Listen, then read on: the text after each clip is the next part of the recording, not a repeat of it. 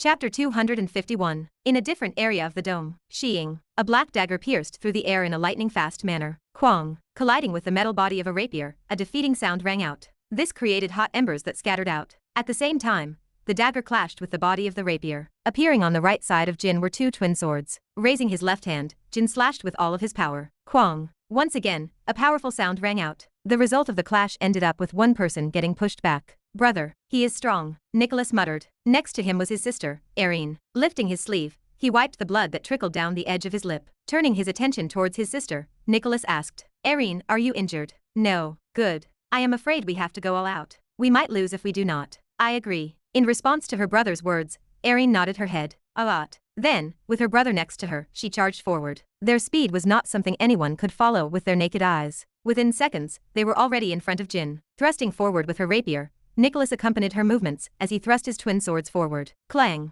This time, it was Jin's turn to be pushed back. The twins' attacks were meticulous and calculated, alternating between each other. With no lag in their movements, they both aimed for the most vulnerable part of Jin's body, be it heart, lungs, head, liver. They aimed for all of the important organs. To make matters worse, because of how synchronized their attacks were, to Jin, it felt as though he was facing three opponents at the same time. Slowly, cuts started appearing all over his body. For the next minute or so, Jin was slowly but surely being driven towards a corner. To the spectators, it looked as though he was about to lose. But, tisk, Jin suddenly clicked his tongue. Almost instantaneously, a tremendous hue wrapped around his daggers. Taking a step forward, his body suddenly melted into the darkness. Sheeing. Appearing right in front of them, Jin thrust his daggers forward as he performed an odd combo. His first strike was a powerful strike that shot up like lightning, followed by consecutive strikes that could seemingly sever rivers. With each strike, the dagger's pattern became more and more eccentric. At one point, one of the daggers followed a path that was similar to that of a snake. Almost impossible to predict. Under the barrage of attacks,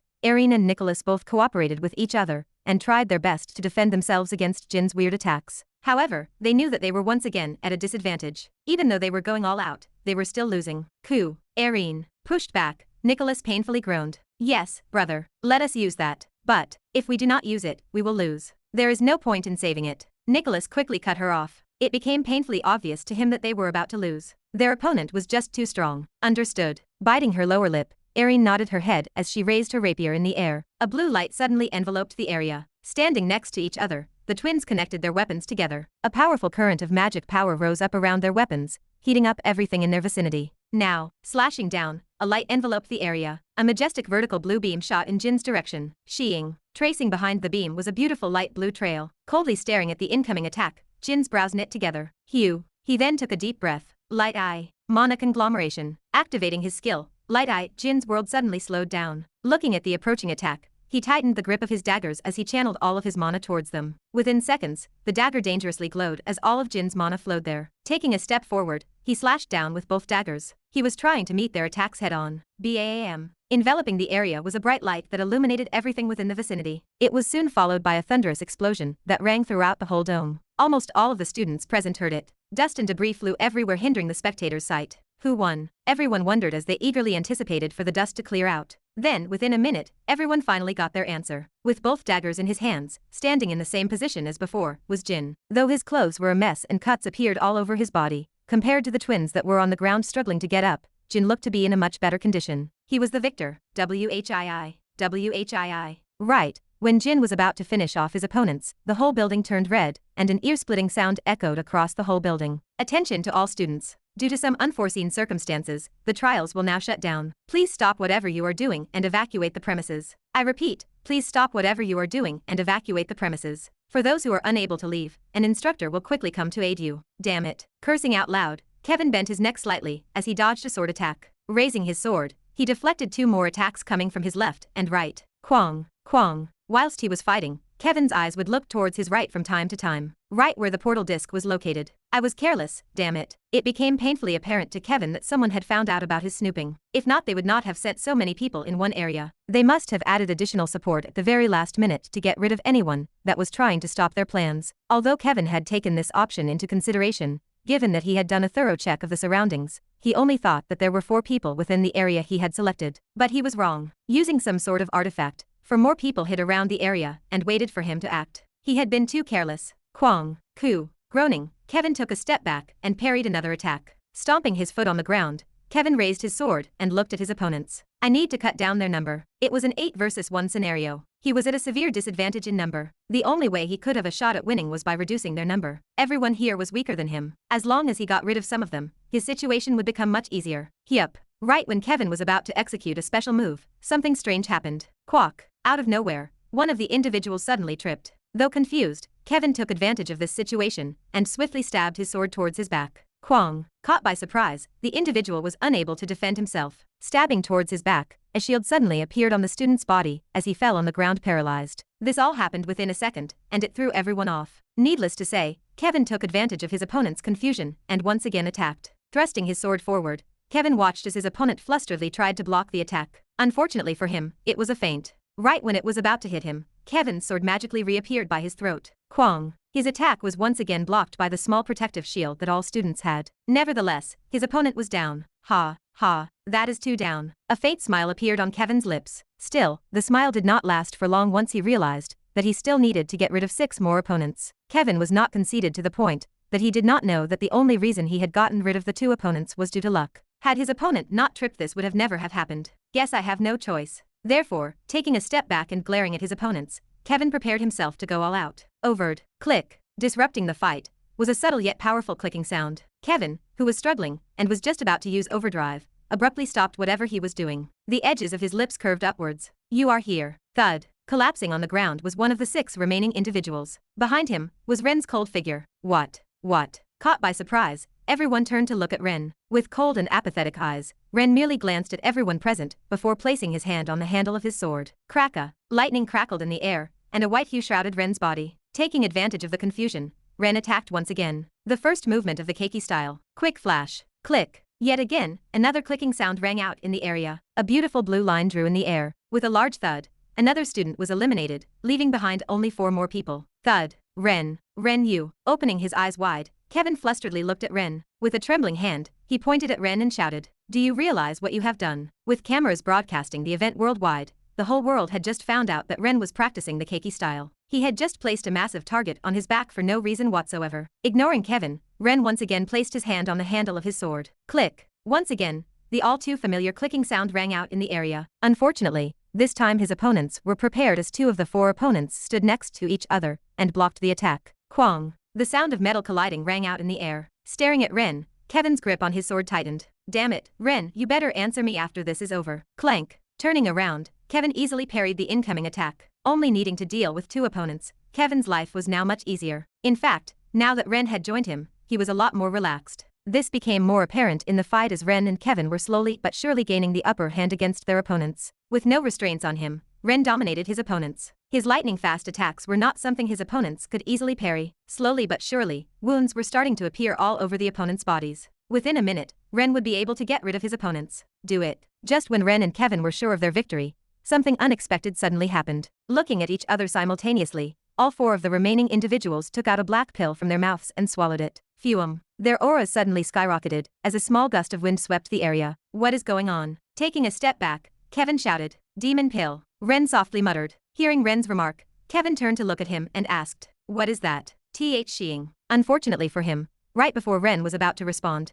2 of the 4 individuals attacked Ren whilst the other 2 attacked Kevin. Raising his sword, Kevin tried to deflect their attacks. Once his sword collided with his opponent's weapons, a dull metallic sound rang out in the area. Quang, quang, quack. Taking 2 steps back, Kevin let out a strange sound. Staring at the 2 opponents before him, Kevin's face became serious. They have gotten a lot stronger. Click, click, click. Ren's situation was also not that great. Despite his repetitive lightning-fast attacks, his opponents were now able to block the attacks more easily. Of course, this only applied to just regular attacks. Once Ren used any of the movements, injuries would appear on the bodies of his opponents. Unfortunately, he could not use those moves often as they consumed a lot of mana. Kevin, the effects of the pill will only last for 1 minute. Play defensive, Ren calmly said as he dodged an attack coming from his opponent. Understood. You, how do you know? Overhearing the conversation, one of the students opened his eyes wide in shock. Turning attention towards his companions, he shouted, "Mission failed, activate Plan B." Understood. All 4 of them shouted in unison. At once, the bodies of 3 of the 4 individuals radically changed. Red threads of mana appeared on their bodies as their eyes became bloodshot, and their muscles enlarged. Go, one of the individuals roared. He then, along with his other 2 companies, shot towards Kevin and Ren. They were so fast that Ren and Kevin barely had time to react. Punching out, Kevin was pushed back a couple of steps. Ren was in a worse state. Compared to Kevin, he had two individuals attack him. Bam. Crashing against a tree, a small groan escaped from Ren's mouth. Even though his face did not change upon impact, the pain was not something a loss of emotion could get rid of. Still, I am fine. Within seconds Ren had already stood up. Though his legs were a bit shaky, he looked completely calm. Thank God. Kevin sighed in relief. Turning his attention back to the trio, Kevin closed his eyes. Overdrive. At the same time, Kevin muttered those words, and inexplicable power burst from Kevin's body as he charged forward. Because Ren was injured, Kevin wanted to take them all at the same time. A lot. Slashing down. Initially, Kevin was at a disadvantage. However, as the seconds passed, his disadvantage became less and less apparent. In fact, the disadvantage slowly turned into an advantage as he was slowly gaining the upper hand. From the looks of it, his opponents were also in a similar state to his overdrive, but the length of time they could be in that state was much shorter than Kevin's. Thud. Before long, there was only one individual standing before Kevin. Kevin's breathing was rough, but even so, a smile appeared on his face. He was close to winning. However, just as he was about to finish the last opponent, Kevin's ears perked up. Caw. A crackling sound rang out in the distance. Stopping whatever he was doing, Kevin watched as black lightning covered a metal disc in the last student's hands. Ren, stop him. Staring at the student in the distance, Kevin opened his eyes widely. He is trying to break the core. He is trying to blow everything up. With his hand already on the grip of his sword, Ren channeled all of the remaining mana he had in his body. Right as Kevin's words fell, he disappeared from his spot. The third movement of the keiki style, void step, click. Leaving behind a beautiful blue trail in the air, Ren appeared right before the student and thrust his sword into his throat. Caught by surprise, the student fell on the ground paralyzed. Unbothered by this, taking the disc on the ground, Ren looked at Kevin in the distance. It is too late. Chapter 252, WHII. The tumultuous sound of the sirens rang inside of the dome. The whole facility turned red as emergency messages repeatedly echoed across the place. Please evacuate the premise. Please evacuate the premise. Please evacuate the premise. Crap. Ignoring the sirens and staring at the metal disc in Ren's hands that was shaking uncontrollably, Kevin's eyes interlocked with Ren's. Let's leave. Dropping the disc on the ground, Ren took a couple of steps back. Wait. What about them? Are we leaving without them? Kevin pointed towards the 8 individuals on the ground. Yes, leave them. Ren coldly replied. But they are children. Turning around, Ren completely ignored Kevin. Hey Ren, where are you going? Kevin shouted. Think about it, they could have been blackmailed by the monolith to do their bidding. What if they are innocent? Ren's footsteps halted. Turning around, he coldly looked at Kevin. They are not worth it. But, before Kevin could reply, Ren had already left. Though vague, the meaning behind Ren's words was clear. Let them die in the explosion. It was a cruel thing to say, but he was not wrong. With the impending explosion, trying to save the lives of others might result in his own death. Furthermore, these people were the ones that started everything. Regardless of the fact that they might have been blackmailed or not, they were the ones that caused everything. Trying to save them at the expense of his own personal safety was not worth it. Ah! A small sound escaped from Kevin's lips. Biting his lower lips, Kevin lowered his head and clenched his fists tightly. He knew that Ren was right, but a part of him really wanted to save them. I'm sorry. Eventually, Kevin came up with a decision. Closing his eyes, he turned around. He knew that Ren was right. Had the circumstances been different, he would have helped them. But now that his life was on the line, he needed to worry about himself instead of the others. However, right as he was about to leave, an enchanting voice reached his ears. What is going on here? Kevin's eyes suddenly lit up. Miss Longburn. Miss Jeffrey. Kevin, what is going on here? Landing softly on the ground, Donna looked at Kevin. Besides Donna was Monica. Over there. Kevin pointed at the disc in the distance. Miss, can you do anything about this? Gazing towards the direction Kevin was pointing at, Donna's brows jumped up slightly. Feeling the fluctuations coming from the disc, Donna was taken aback. Her whole demeanor changed completely. Monica, I know. Give me a second. Having already spotted the disc beforehand, Monica solemnly nodded her head. Slowly walking towards the disc, Monica waved her hand over the disc. An orange hue enveloped the disc. Cracka, cracka, cracka. Levitating in front of Monica, black lightning crackled around the disc. Closing her eyes, Monica tried her best to suppress the impending explosion. To her dismay, however, she could not suppress the device. Gravely looking at Donna, she shook her head. I cannot do anything about this. It is too late. Even you cannot do anything about it. Donna's brows knit tightly. No, we need to evacuate quickly. We only have 5 minutes at most before the device explodes. Get as many students out as possible and isolate this place. With the core cracked, the internal energies within the core were starting to run rampant. A tremendous amount of energy was slowly building up inside of the device. The energy accumulated would become so powerful that perhaps only an S-ranked hero could withstand such impact. Even so, they would suffer tremendous injuries. Donna and Monica understood this point, so the only thing they could do was get as many people out as possible. Understood. At Monica's suggestion, Donna nodded her head. The best possible solution was to get as many students to evacuate the premises and call all the S-ranked heroes present in the academy to create a shield around the dome to protect the surroundings from the impact. Only then would they contain the explosion. Kevin, get as far away from here as possible. Looking at Kevin, Donna shouted. Yes. Heeding Donna's advice, Kevin turned around and ran towards the exit. Monica, go help the students in need. Yes. Stomping her foot on the ground, Monica disappeared from her spot. Turning around and looking in the direction where Kevin and Ren had run off, Donna disappeared as well. The corpses of the 8 students disappeared along with her. Shut down the broadcast. At the same time, inside of a fairly large room that was filled with large monitors, a powerful voice rang out. We cannot. A flustered voice replied back. What do you mean you cannot? The powerful voice shot back. We have got direct orders from the higher-ups to shut down the whole event. Do it now. Sir, I am telling you we cannot. The controls are not functioning at all. Ta. Repeatedly pressing on the keyboard in front of him, a young man shot back. Let me take a look. Shoving the young man to the side, a middle-aged man with a grayish beard leaned forward and pressed on a few buttons. He had just received an order from the higher-up to shut down the broadcast. Staring at the monitors in front of him depicting panicked students running away from the dome whilst professors helping the paralyzed one, it did not take a genius to understand what was going on. Something terribly wrong had happened. Error. What the? Staring at the large red marks on the screen, the middle-aged man's brows shot up. Turning his head, he shouted. What is the situation for the other cameras? Sir, we have lost control. We cannot do anything, sir. The control panel no longer works. Multiple panicked voices replied back. Every single camera had been taken over. Damn it. Cursing out loud, the middle-aged man smacked his hand on the table. What the hell is happening? Ah! A pained scream rang in the forest. Once the effects of monarch indifference ran out, a tremendous amount of pain engulfed my entire body, especially from my chest area where a large gash appeared. Ha. Leaning against a rock, I took deep breaths. Taking out 2 potions from my dimensional space, I unscrewed the cap and quickly downed them.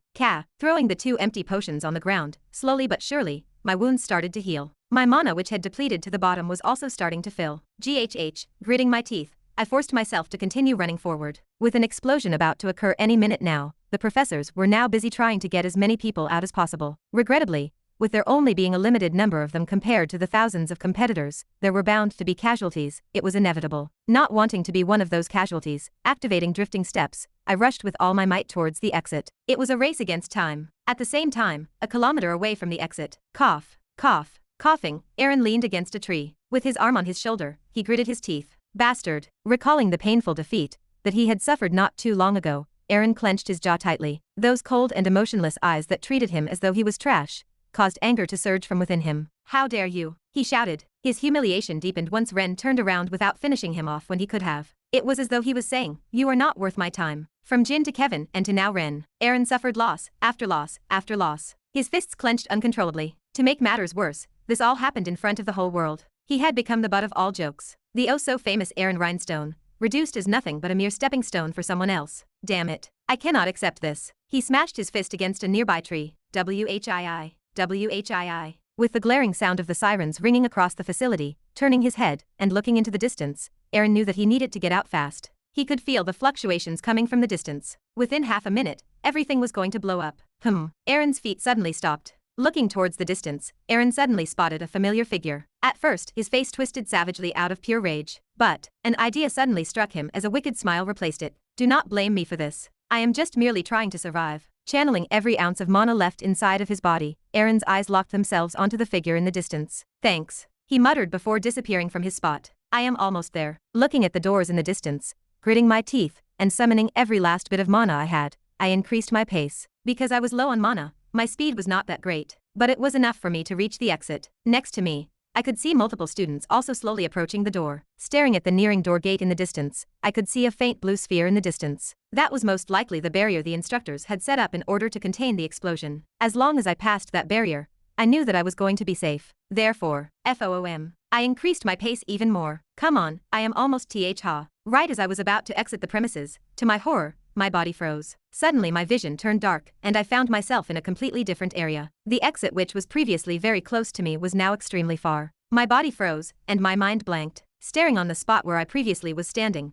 I could faintly see the outline of a youth in the distance. Squinting my eyes, I soon found out the identity of the youth. Aaron. With his lips twisted upwards, his eyes interlocked with mine. Turning around, he left the premise. Ah, a small sound escaped from my lips. Gazing at Aaron in the distance, I understood everything. Right when I was about to exit the building, Aaron must have used his special skill, Dual Link, to switch positions with me. Understanding my current predicament, I felt a myriad of emotions: anger, rage, despair, fear, anxiety, and many other similar emotions. But it is too late. Staring at the exit in the distance, and feeling the terrifying aura not far from where I was standing, I knew that I did not have enough time to make it back. I was simply too far. Just where did I go wrong? Thud. Helpless, I fell on my knees. Had I gotten rid of Aaron whilst under the influence of Monarch's indifference, none of this would have happened. But I knew best that blaming Monarch's indifference was useless. Under Monarch's indifference, aside from my goal, anything else did not matter. So did Aaron. My goal was to save Kevin, not get rid of Aaron. This flaw ended up being a costly one. Taking out a small object from my dimensional space, a lost look appeared on my face. Do I really have no choice? Turning my head and looking towards one of the cameras in the distance, I softly muttered, "If the cameras are working, I am sorry everyone." Recalling my family, Kevin, and the others, my chest started to sting. Right, I guess I also could not keep my promise. Remembering the promise I had made with Amanda, a bitter smile appeared on my face. I truly regretted making the promise. Boom. At that exact moment, as if time slowed down, a huge explosion erupted, and a powerful shockwave shot outward, shaking the whole dome from its foundations. Staring at the blooming cloud of fire that was slowly making its way towards my direction, I could only mutter one word: beautiful. Outside the dome, boom, a thunderous explosion rang out, and terrifying energy that threatened to destroy everything in its path emerged from within the dome. Outside of the large dome building, a large blue translucent sphere appeared. Standing beside the sphere, many instructors placed their hands on it as they injected their mana inside of the barrier, trying to contain the explosion. PFF, quake. Ka. Once the explosion hit the barrier, it shook uncontrollably. The faces of many of the instructors standing outside of the sphere paled tremendously. Some of the weaker instructors even ended up passing out. Fortunately, with the aid of the more powerful professors, they were able to contain the explosion. Unfortunately, broadcasted on every television screen in the world, was the image of multiple students getting engulfed by the massive flames. Their despairing screams as they were engulfed by the massive flames echoed across every television screen in the human domain. At this point, many turned off their TV screens as they could no longer watch such scenes. But for those that kept watching, in particular, one specific angle stood out from the rest. It was the one where a student with jet black hair and blue eyes appeared. Muttering something to the camera, everyone watched as his figure slowly disappeared into the fire. His image was particularly striking because he had been the student that most people had been paying attention to throughout the whole tournament. He was the rising star of the tournament, the inheritor of the keiki style, and the student that beat Aaron cleanly. Under everyone's eyes, they watched as his body slowly disappeared inside of the flames. On this day, to the world, Ren Dover had died. Chapter 253. Minutes before the explosion, outside of the dome. Jin, you're here. Kevin approached Jin. Looking left and right, he asked, "Have perhaps you seen Ren anywhere?" Staring at the large translucent barrier covering the dome, Jin shook his head. "No." "Strange," Kevin murmured. "I thought he'd be here already since he left earlier than me." Having left before him, Kevin assumed that Ren had already left the dome. Perhaps he's already left the area? Though plausible, Kevin shook his head. Even if he chose to go back, he wouldn't have gotten far. Especially since Ren only left a minute before him. Most likely, he was still roaming around here somewhere, or was with a professor. "Hey, you two, help out over here." Snapping Kevin out of his thoughts was a rough voice. Turning his head, Kevin spotted a professor in the distance. With one hand touching the blue barrier, using his right hand, the professor motioned him and Jin to go to him. Kevin immediately rushed to the professor. Jin silently followed from behind. "How may I help you? How is your mana reserve?" the professor asked. "Half. Good. You." The professor turned his attention to Jin. Squinting his eyes for a second, Jin eventually responded. "About the same." That's perfect. I need you both to channel your mana inside of the barrier." "Channel our mana inside of the barrier?" We need as many helping hands as possible. This is the only way we can contain the large explosion from affecting the civilians that have come today." The instructor's voice became serious. "You understand how serious the situation is, right? If the explosion was not contained, many of the people that had come to attend the tournament would die, especially since the majority couldn't defend themselves. Not everyone was a powerful hero." "Understood." Kevin's back straightened. Convinced by the instructor's words, Kevin immediately placed his hand on the barrier and injected his mana into it. Jin did as well. By the side, taking out a pack of cigarettes from his pocket, the instructor thought for a moment before asking, "Want some?" "No, thank you." Taken aback for a second, Kevin refused. Even though smoking was not something that would affect his health as it did in the past, Kevin hated the smell. Many people had a different way to deal with anxieties. Although the instructor next to Kevin was trying to put on a brave front, Kevin knew that deep down he was scared. Perhaps the cigarette was the only way he could deal with the anxiety. "You." He then turned to Jin. "No. Guess you also don't want some." "Sucks for you," grumbled the instructor. Flicking his fingers, the cigarette lit up. Puff. Smoke slowly rose in the air. Nothing beats a nice cigarette. What the? Staring at the smoke that was floating in the air, Kevin's brows suddenly knit. Turning his attention back to the instructor, he asked, "Why haven't they shut down the broadcast yet?" Displayed on the opposite building to him was a large monitor. On it, Kevin could see the images of some of the students desperately running away for their life. With a couple of students in their arms, Kevin could also see some professors rushing towards the entrance of the dome. Given the situation, why were the cameras still on? I'm also not sure. Isn't that Ren? Murmured Kevin, cutting off the instructor mid-sentence. This angered the instructor slightly, but Kevin didn't seem to care. Staring at the scene displayed on the screen in the distance, Kevin all of a sudden noticed something odd. Blinking a couple of times and trying his best to comprehend the situation, Kevin's body suddenly froze. What? Opening his mouth, like a goldfish, Kevin's jaw moved up and down repeatedly, but no sound escaped from his mouth. What is he doing there? Wasn't he supposed to already be here? Didn't he already arrive? This must be an illusion. What is going on? For a short second, millions of thoughts ran through his mind. It was only after he realized what was happening that he opened his mouth and screamed. Boom. Kevin's desperate voice was quickly drowned out by the large explosion that erupted within the dome. Taking his hand off the barrier, Kevin watched in despair as Ren's figure slowly disappeared within the flames. Next to him, Jin was also staring at the monitors in the distance. Because his face never changed, no one knew what he was feeling. But if someone looked closely, they would see his fists clenched tightly. So tightly that they were shaking. At the same time, inside of the locked private waiting room. What's Ren doing over there? Emma suddenly cried out in shock. On the screen opposite to her was Ren's figure staring into the camera. Falling on his knees, he mumbled something to the camera. Everyone in the room could see his face. It was without question Ren. Then, boom, a deafening explosion rang, and the whole room shook. Although they were quite far from the dome, the aftershocks of the explosion were so strong that the windows trembled uncontrollably. It was as though they were in the middle of an earthquake. Even so, no one cared. That was because their eyes were glued to the TV screen in front of them. Slowly, everyone in the room watched as Ren's body was enveloped by the thick and raging flames coming from the explosion. Staring at the scene for a short second, Melissa grit her teeth and turned her head to the side. She couldn't watch the scene any longer. Though her head was usually always clear, at this moment her mind was a mess. Many thoughts crossed her mind as she wondered, did Ren just die? Despite her ability to comprehend the most complex problems in the world, for the first time in her life, Melissa found something she couldn't comprehend. Just what? Emma too showed a similar reaction. Turning her head sideways, she also stopped herself from watching the TV screen. Covering her mouth with her hand, she tried to suppress her screams. Even then, as if her throat was dry, no words escaped from her mouth. Despite always bickering with Ren, she never truly hated Ren. In fact, she was secretly quite grateful for him. Had it not been for him, Kevin wouldn't have opened up to her as he did. It was the first time Kevin had someone to call a real friend, and Emma was quite grateful for him. Just imaging what type of suffering Kevin would be in for the next couple of days pained Emma's heart endlessly. On the other hand, unlike the other two, Amanda's eyes never left the screen. Out of the three, she was the only one that watched the whole thing from the beginning. Like a statue, her eyes remained fixed on the television screen. Amanda's mind was completely numb at this point. She couldn't comprehend, process, or grasp what was happening. What had she just witnessed? Ren couldn't be dead, right? Breathing started to become more laborious for Amanda, and before she knew it, tears had already started falling by the side of her cheeks. Opening her mouth, in an almost inaudible voice, Amanda hoarsely muttered, "Liar." No. Inside of a relatively large apartment, a high-pitched scream rang out. Ren,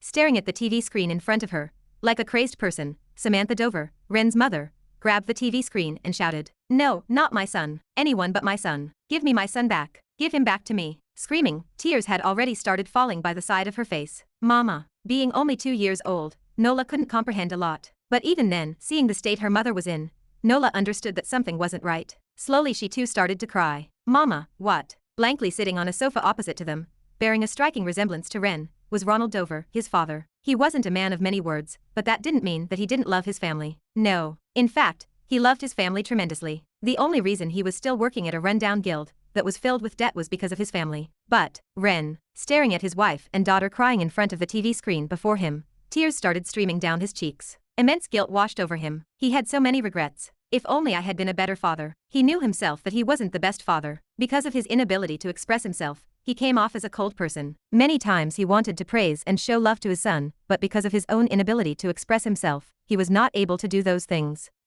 Suppressing his tears, Ronald lowered his head. He only had one wish. Son, my son. I'm so sorry, I hope you have a better life. 14 hours later, clank. Donna barged into the room by flinging the door open. Inside a room filled with monitors, she met a familiar face. Good morning, Donna. Surveillance Department Head, Jonathan Morrison. They were reunited after last seeing each other during their academy days. Without saying any greetings, Donna approached one of the monitors. Displayed on it were Ren's last moments. When she saw Ren getting engulfed by the flames, she clenched her teeth. The one student that she had been privately training for the past few months, and had gotten close with. Do you have any ideas how he got into such a situation? Donna asked. She was trying to maintain her composure throughout the entire time. Not yet. There's a lot of angles that we have to look through. The dome was large. There were over 1,000 students as well. It would take a couple of days to understand what had happened, especially since the cameras tended to switch a lot during the entire broadcast. With the dome being destroyed, along with all of the camera equipment, they could only go through the video footage that was broadcast to the world. It was a slow and painful process. This was the monolith, wasn't it? Most likely. Donna apathetically responded. Having captured 8 of the people involved, Donna was prepared to get an answer. Although all signs pointed towards the monolith, there were no clear indications that it was them. That was because all of the parties involved that were caught had no trace of demonic energy within their system, something that the monolith was known for. Even so, that did not apply to 4 of the 8 students she had caught. Though faint, there were traces of demonic energy in their bodies. What she was wondering now was, how were they able to get in? Typically, if any sign of demonic energy was detected, the security system would quickly find it and alert them. This time, it didn't work. Was it a flaw of the system? Or was there something new at play? Is he someone you know? Snapping Donna out of her thoughts was Jonathan's voice. Having observed Donna for the last minute, he could see Donna's eyes repeatedly moving towards a certain screen. He was my student, Donna said after struggling to find the right words. Her eyes reddened slightly. I see, I'll try my best to let you know in a couple of days. Jonathan sighed softly. Never had he seen Donna, who used to shine so brightly in this state before. He must have been an exceptional student. I'll let you know if I can find anything. Thank you,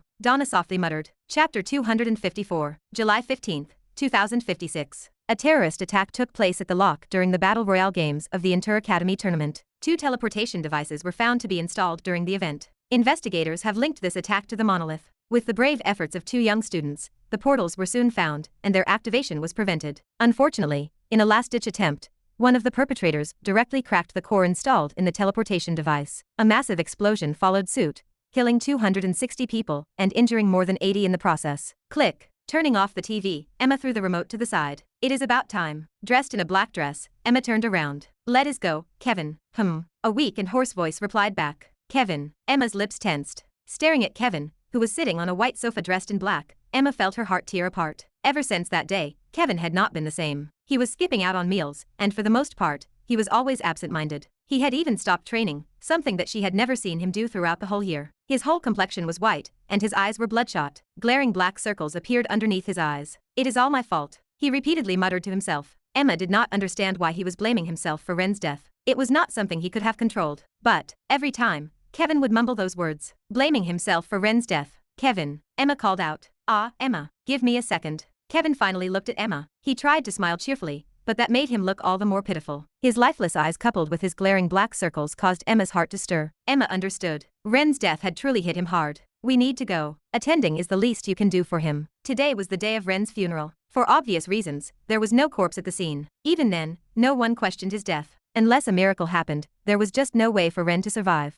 Emma, what do I do? Bringing Emma back to reality was Kevin's hoarse voice. Staring at her in the eyes, he weakly muttered. I don't know what to do. Had I not been so stupid and just left with, enough. Emma cut him off. Now is not the time for this. How long are you going to wail in self-pity? She was starting to get angry now. It was only natural for someone to be distraught upon the death of someone close. She too was sad. Although she wasn't particularly close to Ren, she did interact with him quite a lot in the past. And although Kevin and Ren were really close, the last thing Kevin could do was drown himself in self-pity. It would not be something Ren would have wanted for him. Even though Emma didn't interact with Ren much, she could see how much he genuinely cared about Kevin. He would never want Kevin to blame himself for something like this. Lifting his head, Kevin weakly asked. Then what should I do? Get stronger. Emma's voice became firm. Get strong enough to prevent this from ever happening in the future, and make those that have caused this pay, be it the monolith or anyone that was involved. Whilst she spoke, Emma's eyes never left Kevin. She wanted him to understand that instead of beating himself up for what had happened, it was better for him to pick himself up and mature. Even if it took years for Kevin to recover from this, Emma wanted Kevin to use this incident as a reference point for his growth. She wanted him to grow stronger, strong enough to prevent any of this from happening. I see, Kevin said after a brief moment of silence. Staring at Kevin, Emma was able to notice a subtle change in Kevin. Even though the sadness never disappeared, there was something else within that sadness. Resolution. The resolution to grow up and change. Seeing the change, Emma smiled beautifully. I am glad you have picked yourself up. Emma extended her hand. Let us go. It is time we say goodbye to him. Taking her hand, Kevin stood up. Laying on her bed as her hair scattered all over her pillow, Amanda blankly stared at the ceiling of her room. A couple of days had passed since the incident, and unbeknownst to anyone, she had already started packing up her stuff. She was planning on leaving the academy soon. If before it was about the guild, This time, her reason for leaving the academy was different. It was because the academy reminded her of him. Everywhere she walked in the academy, she would recall her conversations and memories with him. Although few, Amanda could vividly recall every single interaction she had with him, even the small ones she had during class or around the campus. Despite having witnessed Ren's death right before her eyes, Amanda still could not quite grasp the situation. At this point, she was almost numb to the pain of having someone in her life disappear. Yes, important. It was only after Amanda witnessed Ren's death that she had realized her feelings for him. She liked him. She did not know when, but at some point, she had started to long for him. Every day, a small part of her would look forward to the lectures and classes. The ones that had him in it. Just the casual things he would do, from cringing whenever the class attention was on him, or when he would randomly slap Kevin in the head to get a reaction out of him. All of those moments were deeply etched inside of Amanda's mind. At first, unfamiliar with this type of feeling, she could not quite grasp what she was feeling. But now she knew. And the realization was a painful one. One that once again shut her heart completely. Talk. Young miss, it is time. Disrupting Amanda was her attendant, Maxwell. The car is waiting for you downstairs. I am coming. Weakly lifting her body up, Amanda responded. Staring at the neat black dress on her desk opposite to her, Amanda calmly walked up to it. It was time for another goodbye. Click. Dressed in black, Melissa closed the door behind her. Right when she was about to leave, her footsteps halted. Turning around, she looked towards the room that was next to hers. By now, the room was already empty. Everything that used to belong to Ren had already been taken by his parents a day prior. He is really gone, ha. Ever since meeting him, she had wished nothing but for him to die. But now that he had actually died, she felt lost. Perhaps because she had never talked to anyone else but him, but his death hit Melissa harder than she had expected. This caught her by surprise. For the past few days, she was not able to focus like before. She made a lot more mistakes than she would have normally have done. Ha. Closing her eyes slightly, Melissa exhaled before muttering, "Just what is wrong with me?" Turning around, she left. July 17th. 2 days after the tragic incident. It was a clear and sunny day in Ashton City. A day that completely contrasted the gloomy atmosphere that was revolving around the whole city. Inside a funeral home. What? Several people stood by the side of the room. A high-pitched wail echoed throughout the whole room as a young girl cried in front of a picture frame. Her eyes were red and snot fell from her nose. The scene was heartbreaking for anyone that was watching. It was Nola. Next to her, her mother and father tried their best to console her. But, no matter how hard they tried, the crying would not stop. It was only after someone used a sleeping spell on her that she stopped crying. By the side, Emma, Jin, Kevin, Amanda, Melissa, Leo, Ram, and Donna all stood by the side, staring at Ren's picture in the middle of the room. All people who Ren had influenced throughout his life. For some he was a best friend, for others he was something else. A business partner, a student, a friend, and the person that changed their life. Unknowingly, unbeknownst to Ren, for better or for worse, he had influenced the life of every single person present in the room. Listening to the funeral hymns, everyone lowered their head. For the next 30 minutes or so, no one talked. They all mourned for Ren's death. On this day, to the world, Ren Dover was officially dead. Ha. Staring at the blue sky, Kevin exhaled. With the funeral coming to an end, Kevin decided to go out to take a breath of fresh air. His mind was a mess. Despite what Emma had told him moments prior to the funeral, Kevin still could not quite pick himself up. He knew better than anyone else what had happened that day. Had he not been so fixed with the idea of saving those 8 people, and had directly left with Ren, none of this would have ever happened. This thought alone was eating him up from inside. "How are you holding up, Kevin?" Miss Longburn. Disrupting Kevin out of his thoughts was a familiar voice. It was Donna. "What are you doing here?" "I was looking for you." "Me? Why would Donna look for me? Did something happen?" Kevin wondered to himself. "What do you need me for?" After a bit of thought, Donna let out a soft sigh. "I think I know what may have resulted in Ren's death." "What?" Shocked, Kevin's voice raised a few pitches. Putting her finger on her lips, Donna gestured for Kevin to lower his voice. "Shush. Lower your voice." "Ah, sorry." Realizing his mistake, Kevin apologized. "What do you have?" "Here, take a look at this." Extending her hand, a phone appeared on Donna's hand. Taking the phone, Kevin tilted his head to the side. "A phone. Give me a second." Pressing on the screen of the phone, a video appeared. "Take a look and tell me if you have also noticed something strange." "Sure." Pressing onto the play button, Kevin played the video. In the video, Kevin saw Ren. Ha. What? Most shockingly, he was quite close to the exit of the dome. In fact, he was practically almost out. Furthermore, from the looks of it, he had a lot of spare time to get out. Just what? Kevin abruptly stopped himself mid-sentence. That was because he saw it. Right before Ren set his foot outside of the dome, he suddenly disappeared. Replacing him was another youth. Kevin instantly recognized him. It was Aaron. What? Kevin's eyes opened widely. His mouth opened and closed repeatedly. He could not quite comprehend the situation. Did the video glitch or something? But if it glitched, how come Ren suddenly appeared in the distance? This did not make sense. He then turned his attention back to Donna. "What is this?" "As you can see, I suspect that Ren deaths was not an accident." Once again, replaying the video, Kevin's blood started to boil. His breathing was slowly starting to get rough. A terrifying red hue slowly enveloped his body. Aaron. He venomously spat as he stared at the youth in the video. The more he watched the video, the more he was convinced that he had something to do with Ren's death.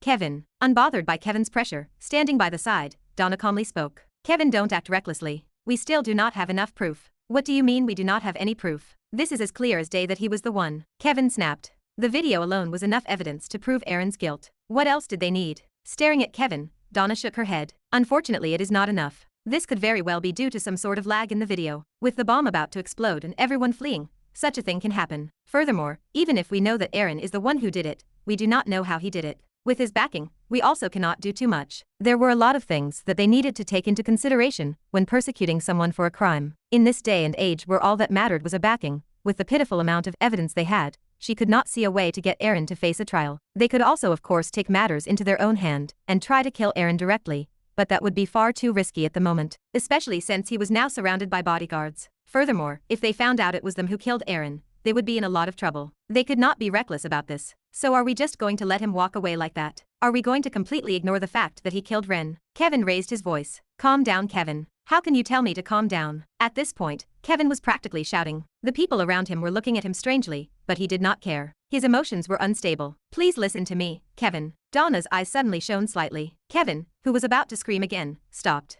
Ha. Glaring at Donna, he took heavy breaths. A bitter smile appeared on Donna's face. Kevin, listen to me carefully. I am definitely not letting Aaron go that easily, that is for sure. Donna's voice suddenly turned grave. The only problem is his backing. It is not something that we can go up against at the moment. So what should we do? Calming down a bit, Kevin softly asked. If they could not do anything now, what could they do? Was there really no other option? Staring at Kevin for a good minute, Donna closed her eyes. After a while, seemingly having made up her mind, she said, join the union. The union. Wah. Please listen. Donna raised her hand and started explaining. If you want to truly make Aaron pay for his crimes, the best option would be for you to join the union. With your talent, joining the union should not be a problem. Bah. Right as Kevin was about to say something, Donna once again cut him off. Let me finish. Only with an organization like the union backing you can you enact your revenge. I have already talked to Monica, and she is willing to take you in right after you graduate. In the meantime, I will help you grow to new heights and reach the top faster. Only when you're truly strong will you have enough power to take revenge for Ren. After taking a lot of factors into consideration, Donna came up with this solution. It was the best solution she could think of for Kevin at the moment. With the union backing him, Kevin would be able to take his revenge without a problem. No one would dare to fight the union. Kevin also understood this point, hence why he was not talking. Originally, Donna had tried to get Monica to do something, but her hands were tied. With the monolith terrorist attack that had just happened, the union was in a complete state of alert. Almost all high-ranking members had been called back. Monica was not an expectation. She was so busy that she could not even attend Ren's funeral. So, Donna paused. Looking at Kevin straight in the eyes, she asked, are you willing? Chapter 255. 255. 876. 255. 876. Pain. An immeasurable amount of pain engulfed my entire being. Slipping in and out of my consciousness, I felt my whole body burn. Every part of my body was engulfed by flames. At some point, I had lost track of time. Perhaps only minutes and seconds had passed, but for me, who was being burnt alive, such moments felt like an eternity. Before long, my body hit something hard and cold. But, being in the state I was in, my mind was not able to process what was happening around me. Instinctively, I just rolled around, trying to get rid of the flames engulfing me. Whilst slipping in and out of my consciousness, mustering every bit of my last strength, I swallowed something that I had put inside of my mouth beforehand. After that, despite all of my struggles to remain conscious, the world turned dark. Have you got anything? No, his facial features are too deformed. We cannot get a proper read on his identity. What is going on? Who is talking? Awakening my somber mind was the sound of two people conversing. Though I tried to focus my mind on what they were saying, my mind was too muddle-headed to be able to comprehend anything. In fact, I found it hard to even think properly at the moment as everything felt dull and slow. What about after we heal him? That is possible, but it may take a couple of months for him to fully heal from these injuries. Almost half of his body is burnt. Perhaps if we use a high-grade potion, but no, we definitely cannot do that. It will be a waste of money. We can just wait a couple of months. Anything else? For now, no. All we know is that he suddenly appeared in the hall with third-degree burns all over his body. I am more surprised by the fact that he is still alive. Were there any items on him? No. Given the state he was in, there is a high chance that all the items he had got destroyed. From the looks of things, he must have survived some sort of explosion. He had no clothes on him when he appeared, and even the ring he had on him was badly damaged. I see. All right, you may leave. Understood. Call me if you need anything, Professor. Minutes after the conversation ended, slowly opening my eyes, I was met with an unfamiliar white ceiling. A bright white light entered my vision, constricting my pupils slightly. Turning my head slightly, I found myself laying atop a cold metal table with wires attached all over my body. My body was numb. "Oh, you have regained consciousness?" A voice suddenly called out for me. Turning my head towards where the voice came from, an old man with a white lab coat appeared in front of me. With an amused smile, he studied me from top to bottom. "How peculiar," he muttered. Under his observant eyes, I felt like a lab mouse. Insignificant. "Who are you? Where am I?" "Gah, Fiu." The words that I wanted to speak did not come out. Instead, a zombie-like sound escaped from my lips. I would not recommend you to speak right now," the old man said whilst a chuckle escaped from his lips. "Where am I?" Quack. Guck. Unable to comprehend what he was saying, I once again spoke. The same zombie-like sound escaped from my lips. Tisk. "What is it with you patients? Whenever I say something, you end up doing the exact opposite of what I tell you to do." The old man grumbled. "Hey you, bring me a mirror." Turning around, the old man yelled at one of the people in the room. Lifting my head slightly, I spotted a man wearing a white coat and a mask. Yes, from how polite he was being, he was most likely his assistant. The assistant quickly rushed towards one of the cabinets. Not long after, the attendant came back with a mirror. Taking the mirror, the old man walked up to me and smiled. "Here, since you cannot understand what I am saying, I will just show you the state that you are in." Once he turned the mirror around, my mind blanked. This cannot be. Is that me? Quack. Guck. Reflected on the mirror was something that you would have only seen in a horror movie. With no hair on my head and burn marks all over my face,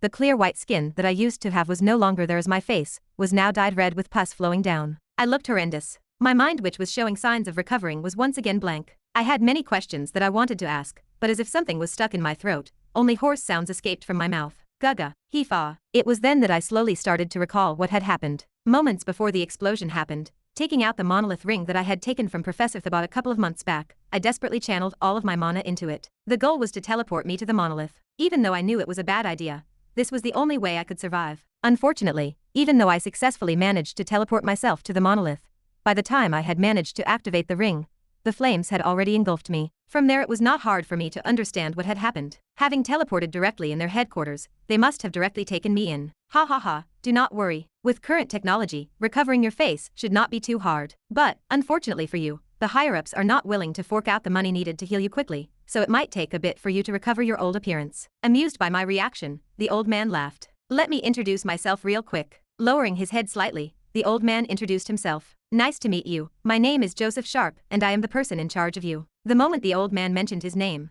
my mind instantly cleared up. Cold sweat trickled down my back. Now, be a good boy and stay here. I am going to check out my other subjects. I will be seeing you in a bit. By then, you should have already have recovered your voice." Joseph Sharp, a notorious scientist that worked in the monolith. He, along with a couple of other famous scientists, was responsible for an extremely important project in the novel, the Monolith Super Soldiers Project. A project that involved the creation of elite soldiers that had no regard for life. Their sole purpose was to serve the monolith and accomplish any task they were given. They were soldiers that felt no emotions nor pain, almost like robots. Each soldier ranked from D and above, and although singularly were not that strong, when they worked together, they were a force to be reckoned with. They were an elite unit that would appear 5 years from now, and were responsible for many tragedies. They were so strong that they almost resulted in Kevin's death multiple times throughout the novel. "You." Disrupting me out of my thoughts, Joseph called out to the same assistant from before. "Yes, give him a small dose of the serum." "How much?" I do not know. Given his state, I guess 2 milligrams would be enough for now," replied Joseph, squinting. "Understood." Watching the assistant leave, Joseph smiled. My eyes soon interlocked with his. "All right, I will see you soon. Test subject 876. Waving slightly, he joyfully whistled his way out of the room. "Get me out of here. Guay." Watching him leave, a desperate scream escaped from my mouth. It was almost instinctive. Even though I survived, I was now in a place worse than hell. The serum that Joseph was referring to was the liquid that they used to create the super soldiers. It was a liquid that eroded someone's mind, essentially turning them into brainless puppets. From there the brainwashing would start, turning them into unwavering monolith soldiers. Guyu. Knowing this, mustering every bit of strength that I had in my body, I tried to get out of the binds that were locking me, but it was all to no avail. My mana had been blocked. Regardless of how much I struggled, the binds around me would not budge. I was truly powerless. Suddenly, spit escaped from my mouth as the air was knocked out of me. Though I felt no pain, it did not take me long to realize that someone had punched me. "Shut up." The assistant glared at me. "Be silent whilst I am doing my job." Taking out a long syringe that had a long needle at the top, the assistant put a strange blue liquid inside of it. Squeezing the bottom of the syringe, a droplet of blue liquid fell down the body of the needle. "Perfect." The assistant turned his attention back to me. Opening my eyes wide, I struggled even more fiercely than before. "No, anything but that." Huaha. "Calm down, it is not going to hurt." Seemingly taking pleasure out of my suffering, the assistant slowly moved the syringe in my direction. Whilst he did that, with his other hand, he covered my mouth. Now, be a good boy and take the shot. Feeling a slight tap on my shoulder, I knew that the assistant had already put the syringe inside of my body. Squeak. The moment the assistant injected all of the liquid inside of my body, my mind numbed, and I once again lost consciousness. No help. GHH. Fui you. Merrily whistling, Joseph's brows suddenly knit. Another failure. Staring at a patient from a large glass window, Joseph took out a notepad and crossed off a name. Test subject 037 failure. 300 milligrams seems to be too much for a single dose. Joseph muttered, scratching the back of his head. Yet another failure. Fuck. Despite spending over a decade in formulating the recipe for his serum, it was only half a year ago that he had managed to perfect it. Even then, Joseph still needed to do a lot of testing. He first needed to understand how much of the serum he needed to inject his patients with each day to erode their minds. Then he also needed to check for any side effects. After doing a calculation, Joseph estimated that he still needed a year before finally being able to create his first supersolider. The only problem was the higher-ups. Having spent so much time on a simple formula, they were starting to doubt his research. He needed to present them with something fast. Joseph. Disrupting Joseph out of his thoughts, a voice suddenly called out for him. Turning around, Joseph's face darkened slightly. A trace of disgust flashed his eyes. Xavier, what is it? Standing before him was a young male. He had fair skin and green eyes. Outwardly he looked like a perfect gentleman. However, Joseph was not deceived. The man before him, Xavier Pierce, was one of the more sadistic and twisted men that Joseph had ever met. He was extremely notorious for his torture methods that could cause his victims to lose their sanity within minutes. He was not someone that Joseph wanted to associate himself with, and despite being higher ranked than Joseph in the hierarchy, Joseph could not bring himself to respect the man before him. How is test subject 876? Ignoring Joseph's obvious signs of hostility, Xavier asked. 876? He is awake. I have already asked someone to inject him with the serum. Good.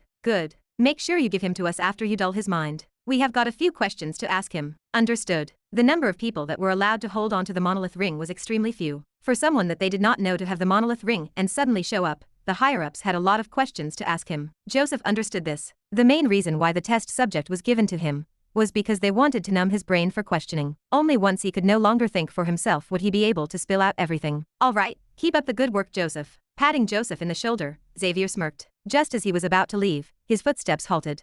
Before I leave, the higher-ups have told me to tell you something. What? They said that within 3 months if you do not produce anything, they will cut your funding by half. What? Joseph's voice raised. He had clearly told them that he would get results in a year. Saying that they would only give him a month clearly meant that they had lost faith in him. You know that is impossible. Haha, you know that I cannot do anything about this, Joseph. Laughing out loud, Xavier's eyes squinted. A black shadow rose from his feet. I do not care about whether it is impossible or not. I am merely telling you something that the higher-ups have told me to say, so make sure you do not mess up. Is that clear? Cool. Understood. Under Xavier's threat, Joseph secretly ground his teeth and nodded his head. Damn it. He cursed inside of his mind as he looked at Xavier straight in the eyes. Perfect. I will see you around. Smiling brightly, Xavier turned around and left. Staring at Xavier's back for a moment, Joseph took out his phone and dialed a number. Before long, someone picked up. Professor, increase the frequency at which we inject the patients with the serum from once a day to 3 times a day. Chapter 256. Opening a large metal door was a tall and muscular guard. Wearing a gray uniform, the guard stood beside me. Test subject 876. This is where you will be staying. Grabbing me by the shoulder, the guard shoved me into a small 20 by 20 room. Coo. Falling face first on the ground, a dull sound escaped from my lips. My mind was a mess at the moment. I could barely formulate any thoughts. After every couple of thoughts, I would forget everything that I was thinking about. Multiple different illusions flashed before my eyes. No matter how many times I blinked or closed my eyes, the illusions would never stop. It was never ending. This was what the serum did. It fed the brain with different kinds of illusions and vision, and in the process, it would slowly damage the neurons of the brain. You will receive food twice a day alongside your shot. In a week's time, if you are not dead, the professor will call you up. The guard's cold voice echoed across the room. Pooey, why the fuck do I have to deal with this shit? Glaring at me, the guard suddenly spat on the ground. Turning around, he smashed the door behind him. Clank. Silence enveloped the room. Ha. Mustering every last bit of strength in my body, moving forward, I leaned against a wall. Just that much movement caused me to be at a loss for breath. Turning my head slightly, I looked at the room I was in. Though the room was small, it had a small bed by the side, coupled with a sink and bathroom. A large metal door stood in the middle of the room, and at the bottom was a small compartment where I presumed the food would be pushed in. Looking around, I knew that there was no way out for me. Fortunately, there did not seem to be a camera monitoring me. Perhaps it was because I was not particularly important, but this worked in my favor. At least for now. Coo. A groan suddenly escaped from my lips. With the effects of the painkillers wearing out, every part of my body started to ache. The pain was not unbearable though, so it was not the worst. Although most of my mana was sealed, not all of it was sealed. The reasoning behind this was my injuries. Unless mana circulated inside of my body, my injuries would not heal as quickly. And given that they wanted for me to heal, they decided to only seal my mana up to G rank. This was enough. Mustering every last bit of mana inside of my body, I muttered, Monarch. Monarch's indifference. Talk. 876, it is time for your meal. A voice suddenly called out. Unfortunately, the voice was met with no response. Clank. Fucking answer me when I am talking to you. The door flung open, and the same guard from before entered the room. Staring at patient 876, the guard raised his brow. So you have already gone insane. The guard muttered. Only 6 hours had passed since he had last seen him, and test subject 876 seemed to have already given up on life. Leaning against the side of the wall, 876 was dully looking at the ceiling. Even after putting a tray filled with food in front of him, he seemed to be completely unresponsive. Let us get this over with. Taking out a long syringe, the guard shook his head. Bending down, the guard tightly grabbed 876 by the arm, completely not caring about the fact that it was burnt. No reaction. I guess the effects of the serum are pretty strong. Uncapping the syringe, the guard pricked 876 on the shoulder and injected him with the serum. Squeak. Coo. A light groan escaped from 876's mouth. All right, we are done with the injection. Eat up your food. Finished injecting 876, the guard stood up, lowering his head, and looking at the tray of food on the floor. The guard once again bent down and grabbed the food with his hands. Eat up. Grabbing 876 by the cheeks, he forcefully shoved food down his mouth. Even then, as he shoved food down his throat, 876 showed no reaction. Fucking eat. Annoyed by 876's reactions, or to be more precise, lack of reactions, the guard kicked the food tray away. The food spilled everywhere. Blamp. When I tell you to eat the food. The guard suddenly threatened. By the time I come back, you better have finished all of the food, or else. Crack. Crack. Crack. Cracking his fingers, the guard sadistically smiled. Ho ho, if not, we are going to be having a lot of fun. The guard laughed out loud. Being a low-level guard, the guard had a lot of pent-up stress built up. Seeing how responsive 876 was, he thought of using him as a way to relieve himself of the stress he had built up. Since he was one of the many patients, he doubted they would care if anything happened to him. Furthermore, looking at the state he was in, he was sure that no one would notice if he suddenly got injured.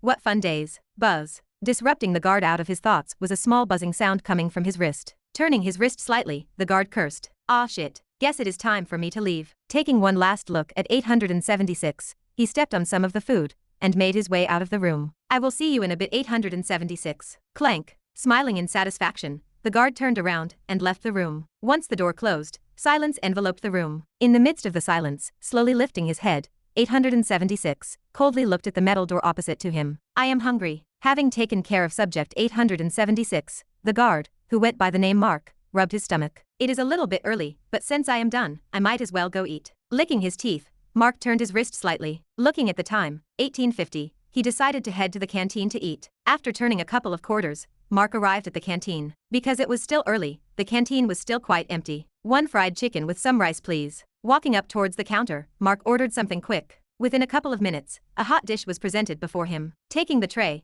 Mark turned around and looked around the canteen. He was looking for anyone he knew. Soon his eyes lit up. Alvaro, he called out. Suddenly being called, a rather skinny man wearing the same uniform as Mark turned around. Spotting Mark, he quickly swallowed his food and waved slightly. Oh Mark. Putting his fork down, he smiled. Haven't seen you in a while. How are you doing? I am all right. Putting his tray on the table, Mark sat down. As he sat down, he let out a long exhausted sigh. Something up? No, it is just that I have been put on babysitting watch. Mixing the rice with the chicken, Mark let out another depressed sigh. He was exhausted. Babysitting watch. Yeah, you know that crazy professor. Alvaro's brows knit. After a bit of thought, he carefully said, Crazy professor, you mean Joseph? Mark nodded his head. Yeah, him. I now have to take care of a couple of his subjects. Ah. At Mark's words, Alvaro had a look of understanding. Within the monolith, everyone knew just how tough working under Joseph was, especially taking care of his crazy patients. They were all insane and difficult to deal with. What made it even harder for the guards was the fact that they could not use too much force on them. They were precious subjects after all. A trace of pity flashed Alvaro's eyes as he looked at Mark. Must be tough. Tell me about it. Most of them are completely insane. If not for the fact that I am getting forced to do this, I would never take this crappy job. Mark suddenly recalled something. Oh right. I got a new patient today. New patient. Looking at how happy you are, the patient must be a good one. Out of all the patients I got, he is probably the best. Mark responded after a bit of thought. The best. Alvaro tilted his head. Yeah, his whole body is burned and he cannot even talk. He is the easiest one to take care of. All he had to do was give him food and a shot. That easy. Unlike the other patients where he had to restrain, 876 was different. He was very docile. It was understandable though. Given how weak subject he was, it would be hard for him to struggle. For him to be this weak, Alvaro wondered. How badly burned is he? Oh, you would be surprised. The first time I saw him, I was shocked. Half of his body is pretty much burned to a crisp. It is crazy. I do not even know how he is still alive. Describing subject 876's features, Mark could not help but shiver slightly. The extent of his injuries was very severe. It was no wonder that by the time he saw him, 876 had pretty much already turned insane. If he was put through the same thing as 876, he too would have gone insane. Why do they not just heal him? I mean, if they give him a simple potion, he would be healed in no time. Listening to Mark's descriptions, Alvaro's brows knit. Since he was treated as a test subject, it would only be natural for them to be in optimal condition. If they were completely injured, they would be useless. In response to Alvaro's point, Mark waved his spoon slightly. Tut, tut, tut. No can do. According to the instructions, we are not allowed to give him nor any other patients any potions. Why? Wouldn't his injuries heal faster? I mean, even low-leveled ones would help speed up the process. No, that is strictly forbidden. According to what I have heard, if a patient that was undergoing treatment takes a potion, the effects of the serum they are injected with would be negated. Negated? Yeah. Taking a spoonful of his rice, Mark took a few bites before continuing. Although I do not know much, according to the professor, only once the brain is damaged to the point of no repair can we give them potions. If not, everything would not work. I do not really get it, but sure. Nodding his head, Alvaro scratched the side of his neck. No longer interested in the topic, he decided to tell Mark about the latest gossip he had heard recently. Oh, by the way, have you heard about the cough, cough? 1 hour after the guard left, opening my eyes, I coughed up blood. The blood spilled all over the ground and food that had now become cold. Damn it. Staring at the blood on the ground, I weakly cursed. Although I had used Monarch's indifference to suppress the effects of the serum, it was not enough. Monarch indifference, from what I have tested after taking the first serum, could only slow down the effects of the serum. It was not a solution. It could not heal my damaged neurons. Only something like a potion could do that. Furthermore, because of my low mana capacity, I could use Monarch's indifference for at most an hour and a half. Thankfully, since I had only taken 2 serums so far, my brain was still not badly affected. However, if given time, I would without a doubt slowly lose all sense of reason. As of right now, it felt as though I was only slightly drunk. Nothing too bad. Therefore, whilst my brain was still not fully damaged, I had to come up with a proper plan to escape this place. Taking a deep breath, and trying to suppress the pain that was engulfing my body, I started thinking of my circumstances. Alright, so far I am stuck inside of the monolith, and I am currently being treated as a test subject for their project. This I understood as soon as I learned of Joseph's name. Since he was a major character, I knew about him and his project. Another good thing is that I am currently disfigured. They do not know who I am. That is good. Had they known who I was, there was a high chance I would be suffering even more. The cakey style was that tempting. In a way, getting burnt to a crisp was advantageous for me. Though not clear, I do remember them saying that my injuries would heal within 3 months. Therefore, during that time I need to find a way to hide my identity. Realistically speaking, escaping within 3 months was almost impossible. At least not in my current state. Furthermore, I had no clue about the layout of the place. Fortunately, I was not completely helpless. Closing my eyes, I grabbed the food that was on the ground and stuffed my mouth. Even though it had now turned into mush and was covered in blood, I forcefully ate the food. This was a must. If I wanted to escape this place, eating the food was something I had to do. GKHH. A groan escaped from my mouth. Saliva spilled on the floor. Despite my stomach's attempts at throwing the food back out, I persisted and continuously ate the food. 2 more days. Hafyuf. Yeah, I muttered whilst taking another bite of the food. Unfortunately for me, I still could not speak properly. Thus, only weird noises came out of my mouth. Even so, I persistently shoved food down the throat. At most 2 more days till I can turn this around. Chapter 257. Bam. Coo. Take your food and eat it. Throwing the tray filled with food on the floor, Mark looked at subject 876 with disgust. Exactly 2 days had passed since he started to be in charge of subject 876, and although he always ate his food, he never showed any reactions to his abuse and beatings. This annoyed Mark quite a bit. There was simply no fun in abusing someone that showed no reaction. Even though this was supposed to be something to treat his stress, it was starting to annoy him more than actually helping him. Tisk, how boring. Kicking subject 876 on the foot, Mark decided to call it quits for today. Stepping out of the room, he smashed the door behind him. Clank. An hour passed since then.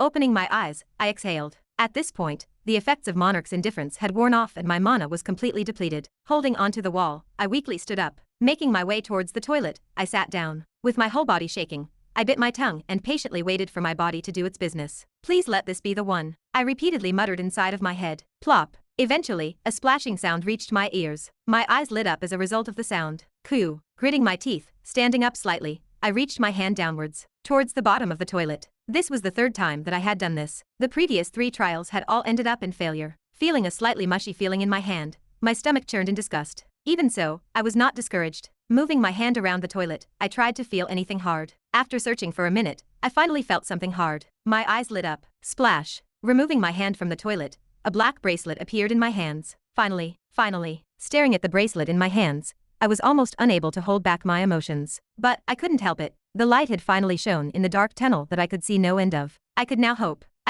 for a tomorrow in this hellish place. Coo. Biting my lowering lip, tears had started to gather in the corner of my eyes. Right when the explosion started, I knew that there was a high chance I would get caught by the monolith. Desperate, whilst channeling mana inside of the monolith ring, I put my bracelet inside of my mouth and swallowed. This was my last hope. Thankfully it paid off. Splash. Walking towards the sink, I turned the tap on and washed the bracelet. After thoroughly washing the bracelet, waiting 10 minutes, and channeling the last bit of mana in me, I instantly took out 2 lower-graded potions from my watch. Gulp, gulp. Uncapping them, I quickly downed them. Instantly, my mind, which was slowing down with each passing day, cleared up. My injuries also showed visible signs of improvement. Hello.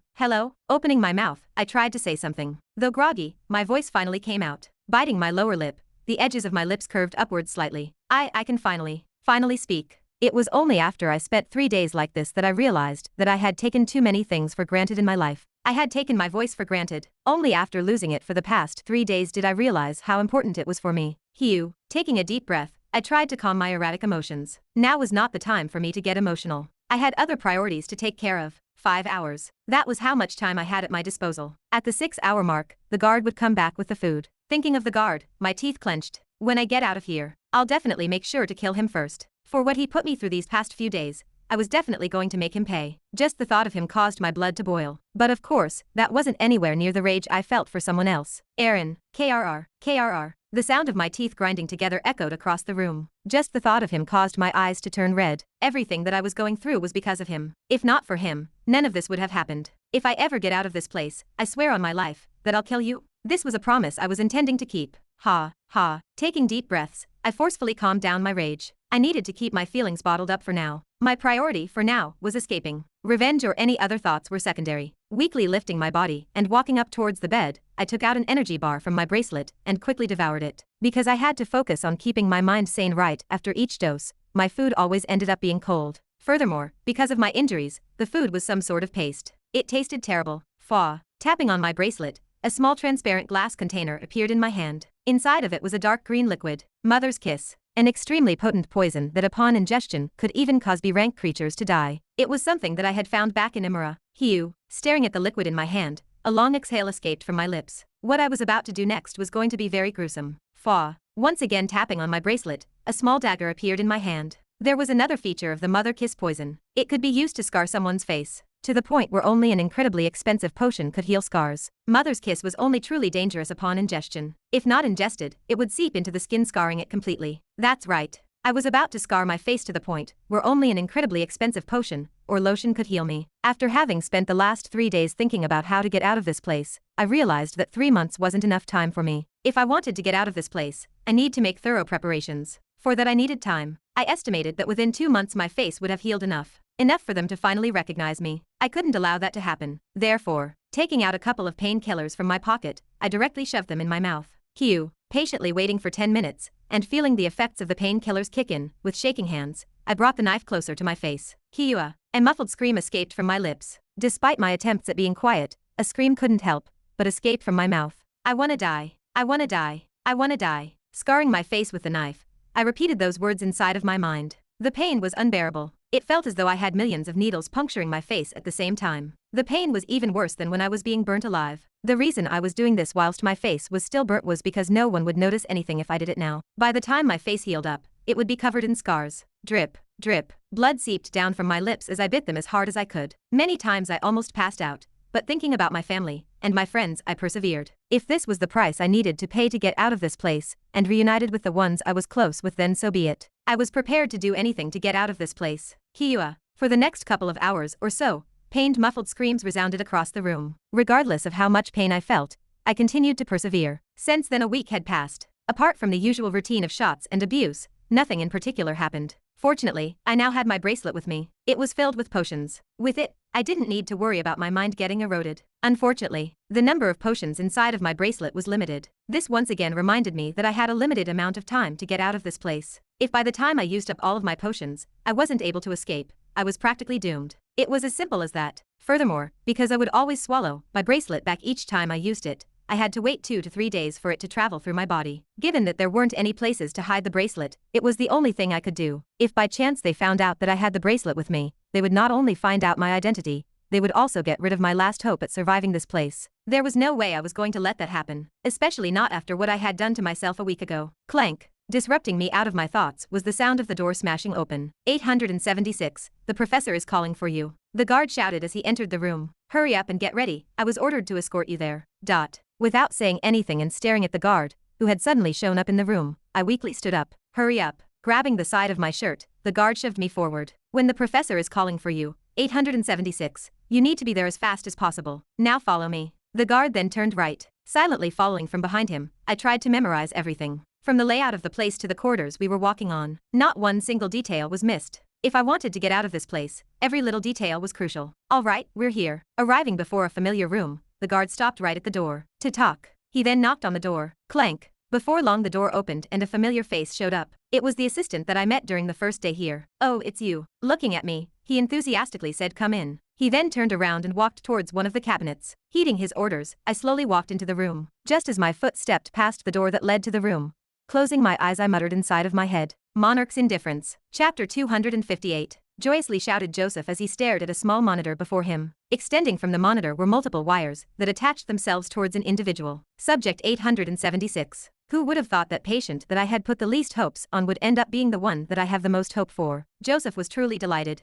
Out of all the promising patients he had, 876 seemed to be the one displaying the most obvious signs of success. At the moment, subject 876 was going through a virtual simulation. Inside of the virtual simulation, the 876 was put under multiple different trials. The trials, although different, were all things that would cause any sane man to feel fluctuations in their emotions. From killing civilians to committing terrorist acts, or dying in multiple different ways. At the moment, both the MRI machine and Holter monitor were currently showing no unusual fluctuations. This meant that subject 876 was currently in the exact state Joseph was trying to achieve, a state where the user held no emotions. This was great news for Joseph, especially since he had been pressed for time recently. With the higher-ups getting impatient, he knew that he needed to get results. He had finally got something. Beep, beep. Who? Startling Joseph out of his thoughts was a rhythmical beeping sound coming from the Holter monitor. What's going on? Rushing towards patient 876, Joseph looked at the small Holter monitor. The fluctuations were no longer constant, but were now extremely erratic. Beep,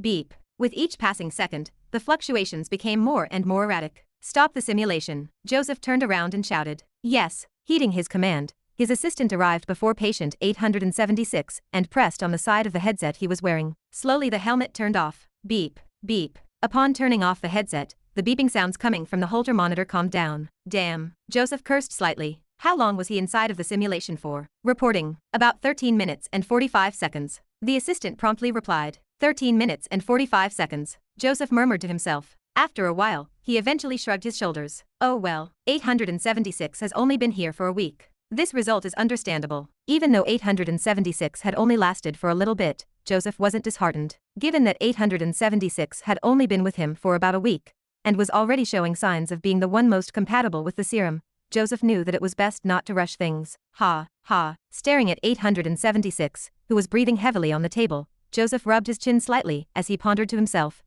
I guess it wouldn't hurt to invest a little more in him. If he could nurture 876 properly, who'd care about the little money he'd lose off of investing in him? Heck, by then he would be so rich in funds that he would only consider such a minuscule amount of money as spare change. Convincing himself that this was the right choice, Joseph looked at his assistant. You. Yes. The attendant's back straightened. Pointing at 876 who was laying on the table, Joseph flatly said. Speed up his treatment. Speed up his treatment. The assistant replied in a flustered manner. For the treatment to be sped up, without using potions, it would be with modern technology. However, it was extremely expensive. The news of the office getting their budget cut in a few months had already reached his ears. Simply put, it was a waste of money. Sir, in my opinion, that is a bit too hard. Shut up, and do as you're told. Cutting him off, Joseph shouted in annoyance. Treat him well. He's going to be one that's going to save our project. 876 was his hope. Nothing could happen to him. Ah, don't forget to give him his shots. We can't be forgetting his shots. After taking the shots, and taking a couple of more tests, the guard that was in charge of me escorted me towards somewhere I had never been before. Clank. Tisk, I don't know what you did but don't think you're getting rid of me. Arriving in front of a room and opening the door,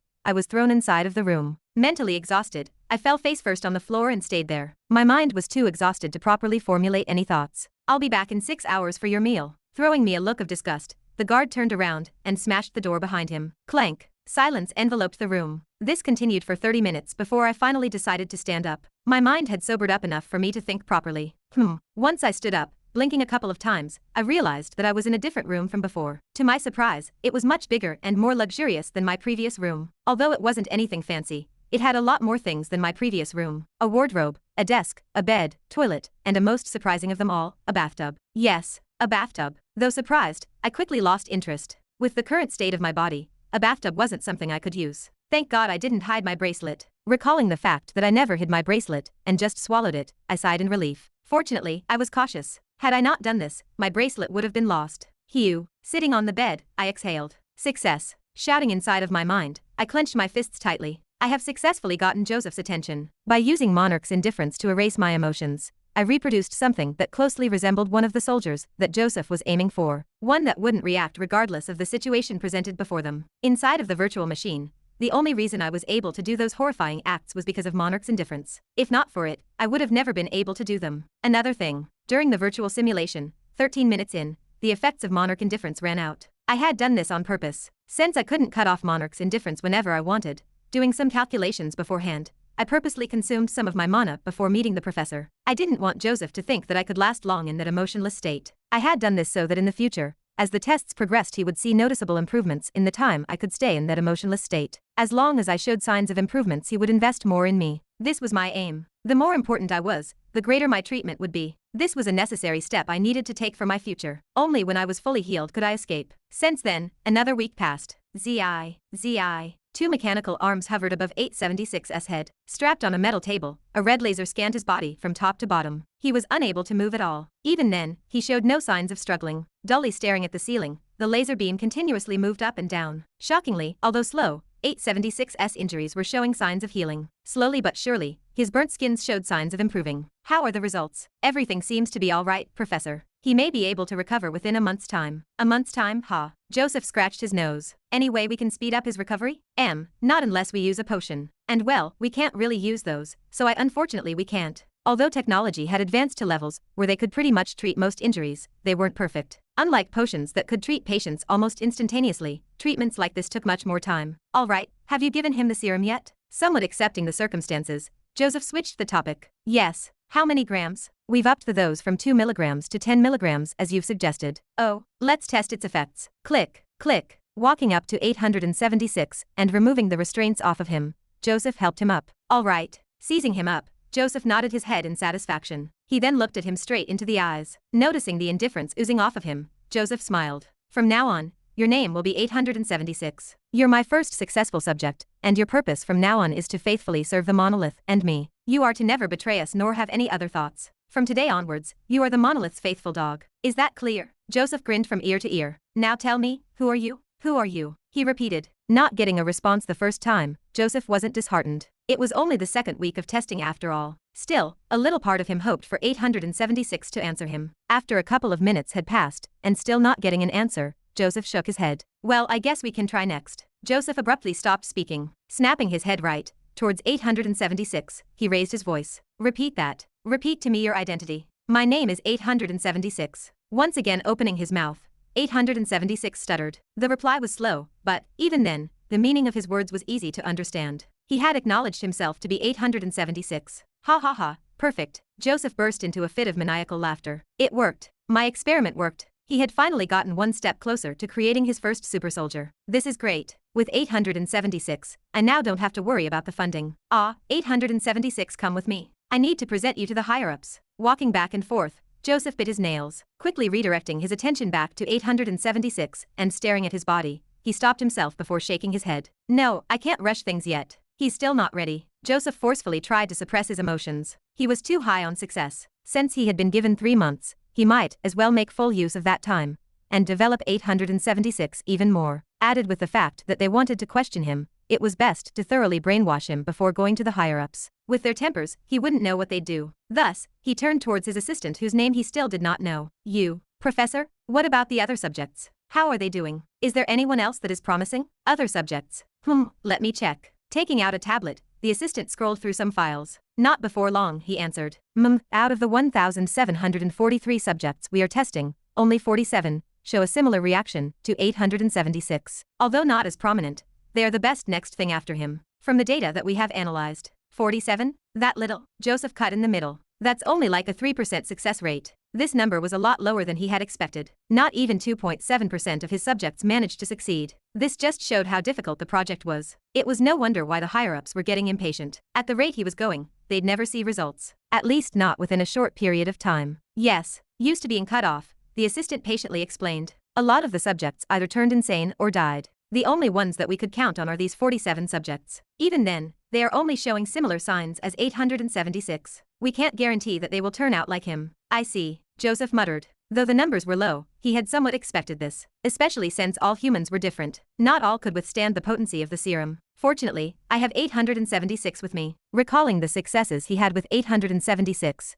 Joseph calmed down a bit. Using him as a reference, he should be able to create even more soldiers. The more soldiers he created, the greater the impression he would leave on the higher-ups. This of course also meant a greater budget for future endeavors. He. Thinking thus far, Joseph once again laughed. Things were starting to brighten up for him. Chapter 259. Crash. A loud crashing sound reverberated across the room. The source of the sound was a large metallic humanoid robot. Opposite to the robot was a youth. The youth was fairly muscular, and had thin short black hair that spiked upwards. Hair aside, the most striking feature of the youth were the terrifying scars that covered half of his face. Tracing from the top of his head to the bottom of his head, the youth looked absolutely terrifying. This, coupled with his indifferent eyes, would have made anyone look at him in fear. He looked terrifying. Coldly looking at the robot, the youth took a step back. WHII. Instantly 2 robotic arms appeared in the position he was previously standing. Once the 2 arms appeared, lifting his foot slightly, 876 twisted his torso 45 degrees and kicked one of the robots right in the head. Bam! A dully metallic sound rang out. Thud. Following this, one of the robots fell to the ground. Without wasting a single second, 876 thrust his sword downwards. Beep. Once the sword made contact with the robot, a beeping sound came out of the robot. Ignoring it, 876 jumped on the robot and tensed his legs. WHII. Upon making contact with the robot on the ground, 876 released the tension between his legs and jumped backward. The moment he jumped, a terrifying fist flew towards the area he was standing, barely missing him by an inch. Thud. Softly landing on the arm of the robot, channeling his mana, and using his right leg, 876 kicked the last robot in the head. Bam! Another dull sound rang out as a shockwave swept the area. Thud. Falling alongside the robot, 876 softly landed on the ground. He was completely unharmed. Beep. Repeating the same thing he did with the other robot, stabbing downwards, a beeping sound rang out. Having eliminated the last robot, sheathing his sword back, 876 calmly looked upwards, towards a tinted glass window by the side of the room. Beep. All right, good job 876, your test ends now. You are dismissed for now. Joseph's voice rang out from the speakers around the room. Without saying anything and nodding his head, 876 made his way towards the entrance of the room. Arriving before a thick metal door, 876's footsteps halted. KSHI. Slowly the doors opened and 876 left the room. Inside of a different room, looking through a series of recordings regarding 876, Joseph laughed out loud. Excellent. 876 has grown much more than I had anticipated. 3 months had passed since 876 had arrived. During that period of time, alongside 2 more test subjects, 091 and 654, Joseph had finally managed to develop his first prototypes of the soldiers he wanted to create. An emotionless machine that would disregard anything for their goal. Out of the 3, 876 was by far the most successful subject. Not only was he capable of remaining under the emotionless state for the longest out of the 2, but he had also shown the most growth in combat. Compared to 091 and 654, 876 was by far a more completed super soldier. It is a pity though. Recalling 876's face, Joseph shook his head. With scars covering a better part of his face, he looked absolutely hideous. Fortunately, looks did not matter, so Joseph did not really care about his scars. Treeing. Disrupting Joseph out of his thoughts was his phone. Looking at the caller ID, Joseph's brows knit. Xavier. He muttered underneath his breath. The one person he disliked the most. What do you want? He answered. Joseph. How are you doing? Cut the crap, get to the point. Knowing full well that Xavier also did not like him, Joseph went straight to the point. Very well then. I would like to tell you that the 3 months are up. It is time to show us what you have achieved. Now. Yes. By tomorrow. Joseph remained silent for a moment. Although he had expected such a day to come, now that it was quite close, he could not help but become nervous. What if they do not act as I intended them to? What if they fail? Many questions crossed through Joseph's mind as he bit his nails and walked around the room with his phone in his hand. This was a bad habit of his that showed up whenever his emotions were out of control. Did you hear me? Ah, yes. I heard you. Snapping him out of his thoughts was Xavier's calm voice. Okay then. I will come tomorrow on behalf of the higher-ups to see what you have accomplished. You better not disappoint me. Wait, you are the one coming. Is there a problem? No, I just thought that we would have to go to them. Ah, right, you must have not heard yet since you are always stuck inside of your lab. Heard what? Joseph tilted his head in confusion. Is there some sort of event that is happening that I am not aware of? Because he holed himself up in the lab most of the time, Joseph was unaware of what was happening in the outside world, or more like he usually did not care. Therefore it was not strange for him to not know the situation outside of his lab. We are currently at war. The higher-ups are busy. War. What happened? Joseph's mouth dropped as he screamed out loud. Just what are? Know your place. Before he could finish speaking, Xavier's grave voice cut him off. Realizing his mistake, Joseph instantly apologized. I apologize. I was just shocked. He was but a mere researcher. It was impudent of him to ask for such sensitive information. That is understandable, however. You better watch your tongue. All I can tell you is that it has something to do with the Union. But that is all. The Union. Yes. Anyhow, we have derailed from the original purpose of this conversation. I will be seeing you tomorrow. You better show me something worth my time. Understood. Joseph seriously nodded his head. Good. I will see you tomorrow then. Tack. Xavier quickly hung up the call. Hugh. Putting his phone away, Joseph took a deep breath. Turning around and looking at the 3 profiles on his table, he closed his eyes slightly. It is time for you 3 to finally make your debut. Moments after leaving the training facility, putting on a couple of bracelets that suppressed my rank, the effects of Monarch's indifference instantly wore off. After suppressing my rank, accompanied by the same guard as before, I was brought back to my room. Fortunately, because of my elevated status, he could not abuse me as he did in the past. Thus, after bringing me in and cursing at me, he directly left the room. Clank. Once the guard closed the door, silence enveloped the room. Blankly staring at the ceiling for a good minute, I closed my eyes slightly and muttered, 3 corridors to the right, 2 to the left. And from there keep going straight till you find a large metallic door with a red lamp by the side. Those were the coordinates of the surveillance and communications room of the lab facility. Passing them each day to get to the training room, I made myself repeat the steps to get there every time I came back from training. I could not allow myself to forget this piece of information. If I wanted to escape, that was the first place I needed to destroy. Only when that was destroyed would I have a shot at escaping this place. PHSS. Calmly walking towards the bathtub, I twisted the valve upwards. Water instantly ran down the tub. Walking towards my desk and taking out a small box, I opened it. Inside of it was a small glass bottle filled with green liquid. Tuesday. Walking back to the bathtub, I poured the contents of the bottle into the tub. As I poured the liquid, the water inside of the tub slowly turned murky green. A faint smell of sulfur enveloped the room, prompting me to frown slightly. The substance I was currently mixing in the bath was something Joseph had given to me. It was made from all sorts of rare medical ingredients, and it only served one purpose, and that purpose was to temper my body. Since Joseph wanted to train super soldiers, to those that were actually successful, he provided adequate resources to aid their growth. This substance being one of them. It helped reinforce the bones and muscles of the body. Once the liquid was fully mixed, I took out my clothes. Taking one step into the tub, I slowly lowered my body. Upon making contact with my skin, vapor rose in the air. Exhaling, I closed my eyes and grit my teeth. A stinging sensation enveloped my body. Like millions of needles were puncturing my body was put under an unimaginable amount of pain. Since Joseph thought that we could now not feel pain, he opted for the most painful method of growth. One that could cause any normal person to go insane.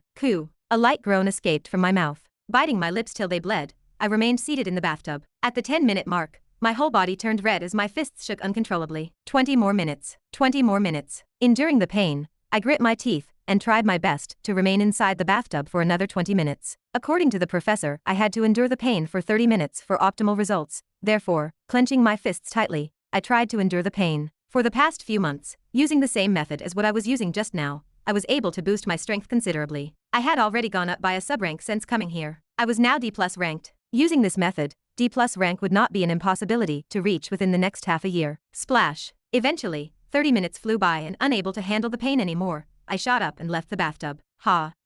With heavy breaths, I supported my body with my knees. Catching my breath for a minute, I weakly walked towards my bed and put on some clothes. Laying down on my bed, I muttered, almost. Within the next few months, I was ready to finally get out of this place. By now, 3 months had passed, and I was already almost fully healed. During these 3 months, I did not stay idle. Every day, I would contemplate to myself on how to escape this place. Slowly but surely, a plan formulated itself inside of my mind. Though it was currently still filled with holes, given time, I could cover those. I just needed time. At least a couple more months. By then I would be able to have set up enough to properly escape this place. Till then, I need to lay low and continue planning. As long as I was still deemed useful to Joseph, I should be able to find ways to fill those holes. But I knew that I did not have much time. I was now almost out of potions. Chapter 260. So, is this what you wanted to show me? Xavier's eyes squinted slightly. His sharp eyes glossed over 3 individuals as he looked at them from top to bottom. Halting his steps, he raised his brow and pointed towards one specific individual. One whose face was riddled with scars. Who is he? Joseph replied. 876? Frowning slightly,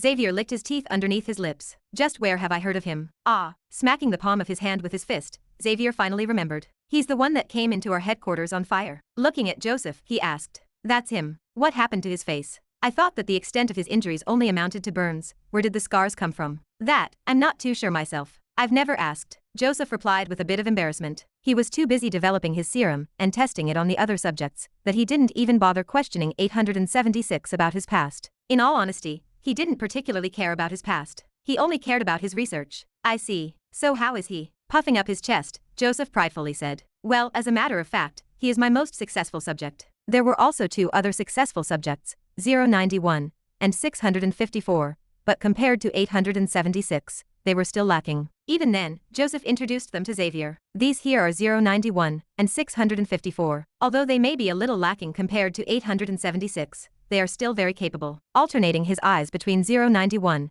and 654, Xavier's eyes finally landed on 876. His eyes flashed with interest. Oh, so you're saying that out of the thousands of subjects you had, he's the most successful subject? Indeed. Okay, Xavier nodded his head. He dropped his jacket on the ground and unbuttoned the buttons of his sleeves. He calmly walked towards the middle of the training ground. Stretching his neck, he looked at Joseph and said, All right, show me. Ha, what, did you not hear me? I said show me. Show you what? Joseph was starting to get flustered. Turning his head and looking in the direction of where Xavier was looking at, he became even more flustered. Wait, are you trying to fight him? 876 was his treasure, his most successful subject. There was no way in hell he would ever let him go near Xavier. Ignoring Joseph, Xavier continued. Don't worry, I'll suppress my strength to his level. D rank was it? I'll fight him at that level. Bah, it's not a request. It's an order. Cutting Joseph off, a cold glint flashed in Xavier's eyes. A chill ran down Joseph's spine. Joseph, I'm here on behalf of the higher-ups. All you did was show me 3 individuals. That is not nearly enough to convince me that you're worth investing in. I'm not here to play games. I'm here to see what you've actually done. If I'm not satisfied by the end of this, you can say goodbye to your project. Think carefully. Ah, a defeated sound escaped from Joseph's lips. Despite his status, he was but a mere researcher. He couldn't really go against the higher-ups' order, especially since he couldn't fight back either. His only option was to give in. Weakly staring at Xavier, he nodded his head. Understood. But please don't kill him. Pleased, Xavier laughed out loud and reassured. Ha ha ha. Who do you think I am? There's no need to worry, I'll hold back a lot. That would be great. A forced smile appeared on Joseph's lips. It's precisely because I know who you are that I'm saying this. He cursed inside of his mind. Xavier was notorious for his sadistic mindset. If his switch was flipped, only God himself would be able to stop him from going on a sadistic rampage. Thus, no weapons, Joseph said after mustering all of his courage. As long as Xavier did not use a weapon, 876 may have a chance at surviving. What? Stopping himself mid-stretch, Xavier looked at Joseph. What did you just say? Clenching his fists, Joseph repeated. I said no weapons allowed in this spar. After a brief moment of silence, staring at Joseph, an amused smile appeared on Xavier's lips. Ah, I see, so you're afraid I won't keep my promise. Xavier was not mad by Joseph's statement. In fact, he found it quite amusing. Raising his hand, he nodded his head. All right, I promise. In fact, I'll do you one better. If you can land a single hit on me, I'll grant you your funds. How about it? Surprised by the fact that Xavier had agreed to his request, Joseph was elated. You're being serious? I am. All right. Nodding his head, Joseph looked at 876 and ordered, Go and fight him. Understood. 876 responded in a monotonous tone, almost robotic. Under everyone's eyes, he moved towards the center of the training ground. Standing 5 meters apart from Xavier, 876 indifferently looked at Xavier. A tremendous pressure oozed out of Xavier, who stood opposite to him. Yet, despite being under such pressure, 876 remained completely unfazed. Ho ho, this looks interesting. Joseph laughed out loud. Staring at the youth opposite to him who was remaining unfazed by his pressure, his interest piqued. Turning his head, he looked at Joseph. Joseph, you may initiate the spar. Understood. Nodding his head, Joseph nervously looked at 876. Please don't die. If he died, all of his plans would go down the drain. Although 091 and 654 were both capable, they needed a lot more time to develop, unlike 876, who was by far the closest to achieving the state that he wanted. Alas, under Xavier's threatening pressure, Joseph could only raise his hand in the air. Ready, get set, go, bam. The moment Joseph's hand fell, 876 moved.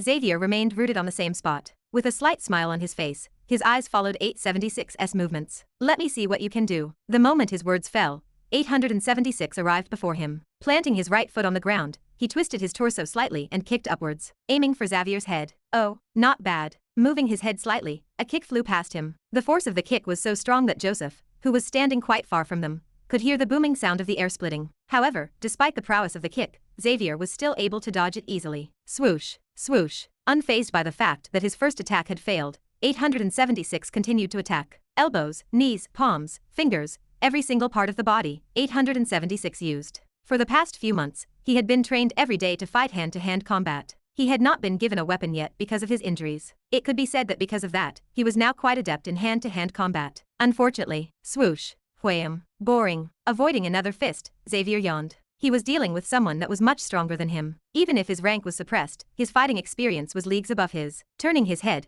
he looked at Joseph, who was standing not far from where he was. Is this really what you've been working for the past few months? Honestly, I'm pretty disappointed. Although he was impressed by the fact that 876 was unfazed by his pressure, that was it. Any regular guard could have performed as well as 876. There was nothing really special about him. At least nothing worth investing that much money in. Alright, let's get this over with. After a while, Xavier grew tired. The faster this ended, the more time he had for himself. Raising his hand, Xavier threw a simple punch. Though it was simple, in actuality it was anything but simple. If one looked closely, a thin layer of mana was covering the fist. If the fist landed, without a doubt 876 would get seriously hurt. Swoosh. The moment Xavier punched, a cold glint flashed 876's eyes. Turning his body ever so slightly, he tensed his abdominal muscles and similarly punched out. A whistling sound arose and the air split apart. Hoo, pa, cracka. Before Xavier could make out what had happened, 876's fist connected with his face. The sound of 876's fist connecting with Xavier's face resounded across the room. Alongside it was the sound of bones breaking. Following this, heavy silence descended the room. Ha, not bad, not bad. Massaging his cheek slightly, Xavier's face twisted savagely. Not bad at all. Staring at 876,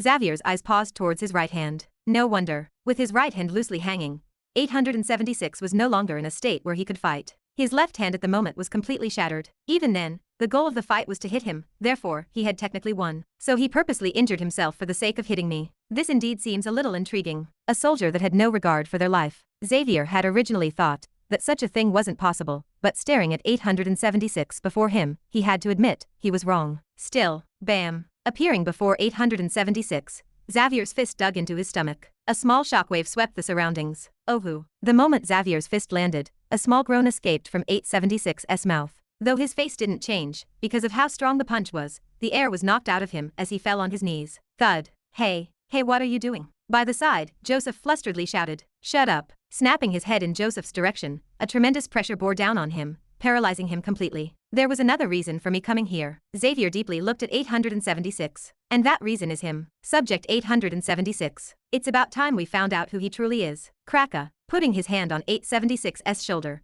the sound of bones breaking echoed across the training ground. To Xavier's surprise, as he broke 876's shoulder bones, he made no sound. He acted as though nothing had happened. This, Xavier murmured. The more I see it for myself, the more I'm amazed. Kraka. Putting his hand on his other shoulder, he broke the other one. Yet again, 876 showed no reaction. Turning around, he looked at Joseph. Say, has he been brainwashed yet? Yes, I see. From what Xavier heard, Joseph's research consisted in erasing someone's emotions. If so, with him no longer having any emotions, answering questions would no longer be a problem, since they shouldn't really care about anything else. Why keep a secret when you no longer feel the need to keep it? Turning his attention back to 876, Xavier asked, "What's your name?" After a short moment of silence, 876 replied, "My name is 876. Ah." Xavier smacked his head lightly. "Sorry, let me rephrase. What was your previous name?"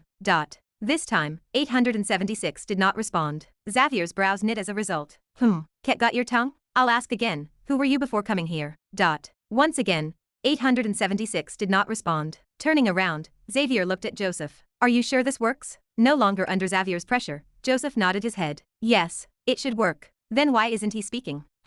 Placing his hand on his chin, Joseph thought for a moment before responding. There's a possibility that he might have lost a part of his memories. Lost a part of his memories? Yes. Joseph once again nodded, as he explained. Don't you remember the state that he was in when you brought him to me? There's a high chance that he may have lost a part of his memories due to the trauma he experienced prior to coming here. Ah, Xavier made a small sound. Right. That does sound plausible. Recalling the state 876 was in when he first saw him, Xavier had a look of understanding. Turning his attention back to 876, Xavier asked multiple different questions. Do you remember anything about who you were before? Your parents' name, your job, your age, or where you got this ring from? From the first exchange, Xavier did not have much hope. He was only asking as a formality. He didn't really particularly care about 876's previous identity, but what he wanted to know was where he had gotten the ring from. There weren't many rings in circulation, and each ring was extremely precious as it would directly teleport someone into the headquarters of the monolith. He needed to know how he had gotten the ring. This wasn't something to merely laugh about. If 876 did not say anything useful, he would have someone extract whatever memory he had. He didn't really care about the fact that it might result in Joseph's research slowing down. If he gave him enough money, it would more than make up for the loss.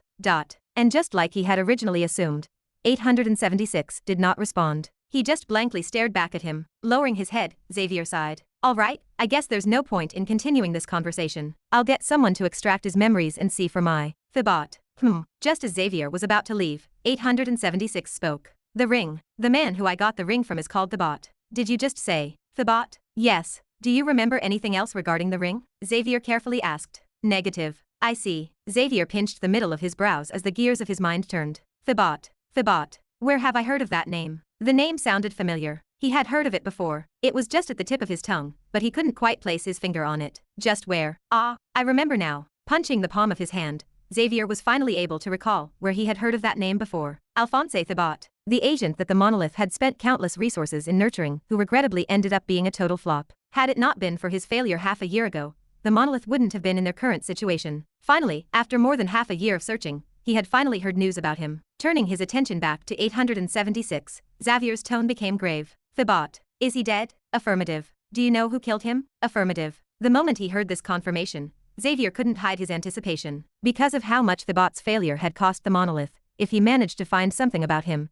he may be able to get quite a reward from the higher-ups. Furthermore, each time 876 answered, he answered monotonously, with no changes in tone or facial expression. This alone made Xavier think that he was not lying. Who was it? Who killed Thibot? After a brief moment of silence, 876 answered. It was me. Xavier's brows jumped up at his response. You? Elaborate. Affirmative. 876 paused for a moment. According to my memories, said person attacked me. In self-defense, I killed him and stole all of his items. In the process of taking his item, his watch blew up and I got injured as a result. The moment Xavier heard about Thibot's watch blowing up, he knew that this was most likely not a lie. Upon the host's death, the monolith watch would automatically destroy itself. This was a preemptive measure that the monolith used to stop the Union from getting access to their database. Not many people knew this fact, giving more credibility to the story. However, just because he said that there were still many things that didn't add up. Like, if you've killed him, how did you figure out how the ring works? From a small diary inside of his storage space. Diary. Affirmative. Inside of it was a long list of names. Ah, I see. Xavier nodded his head as he fell into deep thought. Within moments he started to get the gist of the situation. After his failure in completing his designated mission, knowing that we would not let it go, he must have decided to run away. With us in his pursuit, in order to lay low, there's a high chance that he resorted to robbing people in the street to make ends meet. From there he must have attacked 876, but ended up failing. In Xavier's mind, everything was starting to check out. After killing Thibot, whoever 876 was before, he must have looked through his storage device and took everything. This was not something shocking, as it was pretty much something everyone did once they killed someone. Also, the diary he was referring to must have been a list of possible recruits from the lock. Every agent had one. It was so that they could keep track of the people that they wanted to exploit and entice them to join the monolith. The more Xavier thought about it, the more everything started to make more sense. Closing his eyes slightly, Xavier looked at Joseph. All right, I pretty much get the gist of the situation. Joseph, take good care of 876. Once the higher-ups come back, I'll relay everything that he had told me to them, and from there I'll let you know what we will do with him. As he pretty much understood everything, he decided to tell the higher-ups first before deciding on whether to extract his memory or not. At least for now, he didn't think there was a need to. Sighing in relief, Joseph asked, then what about my funds? Oh, those. Pausing, Xavier looked at 876 before smiling. I'll put in a good word. He was satisfied with what he had seen. No, it would be better to say that he was extremely satisfied with 876's performance. A super soldier that disregarded anything for victory. Now, this was something the monolith didn't mind having. Though he got punched in the face in order to confirm this, Xavier's anger had already ceased. Especially after hearing news about the bot. Picking up his jacket from the ground, Xavier made his way towards the exit of the training grounds. All right, I'll see you around, Joseph. And 876. Without looking back, he opened the door and left. Clank. Chapter 261. Days passed, and eventually, 5 more months flew by. It had now been about 8 months since I had entered this place, and a lot of things changed. Especially since my fight with Xavier, which took place around half a year ago. Ever since then, the number of successful subjects increased from 3 to 15, and the conditions I had been living in had improved drastically. Once again, my room changed. This time, it was a lot more practical, as although it lacked any luxury, it had a private training facility. As a result of the improved conditions, my strength saw a significant boost. Training every day, and being fed all sorts of weird stuff, my strength surged at a faster rate than ever before, even more than when I was at the lock learning from Monica and Donna. Within half a year, I had reached D+ rank, almost C- rank, something that I would have never thought possible when first arriving here. This was a speed that perhaps only Kevin could rival. Other than that, status, skill, full body martial arts, type, hand-to-hand combat, description, technique dedicated to utilizing every single part of the body to incapacitate the enemy, rank, 3 stars. Note, upon mastery, it can be used to complement other forms of martial art. This was the technique that I had been learning for the past 2 months, a generic 3-star technique that every subject was forced to learn, and because I was learning this, my swordsmanship saw no significant boost during the past 8 months. I was not saddened by this as I had now tackled one of my biggest weaknesses, fighting without a sword. But not everything was good. Splash. Walking towards the sink and washing my face, I turned my head slightly. Brushing my hair up, I looked at a small scar on the back of my head. Coo. It still hurts. Touching the scar, my face twitched in pain. About a month ago I underwent a surgical procedure at the hands of Joseph. A chip was installed into my brain. The chip was something that Joseph had created, and what it did was essentially increase the computational abilities of the user. In short, it made someone think at a much faster rate than before. A basic necessity for the super soldiers he wanted to create. That was good and all, but unfortunately, there was also a tracking device installed in it. Unaware of such a device existing in the novel, I was unable to prevent this, and thus, stuck with the chip inside of my head, I had to delay my escape plan for another couple of months. To make matters worse, 2 months ago, apart from one that I had been saving for a while, I had run out of healing potions. The only reason I was able to remain sane till now was that the number of dosages I took also saw a dramatic decrease compared to before. But this was a given. After all, the dosages did damage the nervous system. Too many and they would only give the opposite effect of what they wanted. Instead of a super soldier, they would get an idiot. Clank. 876. It is time to go. Barging into the room, and disrupting me out of my thoughts, was the same guard that had been attending me for the past 8 months. Throwing me a look of disdain, he stepped to the side and gestured with his hand. Hurry up, do not waste the professor's time. Turning around, I indifferently looked at him. No words escaped from my mouth. Since I was supposed to be emotionless, I had to act the part. Therefore, without speaking a word I complied with everything the guard was saying. Despite all of the abuse he was throwing at me, I endured and pretended to not feel anything. Well, that no longer applies as of today. Secretly clenching my fists, I closed my eyes. The gears of my mind slowly turned. Come on, I do not have all day. The guard impatiently grumbled. Once again not responding, I moved towards the entrance of the room. Tisk, what an idiot. Ignoring the guard, just as I was about to leave the room, my footsteps halted. Turning around, I looked back at my room. Looking back at the room, I closed my eyes slightly. This is it, I thought. The moment I step out of this room is the moment where my fate is decided. 8 months. That was how long I had been waiting for this day. The day that I would finally escape from this hellish place. After months of planning, the time was finally ripe. With the conflicts between the Union continuously escalating each day, it was now the optimal time for me to escape, especially since most of the higher-ups were out holding back the Union. What are you doing? The guard's confused voice reached my ears. Silently turning around, I took a step out of the room and closed my eyes. Following a route that I had been all too familiar with, the guard, Mark, stopped in front of the corridor that led to the training ground. Tapping onto his finger, a key appeared in his hand. Extend both of your hands. Without saying anything, I raised both of my hands. On them were 2 thick black bracelets. Click, click. Inserting a small key into my bracelets and unlocking them, I could instantly feel my mana replenish as my rank rose all the way to D+. There, I have removed your restraints. Putting the key away, Mark patted his hands and put the bracelets away. Inching closer to my face, he smirked. To think that you are D rank. That is stronger than me. Turning around and looking at the corridor to make sure that there were no cameras present, Mark raised his hand. PA. A loud smacking sound echoed across the corridor. The right side of my cheek started stinging. So what if you are stronger than me? In the end, you cannot hit me. Unpleased by my reaction, or lack of reaction, Mark waved his hand and shooed me. Go, it is time for your training to start. To his surprise, however, I did not move. You have got something to say? After a brief moment, opening my mouth, I said. As a matter of fact, I do. What?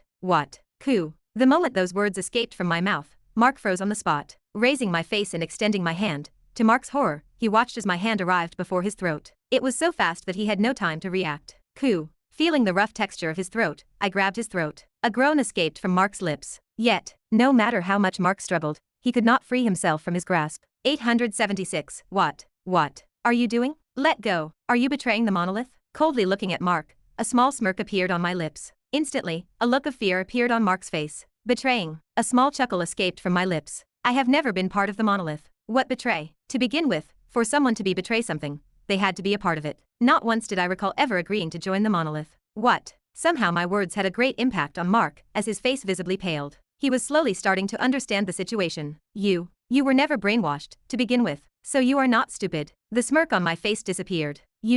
Staring at Joseph, and recalling how he had tormented me for the past months, my grip on his throat tightened. If I was not so pressed for time, I would have taken my sweet time with you. I mean, surely you would not forget about all of the horrible things you did to me these past few months, no? For 8 months I had held back my impulse to kill this piece of scum before him. Now that I was presented with the chance to get rid of him, a part of me really wanted to torture him, and make him go through the hell I had been through these past few months. But, unfortunately, I did not have enough time. Like I have said before, I unfortunately do not have time to chat with you any longer. Clenching my teeth, and once again increasing the strength of my grip on his throat, I hoarsely said. The only reason I am even speaking to you is so that you know who killed you. Kraka. The moment I finished those words, without giving Mark any chance to speak, clenching my hand, the sound of bones breaking echoed across the room. Even if I could not torture him, I wanted him to realize who he had messed with. Thud. Throwing Mark's slowly dying body on the ground, I closed my eyes slightly. That is the first step of the plan done. Next, putting my hands inside of my underwear,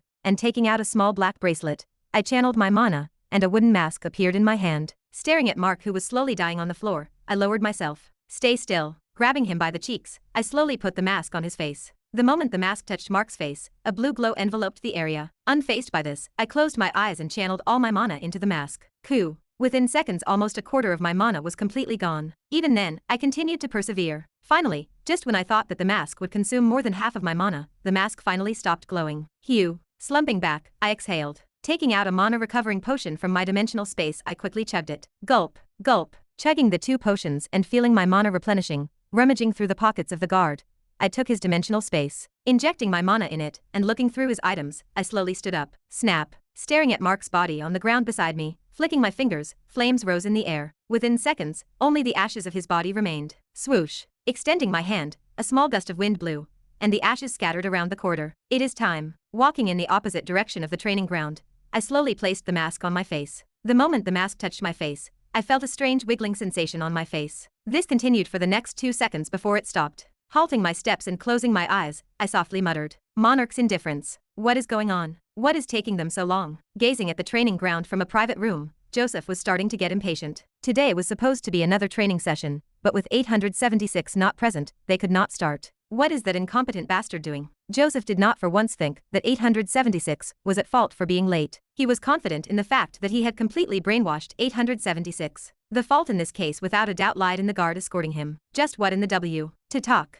In the midst of his anger, cutting Joseph off, someone knocked on the door of the observation room. Turning around, Joseph asked, "Who is it?" A muffled voice responded, "Reporting. I am the guard in charge of subject 876. It is you." Upon hearing the identity of the person behind the door, Joseph pressed on a red button next to him, and the door that led to the room unlocked. Buzz. The moment the door opened, Joseph was able to see the outline of the guard. With his head hung low, the guard did not say anything. Unbothered by this, Joseph impatiently asked, "What took you so long? And where is 876? With his head still lowered, the guard did not respond. Frowning, Joseph raised his voice. "Did you not hear me? I am talking to you. What are you doing here?" "I am here for," muttered the guard in an almost inaudible voice. "What did you say?" Suddenly, the guard raised his head. Upon raising his head, the guard coldly muttered, "I am here for you." Chapter 262. Here for me? Joseph questioned. "What do you want from me?" Clank. Without answering, Ren, who was disguised as Mark, closed the door behind him. "What are you doing?" Finally noticing that something was amiss, Joseph took a step back. With his hands behind his back, Joseph tried to take out his communication device. Flipping the communication open, he warned, "I don't know what's going on, but I suggest you get out right now." Joseph's action did not go unnoticed by Ren, whose legs muscles tensed. Bam! Releasing the tension, he quickly appeared before Joseph, startling him. Heek! With a black box in his hands, Joseph tried to dial a number, but before he could get to it, Ren had already appeared before him. Hyuk! What? What are you doing? Grabbing onto Joseph's forearm, Ren clenched his hand. Joseph instantly lost all strength in his hand, and the small box fell to the ground. His face paled dramatically. I don't know why you're doing this, but I'm warning you to stop. Hyuk! Shut up. Thud. Ren increased his grip. Instantly, Joseph fell one knee to the ground. Glaring at Ren, Joseph raised his voice and threatened. What do you want from me? You know if anything happens to me, death would be the easy way out. What I want from you. Looking around the room, Ren lowered his head and coldly looked at Joseph. I want 2 things. What 2 things? Wait. This voice. Joseph abruptly stopped talking. Lifting his head up, his mouth stammered. This voice. Is that you 876? Having spent over 2 months with 876, how could Joseph not recognize his voice? The color of Joseph's face bleached completely. His eyes trembled uncontrollably. It can't be. No, I must be imagining things. Without saying anything, Ren coldly placed his hand on Joseph's throat. Hyuk. Placing his other hand on his face, a blue glow enveloped the room. The moment the glow dimmed down, Joseph's eyes opened widely. The monstrous scar-riddled face, Joseph would never forget such a face. It was 876. 876. Like a goldfish, Joseph's mouth opened and closed repeatedly. 8 months. How is this possible? You were faking it for so long? Ren silently nodded. How? It shouldn't be possible, Joseph muttered out loud, no longer caring about the hand that was gripping his throat. I'm sure that the serum works. How could? Koo. Shut up. Cutting Joseph off, Ren tightened the grip of Joseph's throat. Why? Cracka. The sound of bones breaking resounded, and Joseph crumpled to the ground, with a look of indignation and terror on his face. Before he died, he managed to mutter one last word. How? Silently staring at Joseph's lifeless body on the ground, Ren bent down. Bending down, Ren rummaged through his pockets. From his dimensional space to the black box on the ground, Ren took everything. Most importantly, he also took a small black card that hung on Joseph's neck. It was a free access pass that allowed access to most of the facilities available on the floor they were in. Ren's current goal was to disable all of the security cameras and communication devices. He had already planned this beforehand. By disrupting the cameras and communications, he would be able to buy himself enough time to escape. On another note, that was also the place that Ren could use to disable the tracking device installed in his head, albeit temporarily. After taking everything that was on Joseph's body, Ren placed the mask on Joseph's face. A blue glow enveloped the room, and Ren's mana depleted rapidly. Gulp. Chugging a potion down, Ren placed the mask on his face. The moment the mask touched Ren's face, his face distorted continuously. Before long, his facial structure changed and wrinkles appeared on his face. He looked exactly like Joseph. Taking Joseph's clothes off, Ren replaced his clothes with his. Once he was done changing, Ren exited the room. On his way out of the room, Ren didn't forget to lock the room. Click. Having spent 8 months in the facility, Ren more or less knew the ins and outs of the facility he was in. He knew where the lab, canteen, and surveillance room were. Turning right of a corridor, Ren, who was now disguised as Joseph, met a guard. The guard nodded his head and greeted Ren. Morning, Professor. Walking past the guard, Ren nodded back and turned left. Stopping right before a thick metallic door, Ren looked towards the side of the door where the words, surveillance room, were engraved. Ding. Taking out the card that he took from Joseph, Ren swiped it on a small rectangular box on the right. Within seconds a green light flashed, and the doors to the surveillance room opened. Before opening the door, Ren tensed every muscle of his body. He was preparing himself for anything. Clank. The moment the doors opened, Ren saw a large monitor at the very end of the room. On it were over 100 rectangles displaying different areas of the facility. Below them were 3 individuals staring intently at the screens. Besides them were 2 guards. Who are you? Taking a step forward, Ren hoarsely said. It's me. Squinting his eyes, the guard was instantly able to recognize Joseph. Ah, it's Professor Joseph. Putting on a friendly smile and relaxing, he asked. What brings you here, Professor? I'm just here to check the surveillance cameras. Check the surveillance cameras? How come? I can't seem to find some of my files. I have a feeling that someone stole it. Stole it? A surprised look appeared on the guard's face. Ren nodded his head. That's why I would like to check something. Or at least, I want to make sure no one stole anything. No problem. The guard nodded his head and looked towards the other guard. Giving a silent nod, the other guard walked up to Ren. Before that, Professor, as per procedures, we need to do a retina and fingerprint check. Check? Haha, yeah. It's always been like this. We just need to record whoever comes into the room. Taking out a small rectangular silver box, the guard walked up to Ren. With a friendly smile, the guard turned on the machine. By the way, Professor, are you sick or something? Your voice sounds a little. Hyuk. Kraka. In a lightning-fast manner, Ren placed both of his hands on the guard's head and twisted. Slumping on the ground, the guard died instantly. Hyuk. AHH. Terrified screams rang throughout the room. Ignoring the screams and taking advantage of the chaos, Ren quickly turned his attention towards the other guard. The guard was unable to react in time, and as he fumbled to draw his weapon, Ren had already appeared before him. Extending his elbow, Ren aimed for his head. Unfortunately, raising his arm, the guard moved right and blocked the attack. Ren's surprise attack had failed, but Ren remained cool-headed.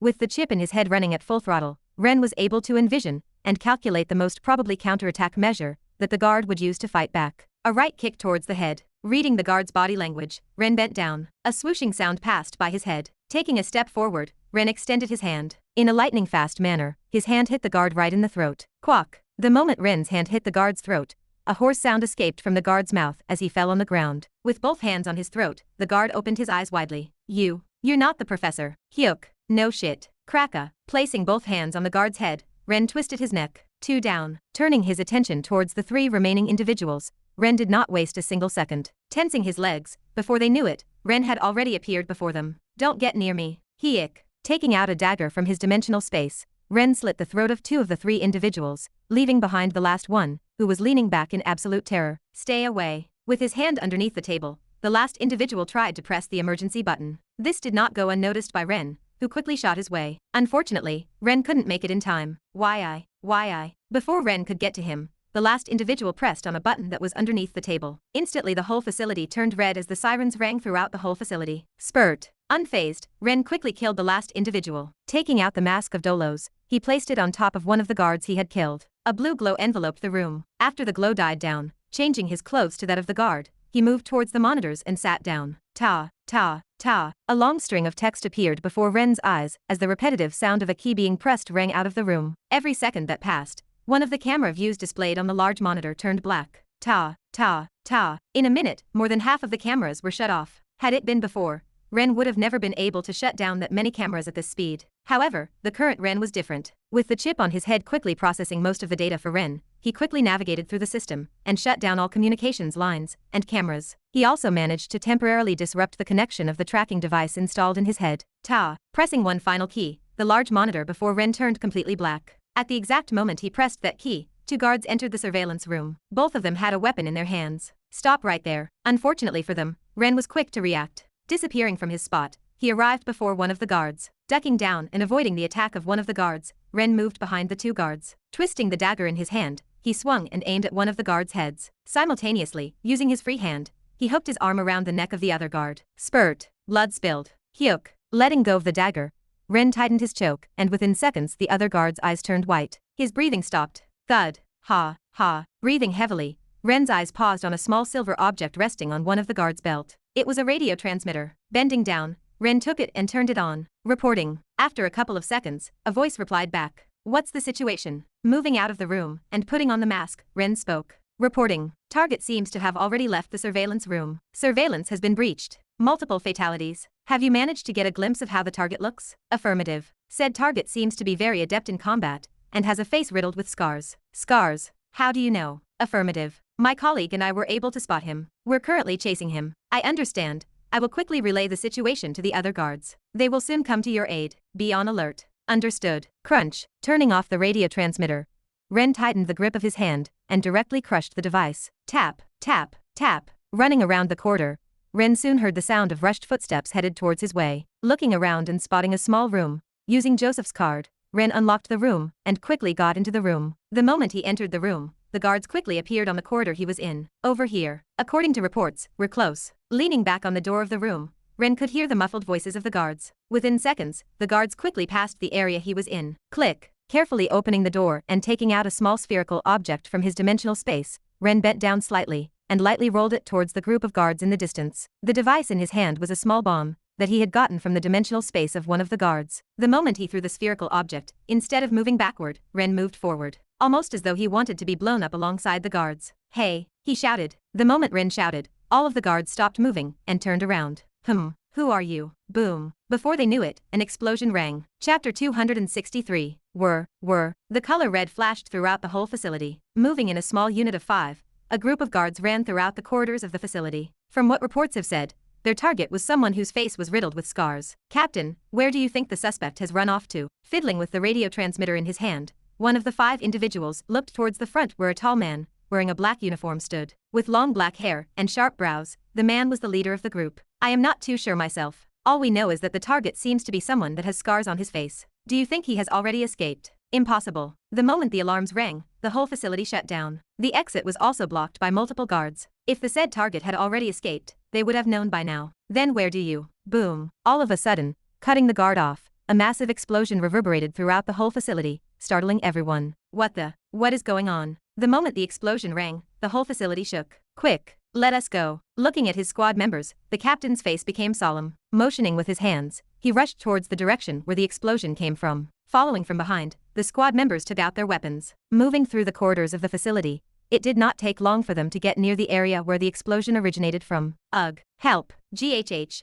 Turning right into another corridor, they could faintly hear the sound of pained groans coming from the distance. Quick, let us go. Exchanging glances with one another, the guards sped up. Soon, turning left of another corridor, they arrived at the scene. The moment they turned the corridor and looked at the after effects of the explosion, the guards could not help but frown slightly. With smoke filling the air, over 5 similarly dressed guards laid on the floor passed out. Limbs and blood were splattered all over the ground, depicting a gruesome scene. Staring at the injured guards on the floors, one of the guards pointed towards the right side of their clothes, where a large number 15 was imprinted. Captain, it looks to be the 15th unit. There were many patrol units in the monolith. In total there were a total of 30 units, and each unit consisted of 5 individuals, each led by one captain. Currently, the guards that had just arrived were from the 2nd unit. What do you suggest we do? Staring at the injured guards from the 15th unit, the captain promptly replied. Help the injured. But we have got to approach this more carefully. The captain paused. If there is any one of them that can still talk amongst the injured, question them, and ask them how the suspect looks like in his or her approximate strength. Basically anything that can help. Not much was known about their enemy. Apart from how he or she looked like, they knew nothing about the said target. Carelessly going after the target might prove to be extremely dangerous, especially since the target seems to be very resourceful. Roger. Under the captain's orders, the unit members quickly rushed to help the injured 15th unit members. Hey, can you hear me? Are you okay? Bending down and taking out a small potion, one of the guards from the 2nd unit opened the mouth of an injured guard and directly poured it into his mouth. Drink up. Out of all of the ones injured, the one he was tending seemed to be in better condition than the others. Although he too was injured, his injuries only seemed to affect the lower part of his body. Moments after feeding the injured guard with a potion, regaining consciousness, the guard slowly opened his eyes. A small groan escaped from his lips. What is going on? You have regained consciousness. Noticing that the potion had worked, the guard's eyes lit up. Please be careful and do not move. Your body is still injured. Who are you? Looking around, the guard blinked a couple of times, seemingly confused about the current situation. Let me introduce myself. My name is Balzar, and I am part of the 2nd Patrol Unit. Lifting his head and looking at his colleagues that were helping the other guards who were in a much worse state, Balzar asked, Can you tell me what happened? 2nd Unit. I see. Understood. Taking a minute to finally realize what was going on, the injured guard softly nodded his head. Why are you in the state that you are in? Cough. Cough. I do not really remember much, the guard hoarsely said as he coughed a couple of times. All I remember was me patrolling alongside my unit, when suddenly someone called out for us, and a bomb suddenly exploded. Caught off guard, we were unable to defend ourselves and we found ourselves in this situation. I see. The guard placed his hand on his chin. Were you able to see the features of the individual who did this to you? Just barely. From the brief moment I saw him, I could see that the person responsible for this was a male. Male. Anything else? His face was also filled with scars. Scars. Raising his brows and scratching his chin, Balzar nodded his head. Yes, that does coincide with the reports. Turning his attention back towards the injured guard, Balzar asked, Do you know where the target ran off to? Yes, over there. Weakly moving his head, the injured guard looked behind him. Staring in the direction of where the guard was looking at, Balzar lowered his head. I understand. Is there anything else? I am sorry. The guard shook his head and apologized. Do not be. This is good enough for now. Standing up, Balzar looked at the injured guard before saying, I am going to talk to my captain. I will be back shortly. Please wait patiently. Understood. Turning around, Balzar headed towards his captain. Behind him, Balzar was able to see his fellow unit members having a harder time getting information from the injured guards. The guards they were tending were all in extremely critical conditions. Arriving before his captain, Balzar raised his voice. Captain, I have got a report. Go ahead. Understood. According to, Balzar quickly relayed to his captain everything that he had managed to learn from the injured guard. From how they found themselves in such a situation, to the suspect's gender as well as appearance. Standing still, the captain silently listened to the report. Once Balzar finished speaking, the captain scratched the side of his forehead. I see. Good job. Placing his hand on his chin, the captain's brows knit together. From what you are telling me, we can infer that the target seems to have access to explosives. Other than that, we still do not know the target's true combat abilities. Pausing for a moment, the captain mused. But the fact that the target is using explosives to deal with the unit members is enough to indicate to me the target's approximate strength. Although they were unaware of the target's true combat abilities, from how he resorted to using explosives rather than dealing with the guards directly and silently, the captain was able to infer that said target's strength could not be any higher than C. The 15th unit captain was only D-ranked himself. If the target was B-ranked, they would have been able to deal with them without causing such a commotion. The fact that the target was unable to do that, and had to directly use explosives which pretty much gave his location away, was enough to convince him about his conjunction. Thus, turning his attention back towards his unit members, he commanded, Balzar, Remy, you two bring the injured to the infirmary. Ivan, Roman, and I will go chase the suspect. Understood. Exchanging glances, the unit members unanimously shouted, Good. Ivan, Roman, follow me. Having issued the orders, the captain quickly dashed towards the direction Balzar had told him the target had run off to. Yup. A couple of minutes after the captain left, lifting two bodies, and putting them on two separate wheeled stretchers, Balzar and Remy, the two remaining members of the second unit, quickly carried the bodies, and headed towards the infirmary upstairs. Moving forward, Remy, a fairly skinny individual with short brown hair and green eyes, turned around. A trace of pity flashed his eyes. A pity. Out of the 5 guards, only 2 people remained alive. The captain of the 15th unit, and another guard. The rest were, unfortunately, unable to make it. Despite having come rather early, the extent of their injuries was too serious, and thus they died within minutes of their captain leaving for the target. Running around the corridors of the facility, Balzar and Remy quickly arrived before a narrow corridor. Opposite to them was a large metallic door that was guarded by 3 guards. An intangible pressure oozed off of them. State your purpose. Halting his footsteps, Balzar took out a token from his dimensional space and flashed it before the guards. Reporting. I am Balzar, a member of the second unit. I am under the captain's orders to bring these 2 injured people to the infirmary upstairs. Looking at the 2 injured people in the stretcher, one of the guards asked, Who are they? Pointing towards the clothes of the 2 individuals in the stretcher, Balzar explained. This here is the captain of the 15th unit, and over here is his unit member. Both of them are heavily wounded. Exchanging glances with each other and confirming that the 2 injured guards were indeed from the 15th unit, the guards stepped to the side. You may pass. Thank you. Nodding his head, Balzar, alongside Remy, moved the stretchers forward and opened the metallic door. The moment they entered the door, they were able to see an elevator in the distance. Quick, we do not have much time. Rushing towards the elevators at full speed, Balzar and Remy quickly pressed on the key and called for the elevator. Ding. Moments after pressing the key, a chime rang, and the doors to the elevator opened up. Quickly entering the elevator, Balzar did not waste any time and pressed the one button. Clank. The moment Balzar pressed on the key, the doors of the elevator closed. Shortly after, a pushing sensation appeared underneath their feet, and the elevator moved up. Hugh. Staring at the corner of the elevator that displayed which floor they were on as it moved up, Remy exhaled. Turning his head to the right and looking at Balzar, he asked, Hey Balzar, what do you think is happening? Looking at Remy, Balzar scratched the side of his neck. Honestly, I am just as clueless as you. From what I have heard, it seems like one of the experiments that Professor Joseph was working on went rogue, or something like that. Rogue. Really? Was not he bragging to the higher-ups? Whilst Balzar and Remy were talking, unbeknownst to them, one of the injured guards opened his eyes. If anyone looked at his eyes, they would notice an unprecedented indifference oozing from out of them. Taking something out from thin air, he quickly placed it in his mouth. After a couple of seconds, the injuries in the lower half of the body healed up at an astonishing rate. You know what is worse? I heard that. Cracka. Cutting Remy off, was the sound of bones breaking. Before Remy knew it, he was no longer staring at front of the elevator, but at the back. After that, his vision was enveloped by darkness. What the? Startled, Balzar looked up and saw 2 emotionless eyes staring back at him. Before he even had enough time to react, a dagger pierced him on the throat. Blood spilled on the ground. Thud. Coldly looking at the corpses on the ground, Ren, who was disguised as the injured guard from before, did not waste any time. Channeling flameseons at the tips of his fingers, the corpses of the guards were quickly engulfed by flames. Ding. Before long, the elevator stopped and the doors opened. Fixing his clothes, Ren took a step out of the elevator. Chapter 264. The moment I stepped out of the elevator and tried to get out of the laboratory, my mana, which was depleting at an alarming rate, finally ran out. The mask fell off of my face, and the effects of Monarch's indifference ran out. Hey, shit. At the exact moment, my face was revealed, and I regained control of my body. The first thing I saw was 3 guards glaring in my direction. Standing in the opposite hall to me and taking out their weapons, they all rushed towards me. We found the suspect. I repeat, we found the suspect. We're currently engaging him at the entrance of the laboratory. They of course didn't forget to alert the other units. Without wasting time, taking out another bomb from my dimensional space, I pressed on a small button at the top of the bomb. Click. 1, 2, 3, 4. Re-entering the elevator and hiding by the side, I closed my eyes and silently counted inside of my mind. Right as my count was about to reach 5, turning around, I threw the bomb towards the guards. Without checking whether my aim was correct or not, I hid by the side of the elevator. Boom. 2 seconds after throwing the bomb, a massive explosion ensued, and the blood-curdling screams of the guards rang out throughout the whole upper floor. Huey. AHH. Standing behind the elevator, I could feel the heat from the explosion brush past me. Whew, whew. Shortly after the explosion rang, smoke filled my vision, and the alarms rang. Covering my nose with the sleeve of my shirt, squinting, I moved out. The moment I turned around and looked at the aftermath of the explosion,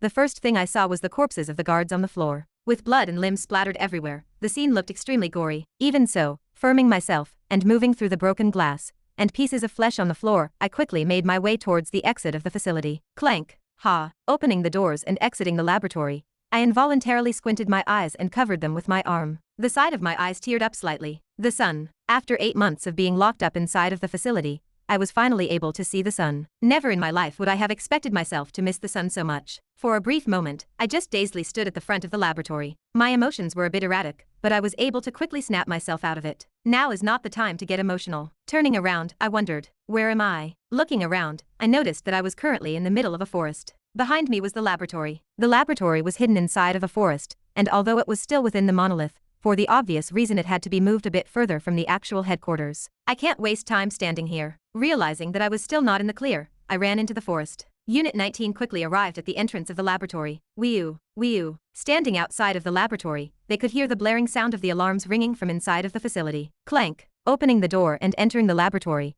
the members of the 19th unit paused at the scene presented before them. What in the world happened here? The guards standing at the entrance have been killed. Who is the one responsible for this? What? You are telling me that the surveillance and communication have been cut off. What about Professor Joseph? Many of them couldn't contain themselves and asked different questions. Their confusions only grew as time passed. Listening to the live reports coming from the other squad units downstairs, they couldn't help but gasp in surprise. Walking up to his captain, one of the members of the 19th unit reported, "Captain, Unit 7 who are downstairs have reported Joseph as dead. Furthermore, Unit 15 has been annihilated, and 2 members from Unit 2 have been reported missing." What? All of the guards let out a breath of cold air. Cold sweat ran down their back. Was this all done by one person? But how was that possible? Solemnly looking at the scene, the captain spoke. Has anyone said anything about the identity of the target? Yes. Continue. According to reports, the target seems to be one of the test subjects that Joseph was working on. From reports, he seems to be called Subject 876. 876. The captain's brows knit.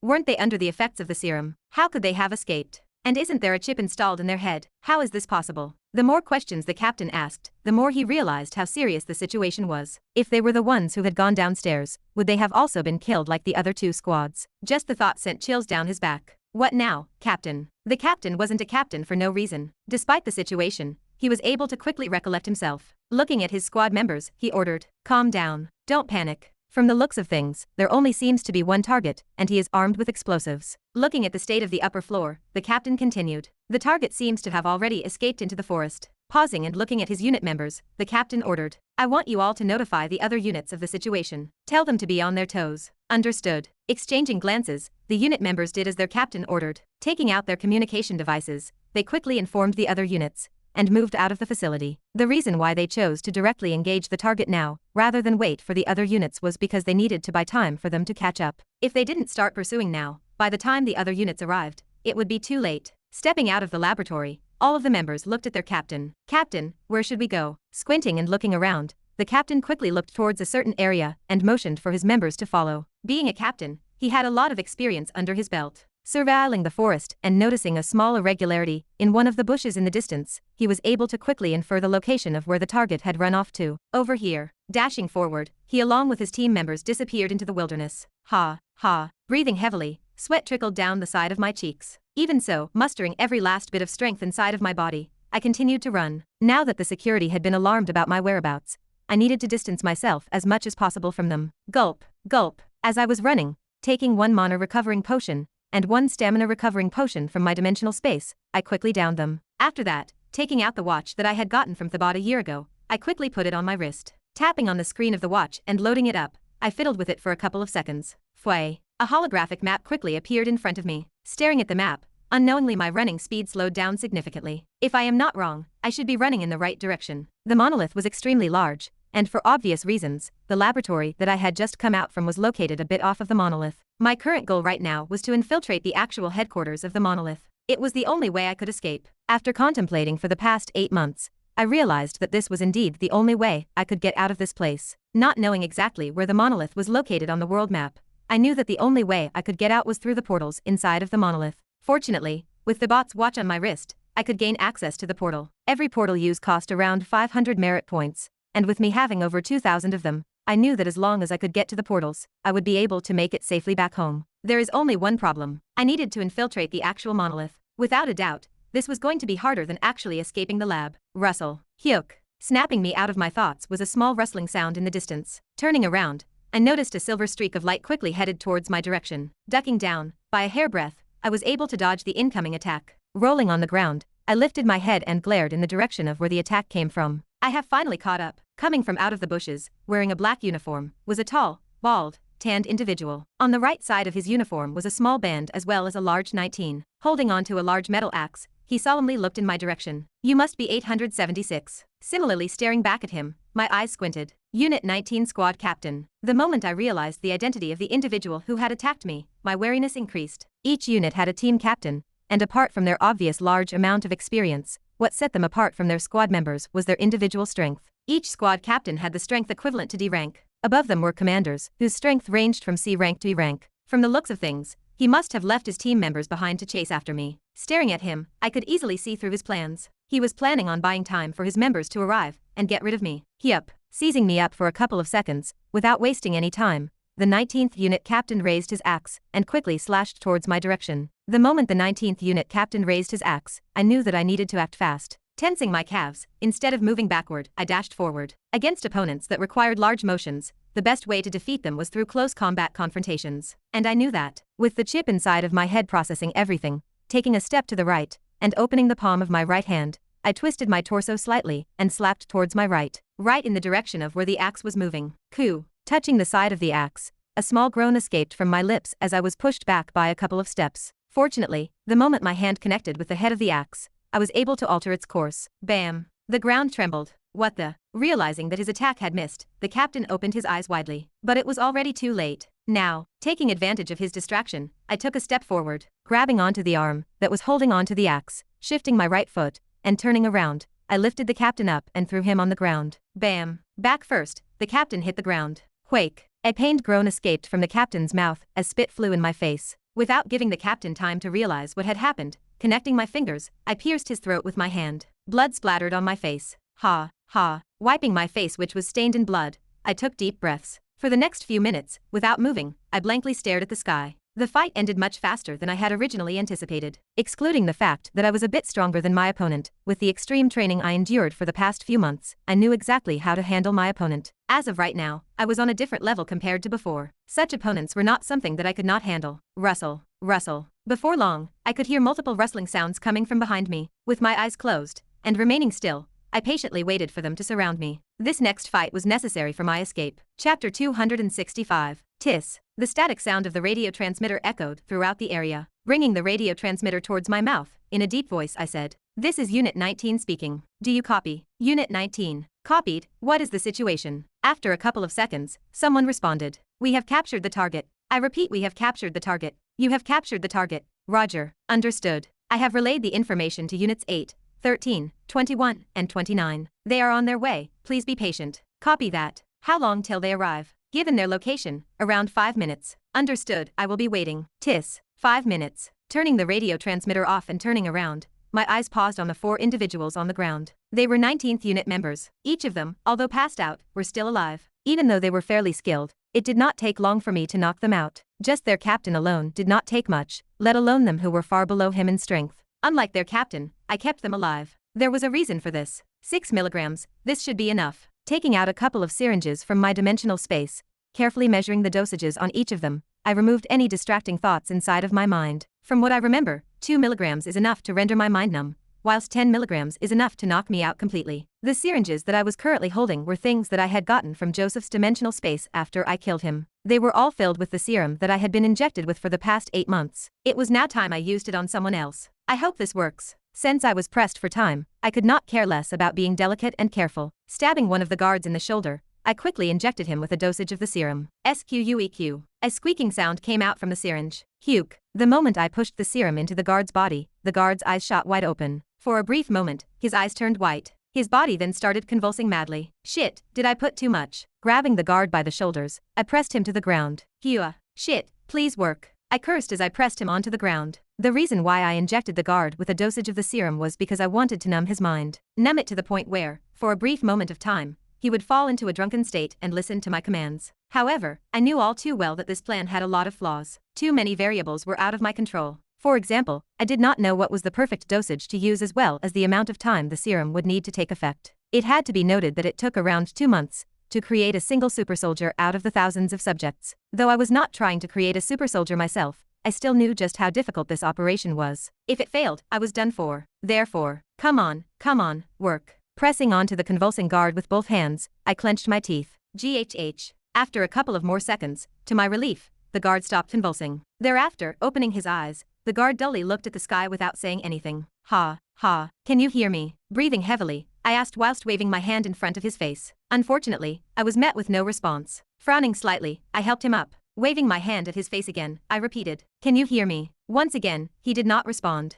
Lowering my head, I looked at the syringe in my hand. Did I put to? Oh, just when I was about to despair, to my surprise, the guard who I thought was motionless followed my movement with his head. Instantly my eyes lit up. Moving my hand towards the right, I watched as the guard turned his head towards the right. Taking a step back, the guard took a step forward. Ha. A laugh involuntarily escaped from my lips, and my fists clenched. Even though he was not saying anything nor following my orders, this was enough for now. As long as they looked like they were under my command, everything was fine. Alright, 6 milligrams it is. Turning my attention towards the other guards on the ground, I did the same thing as the first guard. This time, I did not waste any time, and moved on after each injection. Since it worked, I did not need to worry about them. Just like the previous guard, upon injecting them with the serum, their bodies convulsed. Fortunately, just like before, it stopped after a couple of seconds. Next, after injecting 3 more guards, turning my attention towards the last guard on the floor, bending down on one knee, I tapped on my bracelet. Alongside a small dagger, a small hexagonal glass bottle appeared in my hand. Plop. Opening the bottle and covering my dagger with the contents of the bottle,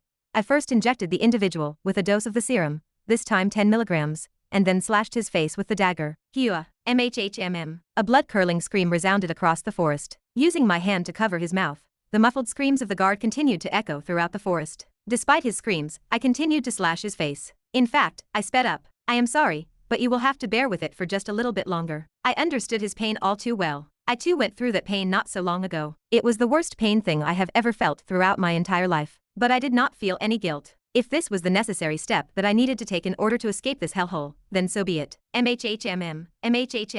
For the next minute, the muffled scream of the guard continued to resound throughout the forest. This did not last for long as the guard soon passed out from the serum that I had injected in him.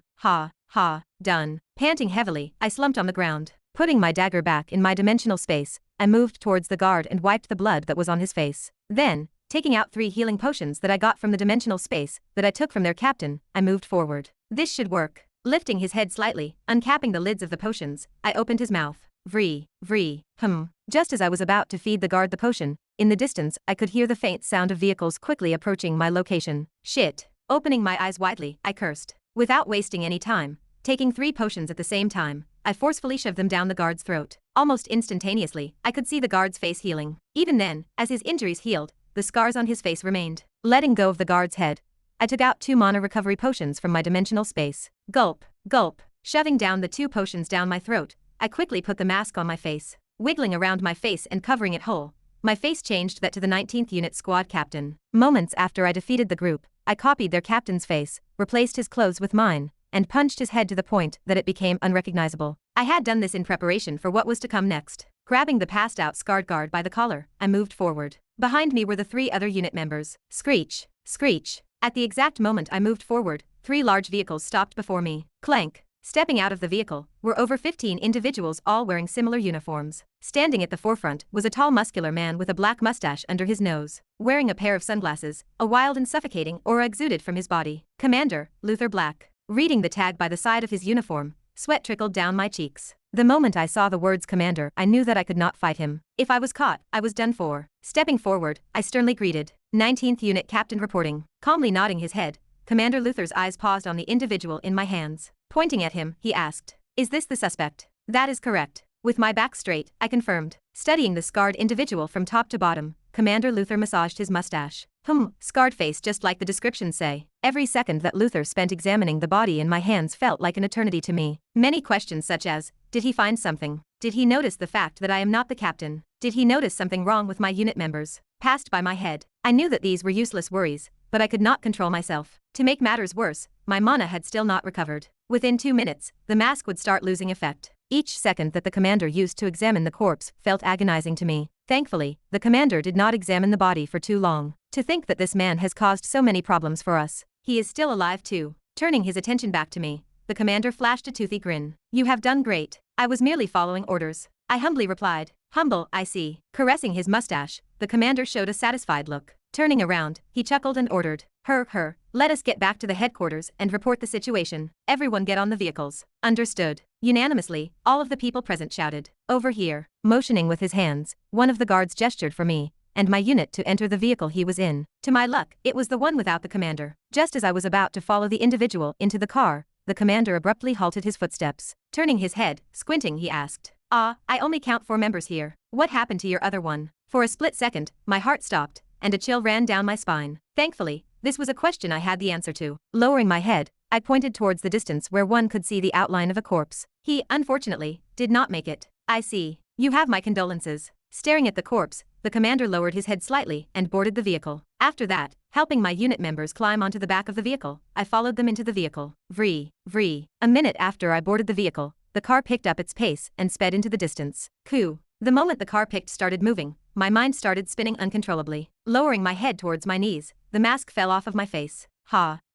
Covering my face with my arms, I had a hard time breathing. That was too close. I had overexerted my mana way too much. Had another minute have passed, I was sure that my identity would have been exposed. Chapter 266. Exchanging glances with each other, 2 guards at the front of the car laughed out loud. Ha. Who would have thought that you were the lucky bastard that got to catch the escapee? Ha, Jerome. Yeah, I am fucking envious of you. So his name is Jerome. Listening to their conversation, I made a mental note to myself of every little detail. This was so that I could blend in better. With my head still in between my legs, I responded. You are absolutely right. There were a total of 10 people in the car, including my unit. From the brief conversations I was having with them, the name of the 19th unit captain was Jerome. He was 28 years old, and judging from how friendly they were being to me, I figured that he was someone popular. The layout of the car was 2 seats at the front of the car, with 5 more seats leaning by the side of the vehicle. Switching the conversation, one of the guards next to me spoke up. Man, who would have thought that the commander himself showed up? Yeah, just his aura alone almost made me piss my pants. Tell me about it. Just imagine what Jerome must have gone through when questioned by him. With my head still lowered, I made small talk as well. This was so that I did not look too suspicious. Yeah, it was really nerve-wracking. I thought that I was in front of a tiger. Just look at me. I am so exhausted just from that exchange. Ha. You indeed look tired. Ha. Laughter erupted in the car. I too laughed, but it was a fake one. My mind was too preoccupied with other thoughts to care about whether it sounded genuine or not. 6 bombs, 8 serum dosages, 4 health recovery potions, and 18 mana recovery potions. If I had to count how many people I killed the past few hours or so, the head count would be around the 20s. Every time I killed someone, I would never forget to collect their dimensional space. In it were many resources that could become extremely useful for me, bombs and serum being prime examples. Without them, I would have never have made it as far as I did. That aside, I am still not in the clear though. A bitter smile appeared on my face. My mana was currently at around 1/9 of what it should be. Having depleted all of my mana from the stunt I pulled in order to escape the lab, I had a hard time recovering it to what it was before. Despite the multiple mana recovery potions I chugged in, they were only the lowest grade, and thus I barely recovered anything. This was also the reason why I was only able to hold out for a couple of minutes when the commander came. To make matters worse, with my mask now off, I had to be in this awkward position where I had my face in between my legs and arms. Fortunately, I was wearing a hat, and thus they did not notice the fact that I was not bald like the 19th unit captain was. Had I not thought of this beforehand, they would have realized that I was not him just because of the fact that I was not bald. Man, how long do we still have till we arrive? 20 more minutes. The road is a bit rough here, so it will take that much. I am hungry. 20 minutes. Listening to the conversation the other guards were having, it became even more apparent to me just how big the monolith domain was. Just the distance between the lab and the actual headquarters was 20 minutes. Just how much land did they cover? And how did they manage to keep it hidden for so long? I wondered as the car sped. It would be best to act before I arrive. Realizing that it would take 20 more minutes to arrive, I opted to wait till my mana recovered a bit more before making a move. Though the main reason was I was choosing to act late was because of my mana, it was not the only reason. Peeking from the corner of my eyes, and looking in the direction of where the other cars were, I knew that things were not as easy as they seemed to be. I just had a hunch. At the same time, in a different vehicle, glancing at Commander Luther next to him, and noticing a small smirk at the edge of his lips, the 7th unit captain, Isaac Lawn, curiously asked, "Commander, is something wrong?" Lowering his head, Commander Luther looked at Isaac and flashed his teeth. Oh, I just thought of something funny. Something funny. Secretly glancing at his unit members in the vehicle, Isaac noticed that each of them had a confused look on their face. Reading the mood, a chuckle escaped from Commander Luther's lips. Lowering his head and looking at Subject 876, who was passed out on the ground, with an amused smile, Commander Luther traced his thick fingers around his scars. Startled by the commander's weird behavior, Isaac involuntarily raised his voice. Sir, what are you doing? Instead of answering, Commander Luther continued to trace his finger all over Subject 876. Scratching the side of his chin, he muttered out loud. I wonder how he managed to give him scars. Is there a mask, or was he someone that he had killed long ago, and stored in his dimensional space? No, that would not work since he is alive. There also does not seem to be a mask. How peculiar. Excuse me, what? The captain's eyes opened widely. Pointing at the scarred man on the ground, he frustratedly asked, Are you suggesting that he is not the one we are looking for? Yes. The commander nodded his head. A chill ran down every guard present in the room. Not once did they doubt the identity of the scarred man before them. If not for their commander pointing it out, would they have ever found out? Just the thought took their breath away. Weakly looking at the scarred man, Isaac asked, Then who is the one responsible? It is the 19th Unit Captain, Jerome. Luther replied without the slightest bit of hesitation in his voice. Jerome. Glancing at his unit members,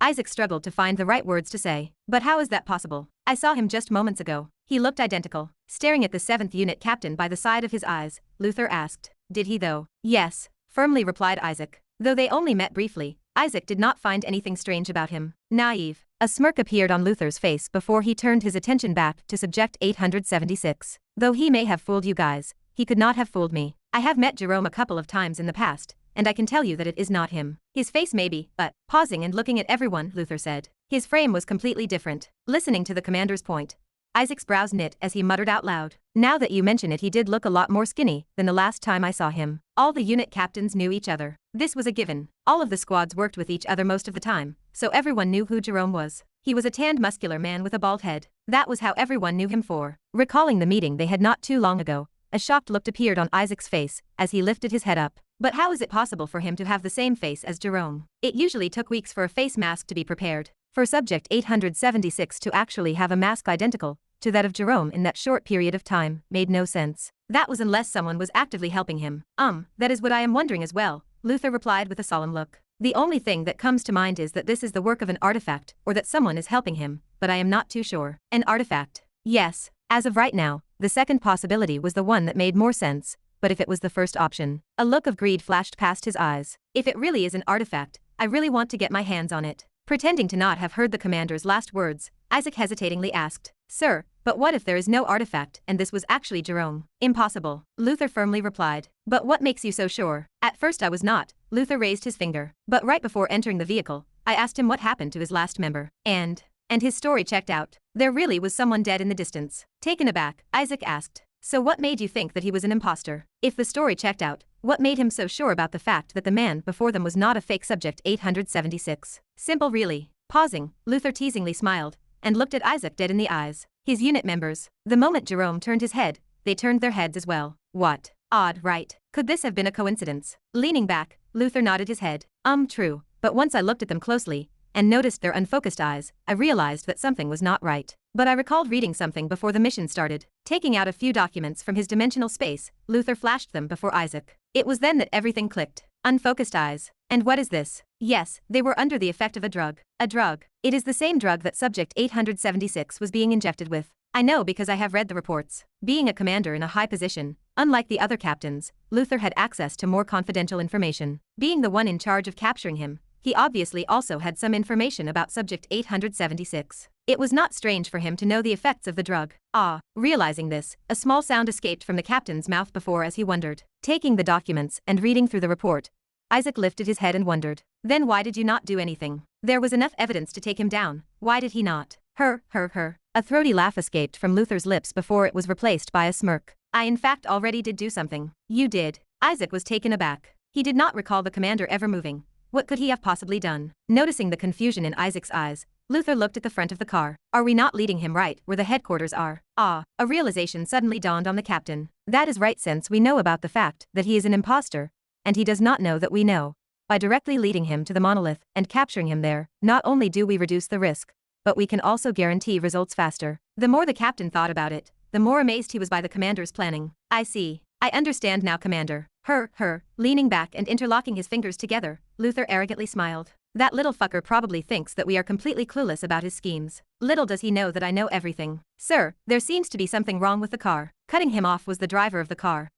Turning his head around and staring at the vehicle behind them, Luther noticed the vehicle swirling left and right a couple of times. This continued a couple of more times before stopping. Then, just like normal, the vehicle continued following them from behind. Interesting, Luther said, squinting. Keeping watch of the vehicle behind them, for the next 5 minutes or so, the car continued to follow them from behind. Apart from that initial swerving, nothing suggested that there was something wrong with the other car. But everyone in the car all understood that something had definitely gone down in the car. Had it been before, they might have thought it was just a small rock, but now they could not help but start questioning what truly had happened. This was especially so after listening to Luther's evaluation. Sir, we are close to the headquarters. What should we do? Before long, a small gate appeared in the distance. Behind it was a colossal structure that spanned kilometers in length, decked with glass windows that reflected the sunlight, and built using high-tech precision cutting technology, was the monolith. The main headquarters of the villains. Chapter 267. Commander, the car has stopped. The driver of the car alerted. How should I proceed? Almost 1 kilometer away from the entrance of the monolith,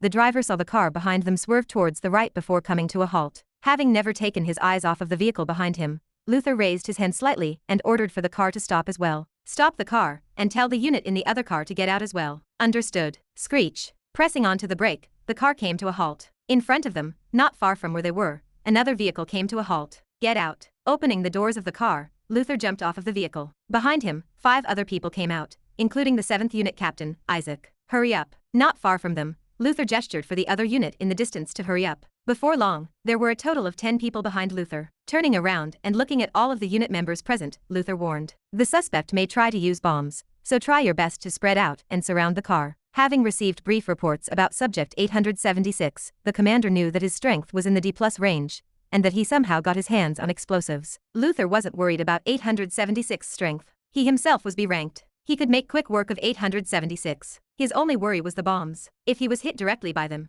even though he won't die, he'd still get injured. Less needs to be said about the other people present. They were all weaker than him. Thus, in order to minimize the casualties from the bombs, spreading out the soldiers was a must. Commander. Stopping a couple of meters away from the vehicle, Isaac looked at the commander, who looked back and nodded back. Understood. Stepping forward, Isaac shouted. Subject 876, we know that you're in there. Get out of the car and surrender. Waiting for a couple of minutes, Isaac was met with no response. Figured. Isaac shook his head, before looking at Luther and asking, Commander, how should we proceed? Squinting, Luther carefully looked at the vehicle. Waving his hand, a blue translucent shield appeared before him. In his right hand was a large metal mace. Pointing towards the forest, he looked towards the other unit and ordered, send someone to search the forest. We can't exclude the possibility that 876 has already escaped into the forest. Roger. 5 people unanimously shouted before running into the forest behind the car. Russell. Russell. Get behind me. With the shield before him, Luther gestured the 7th unit to follow him and slowly walked towards the vehicle. Because of the threat of the bombs, Commander Luther decided to approach this prudently. Clank. Approaching the car, Luther carefully opened the door. Glancing at his other members, he nudged his head slightly. Clank. Clank. Clank. Instantaneously,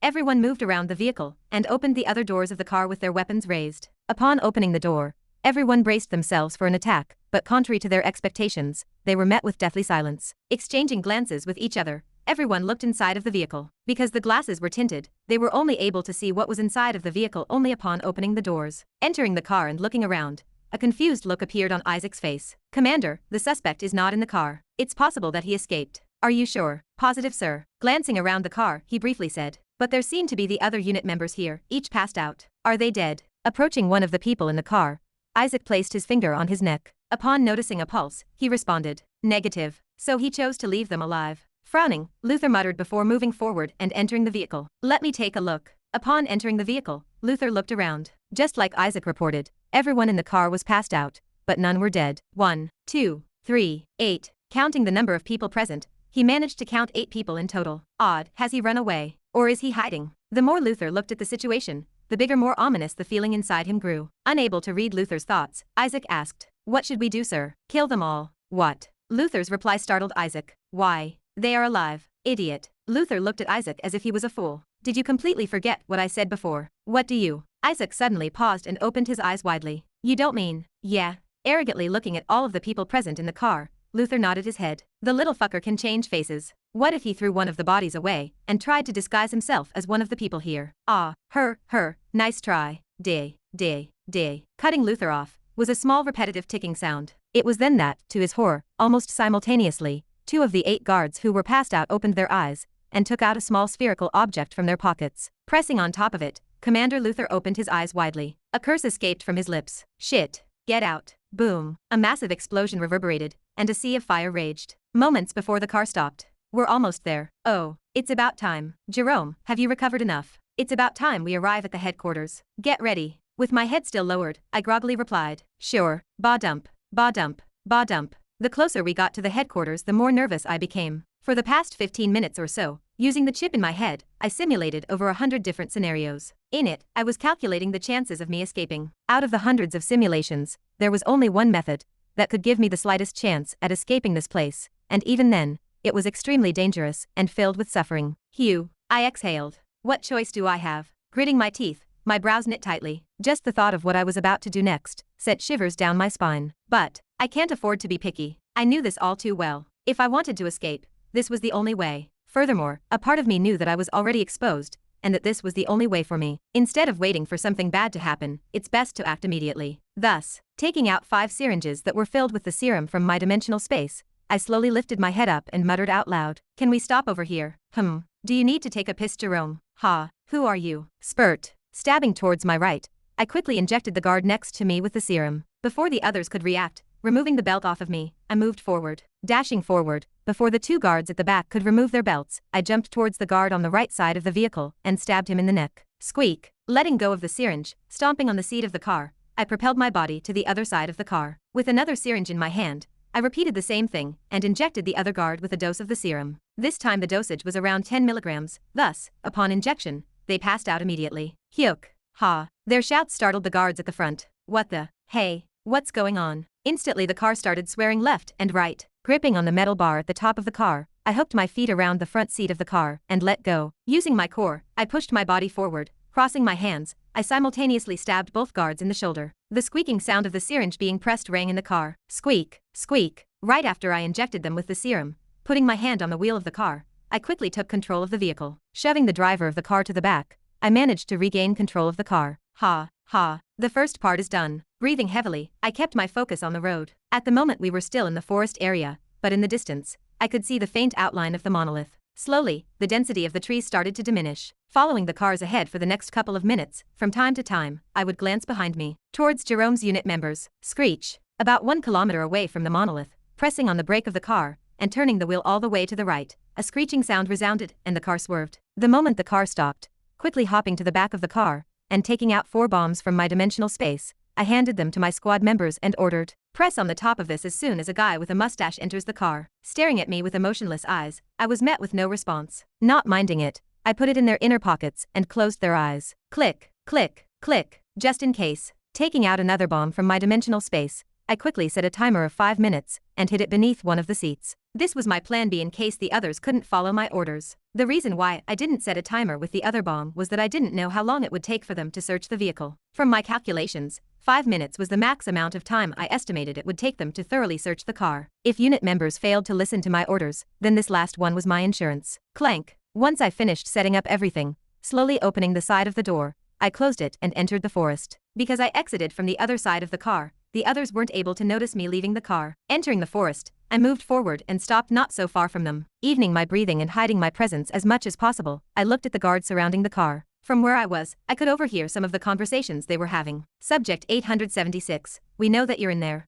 Get out of the car and surrender. Are they dead? Send someone to search the forest. We can't exclude the possibility that 876 has already escaped to the forest. Sneakily moving around the vegetation, I approached the other 2 vehicles in the distance. Behind me, I could hear the rustling sounds of the guards searching for me. Please work. As I was moving, I secretly prayed for my plan to work. If not, then everything would be for naught. Fortunately, boom, a massive explosion resounded not so far from where I was. Now, the moment the explosion rang, I sprinted towards the vehicle in the distance. I had to be quick. Although the bombs were powerful, they weren't something that the commander couldn't take. Even if caught off guard, I knew that he was still alive. Huaa. The hoarse scream was the perfect testament to my conjunction. Taking out the last bomb in my hand, I stepped on the pedal of the car and sped at full speed towards the gate of the monolith. Vree, vree. The booming sound of the car engine roared throughout the area as it quickly sped up towards the gate. Stop him. Behind me, I could hear the commander's hoarse voice. Listening to his voice, I could feel the deep-seated hatred he had for me. Ignoring him, and speeding ahead, in the distance, I could see the startled look of the guards guarding the entrance. W high. W high.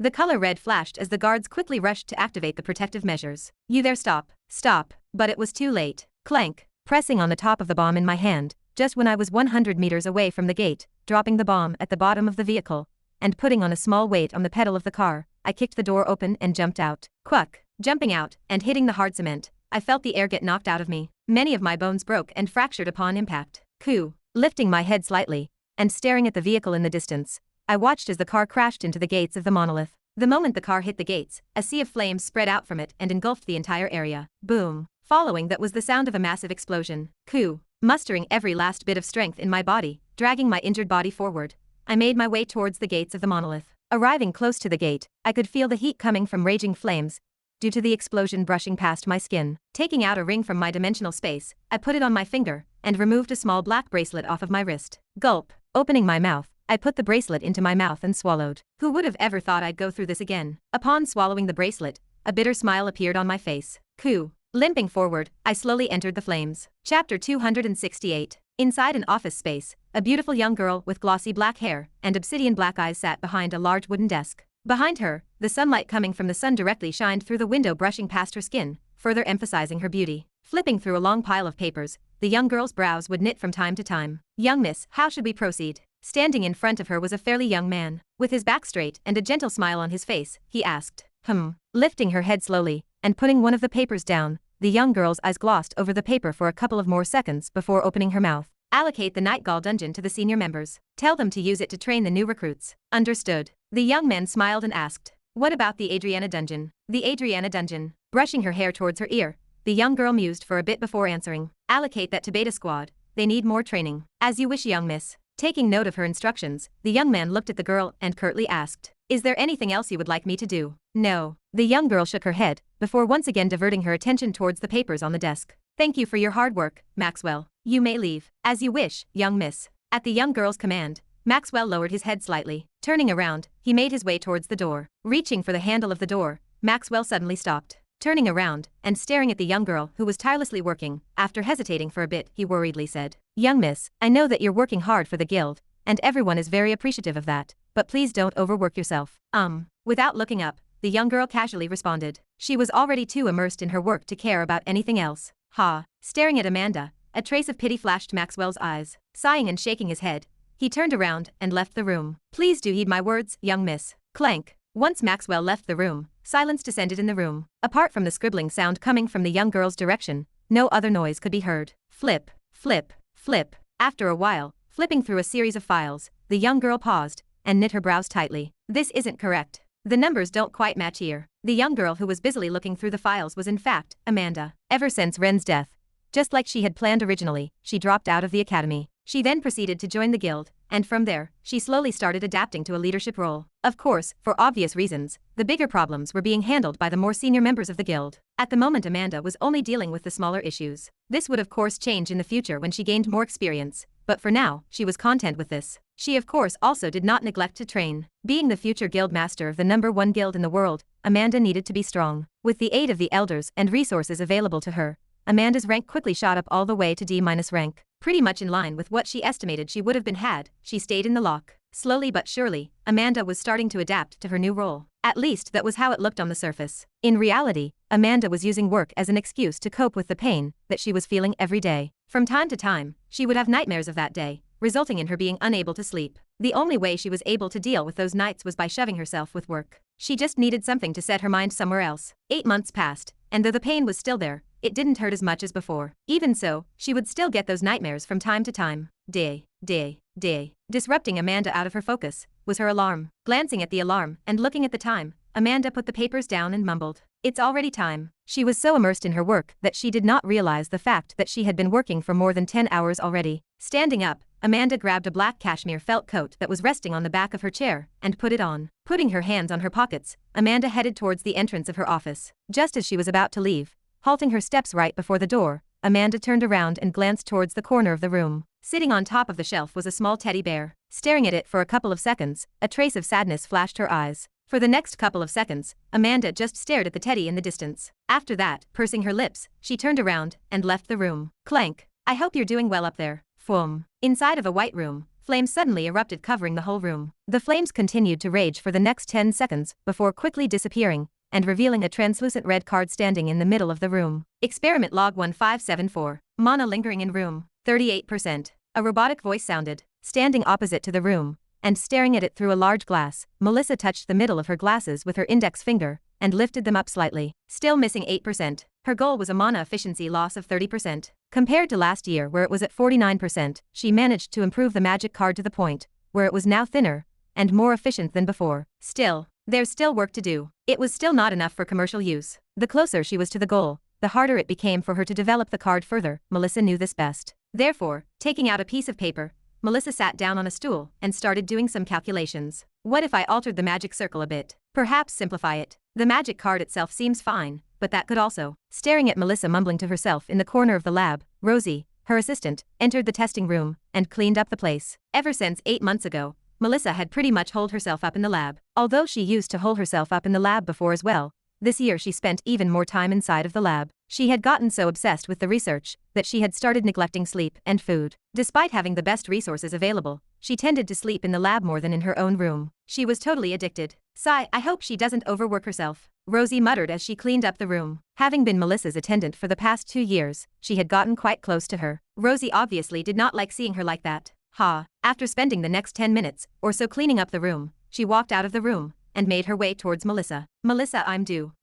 Standing behind Melissa, Rosie suddenly noticed a stack of paper by the side of her desk. Thinking that it was trash, she picked it up and briefly glanced at them. What the? Upon reading the papers, Rosie's eyes opened up slightly. Looking at Melissa, Rosie muttered out loud. There's someone else who owns this project.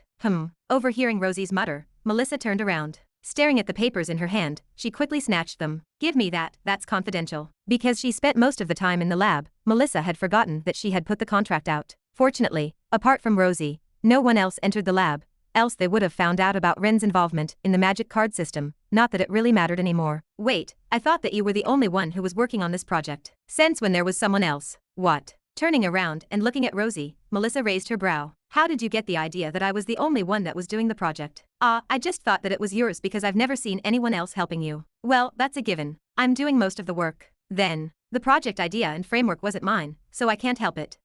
Rosie let out a weird sound. Ignoring her, Melissa leaned back on her stool. She suddenly thought of a problem. Actually, now that you've mentioned the other owner, how should I handle the payment? Originally Ren was meant to send it to a private bank account of his, but he died before he could even get back to her. Whenever she asked, he would always say, bank account. That, well, I'll give it to you once I make it. Why not make it now? To be honest, it's a bit of a hassle. Recalling his face when he said those words made Melissa want to punch him in the face. Clenching her fists, she muttered, this bastard, even when he's dead, he's giving me trouble. Though she said that, there was not an ounce of malice in her words. She was merely venting her frustrations. What should I do? Brushing her hair by her ear, Melissa massaged her forehead. She was trying her best to think of solutions.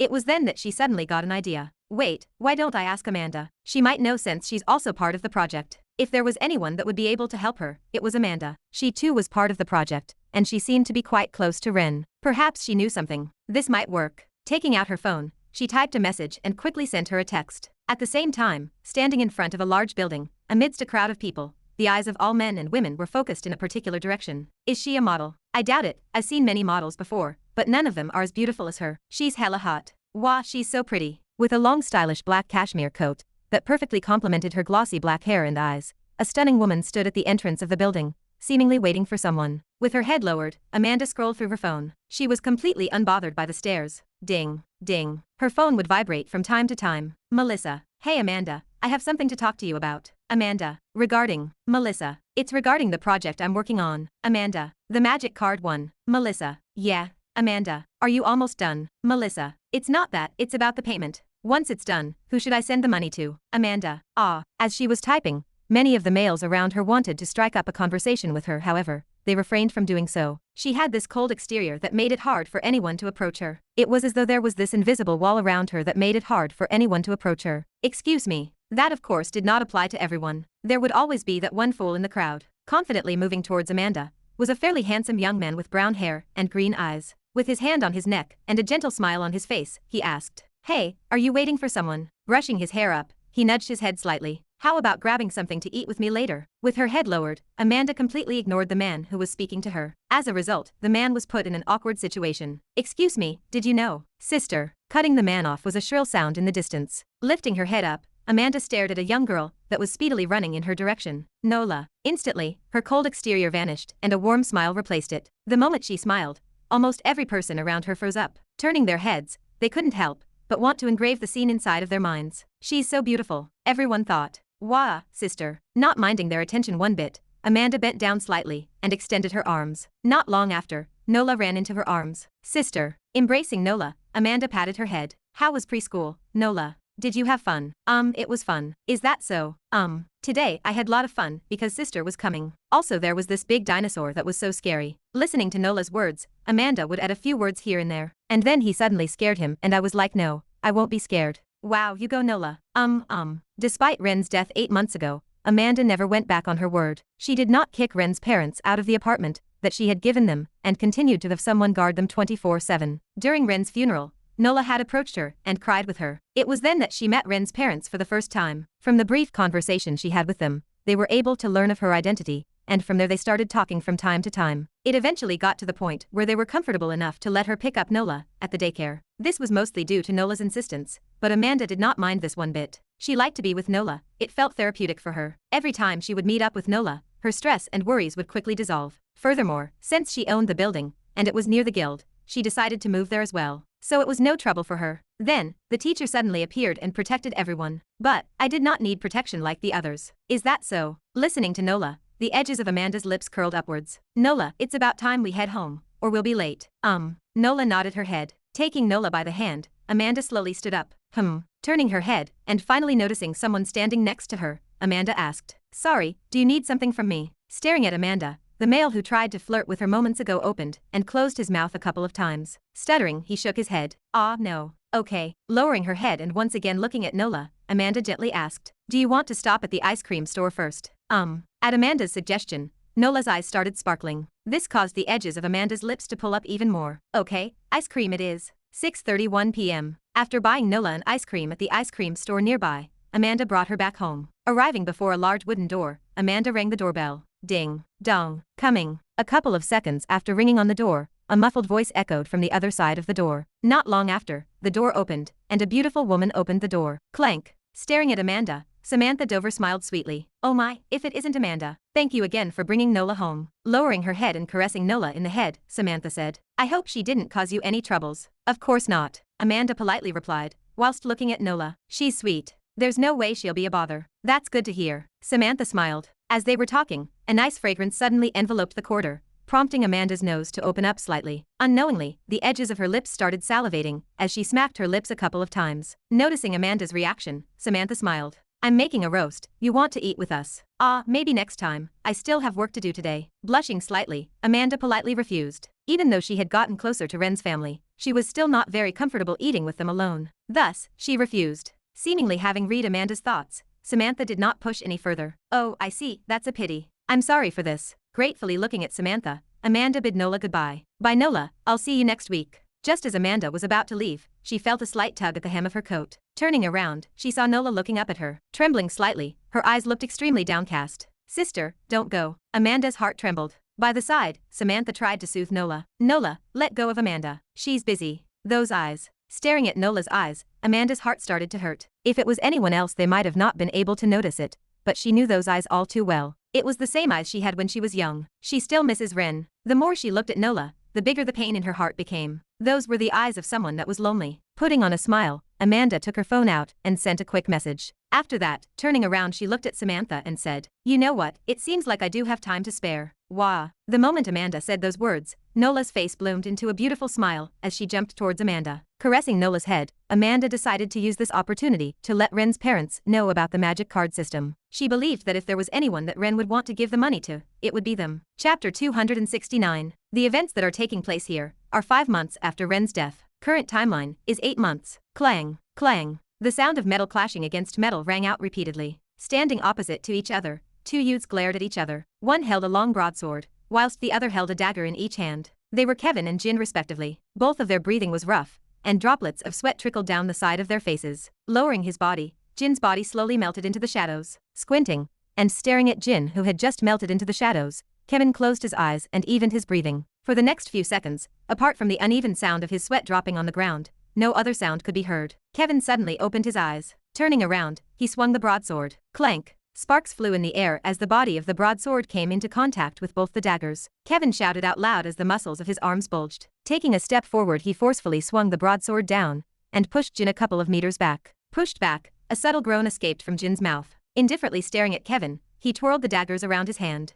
Then, raising his right hand, he bent his body back and threw the dagger. Swoosh! Splitting the air apart, a whistling sound arose. The dagger was so fast that only a streak of light could be seen. Squinting his eyes and staring at the incoming dagger, Kevin tilted the broadsword vertically. Clank! Blocking the dagger with the body of the broadsword, sparks flew in the air as a small grunt escaped from Kevin's lips. The moment Kevin blocked the dagger, Jin suddenly appeared behind him. With his dagger in his hand, he swung. Cursing, Kevin knew that he was in trouble. Gritting his teeth, rather than moving the whole broadsword, tilting his wrist, he moved the hilt of the sword by the side of his cheek. Clink! Just barely, he managed to block Jin's dagger from hitting his face. However, the recoil that came from the block still struck him right in the face, dazing him a little bit. Taking advantage of this, twisting his torso, Jin's body twisted 180 degrees in the air. Holding the dagger by the back of his hand, the tip of his dagger quickly approached the other side of Kevin's face. Staring at the dagger by the side of his eyes, Kevin once again cursed. Shit. Clap. All right, that's enough. Jin won. Standing in the corner of the room, Donna clapped her hands once. The moment she clapped her hands, a small shockwave swept the area,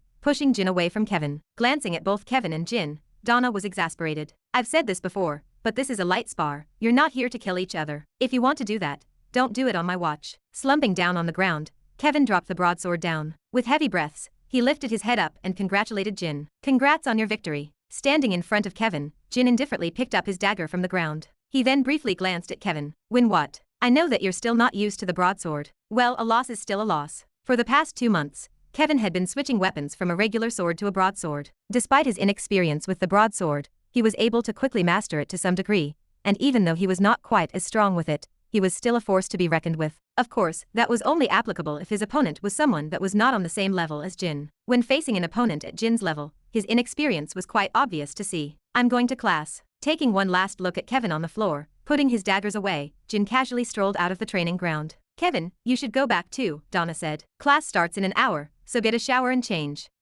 Listening to Donna, Kevin stood up and left the same way Jin left. Staring at Kevin's departing figure, Donna let out a sigh. Despite Kevin's attempt at looking fine, Donna knew that Kevin had still not recovered from Ren's death. He along with Jin changed drastically after that event. Even though they trained a lot before, somehow Ren's death had sparked a fire within them that made them thrive for strength. Just last month, both of them had almost broken through to D+ rank. They were just a tad short, and by the end of the year, she estimated that both of them would break through to C- rank, before reaching B rank by the end of their 3rd year. Their level of improvement honestly shocked Donna quite a bit. In terms of talent, there was no one else that could match them. They were total monsters. Actually, there was actually someone else that could have rivaled their talent. Past tense. There used to be someone that could rival both Jin and Kevin in terms of talent. But unfortunately, said person was no longer present. If it was him, Donna didn't doubt that Kevin and Jin would have had a run for their money. Regrettably, that was no longer possible. Recalling the moments prior to Ren's death, Donna's eyes became downcast. If she said that his death had not impacted her in the least, then she'd be lying. Having spent a lot of time with Ren during their training days, Donna had gotten quite attached to him. Just like Kevin, his death had hit her. She had become stricter with her students and chose to pour all of her efforts into nurturing them so that such incidents would never happen again. Unfortunately, unlike before, she was now alone again. Monica was no longer at the academy, and the last time she had heard from her was about a month ago. Recently things have been quite hectic at the Union, especially since there was a war going on at the moment. One that was pretty much known to everyone. The Monolith versus the Union. After the incident that happened at the lock, the Union was seriously enraged, and from there, an all-out war between the two behemoths happened. Monica, being one of the strongest people in the Union, had to of course take part in the war. As such, she was always too busy to talk to her, let alone help her train Jin and Kevin. Actually, I wonder how Monica is doing. Tying her hair behind her head, Donna muttered. Let me try calling her. Taking out her private phone, Donna dialed a number. I hope she isn't too busy. I want to know how the situation on her side is. Ta, ta, ta, ta, ta. The rhythmical and repetitive sound of keys being pressed rang out. Da dum da dum. Inside of a fairly large room, sitting on a black leather chair that was twice his size, was Ryan. In front of him were 5 different screens. With both legs on his chair, Ryan's eyes darted all over the monitors in front of him. This continued for approximately an hour. After a while, scratching the back of his head, he turned around and apologized.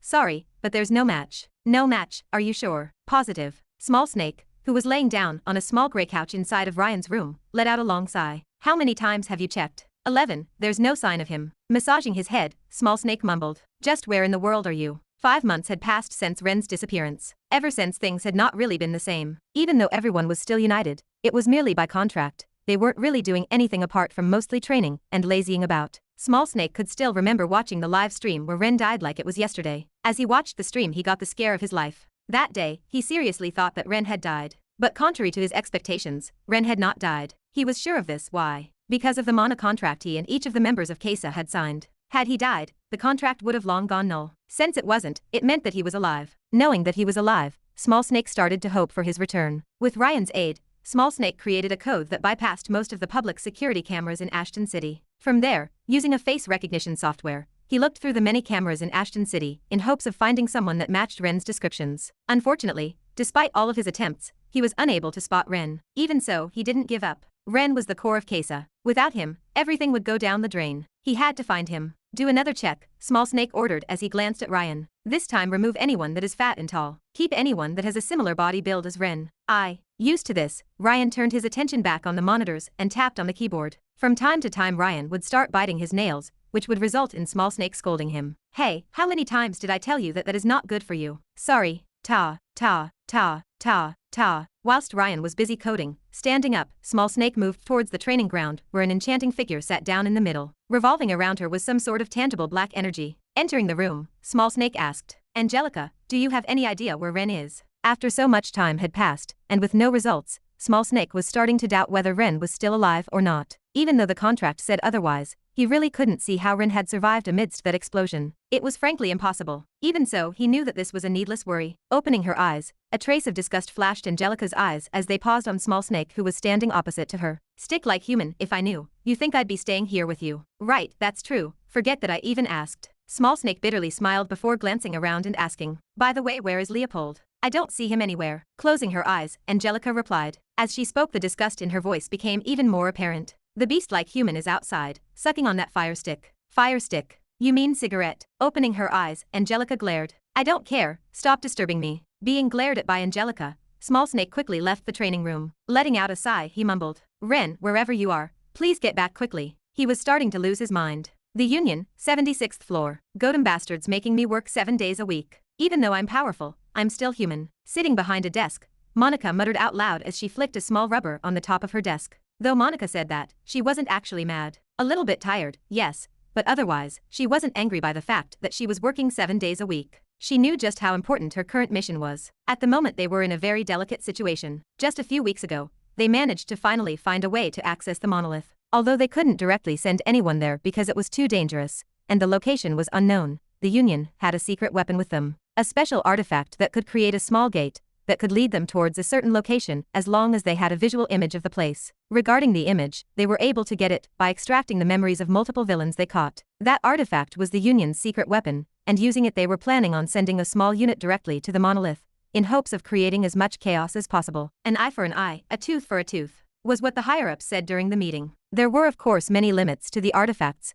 such as the limited number of people that could enter, and the cooldown period, but given the situation, it was without a doubt the best weapon they could have to finally deal with the monolith, a devastating blow. Those crazy bastards. Recalling the details of the plans, Monica's pouted in annoyance. Why can't they let me join the infiltration squad? Unfortunately for Monica, during the time that the Union was planning on sending someone to infiltrate the monolith, she was tasked with a different mission, and that was to garner the attention of the higher-ups of the monolith, in order to make the situation much easier for the squad they were planning on sending in. With her head slumped on her desk, she muttered, Man, why can't those old bastards let me in on the fun? I would. Ring, ring. Cutting Monica off was the sound of her phone ringing. Taking out the phone and seeing the ID of the person calling, she picked up the phone as a mischievous smile appeared on her face. Is that you, Donna? Did you perhaps miss me? What, yes. I missed you so much. How sweet of you. Monica teased. So what did you call me for? She could practically envision Donna rolling her eyes inside of her mind. No, nothing really, it's just that I haven't heard from you for a month. Did something happen? At Donna's question, Monica's mouth trembled, and the pitch of her voice raised. No. So something really did happen. Donna's grew stern. Spill it. Damn it. A defeated smile appeared on Monica's lips as she mumbled. Sharp as always. Well, no, not really, it's just that you're way too easy to read. Ugh, that hurts. Unfortunately, for Monica, Donna's words had some truth to them. She had a difficult time hiding secrets as her face would always give her away. Fortunately, this only happened with Donna. Had it been anyone else, she would have been able to somewhat keep a stoic face. All right, enough with the jokes. Did something really happen? Donna's stern voice rang through the speaker of the phone. A hint of worry was mixed in the stern voice. If so, is there anything I can do to help? Monica mused whilst playing with the rubber on the table. I can't say too much, but all I can tell you is that we're planning something big. Something big? Donna questioned. Sorry, even if it's you, I can't say too much. This was a top-secret operation that the Union was going to carry out. Even if she trusted Donna with all of her heart, she couldn't say anything. Donna seemed to have understood this point as well, as she didn't pursue the matter any further. I understand. Good luck with your mission. Thanks. Is there anything else you wanted to ask? Well, I was going to ask if you would like to come to help me train Jin and Kevin, but from the looks of it, you're going to be quite busy. Right, sorry about that. I don't think I'll be available for quite a while actually. The operation was going to be a very risky one. There was a lot of planning involved, and it may take as little as a month's time to complete, to as far as 2 years' time. Tapping on the rubber on the table, Monica's eyes suddenly lit up as she thought of something. I think that we should probably grab a drink before I go. What do you say? I like the sound of that. Great. Monica suddenly stood up from her seat. Let's do it right now. Wait, what? Now? Yep, wait for me Donna, I'm coming. Wait, what are you Ta-tack. Before Donna could reply, Monica had already hung up. Grabbing a red jacket that was resting on the back of her seat, she quickly headed for the door.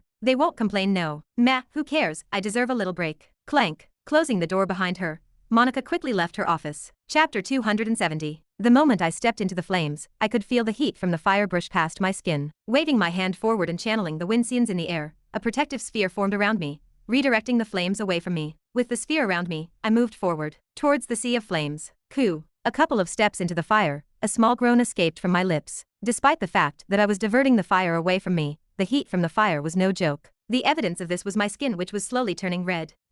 Gritting my teeth, and ignoring the pain, I continued moving forward. Because of the raging flames blocking my vision, I couldn't see where I was going. Even then, I could still hear the agonizing shouts coming from the guards that were being burnt alive. Focusing on the screams coming from the guards, I quickly headed in their direction. They were my goal. Help. Before long, following the nearest scream, I arrived before a guard. Well, what remained of the guard? With the air barrier revolving around me, arriving before him, I was able to get a quick glimpse of his condition. The moment my eyes laid on him, all I saw was a charred body. With his hand raised towards my direction, in a groggy, almost inaudible voice, he begged. Help. Me. Sure. Lowering my body, I raised my hand and smacked his head, directly killing him in one hit. At this point, even if someone came to his aid, he was too far injured to be saved. Exhaling, my eyes paused towards what seemed to be the hand of the guard. On it was a small golden ring. Taking the ring from the guard's hand, I closed my eyes and channeled my mana. Great, everything is here. Looking through the ring and seeing that everything was still in there, I smiled in satisfaction. Taking out the ring that was on my finger and replacing it with the one I took from the guard, I put away my old ring. Once I put the ring on my finger, staring at the corpse of the guard next to me, I moved back, and once again let it be engulfed by the flames. Turning around, I moved a couple of meters away from the body and sat down. Taking a deep breath, I knew that I didn't have much time. Closing my eyes, I decreased the radius of the air shield that was revolving around me. Burn marks started to appear all over my body, but I didn't care. I had to save as much mana as possible. The flames around me continued to rage wildly around me for the next 10 minutes or so, and just when I was about to run out of mana, the flames finally started showing signs of decreasing. Over here. There is an injured person over here. Before long I could hear the sound of the rescue team in the distance. Waving my hand, the air shield around me dissipated, and once it disappeared, the flames instantly enveloped my entire body. Closing my eyes, using the last mana inside of my body, I muttered. Monarch's indifference. Inside of a large room lit by a dim lamp, multiple figures sat around a large oval wooden table. At the moment, a heavy atmosphere shrouded the room as everyone's eyes looked towards a man sitting at the head of the table. Objectively speaking, he was a handsome man. He had sharp, well-defined facial features that shone beautifully under the dim light. His displeased expression was the reason for the heavy atmosphere. So you're telling me that you still can't track 876? His deep and cold voice rang across the room. Turning his head and staring towards a certain individual sitting on the table, his voice grew colder. And you're also telling me that a commander like you is incapable of taking care of a single individual despite the fact that you had 2 units helping you. A heavy pressure descended upon the room. Every single individual's breathing became rough, and sweat trickled down the side of their faces. Reprimanded, Luther wordlessly raised his head. The moment he raised his head, and the light shone on his face, a massive burn mark that spread across half of his face became visible for everyone in the room to see. Clenching his fists underneath the table, Luther did not rebuke and apologize. I acknowledge my mistake. Propping his elbow on the table and resting his cheek on his fist, the handsome man indifferently asked. Is that all you have to say? No. Luther shook his head, before gritting his teeth, and suddenly standing up. Please give me another chance, Xavier. Bang. Smashing his fist on the table and startling the people around him, Luther raised his voice. I swear to you that I will grab that fucker and kill him with my own hands. Each and every single word that came out of his mouth was coated with unimaginable amounts of hatred. Although he did not get any serious injury, fury and humiliation surged within him whenever he thought about the incident that happened not too long ago. Such disgrace was something he had never experienced before. It remained in his mind vividly. Deeply staring at Luther, Xavier mused. So you're saying that you will take responsibility for your failure? Yes, Luther firmly replied. I see, all right. Really? At Xavier's agreement, Luther's eyes lit up as the flames of hatred that were flashing across his eyes burned even more fiercely. I will not disappoint you. But there's one condition. One condition. Luther's excitement died down, and what replaced it was wariness. As expected, there's no free lunch in this world. This was how the monolith operated. Luther knew that there were no such things as favors in the monolith. There were only deals, and Xavier was just about to propose his deal. What's the condition? Don't worry, it's nothing too bad. Propping his other elbow on the table and interlocking his fingers together, Xavier casually said. In the process of hunting down 876, I want you to bring a couple of recruits with you. A couple of recruits.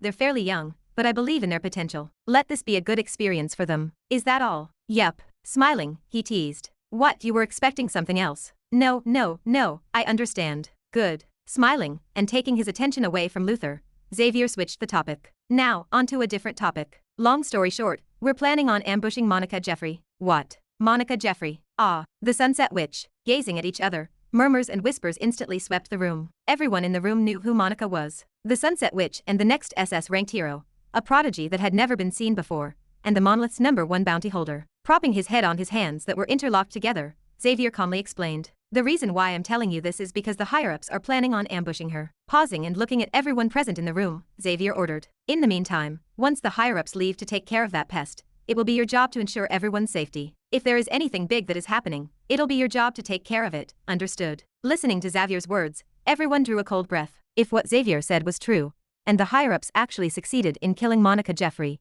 then the war between the Monolith and the Union would escalate even further and reach points where they would start an all-out war. One that would no longer be hidden in the shadows. Understanding this, the atmosphere became extremely tense. Fully aware of what everyone was thinking, Xavier sharply looked at everyone in the room. I repeat, did everyone understand what I just said? Staring at each other for a brief moment, standing up, everyone unanimously shouted. Yes. Good, the meeting is over. Clapping his hands together and standing up from his seat, Xavier turned around and made his way out of the room. Once he left the room, following after him were the rest of the people that had attended the meeting, Luther included. For an unknown amount of time, darkness enveloped my vision. I didn't know how much time had passed, but eventually, regaining control of my body, I opened my eyes. The moment I opened my eyes, I was met with an unfamiliar white ceiling. My mind felt hazy and my vision was foggy. Did I succeed? Or did I fail? The boundary between reality and dreams was ambiguous. My whole body ached and many questions emerged inside of my mind as memories started flooding inside of it. Right, the fire. It was then that slowly I started remembering what had happened to me moments prior. The pain that was coursing through my body was what really reminded me of what happened.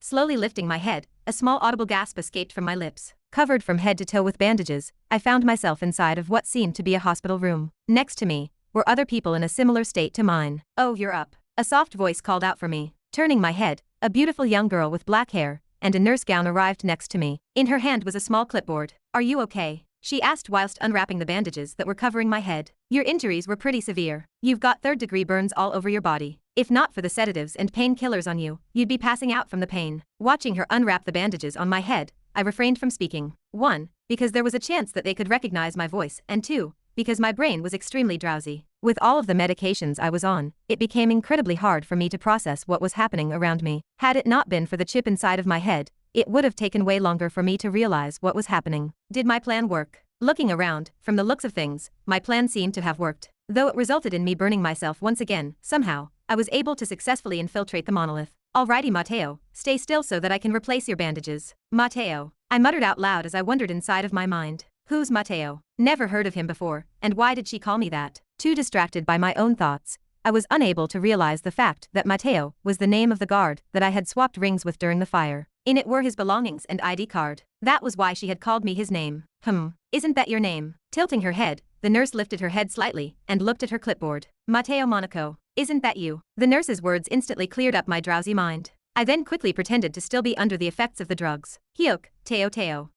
I guess you still can't quite understand what I'm saying. Fortunately for me, the nurse didn't put much thought into it and continued to replace the bandages in my head. Realizing that I had managed to somehow bullshit my way out of my blunder, I sighed in relief. If not for my quick thinking, I might have been in deep trouble. All right, I'm all done. Finished replacing my bandages, the nurse clapped her hands in satisfaction before saying, "Have some rest. I'll come back to check up on you tomorrow." KHM, I replied in a way that made it seem that I was still under the effect of the drugs. All right, now on to the next patient. Gazing at the back of the nurse, closing my eyes, the gears of my mind started turning. I need to get out of here as fast as possible. Despite the fact that I had managed to successfully infiltrate the monolith, I knew that the real trouble was just about to begin. I was closer to freedom than ever before, yet it also felt like I was still miles away from my goal. Still, I wasn't disheartened. Since I had managed to get to where I was now, nothing could stop me from escaping this hellhole. Nothing. Let's think this through before moving. Laying down on the bed, I refrained myself from quickly dashing out of the infirmary. There were still many factors that I needed to take into account before actually moving. For one,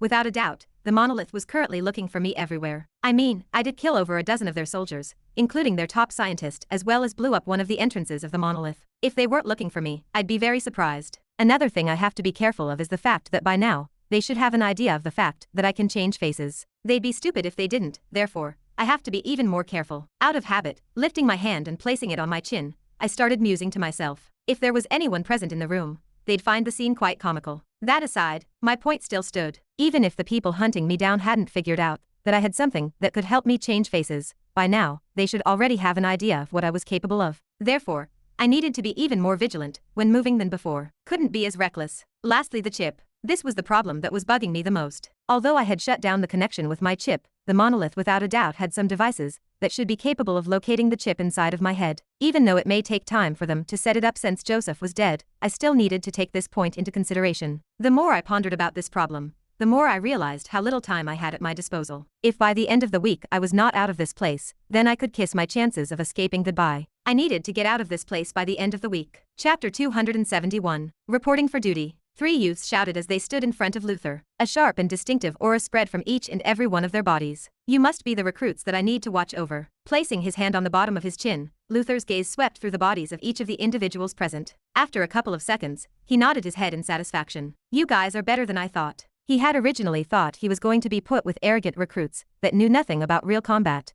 but feeling the bloodlust that was emanating from their bodies, he knew that his previous assumption couldn't have been any more wrong. They were already fully grown soldiers. "Let me get things straight. So your names are Ezra, Elisa, and..." Pausing, Luther turned his attention towards one of the 3 youths. Staring at him, Luther could feel that this youth was different from the others. The bloodlust around him was 3 times thicker compared to the other 2 youths. Compared to the other 2, he was a notch above them. "And Matthew?" Unbothered by Luther's stare, stepping forward, Matthew nodded his head. "That is correct, sir." Next to him, Ezra and Elisa seemed to have no qualms with the fact that he had responded for them. This did not go unnoticed by Luther, who squinted his eyes. I see. So he's the leader of the lot." Luther could see hints of fear and respect in the eyes of the other 2 recruits as they looked at the youth named Matthew. Turning his head and staring at Matthew, Luther asked, "All right then, you guys must already be aware of what is happening, right?" "Affirmative. We're here to hunt down subject 876. Good. Do you guys have any ideas on how we should proceed?" Luther had obviously already made plans beforehand. The only reason why he was asking was because he wanted to test them. Since his job was to mentor them, he naturally had to do so. "Affirmative," Matthew responded. Raising his brow, Luther gestured. "Oh, please share your thoughts." "Understood." Taking a step forward,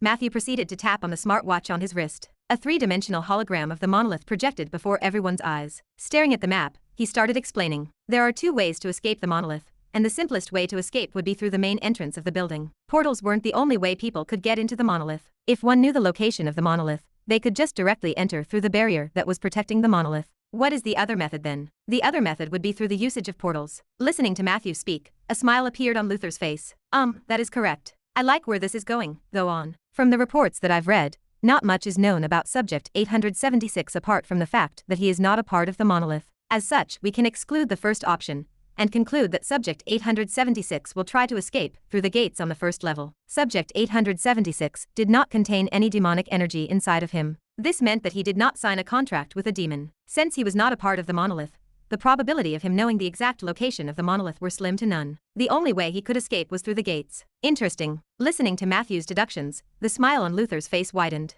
Is there anything else you would like to add?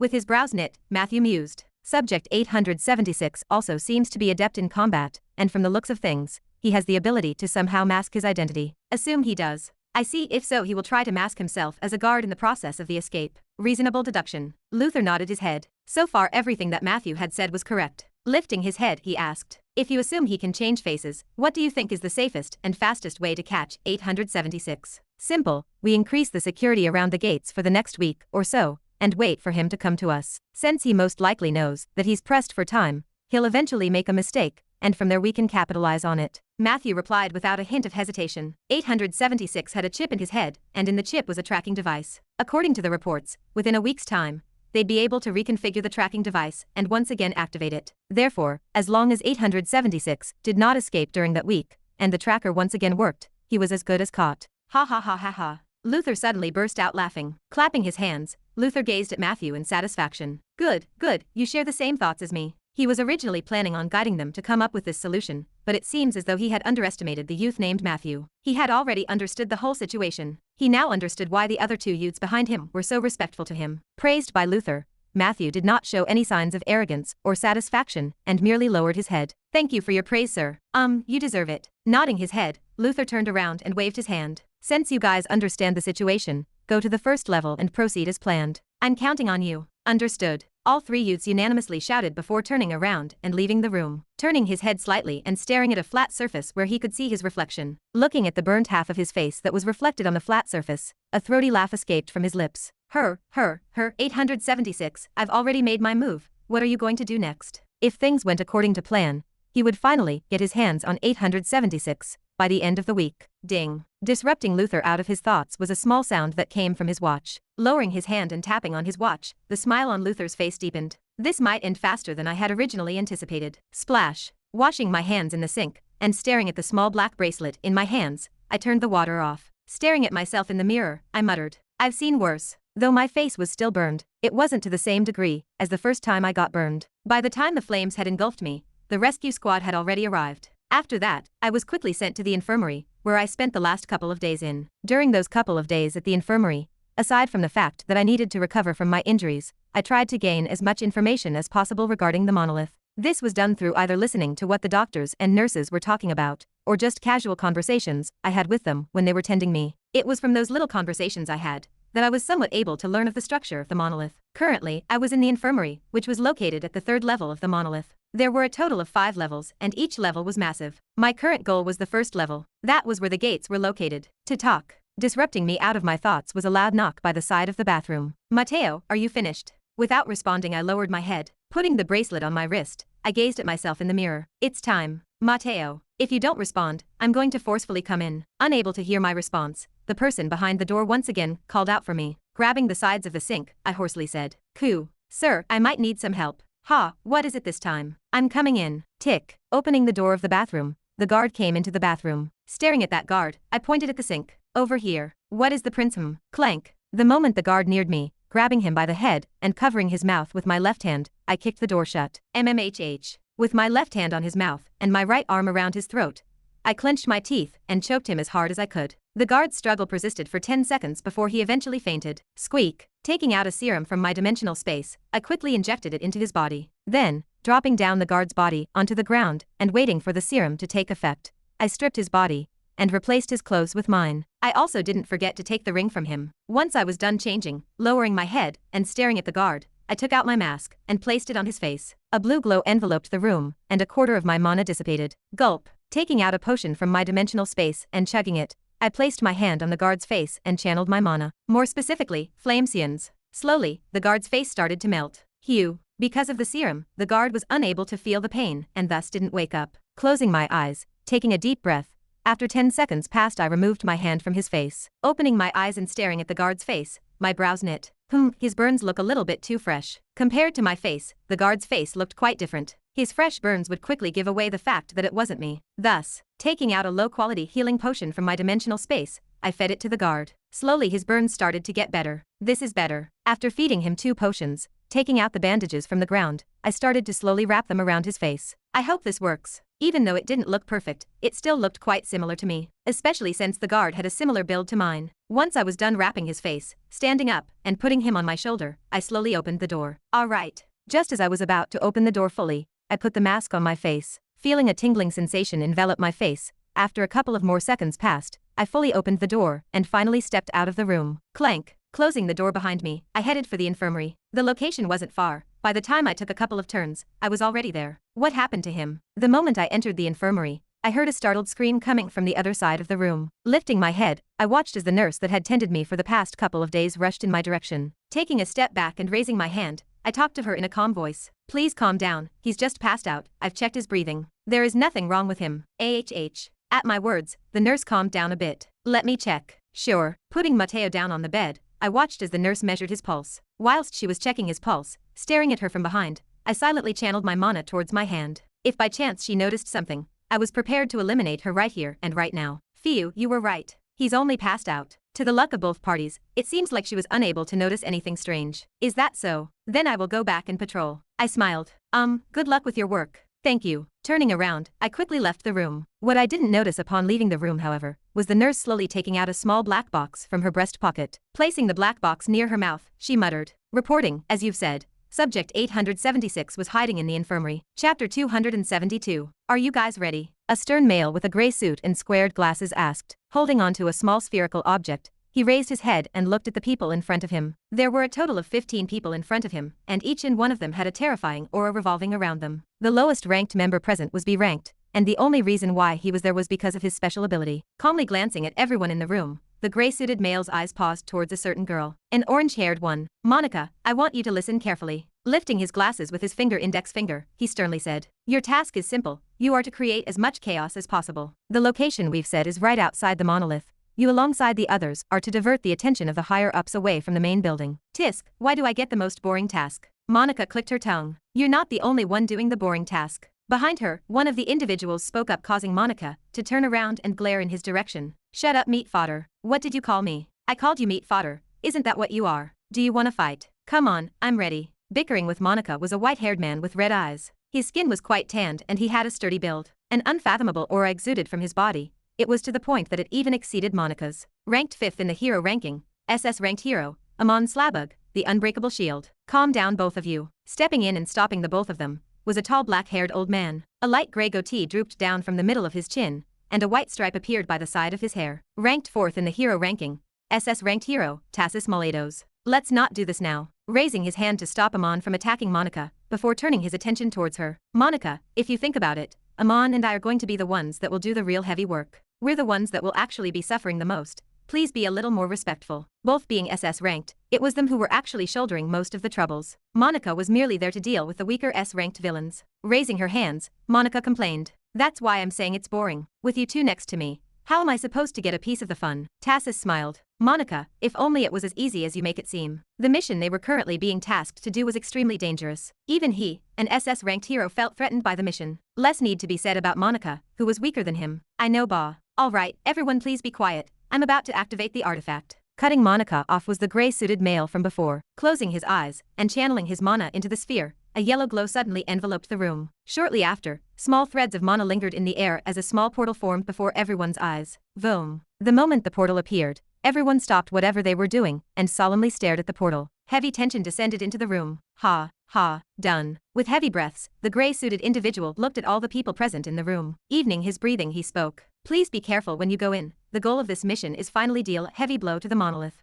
I want you guys to take this seriously, and please try to come back safely. We can't afford to lose any of you guys. Listening to the man's words, everyone reassured. Will do, don't worry. Roger. All right. Here. Turning his attention towards Monica, the gray-suited male handed her the orb. Once you're done with everything, channel your mana into the orb and a portal should appear. Let me warn you though, the orb requires a lot of mana to activate, so don't go all out and preserve some mana. I at least know this much. Monica replied as she put the orb away. Alright, good luck on your mission everyone. Thanks. Thanking the gray-suited individual, the first one to move forward and step into the portal was Amon. Haha, I'll be the first one to go in. I'll see y'all on the other side. Vroom. Wait up, you meat shield. Hesh, can you two stop it? Following him were Monica and Tassis. Vroom.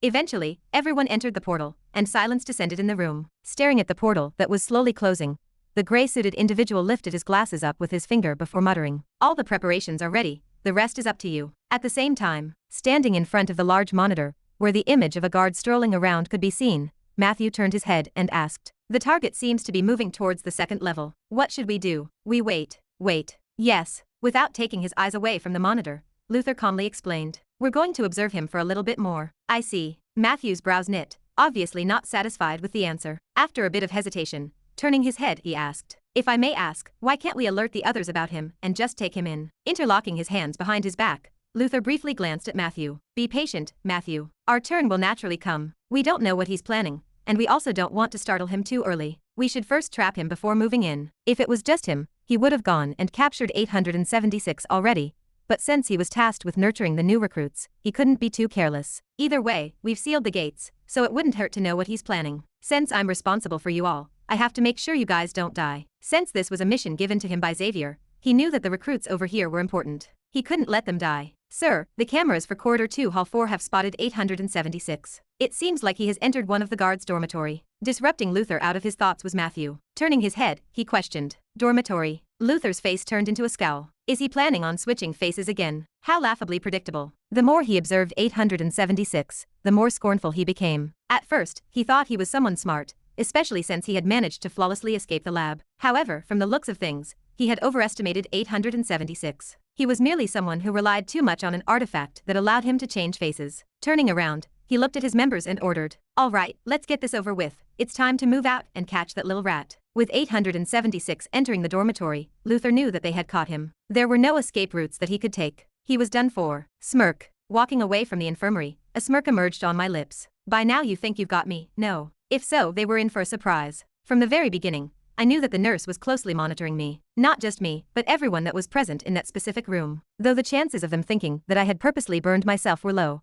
they were not slim. Therefore, it wouldn't have been strange for them to send someone to monitor the patients in the likelihood that this happened. Turns out that they weren't wrong. I really was hiding amongst the burn victims. Just then, me raising my hand pretending to kill her was also part of the act. From a glance, I could tell that she was pretending to check the patient and was actually looking at me. Once she saw that I was ready to kill her, she quickly acted as though everything was all right. Might have fooled someone else, but not me. Should be this way. Turning right into a corridor, I lowered my head and hastened my footsteps slightly. Even though I had already left and wasn't sure what the nurse was doing at the moment, I knew that she had probably warned the others of my whereabouts. Well, in all honesty, I wasn't really that thorough when burning the guard's face. Though I covered his face with the bandages, it was pretty obvious that it wasn't me. Anyhow, it was the effort that mattered. As long as I made it seem like I tried, then everything was fine. Her warning the others about my whereabouts was what I wanted. I hope that by now they know about my ability to change faces, I thought to myself, as I calmly walked through another corridor of the facility. They wouldn't be that dumb, right? Everything that I did since the beginning was not a coincidence. From the very moment I pretended to be the unit captain back in the forest,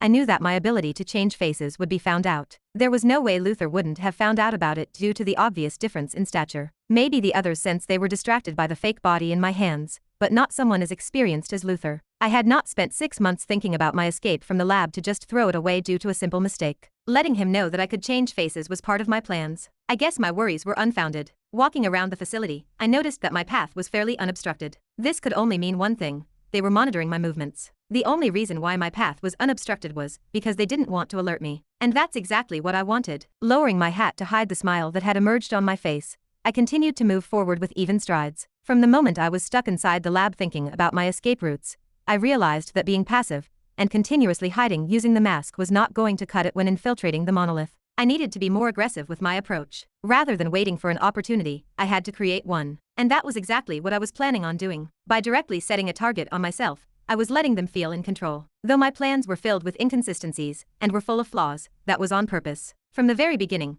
my main plan was to act in a way that made it possible for me to read my opponent's next moves. By putting subtle flaws in my plans, I was trying to influence their minds in a way that made them think and act the way I wanted them to. And once you know what your opponent's next move is, everything else becomes easy. Freely moving around the monolith, I quickly entered the second level, completely unobstructed. Wherever I went, no guard said anything or stopped me. Everyone was just minding their own business. Upon entering the second level, checking the map on my watch, I headed towards the right. Walking for a couple of minutes, I arrived before a metal door. Dormitory room 45. This should be it, I think. Taking out a small card from my pocket and seeing the 45 engraved on it, I quickly swiped it. Clink. Upon scanning the card by the side of the door opened. Entering the room, the first thing I saw was 5 individuals sitting in front of a circular table playing cards. The smell of smoke invaded my nostrils. With a cigarette in his mouth, one of the 5 individuals turned their head in my direction and pointed at the table. "Oh, Ansel, you finished with your shift. Come and join us. Give me a second." Tapping onto my bracelet, a sword appeared in my hand.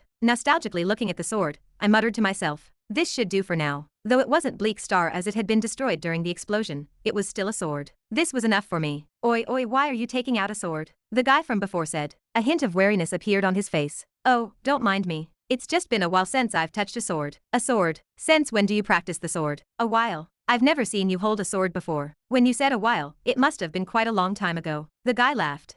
Been quite a while." Smiling, I nodded my head. 8 months to be exact. Given that I had stayed in this world for only 2 years, it was quite a lot of time. "Anyway, put the sword down and come play a game with us." "Ah, right." Putting my sword by the right side of my waist, I smiled and calmly walked towards the table. Glancing around and making sure there were no cameras, I approached the table. Smirking, the guy holding onto the cigarette pointed at his watch. He, you know the rules. If you want to play, you must start with 10 merit points. Is that so?" "Yeah." Click. Suddenly, a subtle metallic click rang out in the room. Following this, with his eyes wide open, one of the 5 individuals sat on the chair slumped on the ground. A gaping hole appeared on his forehead. "What are you doing?" "Hey, Ansel." Startled, everyone stood up and took out their weapons. Ignoring them, and staring at the guard I had just killed, I thought to myself, it's been a while since I last heard this sound. Feels quite nostalgic. "Answer me. Why are you doing this?" Raising my head, and staring at the 4 individuals who had surrounded me, I lowered my head and once again placed my hand on the sheath of the sword. "Sorry, but all but one guy will have to die for me." Click. Once again, a clicking sound resounded across the room. Not long after,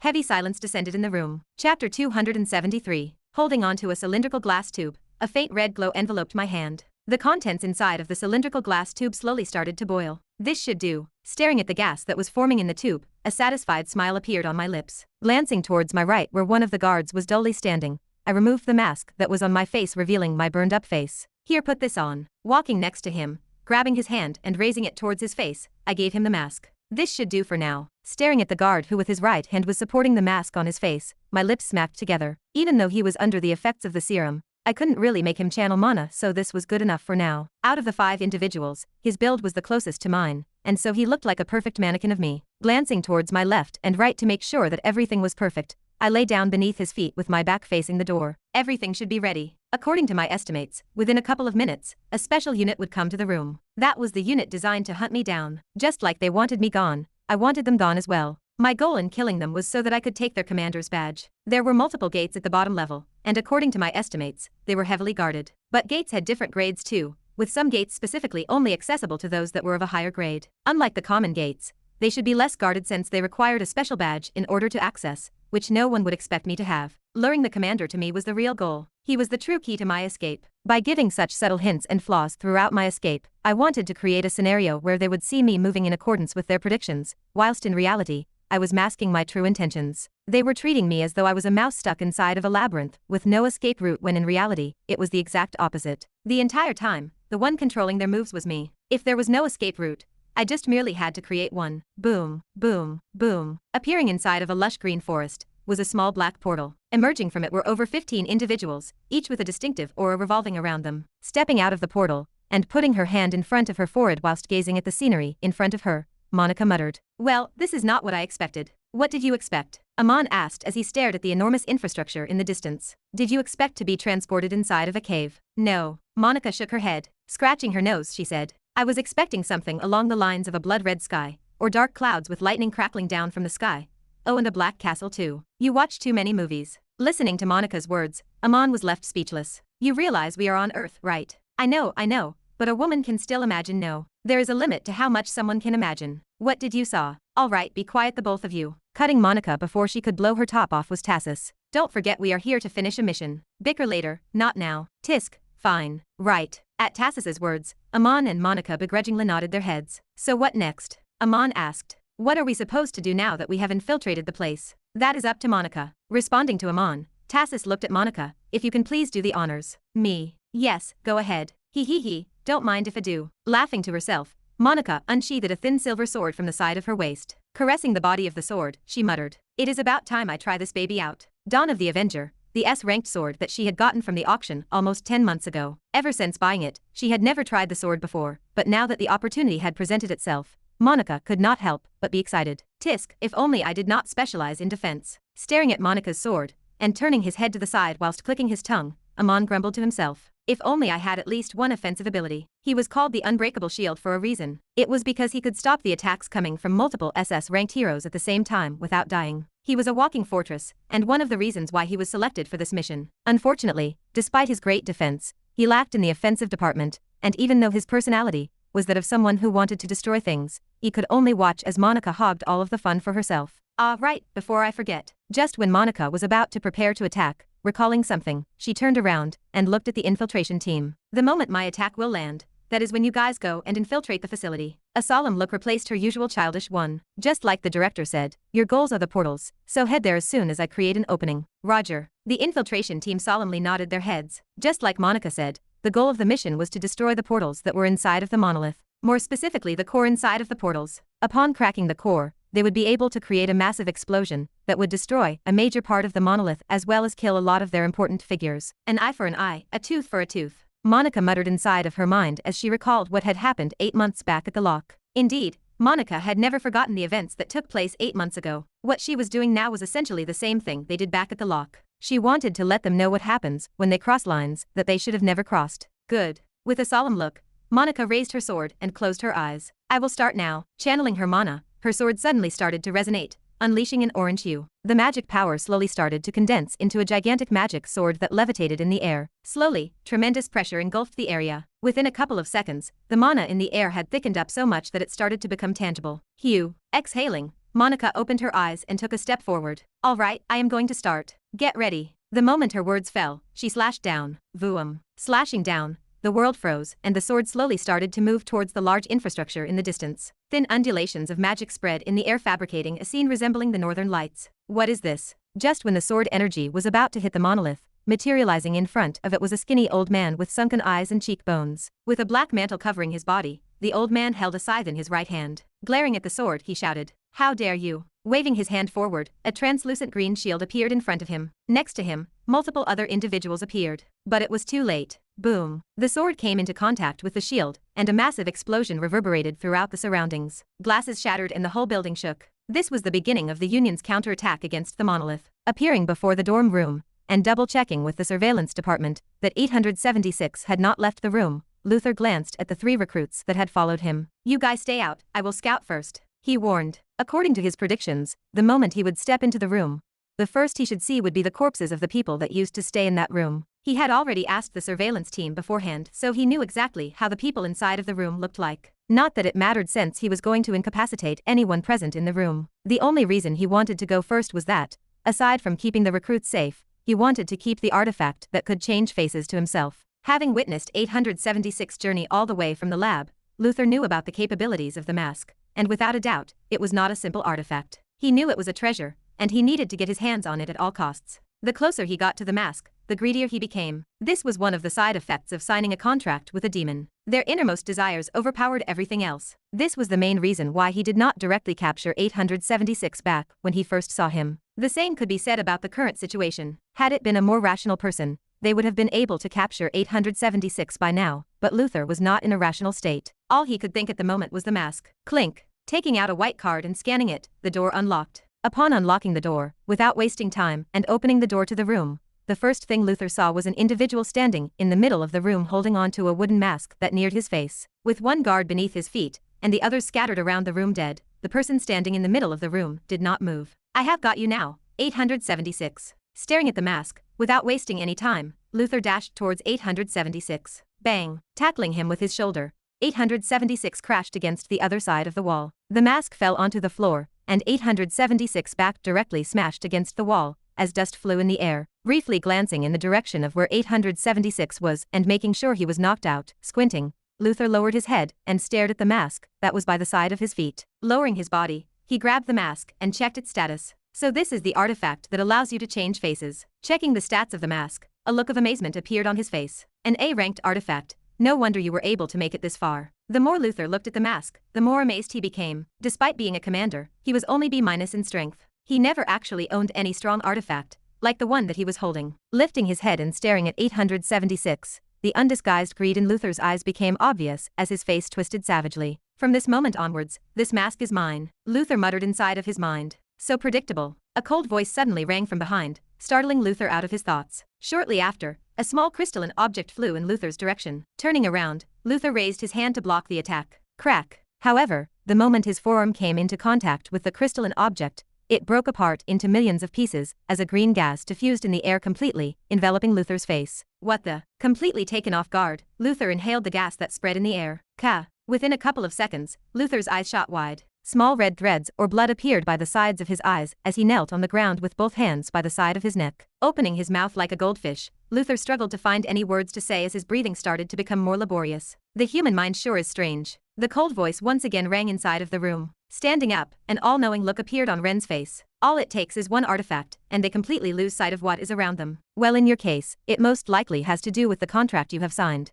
But it really is easy to manipulate someone like you. Had Luther looked at the person he had knocked out, or just taken a better look at his surroundings, he would have easily found out that something was not quite right. But by directly exposing the mask in front of him, Ren had diverted his attention away from everything else, making Luther's next set of movements extremely predictable. Ren revealing the fact that he could change faces back in the forest was for the purpose of igniting Luther's greed. By following his primordial instincts that were enhanced due to the contract he signed, he became nothing more than just a puppet that Ren could easily control. Everything that Luther did after he found out about the mask was in accordance with what Ren willed. Kahua. Lifting his head, Luther watched Ren slowly walk up to him. Even though he wanted to fight back, he could barely lift his body, as everything inside of him was melting at a rapid rate. If not for the intense amount of mana he was using, he would have long have died. Lifting the hat off of his face, and revealing his burned face, Ren tapped on the sword that was by the side of his waist. Thank you for acting like I wanted you to. Click. Following this, a subtle clicking sound rang out, and silence descended in the room. Chapter 274. Wow, that is a lot of stuff. Staring at the commander's dimensional storage, I was amazed by the things he had inside of it. From potions to artifacts, he was loaded. I should check that stuff later. My priority should be the card. There was a time and place for everything. Now was not the time for me to get distracted by the things inside of his dimensional storage. My priority should be the card. Without it, my escape route was blocked. Here. Thankfully, it did not take long for me to find it as a black card quickly appeared on the palm of my hands. Staring at the card, I put it back in my dimensional space and headed for the door. I better hurry out of this place. The hardest task was completed. All I needed to do now was rush all the way towards the gates at the first level. Commander, is everything all right? However, just as I was about to leave the place, someone else entered the room. The moment the individual entered and my eyes landed on him, my pupils dilated and my body froze. What are you doing here? I muttered out loud. You know me? Gazing in my direction for a brief moment, Matthew's eyes paused towards a certain corpse behind me. Commander? Upon spotting the commander's dead body, instead of panicking, a wild yellow hue started revolving around his body. With his eyes focused on me, he commanded, Ezra, Elisa, you called. What is going on, leader? At his call, 2 more people showed up. A wild aura revolved around their body. Making eye contact with Matthew, who nudged his head in my direction, they immediately got the gist of the situation and got into battle positions. Unsheathing his saber, Matthew did not immediately attack. Pointing it in my direction, he said, from your previous words, it seems as though you know me. Staring at my face for a couple of seconds, a trace of disgust flashed across his eyes. But I do not ever recall meeting someone like you, especially with a face as memorable as yours. Listening to his words, a light sigh escaped from my lips as I quickly regained my calm. Scratching the back of my head, I muttered out loud, your attempt at trying to buy time is honestly pathetic. A green hue suddenly enveloped my body as I placed my hand on the grip of the sword. Oh, and about what you said before, I do not actually know you. I was just expecting Luther to come by himself. This part was not a lie. I had originally expected Luther to try to accomplish this mission by himself with the goal of taking the mask for himself in mind. Never did I expect Matthew to show up. But it did not matter. Gazing at Matthew and the 3 people behind me, neither one of us moved. We were both trying our best to waste time. Him for getting a better understanding of the situation and getting in battle formation with his members, and me for my mana. I need to finish this quick, I thought to myself, as my eyes peered through the gap of the door behind Matthew and his 2 companions. Making sure that there was no one else, I once again looked at them and analyzed their strength. Judging from the mana revolving around them, all of them are D ranked, with Matthew being slightly stronger at D+ rank. This was not strange though. For the longest time, Matthew had always been stronger than me. However, ever since last meeting him, I had finally caught up with him. Currently, standing opposite to me in a triangular formation with Matthew at the back, they were glaring at me with unprecedented calmness. It became evident to me that they were extremely experienced individuals. From where I was standing, I could see no gap in their formation. To make matters worse, Matthew was standing more than 10 meters away from me. This was outside of the range of the 3rd movement, thus I could not one-shot him just yet. I need to take the initiative. Time was of the essence. If they called for backup, then the situation would truly start to become troublesome. Although it would not hinder my plans as they would think that I was going for the normal gates, it would reduce the chances of me escaping by a certain degree. This, I did not want. Thus, gripping the hilt of the sword, slowly unsheathing the sword, a subtle clicking sound rang inside of the room. Click. The third movement of the keiki style, void step. My vision darkened and I appeared in front of the male individual standing in front of Matthew. With my sword unsheathed, I stabbed my sword in the direction of his heart. Spurt. My appearance was so unexpected that he had no time to react before the sword quickly penetrated his heart. Hyuk. Blood spilled on the floor, and a body fell on the ground. If one looked carefully, they would see a small hole in the middle of their body. Ezra, shouted the female individual. Raising her weapon, she quickly dashed in my direction. Elise, no. What are you doing? Matthew shouted as he watched Elisa dash in my direction. His face was incomparably white, almost as though he had seen a ghost. Apathetically glancing at Matthew, I muttered, "It is too late." The first movement of the keiki style. Quick flash. Click. Yet again a subtle clicking sound rang in the room, and another body fell. Ha. Staring at the dead body beneath my feet, exhaling, I turned around and coldly glanced in Matthew's direction. I am sure you have already figured everything out. No. You. With his eyes wide open, raising his hands and pointing towards my direction, trembling he mumbled, "Ren." Empty. Gazing at Ren getting engulfed by the flames on live television, that was how Matthew felt. The one source of motivation and goal to strive for power disappeared right before his eyes. For a brief moment of time, Matthew's world became blank. What now? He is dead. What is the point in getting stronger? What do I do? What am I? Upon losing what was once his goal, all that was left was nothing but emptiness. Matthew's purpose for strength was gone, and what replaced it was nothing but emptiness. Everblood had long disappeared, leaving him all alone inside of the monolith, scraping for merit points by risking his life every day. His weak mental state became apparent when during the battle arena matches, he almost came close to losing on multiple occasions. He felt empty, alone, and powerless. Many times he wanted to just give up and die. In fact, he had given up at one point. However, just when he was about to lose for good, a hand reached out for him. Xavier Pierce. That was the name of the person who gave him a second opportunity. Taking his broken self and instilling new ideas and ideals inside of his head, Matthew managed to move on and create new goals for himself. Though it took a while, he had finally shed his old naive self whose only purpose for growth was revenge. It was only after he had gone through a reformation that he realized how naive and stupid he was back then. Without looking back, Matthew grew at an astonishing rate. During the period he was under Xavier, not once had he seen Everblood. But he no longer cared. Put into another hellhole, Matthew did whatever he could to survive. He could not care less about Everblood even though he was his contracted demon. He had new goals and ambitions, no longer did he want to dwell in the past. He just wanted to focus on the future. Or so he thought. How? Gazing at the half-burned person standing before him, Matthew's hand trembled as he pointed in Ren's direction. Yo, Ezra. Cutting Matthew off was Elisa who screamed as she watched her companion, Ezra, die right before her eyes. How dare you? Glaring at Ren, Elisa raised her sword and dashed in his direction. Elise, no. What are you doing? Snapping out of his thoughts,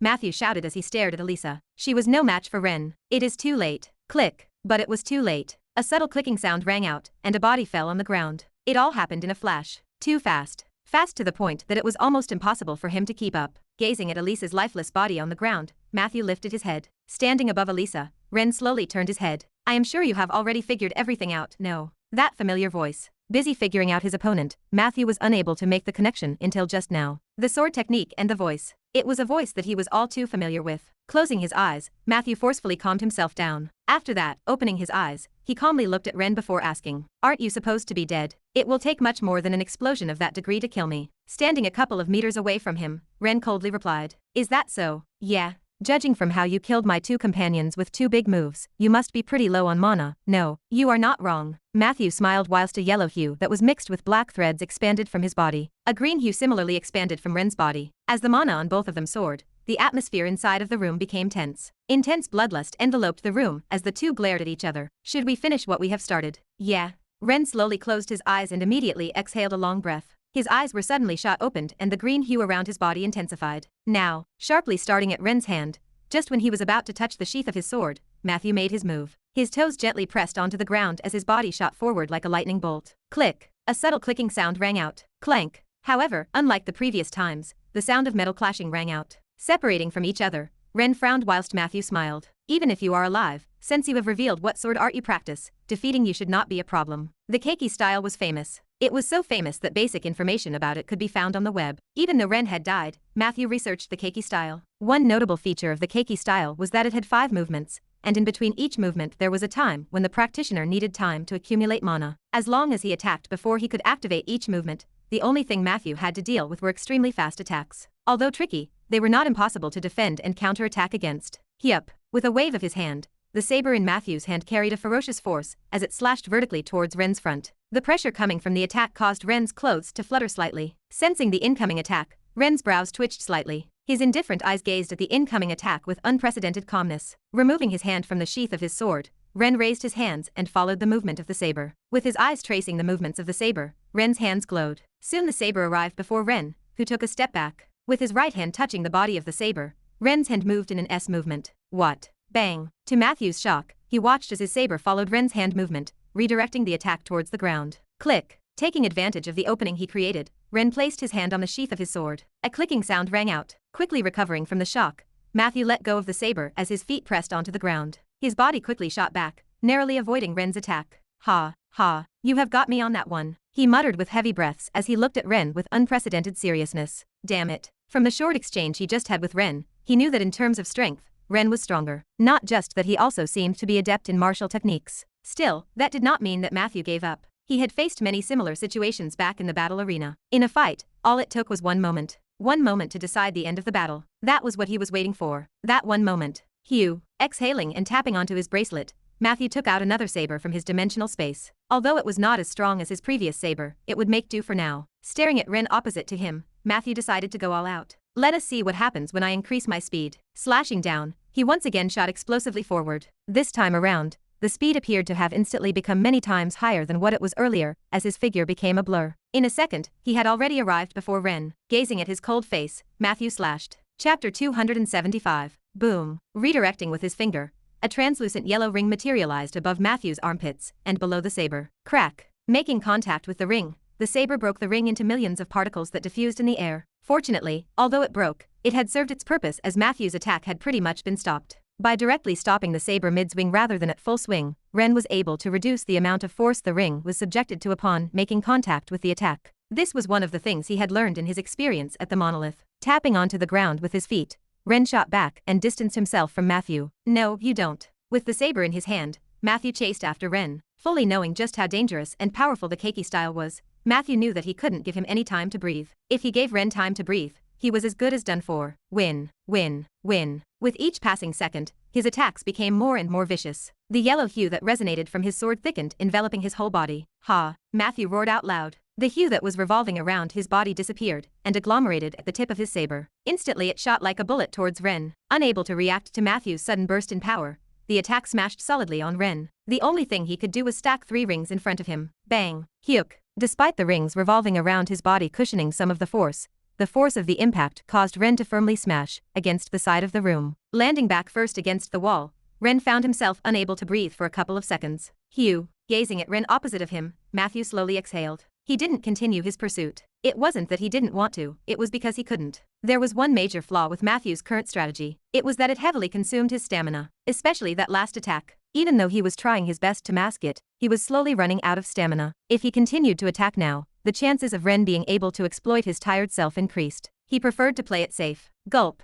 Tapping onto his ring, Matthew took out a couple of potions and quickly downed them. Slowly his stamina and mana started to recover. I should be in a better state than Ren, Matthew thought as he wiped the side of his lips. Ren had used 2 major moves to beat his 2 companions. Coupled with the fact that he had killed the captain, Matthew estimated that he was currently extremely tired and low on mana. As long as he kept replenishing his stamina and mana with his potions without giving Ren any time to consume them, victory was in his bag. Ugh. Eyeing Ren opposite to him, he watched as he slowly stood up, dusting his body. Apart from his torn clothes, Ren was fairly unscathed. Staring at Ren, Matthew noticed that his expression was still calm. Frowning, he spoke. You have really surprised me. Compared to years ago when you were much weaker than me, I must say, you've truly grown. Matthew was honestly shocked by Ren's rate of progress. He could remember not long ago, when Ren's talent assessment was only D rank. At that time he thought that he and Ren would never be on the same level, but surprisingly, Ren was now in the same rank as him. Most shockingly, Ren had done it without the aid of the demon fruits that brought a massive increase in strength upon the first ingestion. Though I hate to admit it, it seems as though you've finally surpassed me. Matthew's eyes became solemn. But don't let that fool you. Even if you're stronger than me, it is only by a marginal amount. In terms of experience, I'm far ahead of you. As he spoke, the medical effects of the potions were starting to kick in. The yellow hue around his body slowly started to stabilize. In fact, it was also showing signs of thickening. Listening to Matthew's words, Ren did not give a reply. He merely lifted his eyes and glanced indifferently at him. As he sensed the slowly soaring yellow-colored energy within Matthew's body, he quickly got into a stance. That's enough speaking from me. It's about time we end this relationship of ours. Matthew slowly raised his hand. The yellow glow revolving around his saber became increasingly dense as his gaze never left Ren. Killing you will set me free from the binds of revenge that have chained me up for a long time. Your death will be the start of my rebirth. Only upon killing Ren could he finally move on and be his own person. This was the duel that would decide his fate. Listening to Matthew's words, Ren's face contorted slightly, almost as though he was cringing. Unbothered by this, Matthew shouted, "Let's finally settle this." As Matthew's voice slowly fell, the clothes on his body alongside the black hair on his head suddenly fluttered wildly despite the lack of wind. A gloomy pressure gradually rose from within his body. The extent of the strength increase presented by Matthew caused Ren,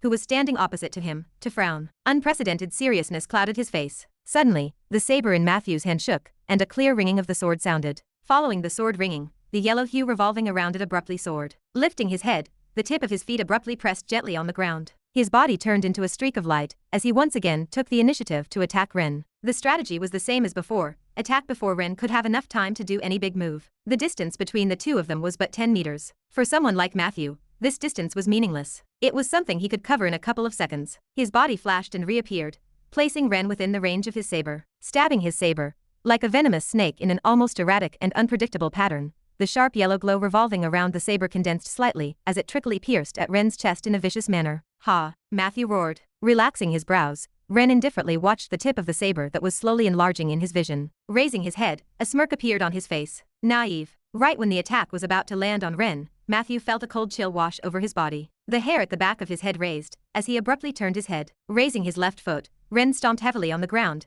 and an explosive sound was created. His body turned into a black-colored shadow, and like a ghost, Ren disappeared from where he was standing, reappearing behind Matthew. "Ha!" Roaring, Ren punched out. Borrowing the force from his half-rotated body, his fist viciously smashed towards Matthew's back with a terrifying force. An ear-piercing energy explosion rang inside of the room as the color green flashed across the room. The reason why Ren's fist was coated in green was because at the moment it was currently coated with Windseans. Using the same principle as the Keiki style, borrowing the speed that he got from the Windseans, Ren released a devastating attack that was almost as fast as his regular sword attack. This was a principle he had developed after contemplating on the Keiki style for a long time and combining it with his martial manual. If it worked on the sword, could it work on his fist? The result: a terrifying attack that left Matthew breathless. This was Ren's true finisher. Everything before that was Ren merely trying to trick Matthew into thinking that he could only attack using the Keiki style, making him forget that he now could use martial arts. Staring at the incoming fist that was slowly enlarging in his vision, Matthew could only open his mouth absent-mindedly. It was already too late. He knew it. Bam.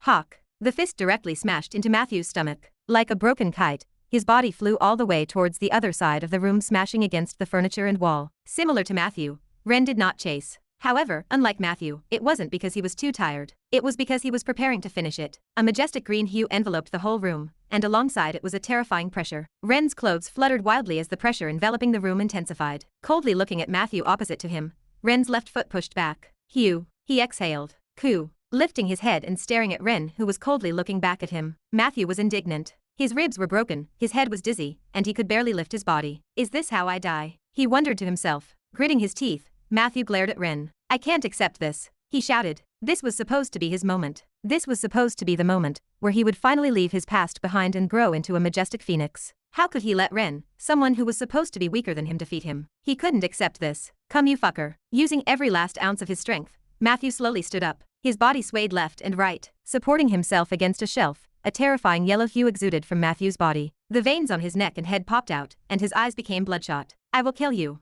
Ha! Roaring out loud, Matthew poured everything in his last attack. Tensing his legs, like a bullet, he shot in Ren's direction. Coldly looking at Matthew, who was approaching him, Ren closed his eyes. Click! A clicking sound rang out, and his body then disappeared. The third movement of the Keiki style, void step. Unleashing their attacks, the two passed each other. With their backs facing each other, neither one of them spoke. This continued for a good 10 seconds before Matthew broke the silence. "So this is the end, huh?" Letting go of his saber, Matthew knelt on the ground. Spurt. Hyuk. Shit. Lowering his head, blood splurted out of Matthew's mouth. A gaping hole appeared on his chest, right where his heart was. "Who would have thought that I would die like this?" Matthew laughed as he dropped to the ground with his back facing the ceiling. A somewhat gratified smile appeared on his face. His mind, which had been clouded for a long time, was slowly starting to clear up. "I thought that death was scary." Coo. Blood spurted from Matthew's mouth. Smiling, even more, Matthew muttered, For some reason, I don't feel scared. Maybe it was because the effects of the demon contract were slowly disappearing and his sanity was returning. But Matthew was slowly coming to terms with his death. His head felt clear. Ha, I deserve this, don't I? As his sanity returned, a bitter and tragic smile appeared on his lips. Turning around, Ren quietly listened to Matthew's words. He knew that this Matthew was the true Matthew, not the one that he had seen in the past. I killed my own father, blackmailed the one only friend that supported me in the past, all for what? Power? Ha, I was truly naive back then. Covering his eyes with his arms, tears trickled down by the side of his cheeks. At the end of the day, Matthew had only been a child that was exploited and manipulated into signing a contract with a demon. His emotions were stripped away, and what was left was only a husk of a body that only followed his own desires. Do you know? Weakly turning his head, Matthew looked at Ren. Do you know that the person who drove my mother to suicide wasn't actually my father? A sad laugh escaped from his lips. Indifferently looking at Matthew, Ren did not speak and just listened. It was the demon who contracted me. Matthew hoarsely laughed. Haha, what's worse is that even when I found this out, I felt no anger or sorrow over her death. I was already too far gone to feel those types of emotions. The reason why Matthew had signed a contract was due to his hatred for his father for driving his mother to suicide. It turned out that they had both been under the control of the demon to act like that. If not for Everblood, he would never have found out, and even then, he felt nothing upon learning of this. He just continued pursuing strength. Looking back at it now, I truly was too naive. Quietly listening to his story, Ren lowered his head. He didn't feel sorry, nor any pity for him. It was already too late for him. The things he had done were already done. Even if he was manipulated into doing those, he couldn't bring himself to forgive him. He couldn't change the past. Though tragic, this was Matthew's fate. Hey, I know you hate me for what I've done to you in the past, but... With hollow eyes, Matthew stared at the lights from the ceiling. His consciousness was slowly slipping away, and his breathing was starting to become fainter. Opening his mouth a couple of times, he struggled to say his last words. If there is a next time, try to be more gentle when you kill me. It hurts. Matthew chuckled. A couple of seconds after, his eyes lost all of their clarity, and his breathing stopped. He had died. Hugh. Closing his eyes, Ren quietly looked at Matthew for a couple of seconds before lowering his body and apathetically looking at him. Closing his eyes, he proceeded to take his dimensional space. Then, taking his mask out, he prepared to put it on his face. Boom. However, just as he was about to copy his face, the whole building shook, and a massive explosion rang out. What the? Chapter 276. Boom. The whole building shook, and all the furniture in the room fell onto the ground. Stumbling back a couple of steps, my eyes opened wide. What in the world just happened?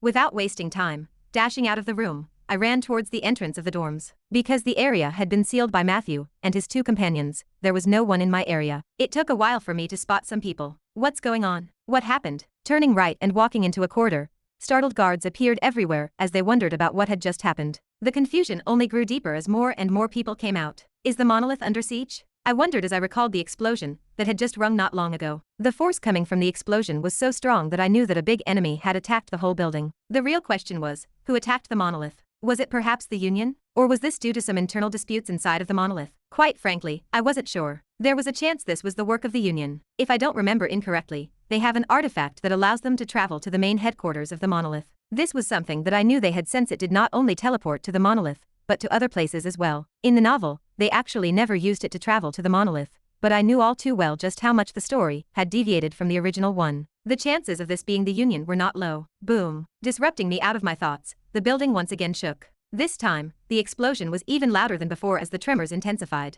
Holding onto the side of the wall, I tried not to fall. Wee. This is an emergency message. We're currently under attack. I repeat, we're currently under attack. All personnel and members, please make your way to the first level to aid the defense unit. I repeat, all personnel A. The blaring sound of the sirens rang out, and a warning echoed from the speakers around the building. Immediately after, almost everyone around me rushed towards the exit of the second level. Quick, everyone onto the first level. With almost everyone here being a guard, upon receiving the orders, everyone rushed towards the first level just like the alarm had told them to. Because of the chaos, no one particularly noticed me, as they all rushed downstairs. Might as well take advantage of the situation. Lowering the cap on my head and putting my mask away, I decided to follow them downstairs. Though I had the mask available to me, now that the whole place was in chaos, I could take advantage of it and escape through them. This was for the best. With this, my mana, which was quite low, could be conserved. The mask did consume a lot of mana after all. Furthermore, amongst the chaos, the probability of someone actively looking for me through the cameras was low. They had probably forgotten about me by now. Perfect. Joining the crowd and hiding my presence amongst the masses, I quickly headed for the first level. Freedom had never been this close. At the same time, 3 elderly-looking people levitated in the air as they coldly looked down below them. Their majestic mana filled the area, causing the air around them to tremble slightly. The 3 elders who appeared in the sky were wearing black-colored robes. Upon closer look, they all looked malnourished with sunken cheeks and red blood eyes. Their bright red eyes swept the entire forest until finally, they paused on Monica, Tassus, and Amon, who were all wearing skin masks to mask their true identities. Instantly, a terrifying pressure bore down on them the moment the three elders spotted them. Had it been someone else and not them, their legs would involuntarily become limp under these violent gazes that were filled with killing intent. Humph. Stomping her foot on the ground, the killing intent that was directed towards her vanished instantly. Such tricks won't work on me, Monica muttered in utter disdain. Although the auras of these three black-robed old men were lower than hers, a seriousness that was difficult to mask covered Monica's face. The Devlin brothers. You should be able to handle them, right, Monica? Behind her, Amon's expression was lighthearted as he looked at the three old men who had appeared in the sky. Just his expression alone made it obvious that he didn't take them seriously. Tassus's expression was also leisurely, as he nodded his head with a faint smile on his face. Staring at the sky, he mused for a moment before looking at Monica. Do you want us to help you, or can you take care of it by yourself? Who do you think I am? I can at least take care of this much. Can you really? You do know that the three of them combined have a strength equivalent to SS rank. Amon chimed in. Even though he knew that she could do it, he was merely trying to get under her skin. So, as long as I finish them quickly, I don't really see a problem. Unfortunately for him, Monica did not fall for the provocation. Turning their heads and staring at each other, they both shrugged their shoulders before giving her the green light. All right, do whatever you want. We're here to stall for time anyways. Once the big dogs show up, Amon and I will step up. True, she should deal with the small fries for us. With her eyes closed and holding her sword vertically, Monica's brow twitched. Opening her eyes, she glared at the two of them. Can you guys shut up? I'm trying to concentrate. All right, we're sorry. Do your thing. Tassus bitterly laughed before taking a step back and looking at the enormous infrastructure in the distance. If the Union had done their job, half of the higher-ups of the monolith should have already been lured out of the headquarters. By directly exploiting one of the spies amongst the higher-ups, the Union had set up an intricate trap designed to lure the higher-ups away from the monolith, who were hoping to kill Monica. Unfortunately for them, it would end up being a fruitless effort as the real Monica was with them. Unless an external factor that they did not account for meddled their plans of dealing a massive blow to the monolith should work. KK, what's this? Some unexpected guests have shown up out of nowhere. You must be looking for death. Surprised by Monica's power, one of the elders levitating in the air throatily laughed. His blood-red eyes flickered brightly. It seems like it. Who would have thought that there was someone stupid enough to actually attack our main base? Another elder added, licking his lips. Squinting his eyes, the last elder and the youngest brother spoke up. I can't seem to be able to make out their identities. They must be wearing skin masks. Hearing their brother's words, the two elders that were talking to each other glanced at each other before taking a better look at the individuals below them. Skin masks were generally a great way for someone to mask their faces. However, they had a fatal flaw, and it was that they could be easily spotted by those whose rank was in the S rank. Placing his hand on his chin, the oldest of the siblings mused. You're right. What's also strange is that I can't feel the auras of the two guys standing behind the little girl. They might be using an artifact to mask their real strength. True. Whilst the three elders were talking amongst themselves, Monica's gaze indifferently swept over them before once again raising her sword. Slowly an orange hue enveloped it. You guys talk too much.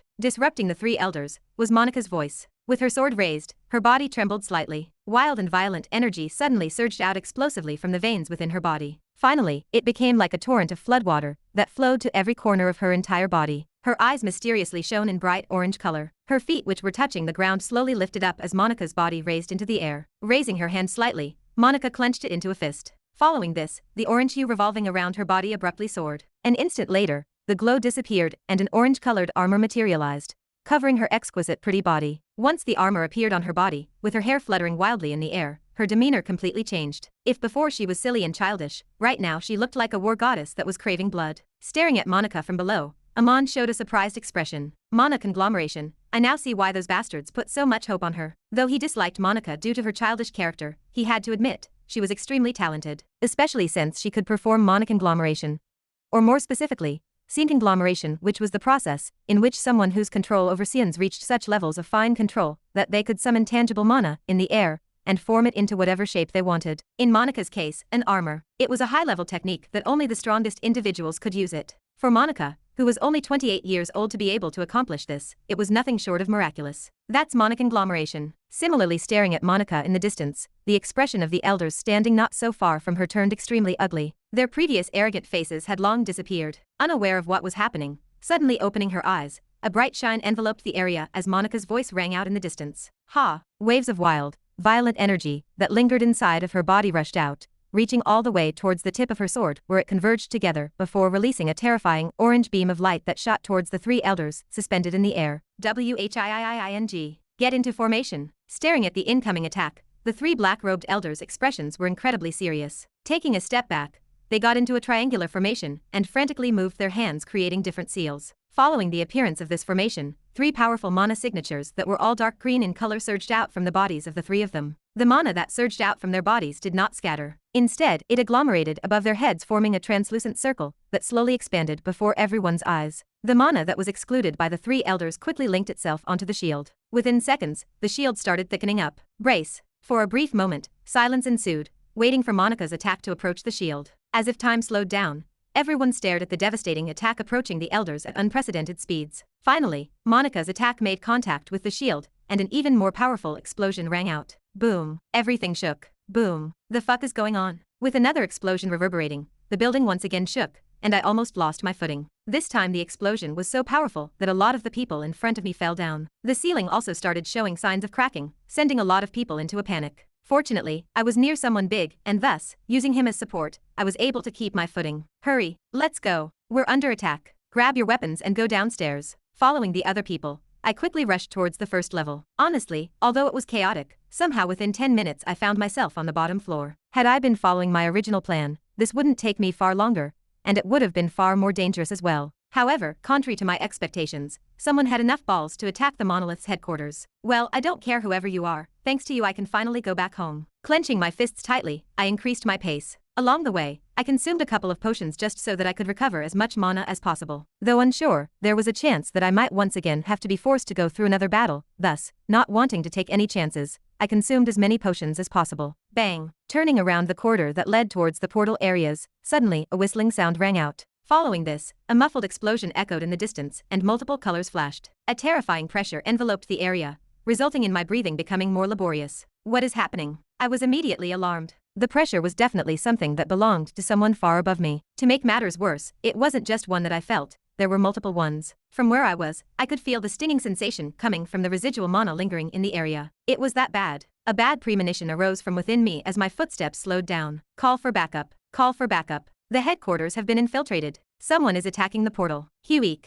Chaos. Total chaos. Upon entering the lobby area that led towards the portals, all I saw was chaos. Halting my steps and staring into the distance, what appeared in my vision were people trying their best to run away from the place as explosions and screams rang out. Different colored hues appeared everywhere, and blood splattered everywhere. Squinting my eyes, I was able to spot a group of 10 or so people brute forcing their way towards the general portals in the distance. Ah shit. Taking a better look at the situation and coming to a realization of what was going on, my face contorted. Massaging my forehead, I silently cursed to myself. Seriously, why can't they just let me escape peacefully? Chapter 277. Amidst the chaos, glancing at my watch, I ran towards a certain section of the first level. From what I've observed, the people that had infiltrated the monolith were targeting the general portals. The ones that everyone used. On a good note, those were not the portals that I was aiming for. On a bad note, I could more or less tell that they were planning on blowing up this place. The plan was fairly obvious. I was sure that the monolith had understood this as well. Damn it, I don't have much time at my disposal. Ignoring all of the chaos around me, following the map on my phone,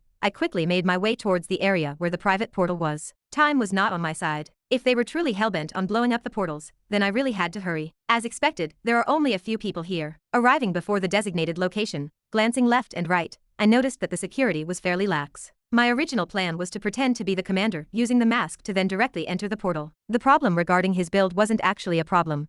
I still had a few gigantifying potions from Imura. The only reason I had not used them back then was because I wanted Luther to actually notice me. Risky, but it paid off. Either way, that plan was now no longer viable. With the monolith under attack, everything changed. Hiding behind a wall and peeking right, I looked up and glanced at the cameras in the distance. After that, I looked below them. Good, there are only 2 guards. Guarding an enormous metal door were 2 guards whose strength was about the same as mine, around the D+ rank range. Under normal circumstances, there would have been stronger guards guarding the place, but these weren't normal circumstances. The stronger guards had probably left their post in order to aid the people guarding the general gate. Though this made them look sloppy, in reality, this wasn't a real problem. Without the special pass, even if the invaders tried to brute force the way into the room that led to the portal, they wouldn't be able to get in. The materials used to make the doors were something that even S rank would have difficulty breaking. Thus, the decision to leave those 2 weaker guards to guard the place was the right decision given the circumstances. And this perfectly aligned with my plans. Closing my eyes and exhaling, with the aid of the chip inside of my head, my brain started processing all of the information that I had just observed. The distance between me and the guards is more than 10 meters, this I can't use the third movement. This is a bit of a problem since I don't want to alert the others of my presence. There's also another problem I need to take care of. Because I specialized in sneak attacks, as long as my opponent wasn't way stronger than me or reacted faster than my swords, killing them wouldn't really pose a problem for me. There was only one problem though. Peeking right, I glanced at the cameras that were above the two guards. The cameras. The biggest problem at the moment was the cameras. If I wanted to use the keiki style, I had to make sure that I removed all evidence of it. By now, everyone knew that Rendover was the inheritor of the keiki style. This was without a doubt something that everyone knew as it had been broadcasted to the whole world during the tournament. What they also knew was that I was dead. If the monolith suddenly spotted 876 using the keiki style, then finding out about my real identity wouldn't really be a problem. If that were to truly happen, all hell would break loose for me. I can't let that happen. Just imagining the consequences of such revelation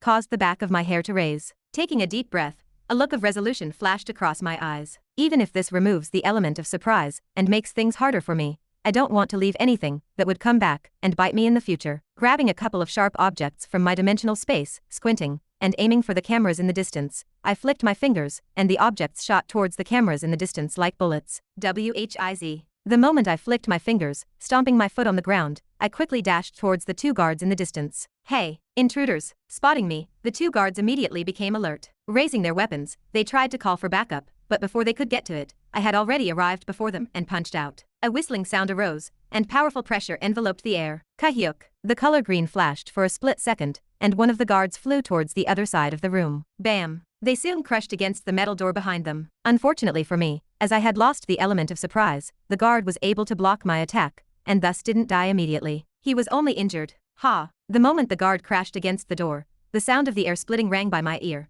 as the other guard slashed their halberd down. Coldly glancing at the incoming attack, lowering my body, I stomped my foot on the ground and shot forward, reappearing right below the middle area of the halberd. Extending my hand, a green hue enveloped my hand as I grabbed the shaft of the halberd and redirected it towards the ground. Bam! Upon redirecting the attack, the halberd hit the ground at full force, and a small crater appeared. Fine miniature crevices extended from the crater. What? Unable to comprehend what had just happened, the guard frozen for a split second. Click! This proved fatal for him as a subtle clicking sound rang out, and his body slumped down on the ground, devoid of any life. That's one Dao. D. Cutting me off was a silent ringing sound in the distance. Turning my attention towards the guard that I had injured previously, I instantly became alarmed. With a black box in his hand, I watched as the guard, who I was unable to kill before, brought it near his face. No, you don't. Unsheathing my sword completely from my scabbard, and coating my sword with it, bending my torso slightly, I released the built-up tension in the core of my body, and threw the sword in his direction. Splitting the air, the sword disappeared from my hand and reappeared in front of the guard. Rep, Hyuk. Before the guard could start speaking, the sword pierced him in the heart. The black box in his hand fell down, and a voice echoed across the room. Hello? Hello? Is anybody there? Walking up to the radio transmitter, I grabbed it and spoke. Yes, everything is all right. I just wanted to know about the current situation outside. After a brief moment, the voice on the other side of the transmitter raised. What? Have you only called because of this? Heavy frustration could be felt from the voice. We're currently hearing fighting in the distance, and we're unaware of what is happening. The other guards who have left have also not told us anything, and I was wondering if you needed our assistance. No. Stay there and keep watch of the portal. Do you understand? This is an order. The more the person on the other side of the speaker listened to me, the more frustrated it became. Remain in your post, and if anybody comes, kill them on sight, even if they are fellow guards. Understood? Affirmative. Do. At my confirmation, the person ended the call. Crushing the transmitter in my hand, I turned around and looked at the massive door behind me. Glancing towards the right, I could see a small black box by the side. Without wasting any time, taking out the black card that I took from Luther, I placed it on the black box. Instantly the huge metallic doors unlocked, and I entered the room. Upon entering the room, a massive gate appeared in front of me. At the moment, the gate was completely hollow since it wasn't activated, but even then, I could feel the complexity of the gate from where I was standing. By the side of the portal, there was a white orb that pulsated white light. Knowing what it was, without a second thought, I walked up to the orb and placed my hand on it. Please select location. Ashton City, Dromeda City, Park City. The moment I placed my hand on the orb, a small window appeared in front of me. On it was the different locations I could teleport to. Without giving it a second thought, I selected Ashton City. Location selected. Teleportation activation will now commence. Upon pressing it, the orb lit up, and a humming sound rang out in the room. After that, a robotic voice echoed as visible tangible threads of mana appeared out of thin air, converging towards the portal. Slowly but surely, the threads of mana entered the gate in a swirling pattern. This is it. Staring at the portal that was slowly activating, I nervously bit my lips. Finally, after more than 8 months in this hellhole, I was so close to finally reaching freedom. Knowing this, I couldn't help but become nervous. As I was waiting for the portal to open up, I looked back at the previous fight I had with the guards. Now that I think about it, I spent more time fighting them than Commander Luther himself. The irony. Although I had used an extremely powerful poison to deal with him, the fact that it took me less time to deal with him than some mob guards was quite ironic. How much time left? Glancing at the orb, I couldn't hide my nervousness as I repeatedly looked at the timer on it. 5 minutes and 7 seconds. 5 more minutes, come on. Boom. Cutting me off was the sound of another explosion, as the building shook intensely. From where I was, I could hear the sound of the building crumbling down. Rushing out of the room,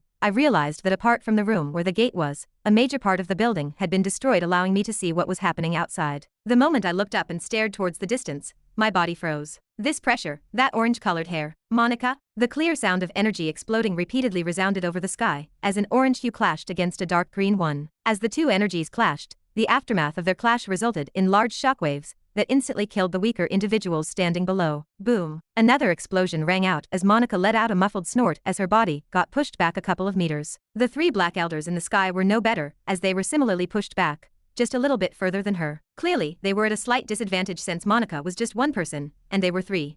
It's been a while since Monica and the three elders have started fighting. Why haven't the big ones shown up? Amon wondered from below as his gaze never left Monica. A couple of minutes had passed since her fight with the three elders started, and although she had the upper hand thanks to her mana conglomeration technique, it also had to be noted that her mana was depleting at an alarming rate because of it. Furthermore, the remaining higher-ups of the monolith should have already noticed that something wasn't right. For them to have not shown up by now, something was odd. That's because they are not coming. Just as he was about to turn around and ask Tassus about his opinion, a cold voice rang beside his ear as a palm pressed against his back. What do you mean? Kahyuk. A torrential wave of thick mana exploded onto Amon's back, sending him flying into the nearby trees. Tassus's sudden attack on Amon did not go unnoticed by Monica and the three elders above, who immediately ceased fighting. With her blazing orange eyes, Monica looked in Amon's direction and then looked at Tassus. Although she didn't say anything, from how wildly the mana around her was fluctuating, it became evident that she was both shocked and enraged. Kikik, you've finally decided to reveal yourself? The eldest of the three brothers suddenly burst out laughing as he looked below. Had to, it looked like you guys were having trouble. Looking up, Tassus smiled before turning his attention back towards Amon. A trace of pity flashed across his eyes. To have only been able to come out with slight injuries after my sneak attack, the name Unbreakable Shield is not for nothing. Why you? A hoarse voice rang out. As the dust cleared up and Amon's figure was revealed in the distance, with blood trickling down the side of his mouth, Amon's expression was terrifying. Glaring at Tassus, he roared, "How dare you betray us?" The mana around him suddenly thickened up and agglomerated in front of him. Finally, an enormous black shield appeared in front of him. I will definitely make you pay. Don't take it personally, Amon.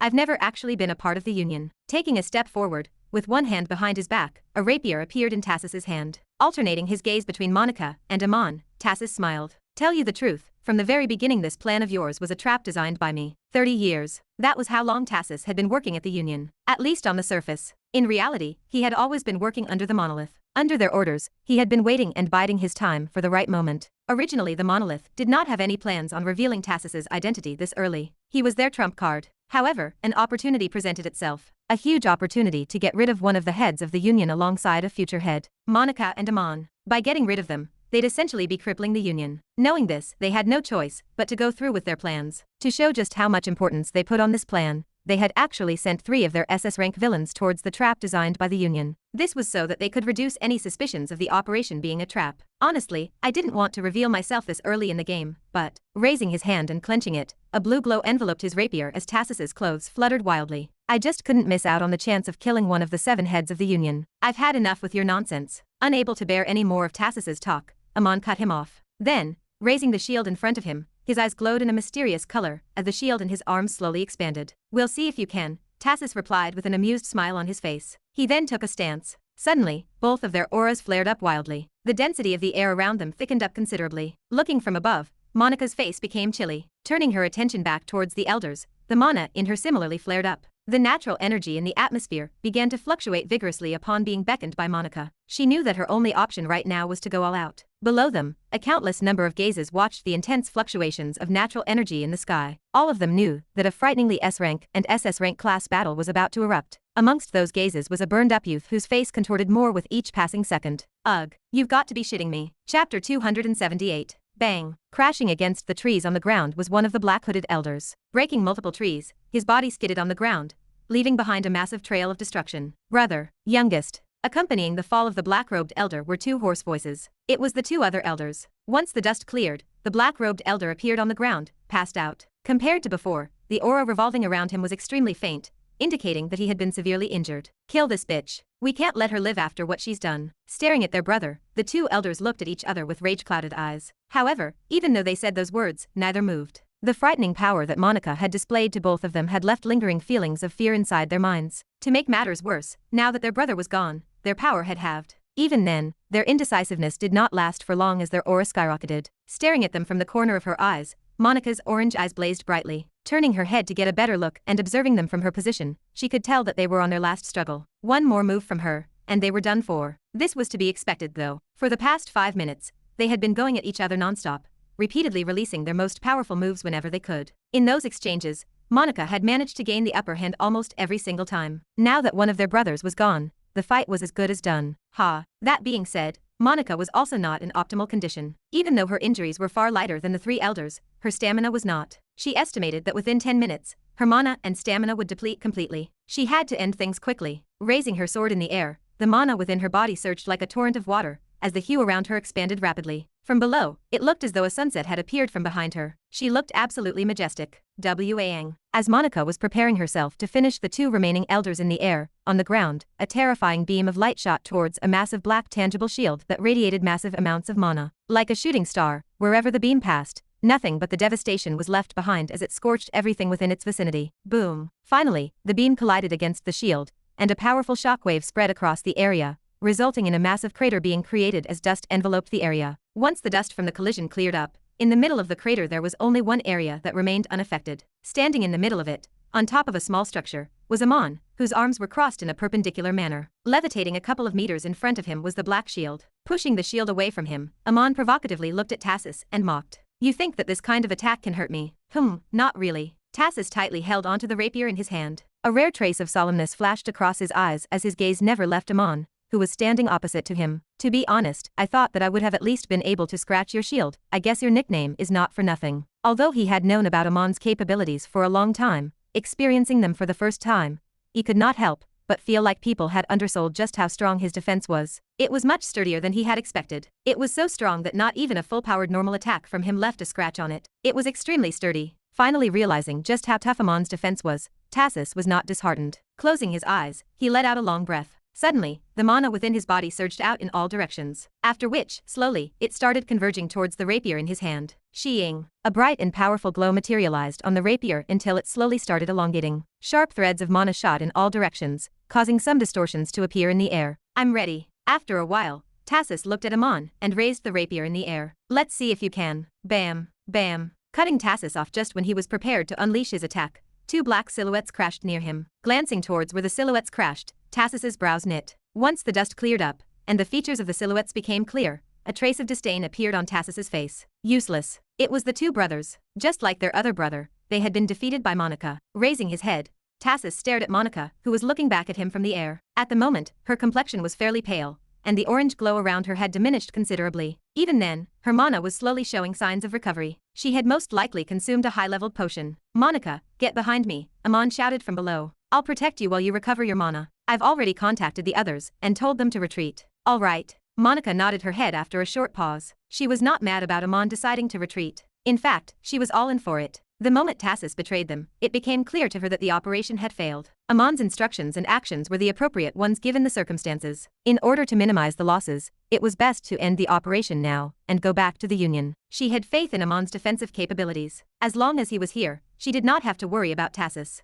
Therefore, descending from the sky, she made her way towards Amon. What do you think you're doing? However, just as she was about to arrive next to Amon, Tassus's enraged shout rang from the distance. Following this, a tremendous light blue beam appeared in front of her vision, slowly enlarging with every second that passed. Not on my watch. The first one to react to the attack was Amon, who stomped his foot on the ground as a green glow flashed underneath his feet. After which, he disappeared from where he was standing as a thunderous roar rang out. Boom. Appearing right in front of Monica with his shield in front of him, the beam of light ruthlessly smashed against the shield, sending shockwaves everywhere. Successfully blocking Tassus's attack, instead of being happy, Amon's brows furrowed tightly. Turning his head right and looking upwards, Amon's stern eyes swept around as a chill flashed across them. Come out. He roared. I know that you're here. Come out. What? Being next to Amon, Monica was obviously confused as she felt nothing. However, this later changed when, oh, as expected of one of the 7 heads of the Union, it truly is hard to hide from your senses. Startling everyone, a vast and mighty voice resounded over the sky before finally spreading all over like furious rolling thunder. It reverberated beside the ears of a countless number of people, breaking the eardrums of some. Then, like an immortal from the novels, a grey-robed old man, whose origins seemed to be Asian, appeared in the sky. With his white hair cascading down on his back and long grey beard, the old man's presence completely enveloped the surroundings. Upon spotting the old man, Monica's and Amon's eyes opened widely as they exchanged glances with each other. The grip of their weapons tightened. Not looking at the two, briefly glancing at the 3 black-hooded elders on the ground, a slightly disappointed look flashed across the old man's eyes. "Highs, I really thought that they would have been enough," he muttered in a tone loud enough for everyone to hear. Then, taking his eyes off of the bodies of the 3 elders, his eyes paused on Tassus. A faint smile appeared on his lips. "It's been a while since we last saw each other. How have you been?" Staring at the old man in the sky, Tassus lowered his rapier. Smiling, he bent down slightly. "Never been greater, Vice Leader." This, gazing at the scene from below, sweat trickled down my forehead. The pressure radiating from the people in the distance made me involuntarily swallow a mouthful of my saliva. However, this was only before the elder suddenly appeared in the sky. Upon his arrival, my throat instantly became dry and breathing started to become difficult. The back of my hair stood, and I involuntarily took a step back. What is this pressure? Snapping out of it, I looked towards the elder in the distance with a newfound trace of fear. Just the pressure coming from him made me feel as though a heavy train was loaded over my shoulders,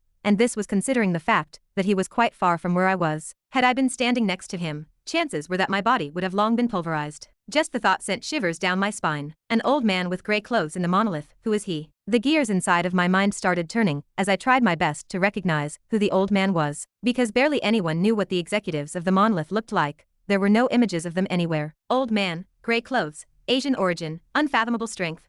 As I was thinking, it was then that it suddenly hit me. In the novel, there was only one person that matched the descriptions of the old man in the distance. Mo Jiahao, the vice leader of the monolith, ranked 2 in the villain ranking, and an SS plus rank villain. It can only be him. The more I thought about it, the more I was convinced I was about the identity of the old man. Unlike the Union where there were 7 heads, the monolith operated differently. They had 1 leader, 1 vice leader, and 4 elders, each ranked based on individual strength and following. That aside, if he's here, shit. Pausing mid-thought, a curse escaped from my lips as I stared at Monica and Amon in the distance. If the vice leader had shown up, then they were in extreme danger. No, this can't be happening. Pacing around the room with my hand on my chin, I started pondering about the situation. Mo Jiahao's rank is SS plus rank, whilst Monica's and Amon's are S plus rank and SS rank respectively. Added with the fact that the Tassus is here as well, and his strength is SS minus rank, they stand no chance. The more I thought about the situation, the more I realized how severe it was. Simply put, Monica and Amon were about to die. No, they can't die. They could not die, not because they would play a role in the future when fighting against the Demon King, but because their death would bring total disaster upon the human domain. Their death would literally sign the death warrant of humanity. Although the Union was not the most righteous organization out there, they were still the organization that shielded humans from the other races and villains. If anything happened to them, then humanity would be doomed. Therefore, if the Union lost Monica, a future SS rank, and Amon, an already established SS rank, then it would deal a devastating blow on humanity as a whole. Without them, the demons and the monolith might take advantage of the situation and directly attack the Union. With 2 of their key members missing, dealing with the Union would not be as much of a problem as it was before. This would unquestionably lead to a tragedy. Damn it, just when I was so close to escaping. I cursed out loud as I stared at the portal in front of me that was slowly forming. There was only a minute left till the portal formed, and freedom had never been so close. But I knew that this was no longer an option. If the monolith truly did manage to kill both Amon and Monica, even if I managed to escape, within 9 years the whole world would end up being destroyed. Do I really have no choice? Staring into the distance, and seeing Monica and Amon struggling, I clenched my teeth. Ah, fuck. I cursed out loud. Let me catch a break for once. Pouring out all my resentment at the portal, I turned around and dashed out of the room. Even though I did not want to, I had no choice. Monica's and Amon's death signified the downfall of humanity, as the enemies would definitely take advantage of the situation, and even if humanity somehow managed to survive that ordeal, by the time they recovered to what they were, the 3rd cataclysm would descend. Should be this way. Running through the narrow corridors of the room, checking the map on my watch, I quickly followed it and headed for the general portals. As I was running, glancing towards the distance one last time, biting my lips hard until blood trickled down by the side, the gears of my mind turned at unbelievable speeds. Slowly a plan started formulating inside of my mind. Chapter 279. Running through the halls of the monolith, I could hear the sound of fighting in the distance. The closer I was to the general portals, the louder the sound of fighting became. Shit, this isn't a fight I can stop. Once I arrived near the location of the portals, Staring at the fight from the distance, I realized that recklessly entering the scene would only lead up to one conclusion: my imminent death. Damn it, what should I do? Though I couldn't tell the exact ranks of the people fighting in the distance, I could tell that it ranged from A rank to S rank. Just the faint undulations of energy that surged out of their bodies caused my face to contort. Furthermore, judging from the situation up ahead, the people from the Union were currently at a disadvantage. Although they seemed to be even in numbers, the people from the monolith were indeed a tad bit stronger. I could tell this from the auras that were being released from the bodies of the people from the monolith. The situation was slowly becoming direr and direr for the Union members. Bang! Suddenly disrupting me out of my thoughts was a loud crashing noise. Turning my head, an individual appeared not so far from where I was. Judging for the pure untainted mana that was faintly revolving around his body, he was part of the Union force. Staring at the individual that was close to me, he appeared to be a Caucasian man with brown hair and green eyes. At the moment his body was filled with cuts and bruises, and his breathing was difficult. Looking at him, my mind started racing as a bold idea suddenly struck my head. Ugh, this is nothing short of suicide. My face contorted a little. The more I thought about it, the more I realized how bold my idea was. Just a simple mistake and I would end up dying. But I had no choice. Simply put, if I didn't go through with it, I'd only be delaying my death by 9 years. Monica and Amon's death would only signify the start of a whole world of trouble for my family and humanity as a whole. I can't let that happen. Thus, taking a familiar small ring from Luther's dimensional space and putting it on my finger, I lifted my head up and checked to see if anyone was planning on attacking the injured person from the monolith. Fortunately for me, one of his team members was buying him time to recover from his injuries, and so I knew that no one would disturb me, at least for a bit. Taking advantage of this, channeling my mana towards my sword until a white glow enveloped it, I dashed out and attacked the Union member. Because of the uniform I was wearing, nothing seemed out of the ordinary. Wing. Startled, the Union member looked in my direction. With the aid of the wall, he weakly stood up and raised his spear. The moment his eyes landed on me and he lifted his spear, my feet almost stopped moving. It felt as though I was stuck at the bottom of the ocean with no air to breathe. I felt completely powerless. Ha! Even then, gritting my teeth, I pushed forward and slashed my sword in his direction. It wasn't the keiki style, nor any other sword technique that I knew. It was just a simple slash with all my mana concentrated on the sword. Arriving before the Union member, closing my eyes, I inwardly prayed, "Please fucking notice." Then, the sound of metal colliding resounded. Clang. Once the metallic sound rang out, for a second nothing happened. Then, lifting my head up, I saw two obsidian black eyes looking straight into mine with unprecedented seriousness. "Who are you?" His cold voice rang in my ears.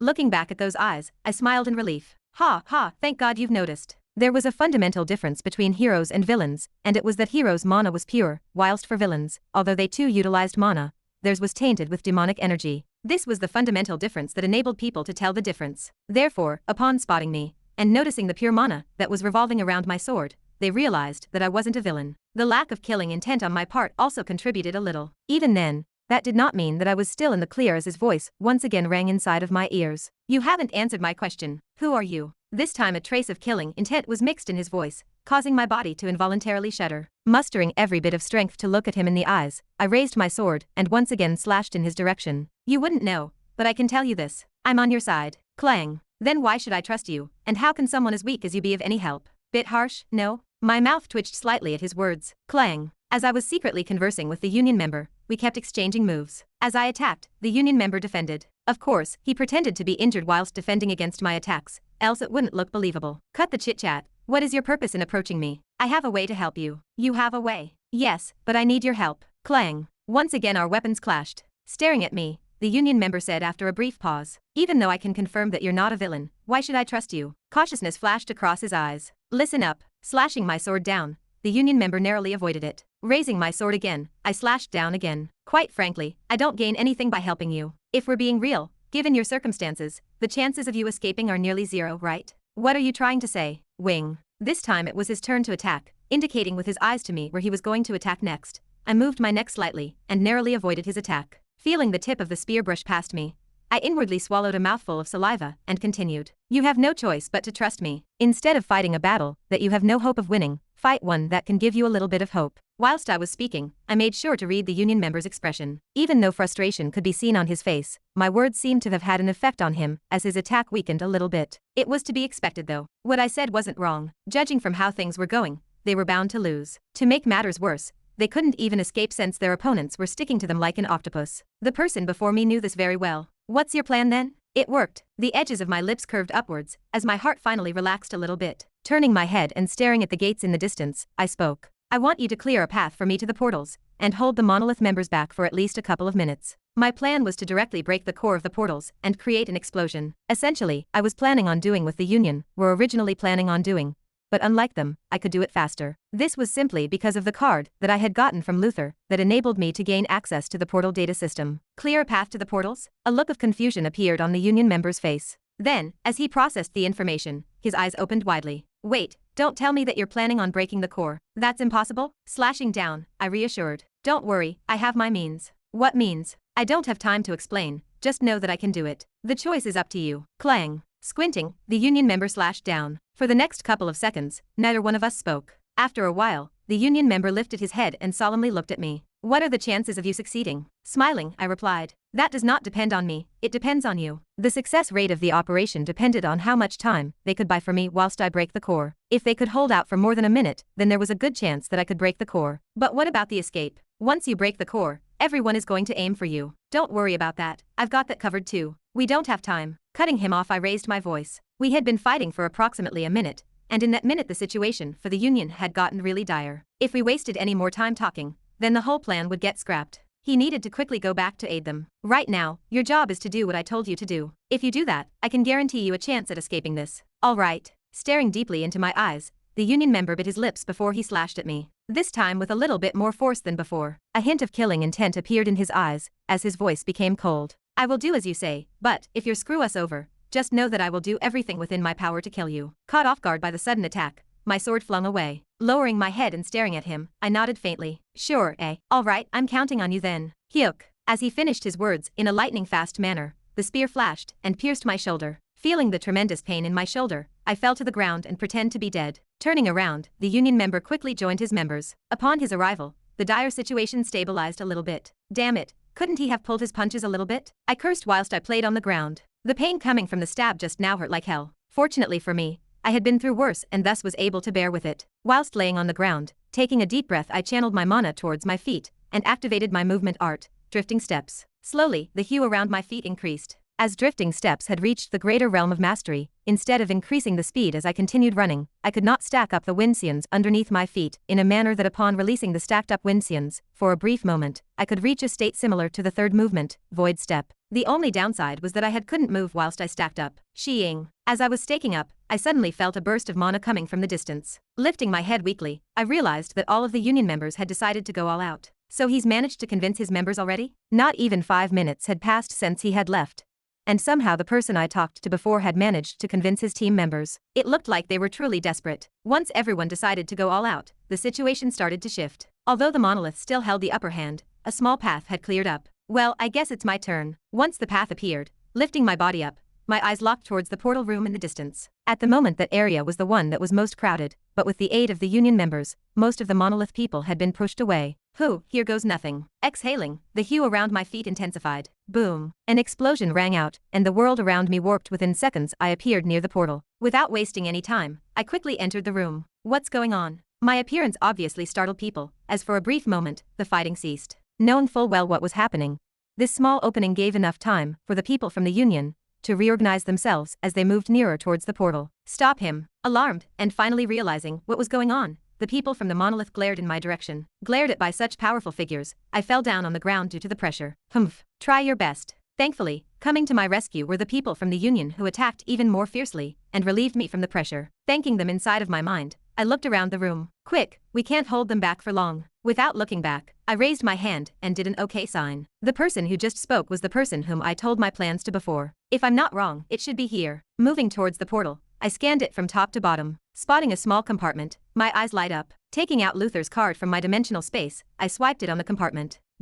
Right after scanning the card, the compartment opened up. Upon opening the compartment, a small display appeared in my vision. Where is it? Turning on the display, I quickly swiped through its setting looking for the access panel for the core. As my finger moved across the monitor at incredible speeds, my eyes darted left and right trying to best see the setting that I was looking for. Shit, where in the world is it? To my dismay, this was taking way longer than I had originally anticipated. Cold sweat trickled down the side of my face. Bang! Startling me was a loud crashing sound next to me. Lowering my head, to my horror I spotted a Union member lying lifelessly next to me. Oh no. Turning my head, I noticed that the situation had truly become dire. The formation that the Union members had set up was almost crumbling, and within any second now, they would quickly appear next to me. Shit. Knowing this, turning my head and staring at the display, my heart beat like it had never done before. Frantically moving my fingers across the screen, I looked for the setting that enabled me to gain access to the core, but this being the first time I had actually ever touched the panel, I had no idea where to look. Time was slowly running out, and the sweat by the side of my head intensified. Sheeing. Ha! Pained screams echoed from behind me. I did my best to ignore it, as I looked through the panel. Biting my lips, I continued to look for the right setting until finally, my finger paused on a certain area. My eyes then light up,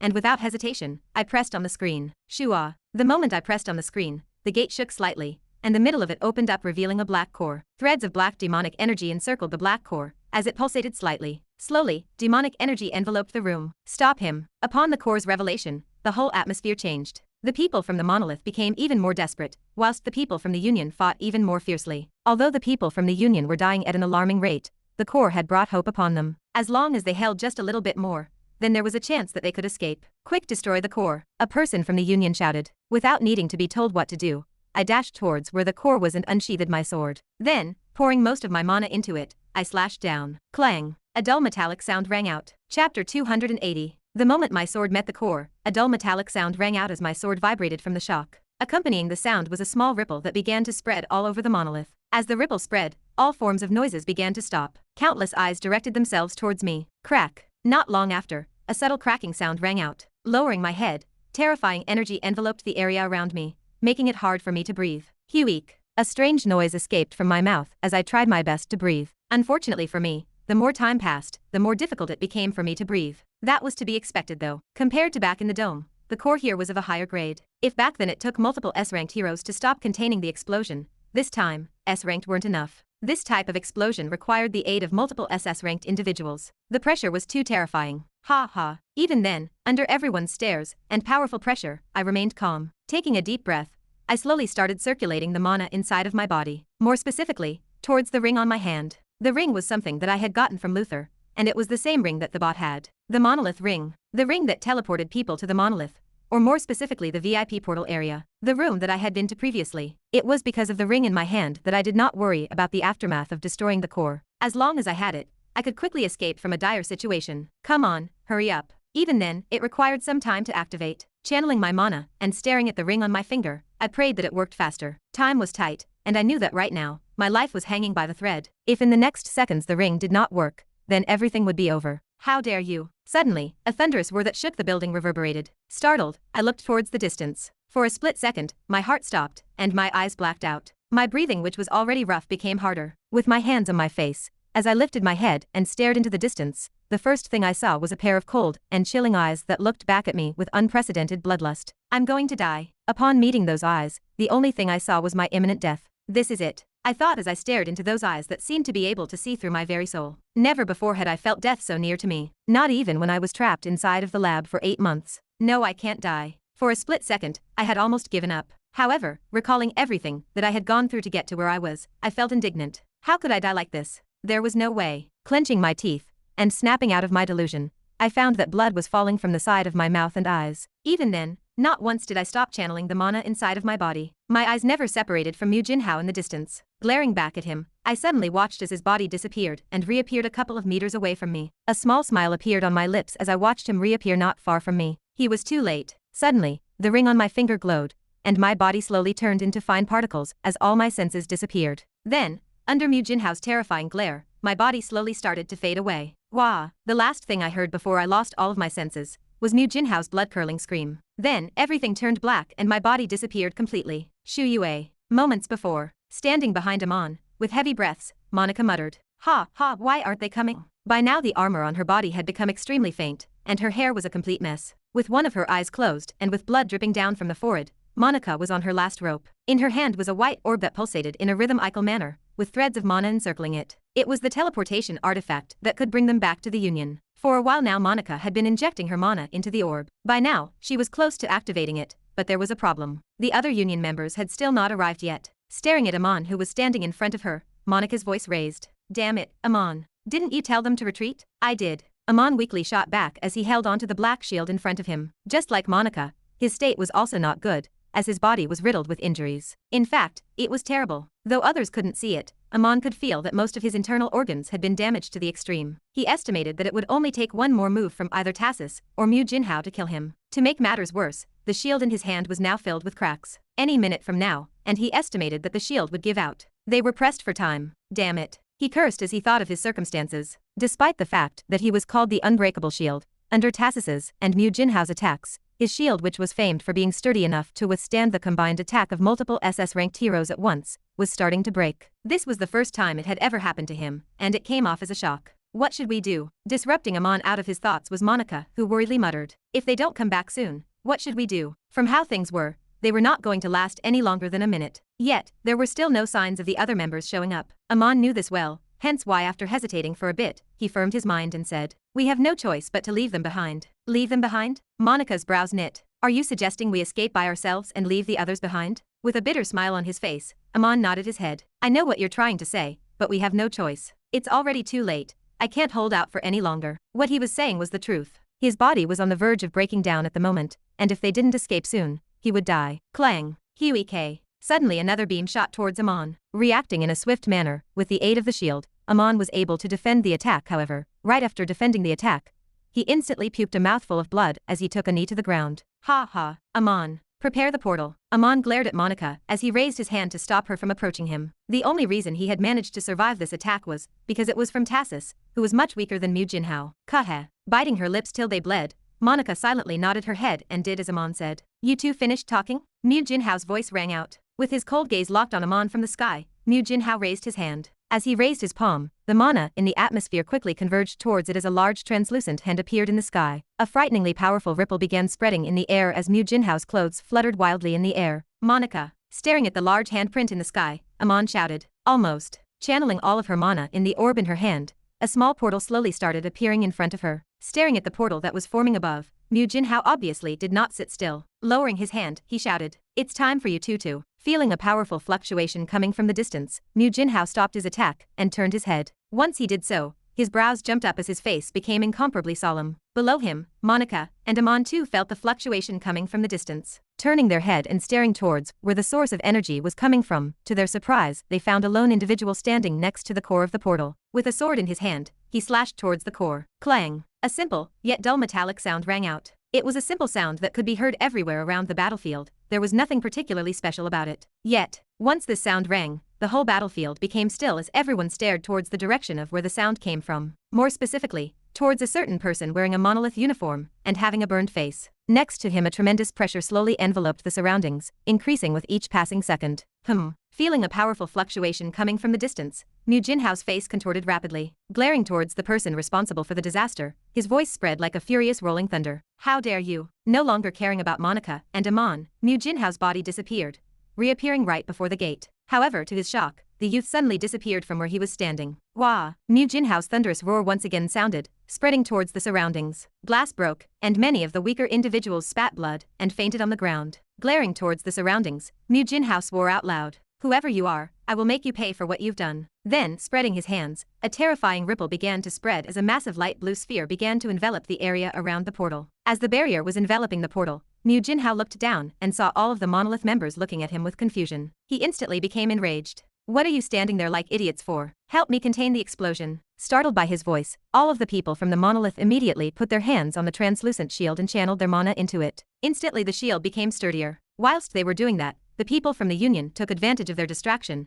and made a run for it. If there was a time to escape, now was the time. Vice leader. This obviously did not go unnoticed by the people from the monolith as they all looked at Mu Jinhao. The people from the Union are leaving. What do we do? Leave them be. We don't have time to look after them. The explosion that would come as a result of the cracked core was not something he could contain by himself. If the Union members retaliated, then things would turn out for the worst for them, and a tragedy would occur. As the vice leader, Mu Jinhao couldn't allow this to happen. Thus, he chose to let them go. The members of the monolith also understood this, therefore, although reluctant, they could only watch them leave. Quickly, pour more mana into it. Yes, as Mu Jinhao and the monolith members were trying their best to contain the explosion, the members of the Union quickly ran out of the building and joined up with Amon and Monica. Is this all that is left? Staring at the members that had just returned, Monica noticed that out of the 15 people that they had sent, only 6 had remained alive. Lowering his head, a Caucasian-looking man with brown hair stepped forward and said, "Yes, unfortunately, these are all the remaining survivors. Everyone else died." "I see." The losses were much bigger than she had expected. Monica, what are you doing? Is the portal ready? Amon shouted as he urged Monica to hurry up. At the moment his complexion was extremely pale, and even though they were no longer under attack, his injuries looked to be worsening every second. On it. Staring at Amon, Monica lightly threw the orb in her hand in the air. Suddenly the portal that was in front of her stabilized completely. Quick, I can't hold out for much longer. As the portal opened, Monica urged everyone to get in. Because it consumed a lot of mana, Monica was not able to hold the portal for long, thus why she was urging them to go. Who knew if the monolith people would chase after them? Yes, the others could also tell what Monica was thinking. Furthermore, Monica's complexion was rapidly paling. They knew that they had to hurry up to get out. Thus, each member quickly entered the portal in a hurry. Kahuk. I'm going in. Mmm. The last person to step into the portal was Amon, who limped his way into the portal. His eyes at the moment were half closed, and he looked extremely frail. Staring at him, Monica thought that in his current state, anyone could probably beat Amon. Vuam. Eventually, Amon also entered the portal, and silence prevailed over the surroundings. I guess it's my turn now. Glancing at the portal, Monica walked towards it. However, just as she was about to enter it, her footsteps halted. Even though her mana was rapidly depleting, something was bothering her. Looking back towards the monolith in the distance, Monica's brows knit tightly. That aura. She couldn't quite place her finger on it, but recalling the burned-up individual responsible for breaking the core, Monica felt that he was oddly familiar. With her special skill, Monica had the ability to be able to detect what sort of art they practiced. As such, she could tell who was who with her skill alone. No disguise could work on her. Therefore, ever since noticing a familiar feeling coming from the burned-up individual in the distance, Monica's mind couldn't help but wonder about the identity of the individual. Yet, no matter how hard she tried, she couldn't recall knowing anyone that was alive that had a similar aura to the man from before. Just who is? As she was thinking, it was then that Monica suddenly recalled something as her eyes shot wide open. Abruptly turning her head and staring towards the monolith in the distance, Monica's mouth opened slightly. It can't be. Chapter 281. Ha, ha, ha, ha. Slumping on the ground, I greedily breathed in the oxygen in the air. Blood dripped on the ground as I bled from all of the orifices on my face. Damn it, that was no joke. An SS-ranked individual's pressure was no joke. For a brief moment of time, I thought that I was going to die just from his stare alone. Fortunately for me, he was too far from where I was. By the time he had arrived, I was already long gone. Still, just the recollection of the pressure he emitted made me tremble in fear. It was scary. Kaha. Groaning, I lifted my head and looked around. Ha, guess things worked out. I breathed a sigh of relief. Once I looked up, I realized that this was the same room as before, the private portal room. Thanks to the monolith ring that I had taken from Luther, I was able to teleport to this room. The room was still the same as I had left it, as the portal was ready to go. Thank God, things worked out. Although I could have used this portal to create an explosion, had I done so, I wouldn't have been able to escape. Supporting myself with the aid of the wall, I weakly stood up. Staring at the portal, my heart was surprisingly calm. I was just one step away from freedom, something that I had been wishing for the past 8 months. Yet, at the crucial moment, just when I was about to take a step towards freedom, to my surprise, rather than feeling excited or happy, I felt extremely calm. Perhaps it was because of all of that happened during the past 8 months, or because of the scare I just got, but I wasn't particularly excited about my escape. It felt as though this was the outcome that was supposed to happen. Disrupting me out of my calm was a sudden fluctuation. The fluctuation was so strong that the ground started to shake. Shit, the core is about to explode. Realizing the urgency of the situation, I decided to hurry up. I wasn't necessarily worried about someone coming to get me since by now the others were busy trying to contain the explosion. But even then, judging from the ripple just now, the portal was about to explode any minute now. For my own good, it was better to leave before it exploded. Moving towards the portal, I took a deep breath, turning back, and staring in the direction of where the general portals were. I raised my hand and flipped my middle finger. As I did, I swore out loud. The explosion is only a little taste of what will come in the future, you fuckers. For what they've done to me these past 8 months, I swore to myself that I would do anything within my power to destroy them. That was a promise. Glancing in the direction of where the energy was coming from for the last time, I turned around and stepped into the portal. Once again, a strange feeling hit me, and my body slowly disappeared. Shua. Finally, I was free. At the same time, damn it. Standing in the sky, Mo Jinhao cursed out loud. His ashen gray-colored eyes coldly stared at the portal in front of him. In the middle of it was a core that emitted tremendous ripples of energy that spread throughout the distance, dyeing the sky in the color black. Kacha! Suddenly, black lightning bolts crackled around the core, as the fluctuations started to intensify. As the fluctuations intensified, Mo Jinhao's face couldn't help but change as even he felt threatened by the energy that was being emitted by the core. Lowering his head, he looked at Tassus next to him. Tassus, inject more mana. I'm trying. Tassus replied back as the hue revolving around his body intensified. Crack. It was then that they both heard a subtle cracking sound coming from the core below them. The fluctuations ran even more wildly, and a thick black tangible energy began to spread outwards of the core. Suddenly, the black tangible energy that was being emitted from the core stopped midair, almost as if it was frozen in time. Following this, the energy rapidly compressed together into the core before, deathly silence permeated across the surroundings. Brace yourselves, Mu Jinhao cried out as his robes fluttered widely in the air. With both hands on the barrier in front of him, a majestic aura sprang out from his body. Following him, multiple different auras sprang up, with Tassis's energy being the most powerful of the lot. Then, the explosion happened. Boom. Like a thunderclap, a deafening sound rang out. The land began to tremble, and an incomparably vicious aura began to spread out from the core at unprecedented speeds, spreading throughout the whole barrier that was surrounding it. The energy that was spreading out from the sphere was so strong that it could have easily reduced an S-rank individual into powder. Hueek. With both hands on the sphere, Mo Jinhao's face paled rapidly, as the mana inside of his body quickly depleted itself. Next to him, Tassis was not doing much better as his mana was depleting at an even faster rate. Regarding the others, nothing needed to be said as they quickly dropped like flies and spat mouthfuls of blood before fainting. Damn it, how fucking useless. Staring at the scene from above, Tassis couldn't help but curse out loud. The more people fainted, the bigger the burden he and Mo Jinhao bore. To make matters worse, he was already running low on mana due to the fight he had with Amon. This was the worst case scenario. Crack. Suddenly, Tassis heard a slight cracking sound coming from the barrier. A horrified look appeared on his face as he looked at Mo Jinhao. Staring back at him, Mo Jinhao's face became extremely grave. Crack. Another cracking sound rang out. Following this, more and more cracks started to appear on the surface of the barrier. Shit. Tassis cursed as blood started to flow down from his nostrils. Turning towards Mo Jinhao, he cried out, "Vice leader, what should we do? At this rate, the barrier won't hold out for long." "I know." Solemnly staring at the cracking barrier, seemingly having come up with a decision, much to Tassis's surprise, Mo Jinhao suddenly closed his eyes. A gloomy expression flashed across his eyes. To think that I would have to resort to this. Mo Jinhao inhaled deeply, opening his eyes, and raising both hands. Terrifying energy suddenly erupted from his body, completely dyeing the sky in the color red. Then, clenching his fists, the red glow contracted rapidly until a large red staff appeared in his hand. Raising the staff in the air, he lightly tapped it in the air. It was a seemingly simple tap, yet, the moment he tapped with the staff in the air, the space around it started to collapse as a red glow enveloped the barrier surrounding the portal, before contracting fully, creating another barrier. Once the new barrier formed, the previous barrier completely broke apart, and the remaining energy from the explosion flushed towards the red barrier. Fortunately, with the previous barrier managing to absorb a lot of the energy from the explosion, the red barrier was able to withstand the impact. Observing from the sky like an immortal, Mo Jinhao suddenly clenched his hand and shouted, "Contract." His eternal voice spread towards the surroundings, and the red barrier rapidly contracted. Sweat dripped down from the side of his face, as his face distorted rapidly. Within seconds, the barrier contracted until it was the size of a football. Inside of it, terrifying energy fluctuated. Come. Waving his hand, the football-sized barrier quickly arrived before Mo Jinhao. Waving his staff, the small ball quickly flew into the sky up above. Staring at the ball in the sky, blood started dripping from Mo Jinhao's eyes as his complexion paled significantly. Spurt. Suddenly, he spat out a mouthful of blood, startling everyone near him. "Vice leader, don't come." Just as the others were about to approach him to make sure he was okay, Mo Jinhao raised his hand to block them.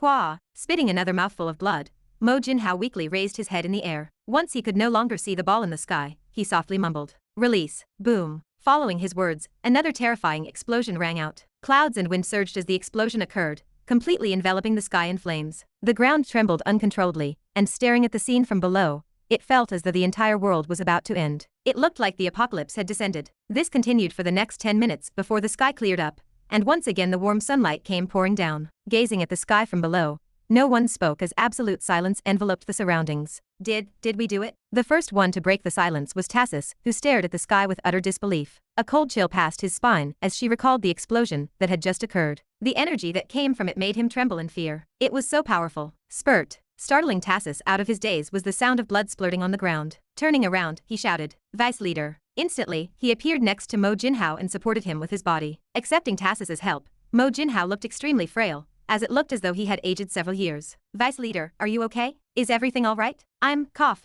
fine," weakly replied Mo Jinhao as he descended towards the ground with Tassis. Upon landing on the ground, Tassis offered Mo Jinhao to sit down, but he promptly rejected. Turning around and staring at the scene, Mo Jinhao looked at Tassis and ordered, "Tassis, I want you to ask someone to report to me the losses that we've incurred from this ordeal, and..." Pausing, Mo Jinhao's face twisted savagely. "I want you to tell me who the one responsible for this is." Even though Mo Jinhao was extremely weakened and severely injured, as he spat those words, Tassis and the people around him couldn't help but tremble slightly. Understood.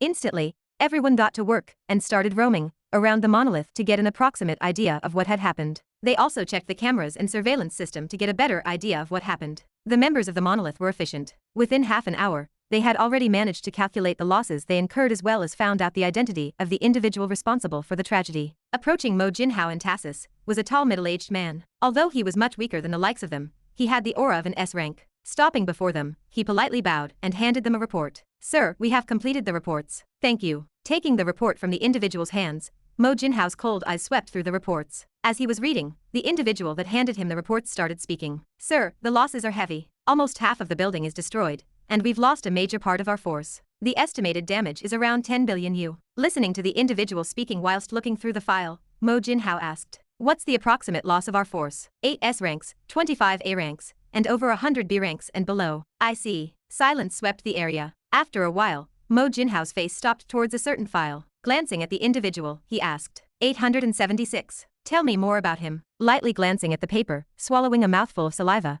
the middle-aged man carefully said, "He's the one responsible for the explosion."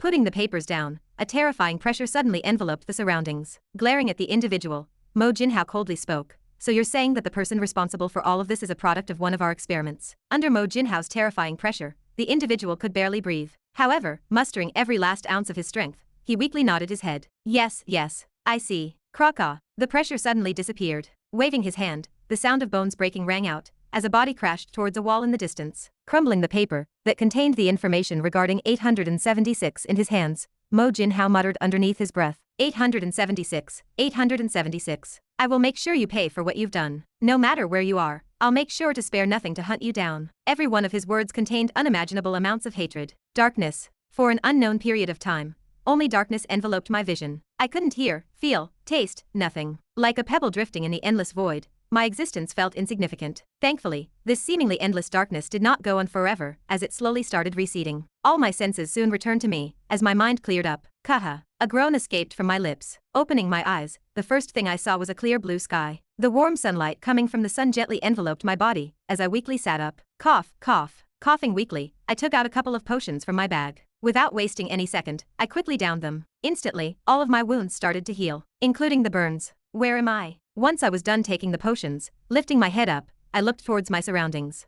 To my surprise, I found out that I was in the middle of a vast plain. With sparse trees in the distance and mountains in the background of the scenery, it finally dawned on me that I was no longer in the monolith. Kahuk. Biting my lips, my body trembled slightly. The side of my cheeks became warm, as small droplets began falling towards my hands. I am free. I hoarsely muttered, breathing in the fresh air, and realizing that I was no longer inside of that hellhole. For the next 10 minutes, I just blankly stared at the scenery in front of me, trying my best to engrave it into my mind. For the first time in a long time, I felt that the world truly looked beautiful. Exhaling out loud, and wiping the side of my eyes, I tapped on my bracelet, and took out my phone. Turning on the phone and scrolling through my contacts, I suddenly caught a glimpse of my reflection. Is this how I look now? Touching my face, the only word that came to my mind was hideous. Although my burns were slowly healing, they were still there, and even then, the scars on my face did nothing to help me rebuke that thought. Clenching my fists, I lowered my head and muttered, I can't let the others see me like this. For sure the others would probably not mind my current appearance, but I minded. I didn't want them to see the state that I was in, especially Nola. She couldn't. Thus, after a while, I pressed on a certain contact and called them. As I called the number, I made sure to call using an untraceable line. Hello? Soon, a familiar voice rang inside of my ears. Opening my mouth. For the first few seconds, no words came out of my mouth as the only thing that came out from my mouth was a strained noise. Opening my mouth again, I tried to speak, but once again, no words came out. It felt as though a lump was stuck inside of my mouth preventing me from speaking. Hello? Who is this? Not hearing a response, the person on the other side of the phone started to get annoyed. If you don't answer, I'm going to hang up. No, don't hang up, were the words that I wanted to say, but yet again, no voice escaped from my mouth. Alright, since you're not talking, I'm hanging up. Seeing that Small Snake was about to hang up, swallowing a mouthful of saliva, and calming myself down, I finally spoke up. This time, words finally escaped from my lips. Hey, Small Snake, it's me. Chapter 282, March 20th. At the beginning of spring, beep, beep, a rhythmical beeping noise echoed inside of a white room. Inside of the white room was a small bed where a beautiful girl with long orange hair lay. Her breathing was faint, and if not for the cardiac event monitor next to her, someone could have mistaken her for a dead person. Hum. After a while, the girl's eyelids twitched slightly. Before long, opening her eyes, the girl blinked a couple of times as she wondered, where am I? What is going on? Lifting her head up, the girl's eyes darted all over the room. Finally, she realized that she was in a hospital room. Clank. It was then that the door opened and a nurse came in. Holding on to a trolley filled with equipment, the nurse calmly pushed it towards the side of the room. Taking out a sack filled with some unknown transparent liquid, the nurse walked towards the bed. Oh. However, once she turned around, she suddenly became startled. That was because the patient that she was supposed to tend had woken up and was looking directly at her. Calming down quickly, the nurse put her right hand on her chest and rushed by her patient's side. My God, you have startled me. Are you feeling okay? Hum. Monica absent-mindedly nodded her head before asking, where exactly am I? You are in the Union Medical Department. The nurse replied as she checked the saline that was attached to Monica's arm. The main headquarters of the Union was quite big, about the same size as the Monolith's one. Aside from having all the best training facilities in the world, they also had their own medical department that could treat injured heroes. That was where Monica was currently at. I see, It was then that Monica suddenly started remembering what had transpired before. From the betrayal of Tassus,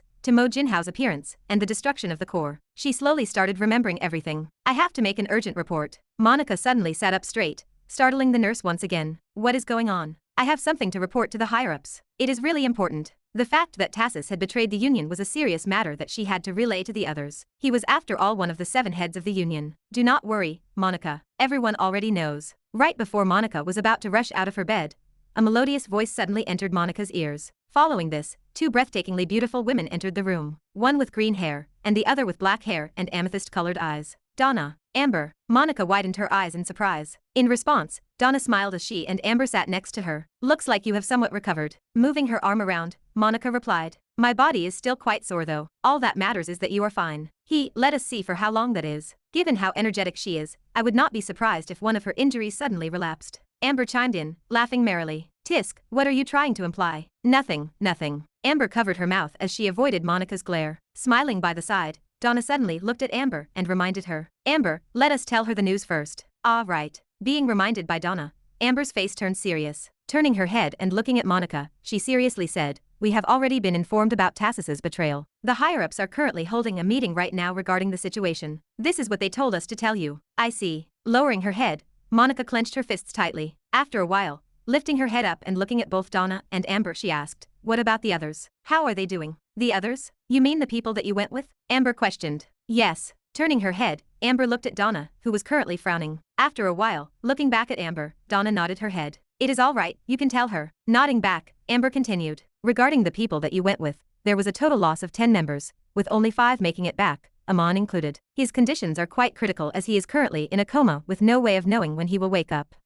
Listening to Amber's words, Monica clenched on the bedsheets below her, wrinkling them slightly. Although she knew that she was not to be blamed, a little part of her felt guilty. Guilty for being unable to realize that Tassus was one of the people working for the monolith. That aside, Monica, how did you escape? Noticing Monica's mood, Donna decided to change the topic. Amber, who was next to her, also showed signs of interest as she leaned in slightly. Although they were heroes, they were not actually working for the Union. As such, they did not know the full details of what had happened. All they knew was who had gotten injured, and that the mission had failed. Lifting her head up, Monica looked at both Donna and Amber. After a brief moment of silence, Monica opened her mouth.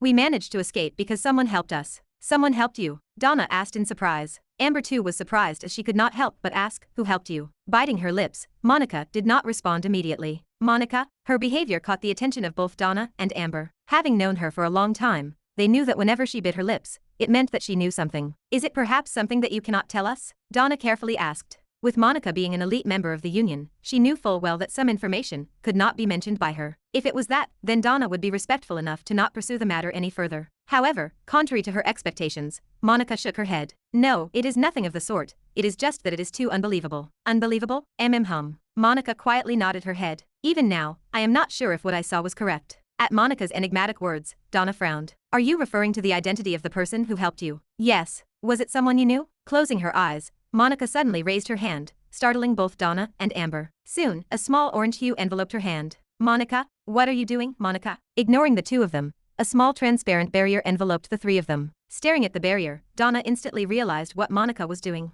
A sound barrier? Hum. Is the information that sensitive? Amber solemnly asked. It is. Monica nodded her head slightly, before looking at the 2 of them with an incomparably solemn expression. Although she was not exactly sure about what she saw since she was quite far, her hunch told her that what she saw was not wrong. Furthermore, she trusted Donna and Amber enough with what she was about to say. Once the barrier fully enveloped them, Donna asked, Monica, can you tell us exactly what is going on? Taking a deep breath, Monica looked at both of them in the eyes before saying, it is someone that we all know. Who? Are you referring to the person that saved you? Yeah. Monica suddenly nodded her head. Furrowing her brows, Amber asked who is it. Monica's enigmatic behavior had really started arousing her curiosity. Pursing her lips, Monica glanced at both Donna for a couple of seconds before opening her mouth. It was Ren. Following her words, a deep silence shrouded the area. The first one to speak was Amber, who was then immediately cut off by Donna, who stood up in shock. Who is Ren? What? Donna cried out loud, staring at Monica, her voice raised. Impossible. You must have seen it wrongly. There is just no way. Impossible. Donna was in denial. She could clearly remember seeing Ren get engulfed by the flames. Simply put, there was no way for him to escape.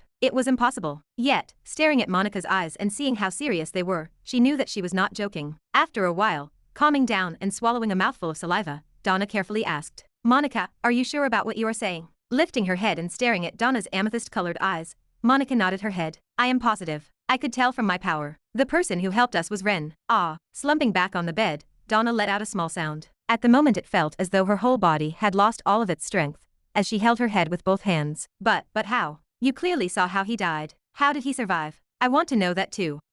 Guys. Disrupting the duo was Amber. With a confused look she asked, who is Ren again? At her question, Monica and Donna looked at each other before coming to a sudden realization. Aside from the two of them, Amber had only met Ren once. She obviously did not know who they were talking about. Turning her head towards Amber, Monica thought for a moment before asking, You know the student you have met in the auction? Yes. Squinting, Amber slowly nodded her head. Is he not supposed to be dead? Why are you mentioning? Wait, do not tell me. Amber's eyes suddenly opened widely. Staring at her, Monica silently replied, That is right, he is Ren. Wait, what? This time it was Amber's turn to be startled, as a look of disbelief appeared on her face. Are you saying that your student is still alive, and is also the person who saved you to boot? This honestly sounded ridiculous to Amber. From what she remembered, that student's aura was quite weak. Nowhere near A rank or S rank. How could he have possibly helped them when he was so weak? She could not understand. Furthermore, she had also seen his death live on television. Quite frankly, although she could have survived the explosion, she did not believe that she would have been able to do it without getting seriously injured. For someone whose rank was around E rank to have been able to do it, Amber was quite skeptical. Turning towards Monica, she asked, Did you get a clear look at him? How did he look like? At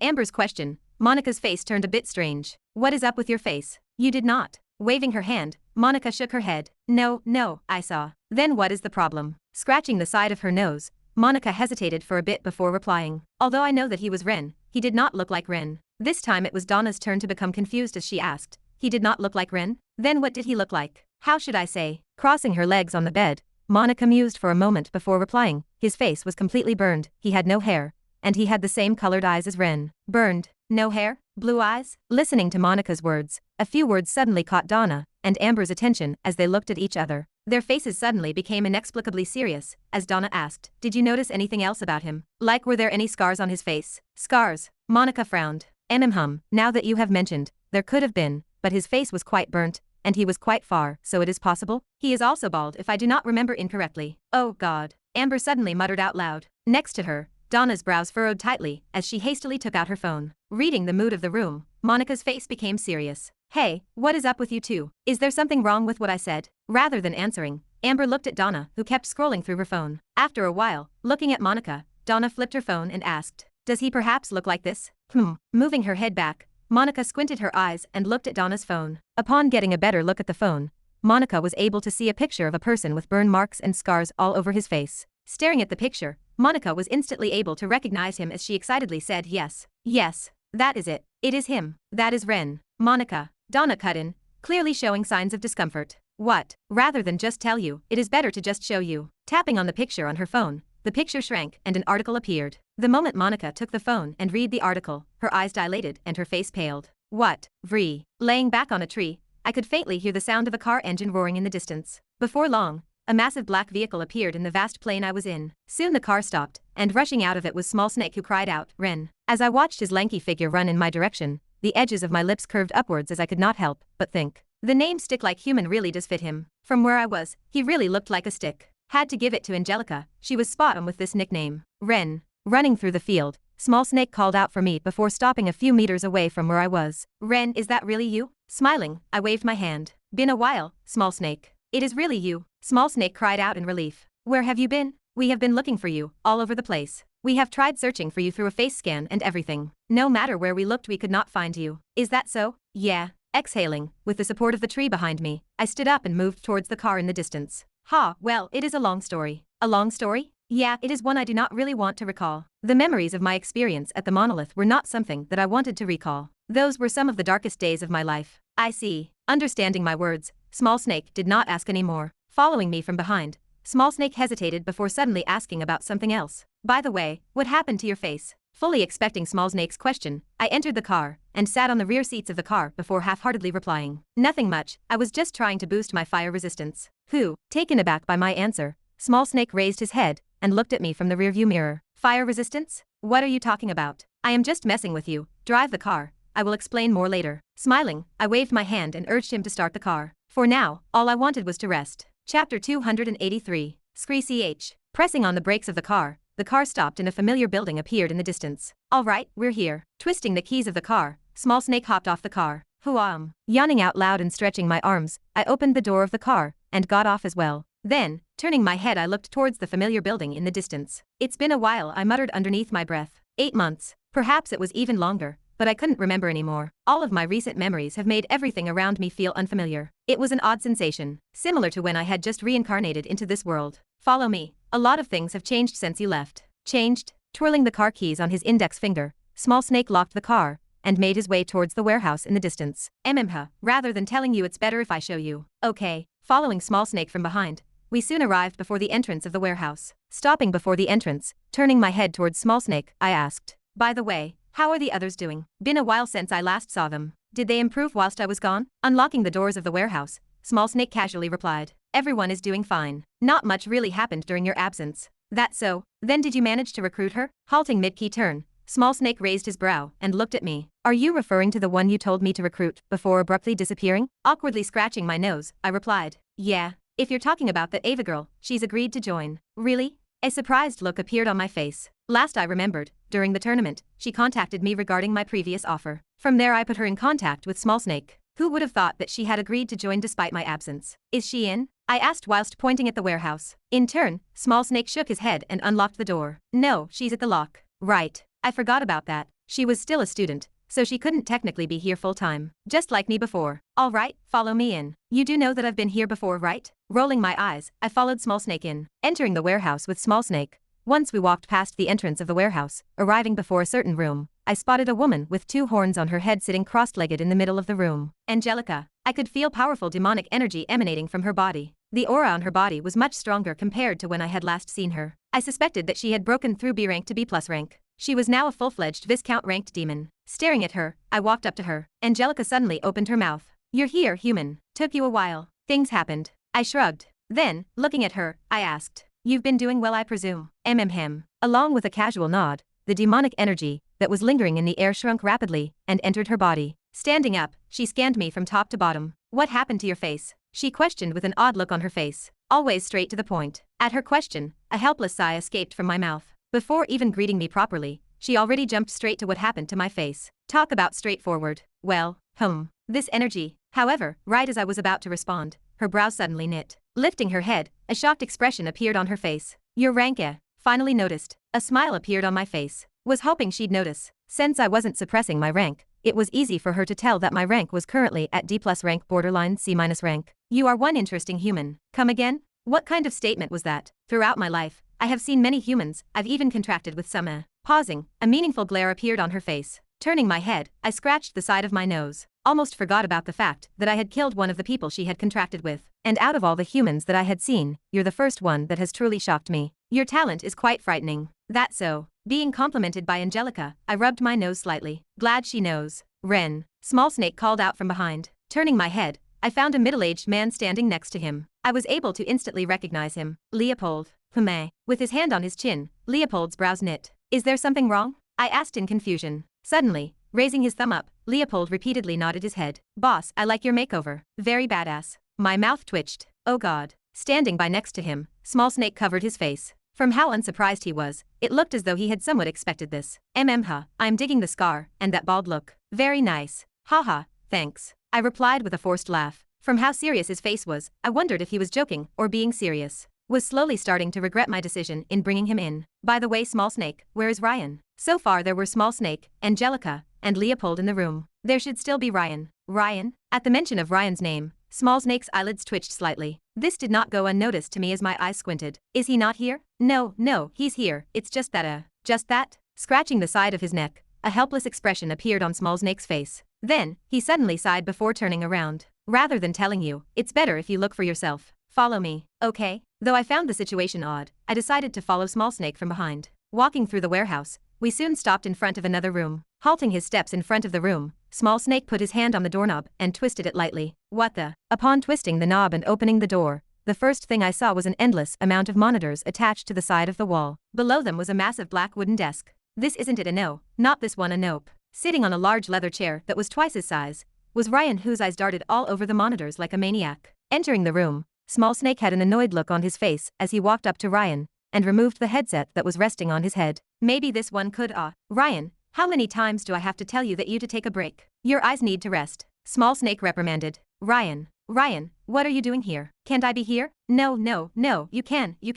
A horrified look appeared on Ryan's face as he replied to Small Snake. You see, I was in the middle of something. What does that matter? You want me to tell your mother about how much time you're spending on the computer? No, that. Anything but that. Looking at the duo, an amused smile appeared on my face as I thought. Looks like Small Snake has fully adapted to his babysitter role. Ever since returning to this place, Small Snake's role as a babysitter became more and more apparent to me. From how he redecorated the whole facility, to how he handled Leopold, Small Snake truly became a dependable person. Pushif, come, Small Snake, it's okay, leave Ryan alone. For a second, my tongue almost slipped. Boss, turning his head and spotting me, Ryan called out in excitement as he rushed towards me. Mom, an odd look appeared on my face. Pointing at myself, I asked, do you recognize me? Of course I do, Ryan replied without any hesitation, causing me to be even more confused. But didn't you see me only once before? That's right. So how were you able to identify me? I curiously asked. Other than the time I rescued him from his mom, this was the second time I was meeting him. For him to have been able to recognize me this quickly despite the current state of my face, I was quite perplexed. Blinking his eyes a couple of times, Ryan innocently tilted his head. Then, opening his mouth, he started speaking extremely fast. The color of your eyes, your physique, your voice, and the fact that Small Snake brought you here. With his personality, there's no way he'd bring a stranger here. If you add all those factors together, it wouldn't be strange for me to come up with such a conclusion. Oh, and what happened to your face? I see. Taken aback by how fast he was speaking, I nodded my head slightly. Either way, I pretty much got the gist of what he was saying. If he put it like that, then it made sense. Well, not that anyone else could have done it since they wouldn't have been able to memorize so many things at once. Ryan was the only exception. Once he finished speaking, Ryan's innocent eyes looked towards me as he asked, so what brings you here, boss? Are you here to just greet me? Alright, thanks for reminding me. Moving towards a gray sofa by the side of the room, I sat down. Propping my elbow on the armrest of the sofa, and resting my cheek on my arm, I opened my mouth. Ryan, I need your help with something. My help? It's a pretty big task, and even if you can't do it, I won't hold it against you. What I was about to ask of him was going to be a difficult task. With him only being 13 years old, there was a chance that his skills weren't developed enough to help me. Patting his chest, Ryan confidently exclaimed, "Don't worry, boss, I'll make sure to complete it." Listening to Ryan's words, a gratified smile appeared on my face. Then, pointing towards my head, I looked at Ryan and said, "I want you to hack the chip that is stuck inside of my head." Who? A chip? Listening to the side, a confused look appeared on Small Snake's face. Ren, what are you talking about? Lightly glancing at Small Snake, I casually shrugged my shoulders before giving them a brief recount of what had happened in the monolith. Although I omitted a few things, I pretty much told them about the experiments, and how a chip was installed inside of my brain. Such thing happened. I'm sorry, I didn't know. Listening to the story, Small Snake's face became gloomy. The monolith wasn't just a sensitive topic for me. It was also one for Small Snake, who was also forced to be a fugitive because of them. Clenching his fists, Small Snake lowered his head. I'm sorry, even though you spent so much money on us, we were completely useless when you were suffering so much. It's okay. Seeing the state Small Snake was in, the edges of my lips curved upwards. Patting my body, I reassured. I'm free, aren't I? Isn't that all that matters? The past is the past, now let's focus on the future, and make it so a similar situation never happens again, okay? Okay, good. After consoling Small Snake, I turned my head towards Ryan's direction. So, Ryan? About the thing that I just asked, can you do it? Sitting back on his chair, Ryan's brows were tightly furrowed together. After a while, looking back at me, he nodded his head. I can try. A smile appeared on my face. That's all I'm asking for. At the moment, Ryan was the best bet I had for helping me with the chip problem. Having destroyed a major part of the monolith, I wasn't necessarily worried about them getting the chip tracking device functioning fast, but it was better to get it solved as soon as possible, given the fact that by now I should be one of the most wanted people by them. Okay, let me see what I can do. Twisting the chair around, Ryan's finger danced all over the keyboard, as the sound of keys being clicked rang out in the room. Ta-ta-ta. Frowning, Ryan's eyes darted all over the monitor screens in front of him. Staring at the codes in front of him, Ryan started asking questions. So boss, what do you want me to do? Do you want me to directly disable the chip? I patiently responded to all of his questions. No, I want you to disable the tracking function. The chip was quite useful to me. If possible, I didn't want to disable it. Apart from the improvement in my analytical abilities, the chip also helped me during fights. For it to be disabled, I felt that it was a waste. So you just want me to disable the tracking function? Okay, that doesn't sound too hard. Ta. Plucking his lips together, Ryan's fingers moved across the keyboard at lightning-fast speeds. Many different codes and numbers appeared in the monitors in front of him, as Ryan's brows progressively knit with every passing minute. This continued for 10 more minutes before he suddenly let out a strange sound. What's going on? You found something? Sitting up straight, I worriedly asked. Hold on. Ryan's eyes darted all over the monitor screens. Scratching the side of his head, Ryan repeatedly tilted his head from left to right, as the frown on his face deepened. After a while, Ryan bit his lips. Turning his head, he looked towards me and apologized. I'm sorry, but it looks like I can't do it. My heart sank. What's wrong? Why can't you do it? Instead of answering me, Ryan asked a question. Boss, you know how GPS trackers work, right? GPS trackers? Yeah. Do you? Pondering, I carefully replied. Sort of, from what I remember, GPS trackers use multiple satellites to determine the location of the device connected to it, or something along those lines. Sounds about right. So what's the problem? I wondered. Looking up at the ceiling, Ryan thought for a bit before replying. The problem is that the chip inside of your head is not connected to any satellite. Not connected to any satellite? Then how does it track me? A brief moment of silence ensued. Tapping on the table, Ryan once again looked at the monitors in front of him before replying. I'm not entirely sure. But from what I've gathered through entering the database of the chip, there seems to be a special artifact installed. Material? Crystal? Can't really tell. Either way, somehow, thanks to that, they are able to track you. Then, what do I do? Can I disable the chip in my head? Ryan shook his head. Unfortunately, that is also not possible. What? Why? That's because the chip in your head has a self-destruction function. If you try to remove it, or I directly hack it, it'll automatically detonate. Listening to Ryan speak, my mind blanked. If I couldn't remove the chip that I was inside of my head, then what was I supposed to do? Let the monolith hunt me down? Just as I was despairing over my situation, Ryan once again called out for me. Boss, actually, not all hope is lost. Lifting my head, I asked. What do you mean? Well, you see, the only reason why I can't help you right now is because my skills are inadequate. If you give me time, I can do it. Time? How much time do you need? From 1 month to a couple of years. I don't know. Is that so? That was so too long. By the time he was skilled enough, I would have long been killed by the monolith. Then what do I? Wait, what's going on? Cutting me off was Ryan, who suddenly turned around and looked towards his monitors. What happened? I asked in confusion. Look. Nudging me with his head, Ryan pointed towards his monitors. Looking up, I saw that half of them had the same channel turned on. An emergency broadcast? Looks like it. Ryan turned the volume up. Breaking news, we're coming at you live with an emergency broadcast that will be shared throughout every television screen in the human domain. We're here to relay to you an important piece of information. Suddenly the screen split in half. On one side was the hostess, and on the other were multiple images of an individual with a face riddled with scars. What the? Staring at the image on the screen, my body froze and my pupils shrank. Ryan, who was next to me, opened his mouth widely. A bounty of over 10 billion U has been set on this person. Said person is extremely dangerous and has been deemed by the Union as the #1 most wanted person in the human domain. If anyone finds out information regarding the said individual, please contact XXX-XXXX-XXX. Crack. Unbeknownst to me, the armrest of the sofa next to me broke apart. I was clenching my fists so tightly that blood started seeping down towards the ground. Dully staring at the monitor screen for a couple of seconds, my body started to tremble. Hey, Ren, are you okay? Approaching me was Small Snake. He too had seen the news as he was in the same room throughout the whole discussion I had with Ryan. Kaha. Lifting my head up, I suddenly flew into a fit of mad laughter. Ha ha ha ha. I see, so this is how you want to repay me. I see. Ha ha ha ha. Though I was laughing, an unimaginable amount of rage was masked inside of that laugh. Small Snake and Ryan, who were next to me, visibly shivered at the sound of my laugh. But I didn't care. That was because the Union had just sold me out. Chapter 284. Inside a dimly lit room,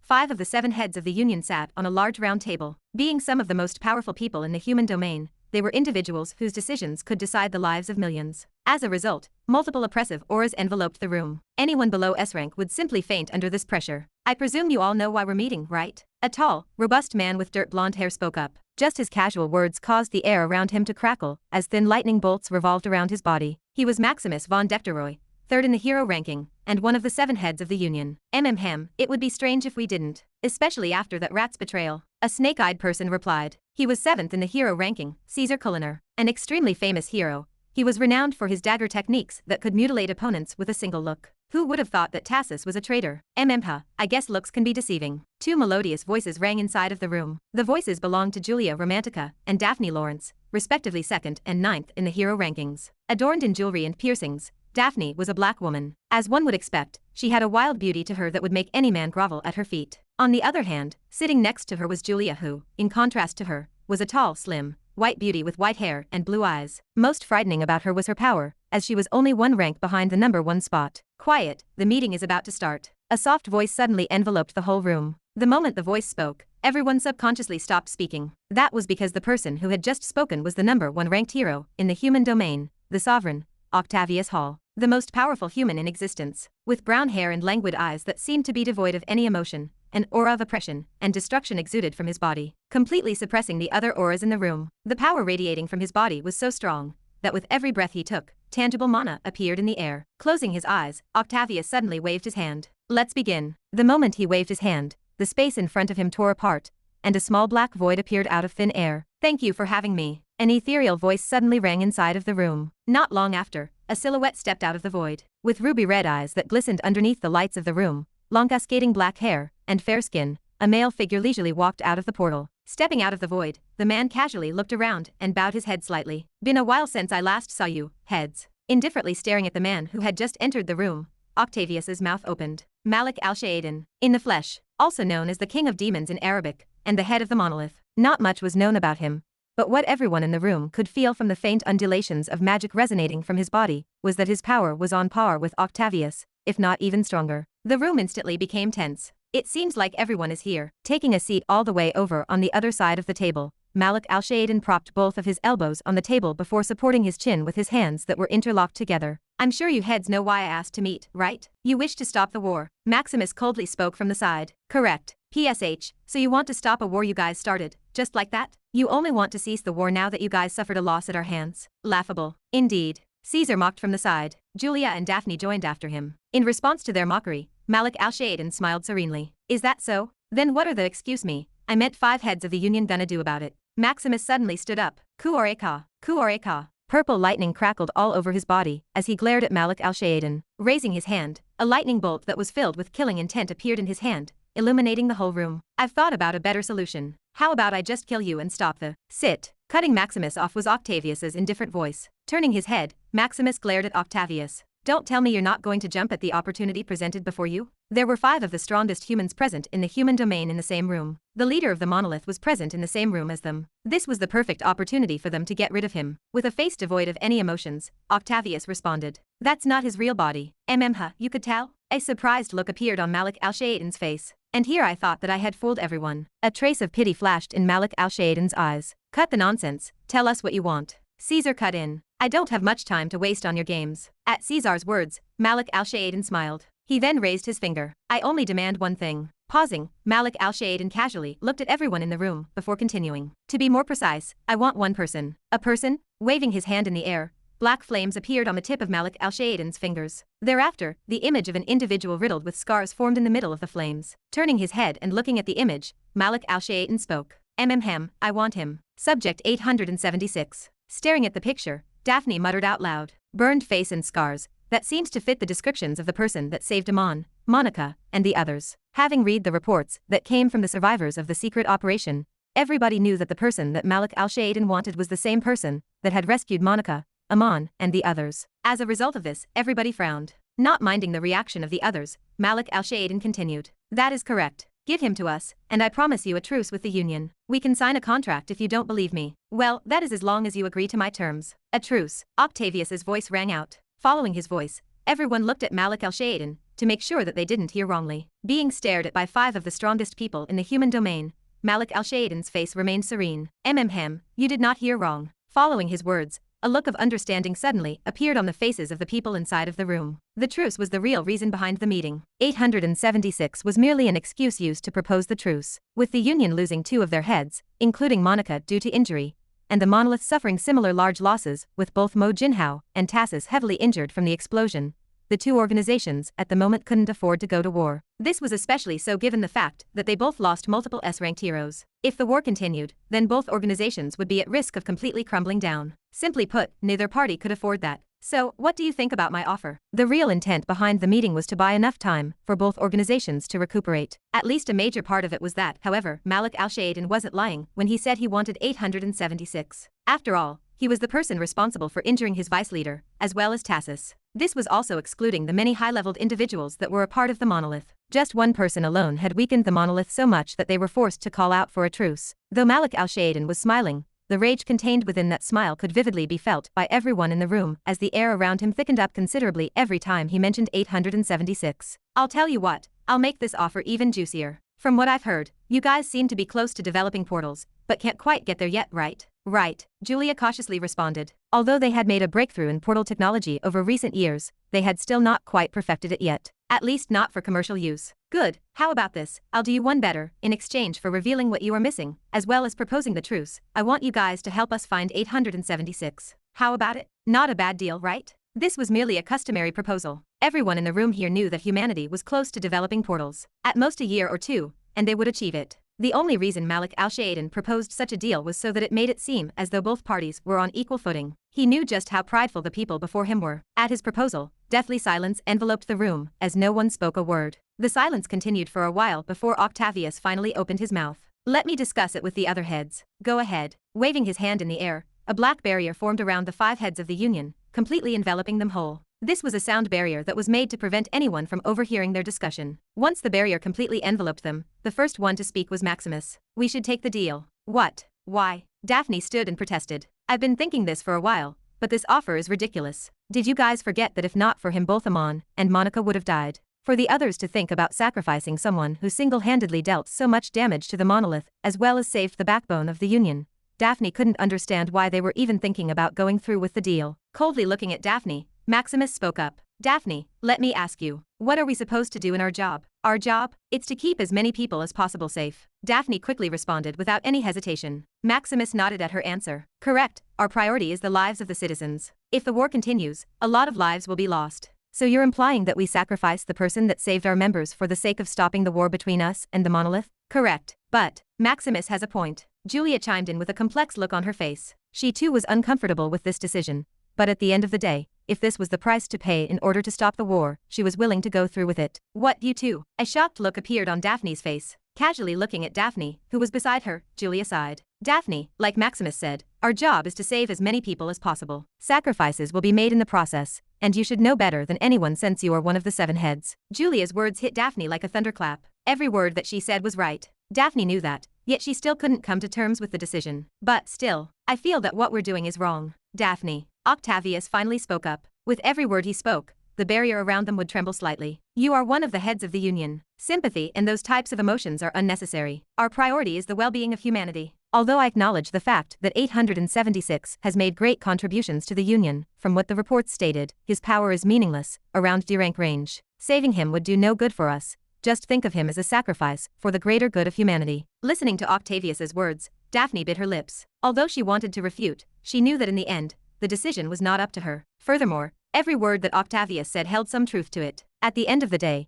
they were individuals who needed to make sacrifices for the sake of humanity. Emotions such as sympathy and the likes were unnecessary for individuals like them. What they needed to think about was the best course of action to take for the sake of the Union and humanity. Everything else was secondary. All right, let's vote now. Those in favor of the proposal, raise your hands. CASA headquarters. Damn it, what should we do now? Pacing around the room, Small Snake was in a state of panic. Calm down, Small Snake, let me think. Seated on the sofa, I tried to calm Small Snake down. Forcefully quelling my rage, I tried my best to remain calm. There was no point panicking now. Wouldn't do me any good. Rather, it was better to think about my next course of action with a calm mind. After a while, turning my head towards Ryan, I asked, Ryan, let me ask you something. Do you perhaps have a way to tell if the tracker is functioning or not inside of my head? Are you asking whether I can tell when the tracking function is back on or not? Yes, exactly that.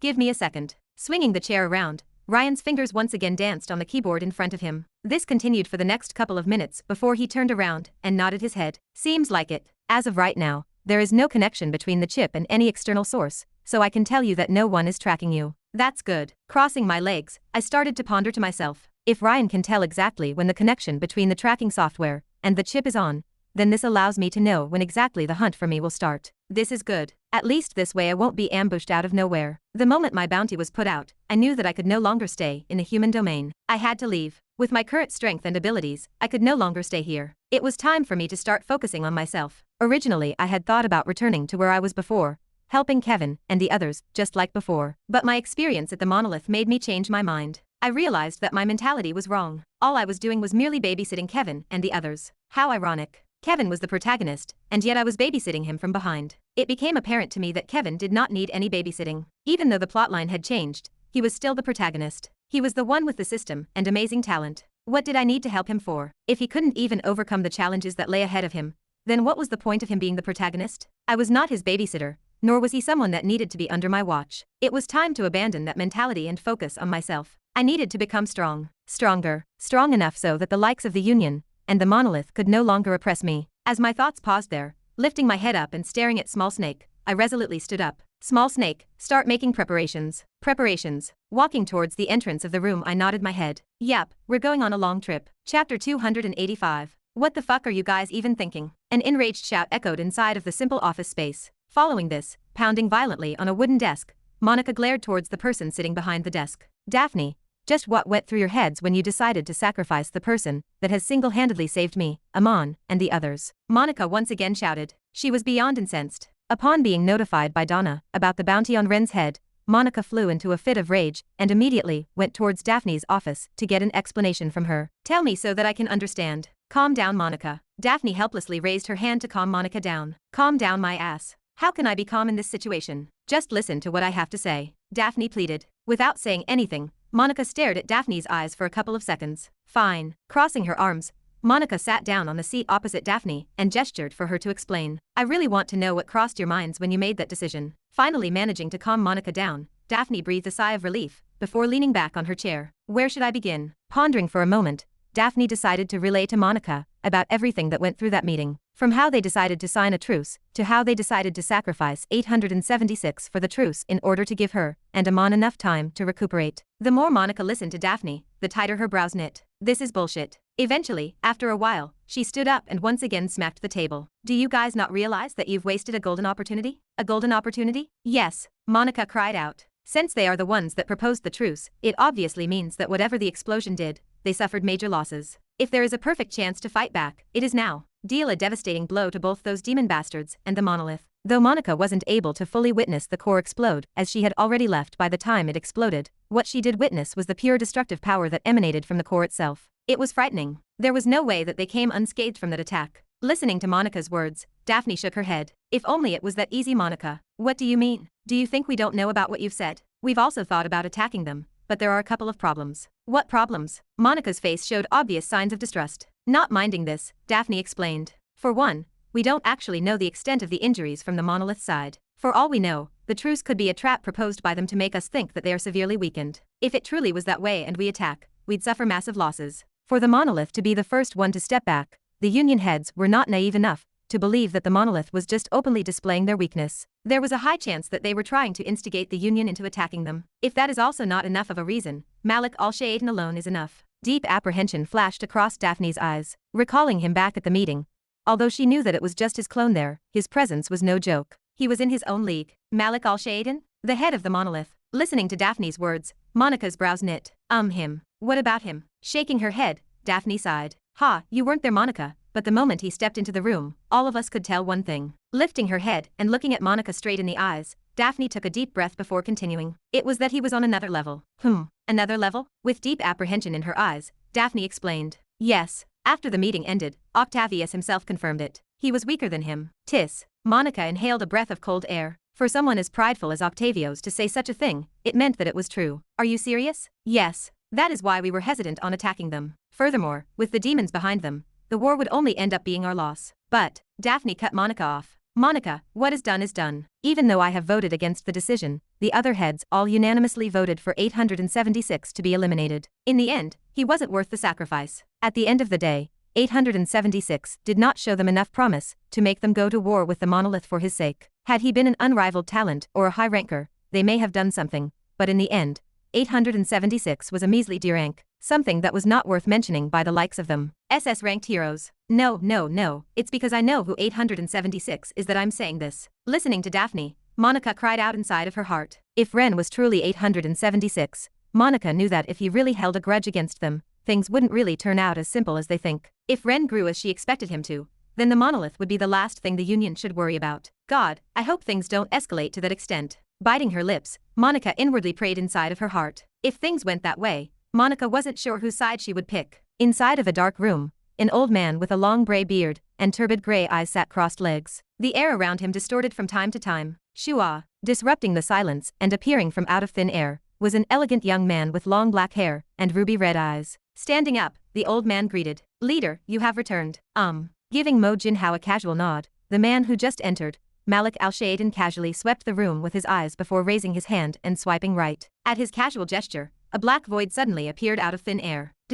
After a couple of seconds, a cold and indifferent voice that seemed to come from the deepest parts of hell rang out from the void. Are you done? Have they fallen for it? Unfortunately not, curtly replied Malik Al-Shayden. The Union accepted our truce agreement. A pity. A trace of disappointment could be felt from the voice behind the void. Lowering his body slightly, Malik Al-Shayden asked, Your Royal Highness, is there anything you would like for me to do? No, that is it for now. Make sure you don't get into any conflicts for at least a couple of years. Your recent failure has caused quite a few problems for me. Thick killing intent could be felt from the words of the individual whom Malik Al-Shayden referred to as Your Royal Highness. Mo Jinhao and Malik Al-Shayden, who were in the same room, could feel this, as the void before them twisted strangely, and a tangible wave of bloodlust swept over them. Lowering his head slightly, Malik Al-Shayden replied, I apologize for the mishap. It's good that you understand. For now, do as I said and lay low. Understood. Good, I hope you don't disappoint me once again. The voice slowly drifted in the room before completely disappearing. Once the voice completely disappeared and the void before them shrank, after a brief moment of silence, the first to speak was Mo Jinhao. Leader, what do we do now? Malik Al-Shayden indifferently gazed at the place where the black void used to be and coldly replied, We do as the demons have ordered, and lay low for now. At the moment, the demons were at war with the three races. The incident where multiple S-rank and below died resulted in a lot of the demons getting injured. This in turn caused the demons to suffer a major loss, as one of their forces abruptly weakened out of nowhere. It was because of this that he was forced to propose a truce to the Union. Not because they were weak, but because the demons couldn't afford to have more of their members get injured. Malik Al-Shayden had originally hoped that the Union would be hot-blooded and directly take their truce as a sign of weakness and have them attack the monolith. This would have been the perfect chance to ambush them and get rid of them. Unfortunately, they did not bite the hook. A pity. Malik Al-Shayden shook his head in disappointment. Glancing towards Mo Jinhao next to him, Malik Al-Shayden asked, Mo Jinhao, how are your injuries? My injuries? Pondering for a bit, Mo Jinhao replied, I've already taken a couple of high-leveled potions. They are not that severe right now. If the Union had gone and attacked us, we could have done a quick work of them. The Union was truly lucky in deciding to agree to the truce. Had they not agreed, the only outcome for them was their imminent destruction. With both Mo Jinhao and Tassis's injuries not being that serious anymore,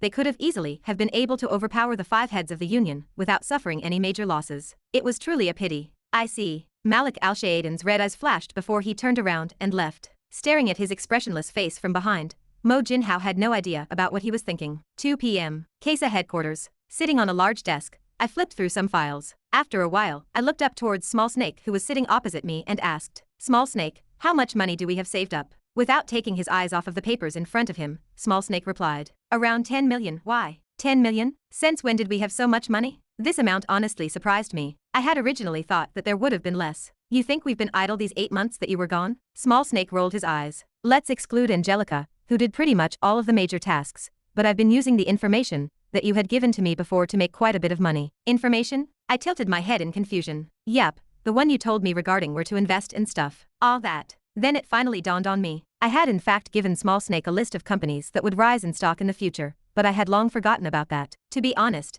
this was mainly due to the fact that I no longer relied on the plotline like before. Realizing that too many things were changing, I stopped relying on those things. Fair enough. Crossing my arms, I tapped on my bracelet and threw something in Small Snake's direction. Here. Whoa. Catching the object I threw at him with both hands, Small Snake looked at it and asked, What is this? It's an advanced potion. Sell it and give me the money. The 10 million you saved included. Small Snake's eyes widened in surprise. Wait, hold on. Did you just say Adva? That's not all. I want you to sell this stuff too. Cutting Small Snake off, one by one, I threw item after item towards him, who carefully caught them as though they were precious treasures. Wait, what is all of this stuff and what do you need that money for? Throwing a disgusted look on Small Snake's face, I pointed at my face. What do you think? Have you seen my face? Aren't those just regular scars? Can't you just take a normal potion? Nope, that's why I'm telling you to go sell it. Only an extremely potent potion can cure my face. Had Melissa's potion been enough, I would have used it as soon as I got out of the monolith. Unfortunately, it didn't work. Still, its value was well within 40 million U. Other than that, I had a lot of useless stuff that I had gotten from the guards I had killed from the monolith. Especially Luther, he had quite a lot of good things on him, including a couple of advanced potions. All in all, it was raining money, and my face was soon going to be fixed. Staring at Small Snake, I reassured. Don't worry, Small Snake. I'm not going to spend all of the money on fixing my face. I've got other things to buy. Like a lot of things. Potions, food supplies, water, clothes, and essentially everything one would need during a long excursion. I needed the money to buy a lot of stuff for the upcoming trip. It was going to be a long trip. Making ample preparations was a must, especially since I was running out of time. Okay, but can you at least tell me what you are planning on? Later. I'll explain it when the others are here as well. Others? Yep, everyone is going. Ha, yep. That's right, you too, Small Snake. Me? What? A startled look appeared on Small Snake's face. Wait, why are you bringing me? You do know that I'm practically useless in combat? Or anything related to that, right? Yeah. Then why are you bringing me? Because it's never too late to start. Small Snake was a genius. Maybe it was because of his low self-esteem, or something like that, but Small Snake was not fully aware of his brilliance. The intention in bringing him to this trip was so that I could train him to fit with the squad. Once he truly realized how brilliant he was, the power of our mercenary group would drastically rise. Ah, right, Small Snake, I'm leaving you with the task of convincing Ryan's mom and Ava to come with me on the trip. What? I know what you're going to say, but just make it work. With the trip being a long one, though it was filled with danger, it was also filled with opportunities. This was why I wanted everyone to come with me. There were a couple of obstacles though. One was Ryan, whose mother I needed permission from, and Ava, who was still at the lock. But to be honest, Ava was better off following me. At the lock, she would have never been able to show the full potential of her power. She needed real experience, and the journey I was about to embark on was the perfect opportunity for her. In fact, not just for her, but everyone that was here, Small Snake included. It wasn't just me that needed to get stronger, it was them as well. Damn you, seriously. Deciding everything by yourself without caring about my input. Small Snake shot a glare in my direction. To that, I merely shrugged. You're the one who decided to follow me. Been regretting that decision for a while. Also, why are you making me work so much as soon as I come back? You're my right-hand man, Small Snake. I didn't choose you for nothing. Speechless, Small Snake weakly waved his hand before turning around. Ha, fine, I'll do it. Aha, knew I could count on you. Ha, ease. Just as he was about to leave, Small Snake's footsteps halted. Turning around, he asked.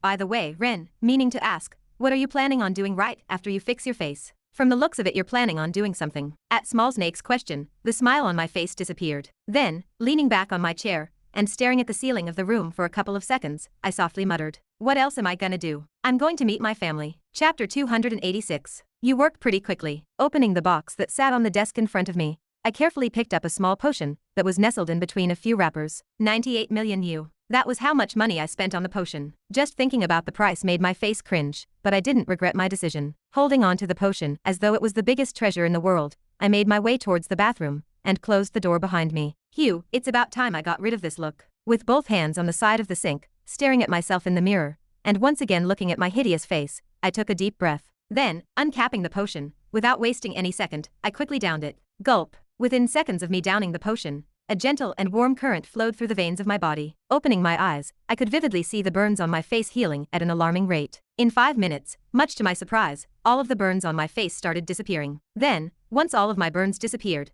it was the scar's turn. This process took a bit longer, as the poison on my face had penetrated quite deeply. With thick green lines appearing on my face, I felt a strange wiggling sensation crawling all over my face. Lifting my head up and looking at myself in the mirror, I could see the strange worm-like lines wiggling all over my face, as though they were alive. It looked absolutely hideous. Fortunately, this did not last for long as the lines shrank with each passing second. This continued for a couple of more minutes before all of the green lines disappeared from my face. Following the green lines were the scars, and once they too were gone, what was left was a soft white skin devoid of any imperfections. Is this how I look like? Staring at my reflection in the mirror, my fingers trembled slightly as I caressed the mirror in front of me. Biting my lips, I tried my best to remain composed. But it was honestly hard. This was the first time I had seen my face in 8 months, and the moment the scars from my face disappeared, it finally dawned on me. I was free. I was finally free from the horrible nightmare that I experienced at the monolith. Although I still had a chip inside of my head, at least, for now, I could take matters into my own hands. After a while, scratching the scalp of my head and taking another potion, I muttered to myself, I should probably do something about this too. Gulp. Uncapping the lid of the potion, I quickly downed the potion. Instantly, the moment I took my first sip of the potion, the hair on my head started to grow. Soon, they grew to the same length as it was before, back when I was at the lock. Better. In this world, if there was a bald person, it was because they chose to be bald. There was no such thing as balding now. All it took me was a simple potion, and my hair was back to where it was back then. Brushing my hair to the side, and staring at myself in the mirror for a couple of minutes, I took a deep breath. Then, turning around, I opened the door of the bathroom and went out. Small snake, I'm heading out. I'll see you in a bit. Taking my coat and putting on a skin mask, I made my way out of the building. As soon as I fixed my face, without letting anyone else see my face, the first thing I did was visit my family. I really missed them. At the same time, in a different place. Your lordship, please feel free to tell me if you need anything. I will try my best to assist you with anything. Inside of a mortuary that was filled with corpses, a middle-aged plump man looked towards his right and nervously rubbed his hands together. Beads of sweat dripped down from his forehead as he stared at a black humanoid creature that was beside him. With 2 horns on his head and deep red eyes that exuded boundless bloodlust, the black humanoid creature indifferently stared at the many corpses presented before him. Have you found your contractee, your lordship? The plump man asked. I have. Opening his mouth, a chilly voice escaped from the humanoid creature's mouth. Then, moving towards a certain body, the humanoid creature bent down. Turning towards the plump man, the black humanoid creature asked, "What is the cause of this youth's death?" This youth, lowering his head and staring at a handsome youth whose face was now incomparably pale, the plump man started pondering. Then, after a while, he pointed towards many different areas on the youth's body.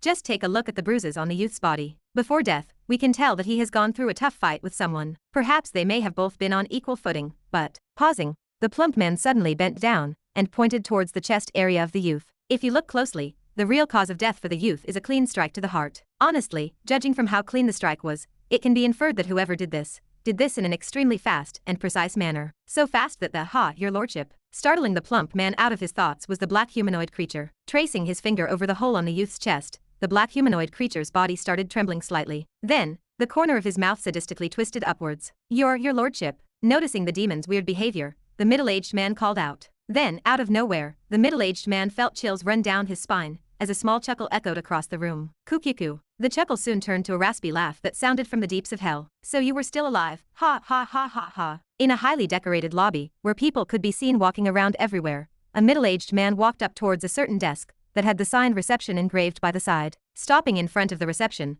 the middle-aged man looked towards a young girl and asked, "Excuse me, what should I do if I want to join this place?" "Excuse me? Did you say that you wanted to join?" The receptionist smiled kindly. "That is correct," the middle-aged man replied. At his response, the secretary looked at the computer screen in front of her. Then, pressing onto a couple of keys, she asked, "All right, so you wish to apply to our guild. Okay, let's start with a simple question. What is your rank?" "D+.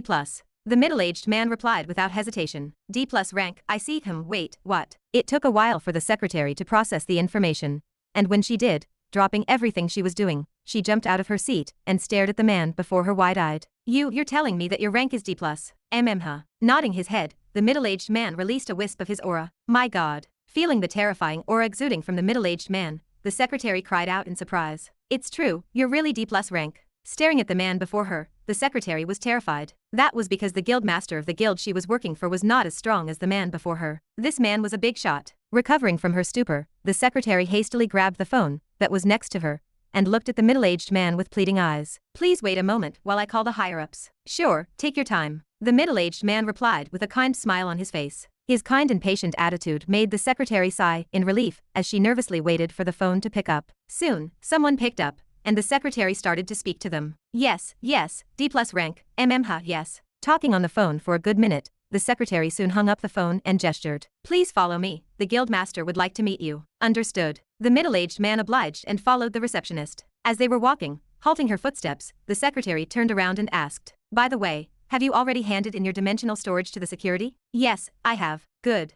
Checking her watch to double-check with the security at the entrance, once she got the okay, she directly brought him to the elevator. Stepping onto the elevator and pressing onto the highest floor, the secretary turned to look at the middle-aged man. "By the way, I forgot to ask, but what is your name?" "My name?" "Yes." Pondering for a short second, the middle-aged man responded. "Ren, my name is Ren Wright." "Ren Wright?" The receptionist once again asked. I see. Well, Mr. Wright, right now I will be bringing you to the guild master's office. As you are a highly distinguished guest, he will negotiate with you directly. Is that okay with you?" "That's perfectly fine." "Perfect." Before long, the doors of the elevator opened up and the receptionist brought Ren to the guild master's office. Arriving in front of a large wooded door that had a small sign with the words Ronald Dover engraved by the side, the secretary halted her footsteps. Turning around, she politely said, "This is as far as I can go. I hope you have a pleasant discussion. You may go in." "Thank you." Lowering his head slightly and thanking the receptionist, Ren opened the door. The moment he opened the door, the first thing he saw were 2 individuals. Sitting behind a large wooden desk was a tall man with black hair and a masculine jawline. Though he couldn't have been considered the most handsome,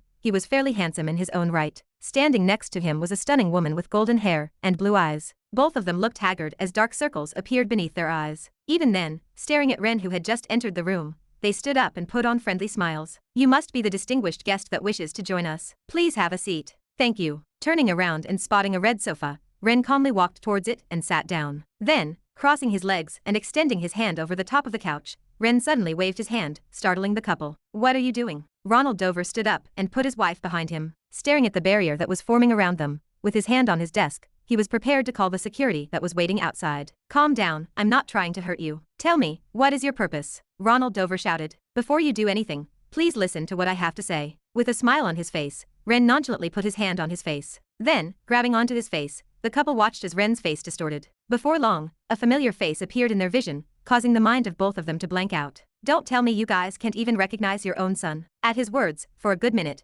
heavy silence enveloped the room. After a while, the first one to speak was Ronald Dover, who with a trembling finger pointed in Ren's direction. With a croaky voice filled with disbelief and confusion, he repeatedly stuttered, "Ah, impossible, impossible. Ren." Next to him, his wife was in a similar state of confusion, as she couldn't mutter any words. Slowly the side of her eyes began to water, and tears started streaming down her cheeks. Staring at the couple, Ren bit his lips and forced a smile. Are you guys gonna say anything? My boy." The moment Ren spoke, both parents quickly rushed towards him and embraced him tightly. "Ren, my son." "Ah." Feeling the warm embrace of his parents, biting his lips and staring towards the ceiling with reddened eyes, Ren muttered softly, Mom, Dad. I'm back." Chapter 287. "Ren, where have you been?" I thought as staring at my mother who was choking on her words, I felt a slight pang in my heart. Scooting over to her side and caressing her back, I reassured her that everything was all right. "I know, but don't worry. Everything is over. I'm here." Sniff, okay. Nodding her head weakly, my mother eventually calmed down. After a while, wiping the tears in the corner of her eyes, she asked, "Ren, what are you going to do now? Now that you're back, will you go back to the academy?" With a smile on my face, I shook my head. "No, I'll be going away on a trip." "A trip?" Taken aback by my response,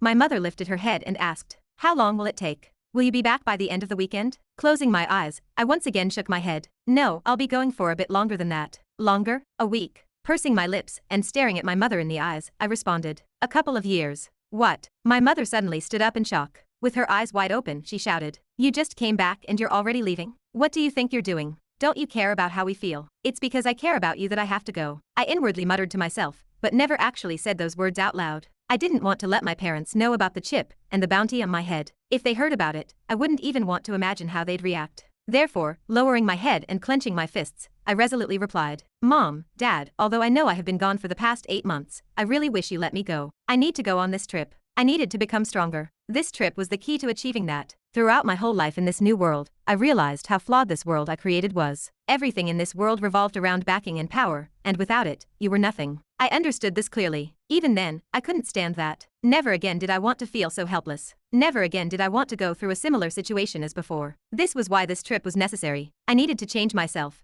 and become more ruthless and decisive. I still lacked a lot of experience, and my mind was still too immature for this world. If I truly wanted to survive in this world and defeat the Demon King, this was the only path I could take. "No, Ren, I can't." Despite my words, my mother still shook her head. However, right before she was about to disagree, my father put his hand on her shoulder and said, "Let him." "Ronald." My mother looked at my father in shock. "Are you really going to let him go like this? Right after he only just came back to us?" Looking back at my mom, Ronald shook his head and pointed at me. "Just look at him. He's already made up his mind. There is no changing his decision. But, just leave him be. He's already an adult. We can't do anything about his decision." Lifting my head up, I gratefully looked at my dad. "Thank you, but I hope you promise me one thing, yeah? Tell me." With a calm smile on my face, my dad said, "I hope you stay safe and don't put yourself into too much danger. We already lost you once, we can't afford to lose you again. Promise me that you won't get hurt again." Ah, those words. They reminded me of an old promise I made, one that I couldn't keep. Lowering my head, I softly replied,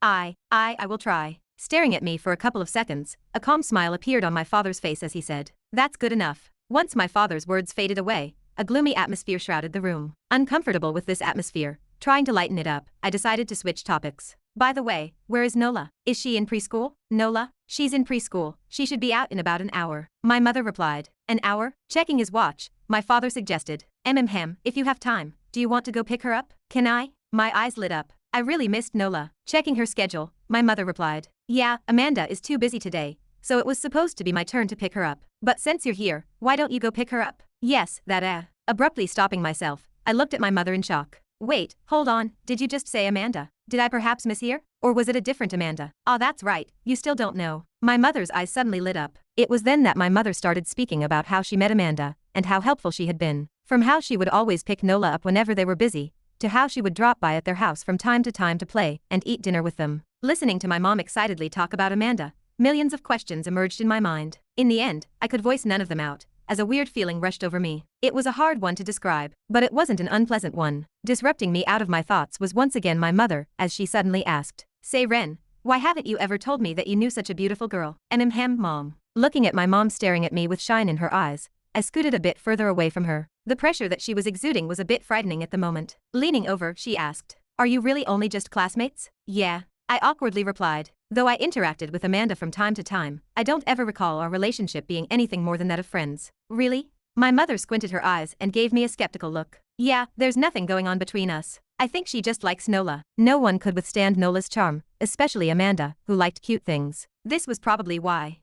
If you say so. Though skeptical, my mom no longer asked any questions about my relationship with Amanda. Then, for the next hour or so, I caught up with my parents. Although my parents did try to ask me multiple times where I had been during these past 8 months, I promptly dodged those questions. After a while, they both got the hint and stopped asking. After that, we chatted about many different things, and through this conversation, my mind, for a very long time, finally relaxed. At exactly 4:30 p.m., covering her mouth with her hand, my mother pushed my back. "Oh dear, I think it's almost time for Nola to finish preschool. You better hurry now." "Now? Okay." Standing up from the sofa, I turned around and embraced both of my parents one last time before leaving the room. Before I left, I made sure to look at my parents one more time. Once again, I resolved myself to become stronger. Stronger for my sake and their sake. 5 p.m. Standing in front of a large building, I muttered, "This should be the place." Though I had only been here once, I was sure that this was the location of Nola's preschool. Besides me, I could see a lot of parents similarly waiting for their children to go out. Staring at the building in front of me, I could see cute pictures and paintings hanging outside the windows of the building. Whilst waiting for Nola to go out,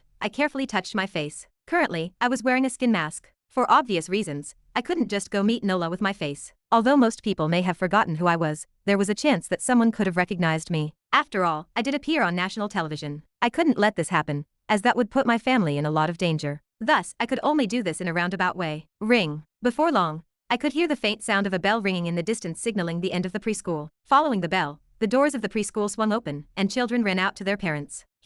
Staring at the children that were happily running towards their parents, taking a deep breath, and fixing my clothes, I moved towards the entrance of the kindergarten. Approaching the care lady, who was an older lady that seemed to be in her 60s, with a kind smile on my face, I spoke up. "Excuse me, I'm here to pick up Nola Dover. I'm sure you guys have already been informed about my arrival." Prior to arriving here, I had my parents inform them of my arrival. If they didn't do that, the preschool would have never allowed me to see Nola. Lowering her head slightly, the care lady stepped aside and entered the building.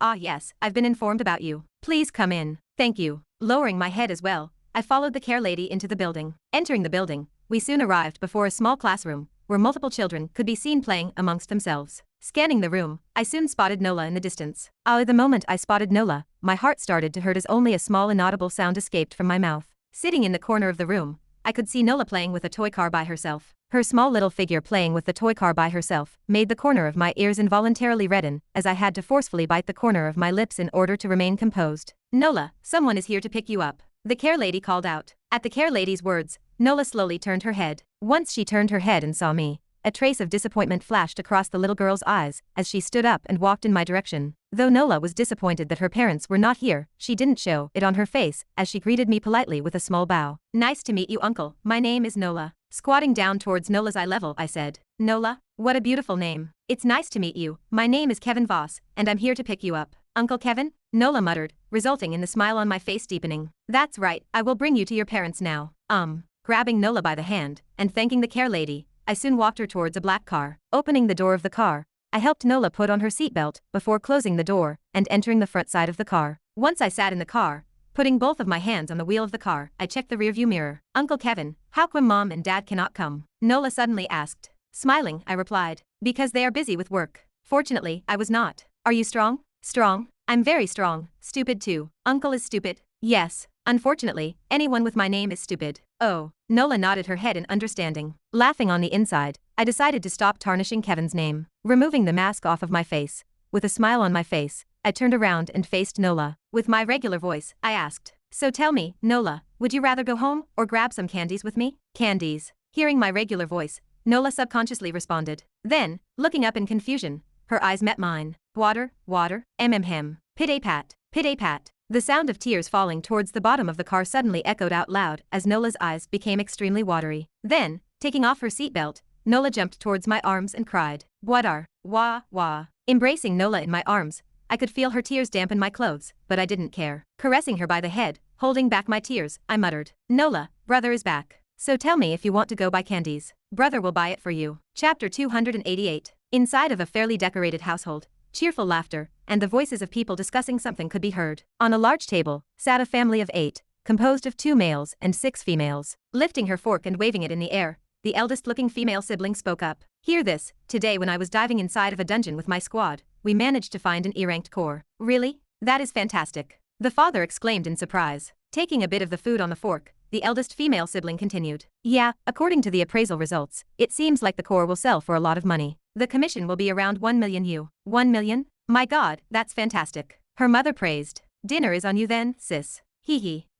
Whilst the family was joking with each other, sitting towards the right side of the table, a girl with a small petite body and large eyes tried to speak up multiple times. Unfortunately for her, no one was able to notice her struggle as everyone was too busy listening to the eldest's recount of her day at work.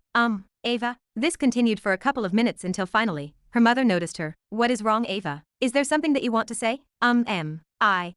Shyly lowering her head, Ava tried to speak up. However, the words that she wanted to say never came out of her mouth. "Come on, Ava, don't be shy. Just tell us what you want." Her oldest sister kindly smiled as she encouraged. "We're family. We won't judge you." Biting her lower lip, Ava clenched her small fists. After a while, looking up towards her parents and siblings and mustering all of her courage, Ava said, I would like to drop out of the lock." Ava suddenly dropped a bombshell, and the room turned completely silent. Clank. The silence continued for a while until it was disrupted by the sound of forks dropping on the plates. Almost simultaneously, everyone stood up and looked at Ava with concern. What are you doing, Ava? Is everything okay? Are they bullying you at the lock?" Under the barrage of questions, Ava was unable to answer as she buried her head towards her chest. "Guys, please calm down. Let Ava talk." Noticing Ava's predicament, Ava's mother raised her hand and gestured everyone to quiet down. It was then that everyone noticed Ava's state and quieted down. Finally managing to get everyone to stop talking, Ava's mother walked up to Ava. Bending down, she touched her hand and softly asked, "Ava, please tell us why you want to drop out of the lock.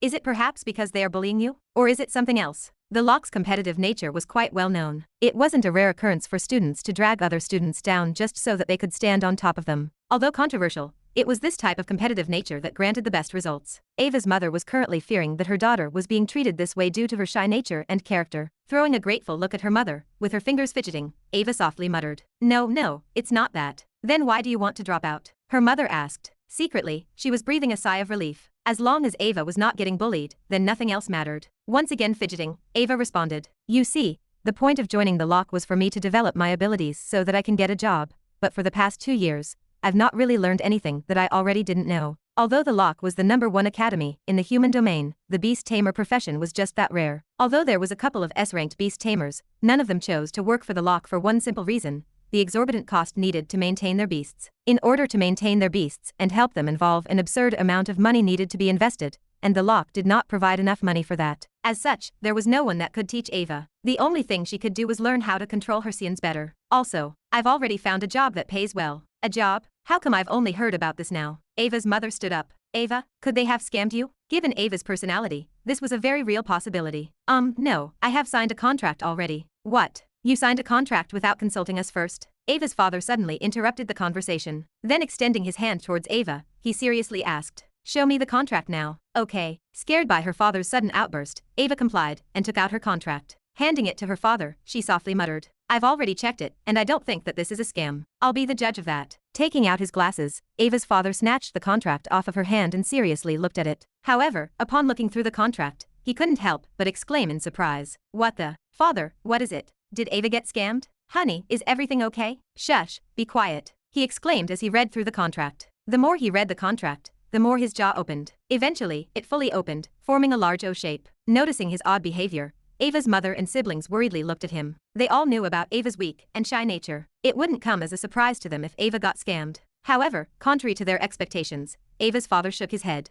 Then, with trembling hands, he looked at Ava and asked, "Are the contents of this contract true?" "Yes, it's a mana contract." Ava nodded her head. "Oh my god." Covering his mouth with his hand, Ava's father weakly slumped on his chair. "Father, what is wrong?" "Honey." Now convinced about the fact that Ava had gotten scammed due to his reaction, everyone quickly took the contract from his hands and started reading it. What? However, upon reading the terms of the contract, they all showed similar reactions to the father as they speechlessly looked at Ava, who was sitting in her seat. Being stared at by everyone in the family, Ava lowered her head even more. Then, looking at them, she asked, "So, can I go?" At the same time, in front of a fairly luxurious apartment, standing before Small Snake, an older lady furiously glared in his direction. With her arms crossed, she spat. "So you're saying that you want to take Ryan away for a couple of years?" Scratching the side of his neck, Small Snake pitifully nodded his head. Yes. According to the leader's words, we're going to go on a trip. A trip? To where? That. Small Snake's mouth twitched. Wiping the sweat from his forehead, Small Snake silently cursed Ren with all of his heart. "Damn it, Ren, can't you at least give me more to work with?" Despite having asked multiple times, Ren had still not told him about the location of the so-called trip. Because of this, he could only honestly respond by saying, "To be honest, I don't know as well." "You don't know?" "I don't know. Tisk, I was so close to clearing this level." Whilst Small Snake was confronting Ryan's mother, standing next to him was Ryan, who was currently playing with the console in his hand, completely unbothered by Small Snake's predicament. Nudging Ryan with his elbow, Small Snake whispered in a pleading tone, "Ryan, help me out here." Unfortunately for him, he was promptly ignored by Ryan, who continued to play his game. "Useless." Small Snake cursed underneath his breath. "So you're telling me that you're going to take Ryan away from me for a couple of years on some unknown trip that you don't know the location of?" "Yeah." Small Snake awkwardly nodded his head. "What about the dangers? Is it dangerous?" Small Snake did not reply. However, this was enough for Ryan's mom, who quickly grabbed him by the arm and dragged him behind her. "Seeing that you can't answer me, I'll take that as a no, and I'll also say no. Ryan won't go." "Ma'am, please listen. This trip is going to be extremely important in developing Ryan's abilities." "My answer is still no." Ryan's mother promptly cut Small Snake off. "I'm not going to expose my 13-year-old child." "Mom." Tugging on the hem of her skirt, Ryan cut in. Lowering her head and staring at Ryan, who was looking at her, her face softened up a little. "What is it, Ryan? Let me go on the trip." "Ha, but Ryan, didn't you hear? This is going to be a dangerous trip. No matter how great it is, I can." Ryan's words caused his mom to be taken aback, as she quickly tried to dissuade him, but staring directly into her eyes, Ryan reassured. "Mom, I will be fine." "How can you be so sure, Ryan?" "That's because our leader is there." "Your leader? He's someone reliable." After having heard Ren's recount of how he survived the monolith, Ryan had faith in this leader of his. If he managed to survive such a place, there wouldn't be any problems for him to survive anywhere. Plus, there was Angelica, who although was scary, was extremely reliable. Listening to Ryan's words, Ryan's mom tried to retort, but she was promptly cut off by him. "But, Mom, I know what you want to say, but I want to go." Biting her lips and staring at Ryan, who was looking back at her, Ryan's mom struggled to speak. Although she never showed it, she knew just how smart Ryan was. Even though he always pretended to act childish in front of her, being his mom, Ryan couldn't fool her. She knew that Ryan was merely putting on a facade for her to seem like a normal child. She feigned ignorance to his behavior because she knew that he was doing it for her. And now, staring into Ryan's eyes and seeing the conviction in them, she knew that he had made up his mind. Even though he was only 13, he was by far smarter than any other 13-year-old out there. She was sure Ryan didn't want to go there just out of impulse. As a mother, she should do anything within her power to support her son. Despite its dangers, if this trip truly did help pave the way for his future, she knew that she had to let him go. Eventually, alternating her gaze between Small Snake and Ryan, her eyes finally paused on Small Snake. After a while, she softly lowered her head, and with a shaky voice, she asked, "Please make sure Ryan stays safe. Please." 9 p.m. Quietly driving the car through the streets of Ashton City, I looked towards my right where a small girl quietly rested on the front passenger seat. A gentle smile appeared on my face as I looked at her. After picking Nola up from preschool, I brought her around the city to enjoy whatever she wanted. My treat. The result? Nola went overboard and ended up passing out due to the sugar overload. Just thinking about it made me chuckle. Accompanying Nola through the streets of Ashton City, I never felt so relaxed. Just watching her eat the sweets that I bought her brought joy to me, but alas, all good things must come to an end. It was now time for me to let her go. Stopping in front of a large apartment complex, I caressed Nola's cheek before trying to remove her seatbelt. Knock, knock. Just as I was about to remove Nola's seatbelt, someone knocked on the window. Looking up, I saw my mother smiling warmly at me. Behind her was my father. Opening the door of the car, she asked, "Well, how was your little trip?" Putting my finger on my mouth, I pointed at Nola. "Shush, she's sleeping." "Ah, sorry." Putting her hand on her mouth, my mother immediately apologized.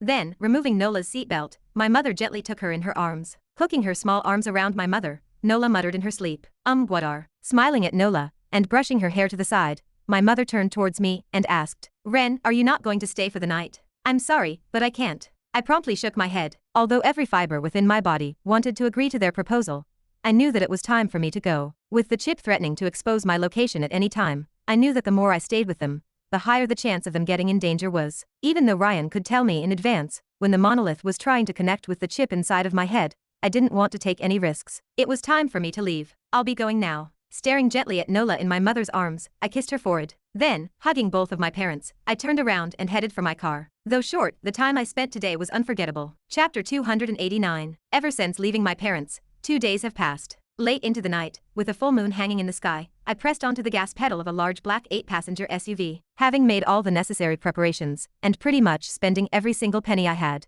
it was now time for me to leave. Slowly the car sped into the night. As I was driving, turning my head, and looking at Ryan whose eyes were glued onto his tablet, I asked, "Ryan, is there a signal coming from my chip?" "No, nothing yet," Ryan replied. His eyes never left the tablet in his hands. "All right." Turning my attention back towards the road, I sighed in relief. I still had time. This was good. Good because I still had one thing to do before leaving the human domain, and that was recruit one last guy. Hein Kragenscott, my meat shield. If there was a time to recruit him, it was now. The journey I was about to embark on was the perfect chance to create synergy amongst the group members. Not just combat, but outside of that scope as well. As such, I had to take a little detour to Ironia City, the place where Hein lived.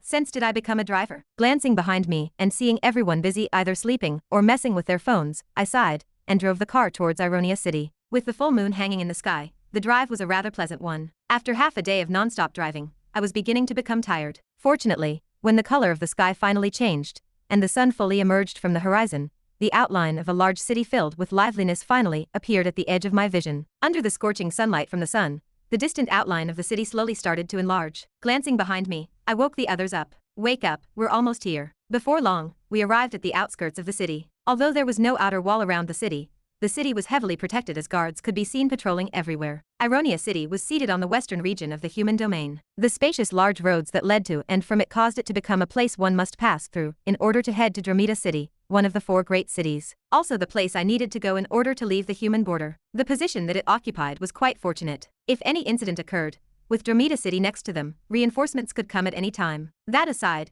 Ironia City was also home to a few platinum-graded guilds, so the place was fairly safe. Woken up by me, Leopold yawned and stretched his arms. "Huam, where are we going now?" "Let's stop for breakfast," I suggested. Unfortunately, my suggestions were met with deadpan eyes as nobody apart from Leopold seemed even remotely interested in the idea of having breakfast. Taking a look outside of the window, Leopold asked, "You know any interesting places? Turn right in 100 meters, after that turn left."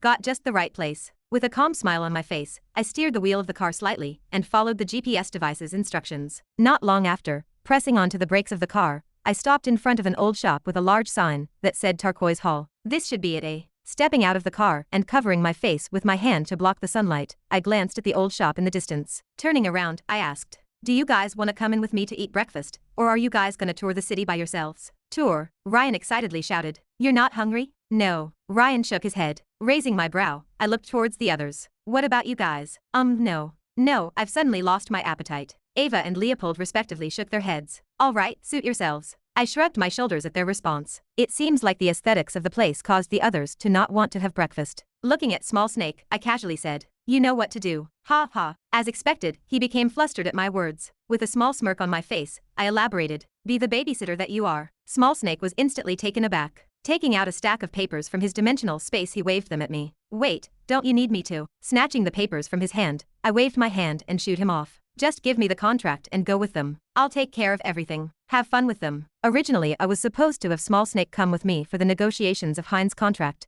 but seeing how tired Small Snake was, I decided to let him have a tour of the city. He deserved a little break. Squinting, Small Snake skeptically asked, "Can you really handle it?" "Yes, now, I've already taken the contract, so go." "All right, if you say so." Smiling, I looked towards Leopold. "What about you? Since you're not having breakfast, gonna tour with them?" "Nah, I'm gonna go hit the pub. Call me when you're done." Leopold shook his head before heading out. Watching Leopold leave, I looked at Ava. Alternating her gaze between Small Snake and me, Ava weakly pointed at him. I will tour with Ryan and Small Snake." Wow, never before did I feel so rejected. A bitter smile appeared on my face. Guess everyone detested the idea of having breakfast with me. Shrugging my shoulders, I looked towards the back of the car where a black cat rested. "All right, guess it's just me and you, Angelica." Without even looking at me, Angelica jumped out of the car and disappeared into the distance. A cold voice echoed inside of my mind. I'll be back in 2 hours. Speechless, I closed the door of the car and headed for the shop. Bunch of traitors, I muttered underneath my breath. Welcome. Entering the building, the first person to greet me was an old man in a wheelchair. Behind him were 2 4-year-old children, who were looking at me with curious eyes. Good morning, I greeted back. Handing me a small menu, the old man pointed towards the back of the shop where different goods could be seen on display and asked, "Are you here to buy anything, or would you like to eat something?" "Breakfast please." "All right." The old man nodded his head. With his hand on the joystick of the wheelchair, he soon brought me towards a small table where I sat down. Taking out a pen and a small piece of paper, he asked, "What would you like?" Staring at the menu in front of me, and pondering for a couple of seconds, I quickly skimmed through the menu before ordering. How about an omelette with ham and cheese?" "Omelette with ham and cheese. What about to drink?" "Orange juice please." "Anything else?" "No thank you." "Perfect." Turning around, the old man shouted towards the back of the shop. "Hein, someone is here. Quickly prepare an omelette with ham and cheese." "Father, what's going on?" Coming out of the back of the shop was a youth with curly brown hair and hazel eyes. He had a sturdy build that seemed to be extremely well developed, and he gave off a momentous aura. Cleaning his hands on the black apron on him, the youth walked towards his father. "What is going on, father?" Pointing at me, his father handed him a small piece of paper that had my order in it. "Hein, we have a customer. Here's the order." "Ah, a consumer. All right, I'll go straight to the kitchen." Finally noticing me, Hein quickly dashed towards the back of the kitchen where he started preparing my breakfast. Bidding goodbye to me, Hein's father went towards the back of the shop to tend to his 2 4-year-old children. Omelette with ham and cheese and orange juice. Before long, coming out from the kitchen, Hein arrived before me with the food that I ordered. "Thank you." Thanking him, I took out a fork and quickly dug onto the omelette before me. As soon as I took a bite of the omelette, I couldn't help but mutter out loud, "Delicious." "Thank you." Hein shyly responded by the side. Throwing him a glance, I pointed at the seat opposite to me. "Please have a seat." "Ha ha." Taken aback, Hein became slightly flustered. I'm sorry, it's just that you were the first customer in a while and..." "Don't worry, I won't bite. Just wanted to talk to you about something." Cutting him off again, I pointed at the seat in front of me. Looking into my eyes, Hein eventually nodded his head and pulled the chair back before sitting down. "Okay, good." As he sat down, he introduced himself. "Nice to meet you. My name is Hein. Hein Kragenskott. I know." Taking a bit of the omelette, I nonchalantly nodded my head. "You know." Hein's eyes instantly became sharp. A wisp of his aura instantly made its way towards me. Ignoring it, I took another bite of the omelette before I leisurely said, "I know of a way to heal your father." As soon as I said those words, the atmosphere became quiet. Then, Hein suddenly stood up and smacked the table with both hands. "What?" Because the store was empty, no one was present to witness his sudden outburst. Well, no one apart from his father, who hurriedly came out from the back of the shop. "Hein, is everything okay?" Realizing his mistake, Hein lowered his head and reassured. "Everything is okay, father. Don't worry and go back." "You sure?" "Yeah, don't worry about it." Hein once again reassured. "All right, if you say so." Squinting his eyes, his father eventually relented and headed back to the back of the shop. Once he could no longer see his father's figure, Hein shot a glare towards my direction as he angrily spat. "You're not lying, are you? This is not some sick joke that you are trying to pull on me because of my father's conditions?" "No, I'm not lying. I truly did know the cure for his father's condition. Although current human technology couldn't accomplish this, this didn't mean that other races couldn't. In fact, the elves had this miraculous elixir at their disposal that worked wonders. It was even better than the most expensive potion in the human domain, as it could heal injuries related to the head and spine. And surprise surprise, I was soon going to make a trip there. What better opportunity to have him join than now? Glaring at me, Hein carefully asked, "Why are you telling me this?" Giving him an odd look, I replied in a matter-of-fact tone, "Because I want to recruit you." "Why else?" "'Cause I felt sorry for him." Though I did feel a little sorry for him, it was only a little. What I wanted was for him to join my group. Nothing else really mattered to me. "Recruit me?" Hein cautiously asked. I want you." "Couldn't leave without my meat shield, could I?" At my response, a bitter smile appeared on Hein's face as he sighed. He then stood up. "Ha, so you're one of them." His words made me tilt my head in confusion. "One of them?" "Yeah, one of those bastards from the big guilds." Throwing me a disgusted look, Hein pointed at me and spat. "You think you were the first one to try this method? At the end of the day, all you guys do is tell me how you can save my father, but in the end, right before I agree to join you, you're suddenly going to impose on me another detail in the contract that will say that my father's treatment will only begin once the technology is advanced enough. Before then, nothing will happen." "I see." Listening to Hein's words, I nodded my head in understanding. In short, Hein had been repeatedly promised things that were not guaranteed. His anger was understandable. Yes, and I'm honestly sick of it. So I'm going to say it now. I will know. How about this? Will this be enough? Cutting him off, right before Hein was about to leave, taking out a sheet of paper from my dimensional space, I slapped it on the desk. "I'm sure you'll know if I'm lying or not when you read this." Furrowing his brows, Hein looked at the desk. Staring at the paper, Hein was about to once again reject when suddenly he felt small threads of mana lingering on the sheet of paper. What are you ha? Is that a mono contract? Indeed. Now read, and tell me if the conditions aren't fair. Taking one last bite of the omelette, I passed the contract to Hein, who, with a skeptical look on his face, took the paper and slowly started reading it. As he read through it, I couldn't help but take amusement in his gradual change of expression, as a look of disbelief soon appeared on his face. Finally, after reading through the contract for the 7th time, lifting his head, he asked, "Is this true?" Having reread the contract and seeing no hidden agendas or terms in it, Hein was in total disbelief. Nonchalantly drinking my orange juice, I asked, "So, what do you think? This is a mono contract, right?" Hein asked as he flipped the paper around to make sure it wasn't a fake contract. Rolling my eyes, I took out a pen and placed it on the table. "Yep, once you sign it, we're both bound to it. If I fail to hold my end of the deal, I will die. Simple as that." Putting the half-finished orange juice on the table, I looked at Hein straight in the eyes. "I'm betting my life on you. Is this enough to prove my sincerity?" Gulp.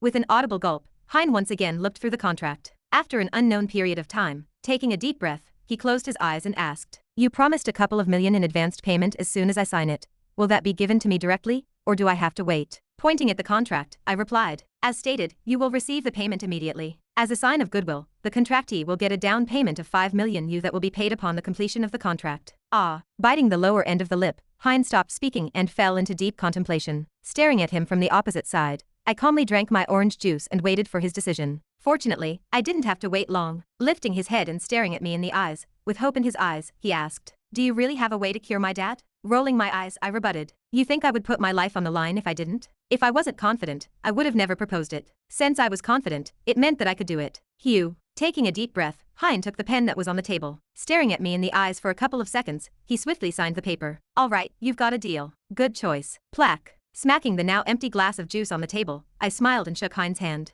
Like that, a meat shield was added to my party. Chapter 290. Once Hein signed the contract, everything was smooth sailing. Briefing him about the upcoming trip, and how it was going to be important in his mission to cure his father, Hein promptly agreed to join me on the trip. "All right, let me send you the money. I'll let you handle the rest with your family." Transferring 5 million directly to Hein's account, I stood up and left the shop. Hein would be leaving on a long trip with me and the others, and I didn't want to ruin his farewell with his father and siblings. Fortunately, with the 5 million I had given him, they should be able to live very comfortably for the next few years. This was probably why he wasn't so against the idea of coming with me once I explained to him the purpose of the trip. What time is it? Standing underneath the sunlight, turning my wrist slightly, I checked the time. 9:30 a.m. So almost 2 hours have already passed. From what I recall, we arrived here by 8 in the morning. This meant that 1.5 hours had already passed since I talked to Hein. Taking out my phone, I texted the others. "Guys, it's time to come back." Now that I had dealt with Hein's recruitment, it was now time to leave. Walking back to the SUV, leaning on my seat, I got some shut-eye. Having driven throughout the whole night, I needed to rest a little. "We're back." Waking me up from my nap was the sound of Ryan's high-pitched voice. Opening the door of the car, he quickly hopped in. Following him were Ava and Small Snake. Leopold followed suit not long after. Staring towards the back of the car, I looked left and right before asking, looks like everyone is here. Where is Angelica?" "She's there." Small Snake pointed towards the back seat. Leaning forward a bit, I finally saw Angelica resting in the back of the car. "Okay, perfect, now all we have to do is wait for Hein." Right as my words faded, the door of the shop in the distance opened and Hein came out. Looking closely, I could see that the side of his eyes was red, indicating to me that he had been crying. Lowering the window, I asked, "Are you done saying your goodbyes?" Lifting his head up, Hein softly nodded his head. Opening the back door of the car, I gestured for him to get in. "Great, get in." Upon entering the car, pointing at Hein, I introduced him to the others. "Guys, this is Hein, our new recruit." "Hello." Hein greeted the others who greeted him back. Smiling, I pointed at the others and briefly introduced them to him. "Hein, these are the other members. This here is Small Snake. If you want to know anything, ask this guy and he'll probably know. This over here is Ava, she's a monster." As I introduced Hein to the other members, before long, a weird look appeared on his face. Blinking a couple of times and alternating my gaze between him and the others, I came to a sudden realization. Patting him on the shoulder, I let out a small laugh. "Don't be too quick to judge." Now that I thought about it, everyone looked pretty unreliable. Small Snake was lanky, Leopold looked like a drunkard, Ava looked extremely shy, and Ryan was a child. Skipping Angelica, who was a demon, and Salug, who I had no idea about what he was doing, the group really looked unreliable. Although they don't look reliable, don't look down on them. Everyone here is much scarier than you think. Is that so? Hein forced a smile, completely unconvinced by my words. Shaking my head and patting him on the shoulder, I urged for him to take a seat. "Well, you don't have to believe me now, you'll know when the time is right. Now have a seat, we'll be leaving now." There was no need for me to convince him about the strength of the others. In due time he'll realize that he was sitting with a bunch of monsters. "Okay." Hein hesitantly nodded his head before taking a seat. Once he sat down, moving towards the front of the car and fastening my seatbelt. I pressed on the gas pedal and drove towards my next destination, Dromeda City. Tick, tick. Rain poured down from the sky. Sitting on a bench, Kevin quietly sat next to a beautiful girl with short auburn hair, who currently had an extremely dark look on her face. For the next 5 minutes, neither one of them spoke, as the only sound that could be heard was from the rain hitting the asphalt ground. This continued for a little bit more time, until finally, unable to bear with it anymore, Emma suddenly stood up and swore. Fuck. Glaring into the distance, Emma continued to swear, seemingly wanting to vent out her frustrations. How fucking dare you do this to me, you piece of scum? Is this how you repay my father for not kicking you out of the household? How dare you? How dare you? How dare you? Still sitting on the bench, Kevin took a deep breath and quietly listened to Emma's hysteric sounds. He had a brief idea of what was going on. In the past, he didn't know much about what was going on with Emma, as she never talked about her personal life, but now, things were different. With their relationship closer than ever, she revealed everything to him. From how her uncle was suppressing her, to all the schemes he was pulling in the dark. It had gotten to the point where he was trying to get her to drop out of the lock. Something that completely enraged her. Piece of scum. Watching Emma vent all of her frustrations towards the rain, unable to bear it anymore, Kevin finally approached her. Emma, do you have any idea of where your father could be? Hearing Kevin's voice, Emma turned around. What are you talking about? Isn't all of this happening because your father isn't here? Yeah. So, if he came back, the problem would be solved? No. As long as her dad came back, her uncle would stand no chance. There was a clear difference in power and competency after all. Do you have any way to contact him? No. Emma dejectedly shook her head. According to him, the mission is top secret, and so he can't come into contact with me at the moment. Top secret? Secret enough to not even contact his own daughter for months. Yeah. Lifting her head and staring at the rain that was falling from the sky, Emma weakly muttered. Kevin. I don't know what to do. Staring at Emma's fragile figure in the distance, Kevin bit his lips as he suddenly felt a surge of anger well up from deep inside of him. Walking up to her, he reassured her. Don't worry, I'll help you. The journey to Dromeda City was quite smooth. Within an hour's drive from Ironia City, I could already see the outline of the city in the distance. Leaning towards the window, Ryan cried out in excitement. What, that's huge. It sure is. I softly said as I stared into the distance. Before long, a massive city appeared in the distance. Around the city was a humongous wall, where stationed every few kilometers at the top of the wall was a beacon that shot a light ray towards the sky, that joined with different light rays that came from the different beacons stationed on the top of the walls. As the light rays joined together, a massive barrier that enveloped the whole city was formed. Damn. Staring at the barrier that was enveloping the city, I couldn't help but be amazed. The difference between Ashton City and Dromeda City was the fact that Dromeda City directly bordered the Elven and Demon domains. As such, they had no choice but to erect massive walls and invest tons of money on the barrier that was currently enveloping the whole city. Though I wasn't sure, the cost of maintaining the barrier around the city was astronomical, and if not for the constant threat of the demons, they would have long disposed of it. Snapping me out of my thoughts, Leopold asked, Hey Ren, aren't we going to take a quick break here? Looking back, I shook my head. No, sorry, maybe next time. A pity, I really wanted to check the places around here. Leopold muttered in disappointment as he leaned back on his seat. Smiling, I drove the car towards the other side of the city. With the chip in my head possibly activating at any time, I didn't want to risk the chance of meeting trouble this early on the journey. I had already wasted too much time. Any day now and a massive manhunt for my head would start. In fact, the manhunt had probably already started, but with the tracking device not working, and my face now healed, their search was fruitless. But I knew that it was only a matter of time before all hell would break loose. Steering the wheel of the car, I didn't enter the city. That was because my priority right now was to leave the place and not waste any time in the city. Soon, nearing the walls of the city and arriving before a massive gate that led towards the outsides of the city, I was somewhat stunned to see tens of fully armed soldiers at the city's entrance. They stood at the two sides of the city wall,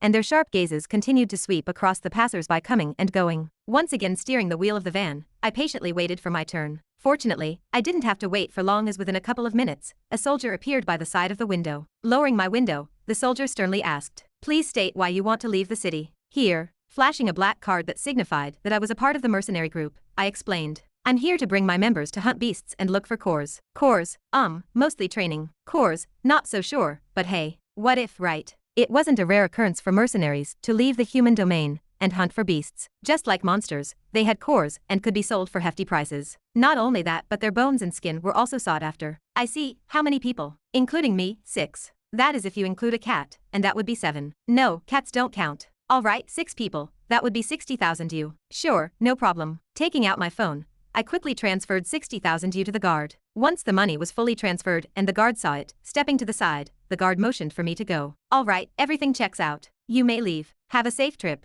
Thank you. Thanking the guard, I quickly drove the car forward. As I drove forward, Dromeda City soon disappeared from the view, and what replaced it was thick lush trees. With the sound of the engine roaring, I drove deep into the primitive forest. The SUV's flexible suspension was excellent, but the ground of the primitive forest was too cragged. There weren't many roads and the ground was covered in decaying tree branches, leaves, and massive rocks. Soon, it became apparent to me that the road was no longer drivable. At the speed that we were going, walking would have been faster. As such, pressing onto the brakes and twisting the keys out of the socket of the car, I opened the door of the SUV and got out. All right, that's as far as we can go. Hey, Ren, why are we stopping? Small Snake asked, surprised by my actions. Glancing at Small Snake, I stretched my arms and lazily replied, that's because from now on we're going to be walking. Walking? Ryan cringed, evidently against the prospect of having to walk. Rolling my eyes and ignoring him, I pointed forward and asked, well yeah, do you guys see a road anywhere? Turning their heads and finally seeing the state of the road, everyone's face turned grim. Wait, are you telling us that we're going to have to walk all the way towards the destination on foot? Small Snake darkly asked.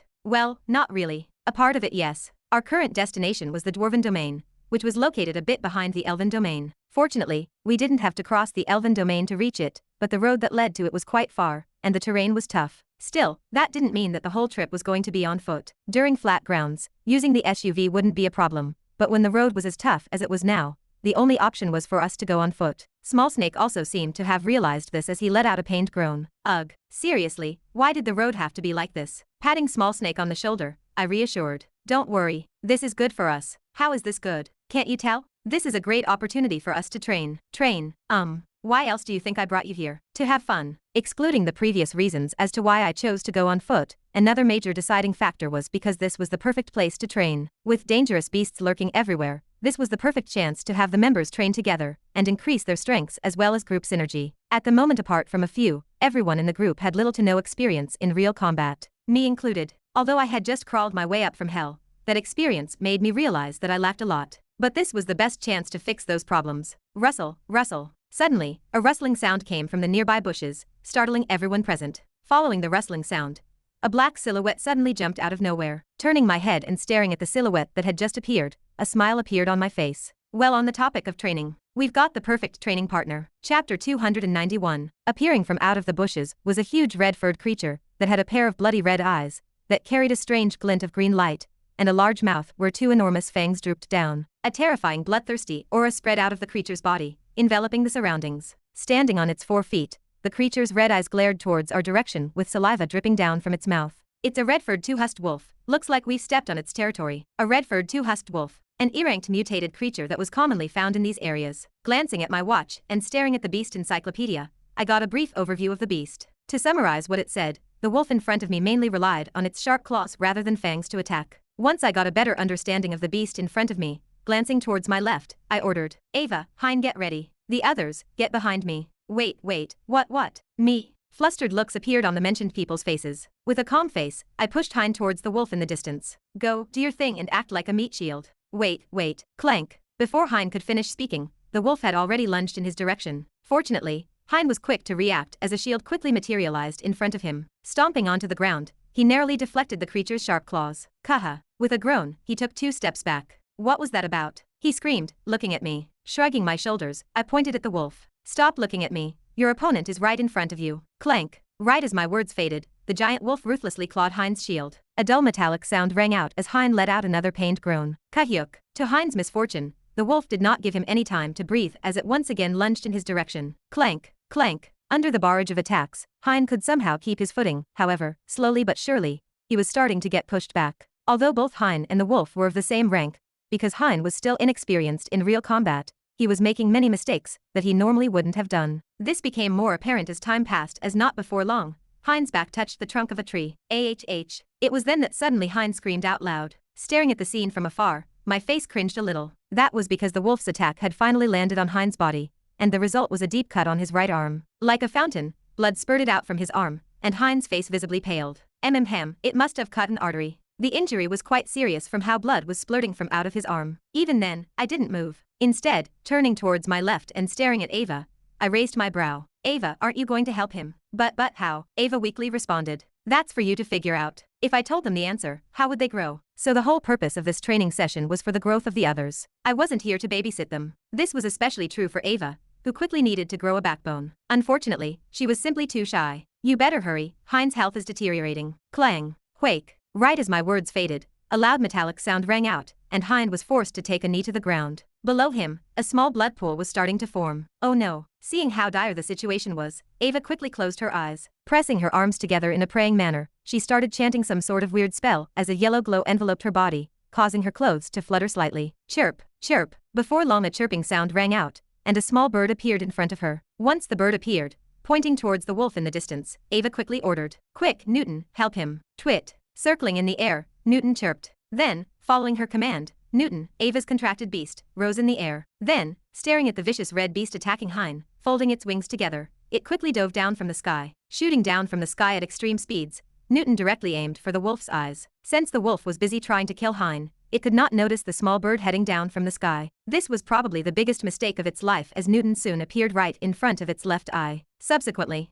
Hyuk, blood splattered everywhere, and an enraged howl reverberated across the surroundings as the wolf flayed its body wildly, looking around for the culprit of its injury. It didn't take long for it to spot Newton, who was smugly looking at it from the air. Oh whoa oh who. Staring at the arrogant bird from below, the wolf howled towards the sky, its blood-red eyes flickering coldly. Staring at the scene from afar, turning my head and looking at Leopold, I softly muttered, "Leopold, help them if they are in trouble." "You got it, boss," Leopold replied as he lit up a cigarette. An amused look appeared on his face as he looked at Ava and Hein trying their best to fight the wolf. Puff. Once he lit up the cigarette, taking a quick puff, he muttered, "If I have to be honest, boss, there's a lot of things that they need to work on. But, unfortunately, they are more of a liability than actual companions as of right now. They are making too many obvious mistakes." Yeah. Listening to Leopold's evaluation from the side, I was forced to nod my head. What he said was correct. Unfortunately, Ava and Hein were still far too inexperienced to be called proper companions. As of right now, they were a liability. Fortunately, I was planning on changing this right now. This fight was the start of their change. To make matters better, I wasn't worried about teaching them the wrong thing with Leopold next to me. Out of all the people present, Leopold was the person that had the most experience. Not only that,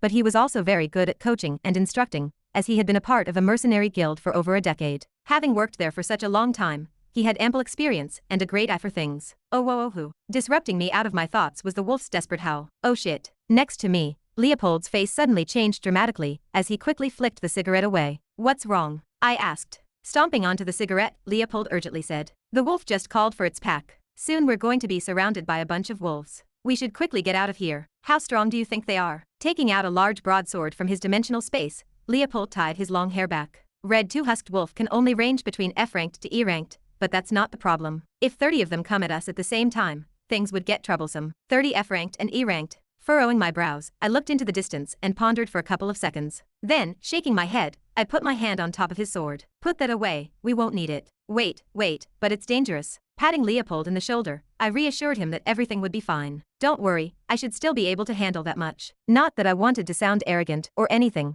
but with me being on the verge of breaking through to C-ranked, 30 E-ranked were nothing to me. In general, it was hard to determine someone's strength based on just rank. This was because things such as skills, experience, artifacts, and arts could help someone breach the difference in ranks. However, if we exclude those, a rank difference signified a difference in the strength of about 10 to 20 individuals of the lower rank. In short, an E-ranked could handle up to at most 10 to 20 F-ranked at the same time. Although this would become exponentially greater as the ranks increased, with the difference between S-ranked and SS-ranked being bigger. In general, this was what the difference in ranks amounted to, at least till A-ranked. As such, with me being pretty much almost 2 ranks higher than the beasts that were to come, I wasn't worried about the incoming wolves. Staring at Hein and Ava who were slightly panicking, I shouted, "Hurry up you two. A bunch of hungry wolves will be coming for you soon. If you don't want to end up being their dinner, step up your game." My words seemed to have affected them as the auras on the bodies of the two quickly shot up. Hueye. Hein, who stomped on the ground with his foot, was the first one to move. Once he did that, the mana within his body soared up once more. The surge of mana was silent, but it was a lot thicker compared to before. The shield in front of him became undoubtedly more vital as a brown glow slowly enveloped it. Once the brown glow enveloped the shield's weight swiftly rose. Oh whoa oh who. As Hein gathered his strength, the wolf did not stand idle. Howling towards the sky, the wolf's figure disappeared from its spot. Reappearing in front of Hein, the wolf's claws quickly slashed towards Hein's shield. Clang! A dull sound resonated over the area. Immediately after, a small gust of wind swept out in a circular shape, whistling like a storm, with Hein and the wolf being the focal point. With the veins on his forehead bulging, Hein looked at Ava and shouted, "Kaha, Ava now." Newton. Without needing to be told what to do, Ava again pointed at the wolf in the distance. Twit. Just like before, Newton did a circle in the air before closing its wings and dashing towards the wolf on the ground. This time, Newton aimed for the other eye of the wolf. Newton soon appeared right in front of the wolf's eye like a silver bullet. Oh whoa oh hoo. A desperate howl resounded across the area as the wolf wept in pain. Blood dripped down from both of his eyes. It had now been completely blinded. Wham, all right, the fight is pretty much over. Taking out my sword from my dimensional space, I let out a yawn and walked towards Hein and Ava. With Ava's contracted beast having taken out both of the wolf's eyes, I no longer needed to spectate the fight. Thud. Sure enough, by the time I arrived next to them, the wolf slumped on the ground, dead. Ha ha. Slumping on the ground, Hein forcefully swallowed a few mouthfuls of oxygen. His curly brown hair was now damp with sweat, and his expression was pale. To make matters worse, his right arm, which was dripping with blood, was now spasming. Looking at the state Hein was in, tapping onto my bracelet, I tossed him a potion. Here, drink this. Thanks. Catching the potion, Hein quickly downed it and thanked me. His reaction caused me to raise my brows. I couldn't help but ask, "Oh, you not mad about what I've done?" "I'm too tired for that," Hein bitterly said as he leaned back on the trunk of a tree. His response made me involuntarily smile. "All right, drink the potion for now. Once you're healed up, talk to Leopold. He'll brief you on the things you need to work on." Ava too. Ren. Cutting me off was Ryan. Turning my head and seeing how severe Ryan's face was, the smile on my face faded. Pursing my lips, I asked, "Has the chip connected?" Staring at the tablet in his hand, Ryan's face became complicated. Eventually, he nodded his head. "Yes." Ha. Closing my eyes, I exhaled. Although I knew that this was coming, I hoped they would have given me more time. Unfortunately, my prayer was not answered. Things were soon going to become troublesome. Rumble. Disrupting me out of my thoughts, I felt a slight tremble coming from the ground. Following this, multiple howls echoed in the distance as over 30 red bloodthirsty wolves soon appeared in front of my vision. Coming out from the side of the trees and bushes, the wolves menacingly stared at everyone present. Oh whoa oh hoo, oh whoa oh hoo, oh whoa oh hoo. Looking back at the 30 wolves in the distance, Hein and Ava's faces vividly paled. Then, their bodies started to tremble. Their reaction was understandable though. It took them everything they had to get rid of one wolf. Now that there were 20 of them, they were beyond scared. Get back. Stepping forward and coldly staring at the wolves in the distance, I placed my hand on the sheath of my sword. Hold on, Ren. You can't possibly defeat that many wolves. Small Snake cried out from behind. Ignoring Small Snake, I slowly walked towards the wolves. At the moment, my mind was extremely calm. Somehow, the prospect of these wolves ever putting me in danger never crossed my mind. In fact, for some odd reason that I couldn't explain, all my mind thought at the moment was about how to kill these wolves. It was as though a switch had been flipped, and my emotions suddenly calmed down. Similar to when I was under monarch indifference, however, contrary to that this time, I had full control of my body. Oh whoa oh hoo. Taking one more step towards the wolves, they all simultaneously howled. Then, the mana in the air surged, and they all growled at me. Following this, over 10 wolves suddenly lunged at me. Calmly staring at the horde of wolves that had suddenly appeared before me, I placed my hand on the sheath of the sword. Click. The second movement of the Keiki style, horizon-splitting slash. A subtle clicking sound rang out, and the world became dyed in white. Thud, thud, thud. What came after the light was the sound of bodies repeatedly dropping onto the ground. Apathetically staring at the wolves on the ground, I looked back towards the others, who were all looking at me with shocked expressions. Ignoring it, I softly said, "Let's get going. We've got a lot of work to do." Chapter 292. There's nothing here. Small Snake shouted as he stabbed the head of one of the wolves on the ground. I've also got nothing. Nothing here too. Disappointment flashed across Ava and Hein's faces as they also found nothing on the corpses of the wolves. Nothing on my side as well, Leopold also added. Looking at them from a distance, sitting on a rock and leaning forward, I fell in thought. With over 30 wolves dying at my hands, everyone was now trying to see if they could find a core. The process was relatively slow and tedious, however, the rewards more than made up for it as each core was precious. Unfortunately, Lady Luck was not on our side as no one found anything. This was a given though. The chances of finding a core were the same as winning the lottery. Minuscule. Who I am. When I struggled to hold my yawn back, someone sat down next to me and tapped on my shoulder. What do we do now? Without the need to look back, I could tell who it was by his voice. It was Small Snake. Still sitting on the rock, I turned my head and looked up at Small Snake. His expression was severe, and with his hand on his chin, he had a pensive look on his face. If the chip has indeed started tracking our moves, we should probably not waste time here. Small Snake suddenly turned his head and looked at me. I think we should stop wasting time over here, and we should get going. According to my estimates, if they send someone to track you, within a week or month, they'll soon catch up to us. Listening to Small Snake and patting my pants, I silently stood up, scratching the side of my neck and staring towards the direction of where Dramita City was, my brows furrowed tightly. You're not necessarily wrong. Yes, that's why I'm suggesting for us to immediately go right now. The more distance we cover, the harder it is for them to find us. Closing my eyes slightly, for the next few seconds, I didn't speak. Then, opening my mouth, I said, "We proceed at our own pace." What? His eyes widened. Standing up, he walked to me. Did you hear what I just said? I heard what you said loud and clear. Then why did you say that we should go at our own pace? Ha! Without answering Small Snake, I brushed my hair to the side and let out a troubled sigh. What Small Snake said wasn't necessarily wrong. Now that the tracking device was on, the monolith and possibly even the Union would start hunting me. On a good note, we weren't in the human domain, which made it harder for them to track me down directly. Even then, it would only delay their search by at most a couple of weeks to a couple of months. Still, putting my sword back into my dimensional space, I turned my head and looked towards the distance. We're going to continue going at our own pace. My current goal was to travel to the Dwarven domain. The road was a treacherous one that was riddled with dangers. Not only did I have to watch out for dangerous beasts, but I also had to watch out for demons. Although not exactly close, the demon domain was not that far. Approaching the situation prudently was the best way to go about things. Plus, squinting my eyes, I muttered, why should we be the hunted when we can just as well be the hunters? Ha ha, so what if they could track my location? Who said that they were supposed to be the only ones hunting? At the same time, Ashton City. By the time Amanda had completed her day's work, the sky was already beginning to darken. Sitting inside of a black car that was quietly driving through the busy streets of Ashton City, Amanda calmly looked at the ever-changing scenery outside of the window. Oh ugh. Blinking a couple of times, Amanda found that her eyelids were becoming heavier with each passing second. She was tired. Having spent most of the day working and working out, Amanda was utterly exhausted. Quietly driving the car for 10 minutes, her assistant, Maxwell, opened his mouth and reminded her, young miss, we're almost there. Hum. Amanda faintly nodded. Pulling onto her right cheek, Amanda tried to wake herself up. Right now, she couldn't afford to look tired. Turning her head and looking at Maxwell, Amanda asked, how long till we get there? We're already here. Maxwell replied with a smile. Once his words faded, the car soon stopped in front of a familiar building that Amanda had seen multiple times before. Getting out of the car's driver's seat, Maxwell moved towards Amanda's side and suavely opened the door for her. Young miss. Thank you. Thanking Maxwell, Amanda got out of the car. Wearing a cyan-colored blouse that was neatly tucked in between her skinny dark pants, Amanda looked stunning. Holding onto a small black handbag in her right hand, Amanda walked towards the building in the distance. Like in the past, wherever she walked, she attracted the gazes of the nearby people. Used to this, she promptly ignored the stares and walked towards the building entrance where a relatively older lady was waiting. She was the care lady.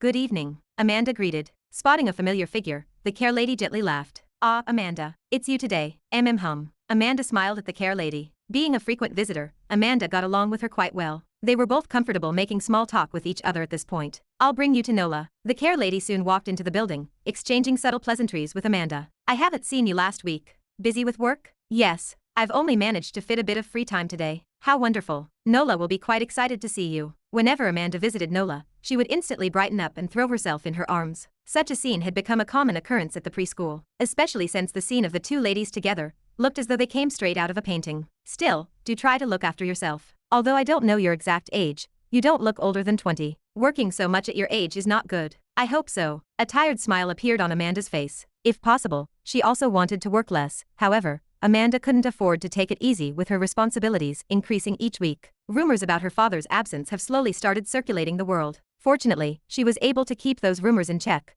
but she knew that she didn't have much time left at her disposal. As such, she was forced to push herself even harder than ever before. This was also why she couldn't pick up Nola last week. She felt guilty about this, hence why she cleared up her schedule today, and decided to surprise her by showing up today. We're here. Walking through the corridors of the building, the care lady and Amanda soon arrived before a particular classroom, where a young girl, with glossy black hair and deep blue eyes, was patiently waiting outside. Fiddling with her fingers at the classroom entrance, and wearing a white and blue one-piece dress, the young girl looked extremely cute. Nola, someone is here for you. Raising her little head, the moment Nola spotted Amanda, her complexion instantly became brighter as she ran up to her and called out, Sister, Nola. Bending down, Amanda extended her hands. Soon Nola jumped into her arms and hooked her arms around her neck. Sister, happy to see me, Nola? Hugging Nola back, Amanda lifted her head and looked at the care lady. How has Nola been doing? Looking at the two with a smile, the care lady responded. Good actually, ever since that gentleman came to pick her up last time, she has been a lot more cheerful. Gentleman? Amanda tilted her head. Ah yes.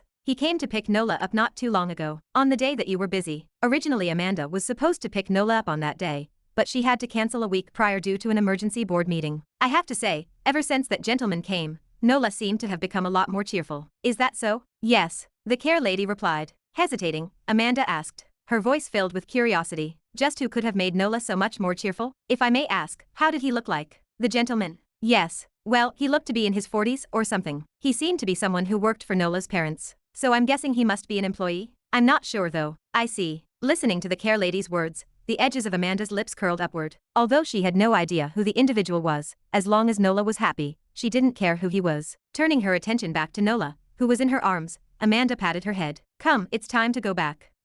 Thank you for today. I will see you next week. Standing up and giving a slight nod to the care lady, Amanda took Nola by the hand and brought her back to her car under everyone's stare. Once they exited the building, Maxwell could be seen waiting in front of the car. Upon spotting Amanda and Nola, he opened the passenger's side door and greeted the two ladies. "Young miss, little Nola, hello. Isn't this our cute little Nola?" Nola waved her little hand at Maxwell, who gently smiled in response and tapped on her nose, resulting in a small giggle escaping from the little girl's mouth. Hee hee. Nola reminded Maxwell of his daughter a lot. She was about the same age as his daughter, and whenever he saw her, he couldn't help but want to tease her a little bit. Clank. Once Amanda and Nola entered the car, Maxwell followed suit. Then, pressing on the gas pedal with his toes, the vehicle soon picked up speed and entered the busy streets of Ashton City. As they were driving, Amanda turned her head and looked at Nola, who was sitting next to her. "How was your day?"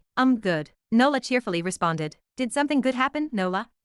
At first, she didn't believe in the care lady's words, but seeing how cheerful Nola was, Amanda became curious. "Just what made her so happy? Care to share with me why you are so happy?" "Hee hee, I met Big Water," Nola excitedly shouted with a cute smile appearing on her face. However, Amanda did not find Nola's smile cute at all. Once her words faded, silence descended as Amanda's face paled slightly. Staring at Nola, Amanda's voice shook slightly. You met your big brother?" A worried look appeared on Amanda's face. Was Nola still unable to come to terms with the fact that Ren had died? Did it reach the point where she started imagining him? The more she thought about it, the more her face became worried. "What did you do with your brother?" Repeatedly nodding her head, Nola exaggeratedly waved her hands in the air.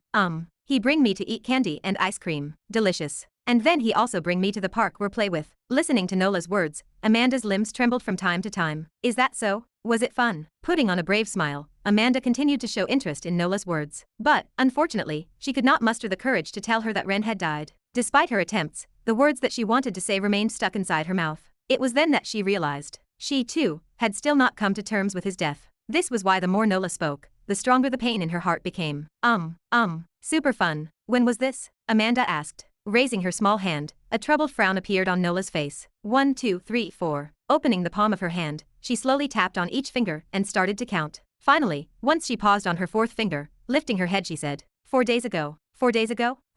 Wasn't this on the same day that I was supposed to pick Nola up? Amanda wondered as the confusion in her mind grew. Was Nola's situation perhaps due to her not showing up 4 days ago? If so, staring at Nola who was still happily counting with her fingers, Amanda's face became troubled. Slowly, guilt crept up in her heart. Chapter 293. Monolith Headquarters, Location Unknown. After the explosion that took place not too long ago, the reconstruction of the headquarters had already begun. Though the damage the headquarters had taken was significant, the central infrastructure remained intact. As such, it was estimated that the building would be fixed back to normal within a couple of months. On the northern side of the infrastructure, an ominous and gloomy atmosphere spread across a particular room in an area that had been unaffected by the explosion. "Looks like everyone's here." A cold, eerie voice echoed inside the room as an old man, with a long gray beard and gray eyes apathetically looked at 5 individuals standing opposite him. Observing them, the old man could vividly see a tangible aura spread out from their bodies as each of them stood with their back straight. Lifting his finger, the elder, Mo Jinhao, looked towards a particular individual standing in the middle of the group and pointed at him. Opening his mouth, his cold voice once rang out inside the room. "Xavier, is this the group that you want to bring to the hunt?" "Yes, Vice Leader," Xavier softly responded as he stepped up. His expression was constantly changing. However, what didn't change was his glaring eyes filled with killing intent,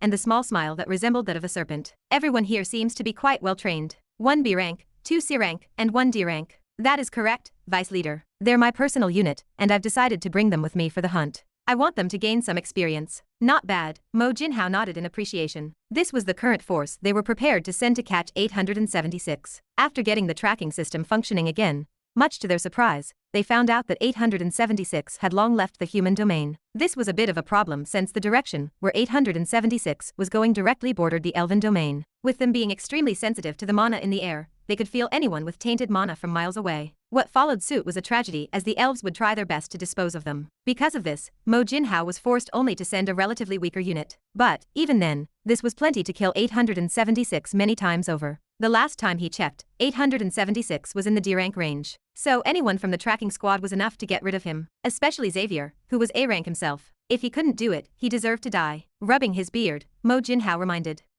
Make sure to be careful. Although 876 is weak, he's a crafty one." Having seen his exploits with the cameras, Mo Jinhao knew just how terrifying his analytical and planning abilities were. Even though he was weak, he was not an opponent to go easy against. Suddenly waving his hand in the air, a small circular object appeared in Mo Jinhao's hand. Flicking his wrist, the object quickly flew in Xavier's direction, who caught it with his right hand. "This the tracking device?" Xavier asked. "Yes, Mo Jinhao responded before his eyes narrowed, and the room's temperature dropped. Quickly get rid of 876. Actually, do me one better. If you can, bring him to me alive. As you wish. Casually tossing the tracker in the air and playing with it, Xavier lowered his head. I'll get this done within half a year. All right. Thank you. Turning around, Xavier left the room. Following from behind him were his unit members. Clank. Once the door closed, silence prevailed over the room. Staring in the direction of where Xavier had left, Mo Jinhao's eyes narrowed as he muttered, I hope you succeed in your mission, Xavier. For what he had done to the monolith, and him, Mo Jinhao was going to make 876 pay dearly. The blazing sun had set, and darkness enveloped the sky. The crackling sound of wood burning rang out inside of the forest.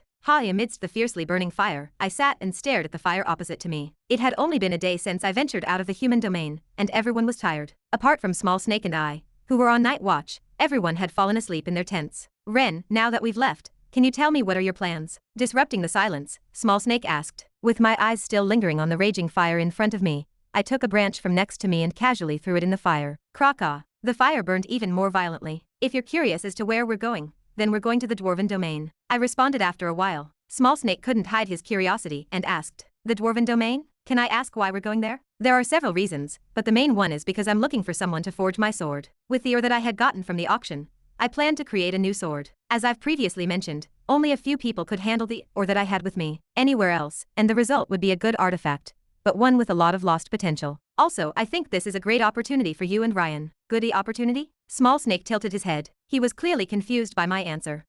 Perhaps I might not even have to wait for long before the chip inside of my head is removed. Wait, really? Yup. The dwarves were incredibly smart. There was a chance that they could create an artifact that could block whatever was installed in the chip inside of my head. Furthermore, if I could have them teach either Ryan or Small Snake, they would learn a lot. This was a once-in-a-lifetime opportunity. Dwarves did, after all, like to interact with intelligent people. Okay, that makes sense. Small Snake tossed a branch into the fire. Then, what about after the Dwarven Domain? He asked. After? Yeah. Are we going back to the human domain? I shook my head and replied, no, there's something else. Something else?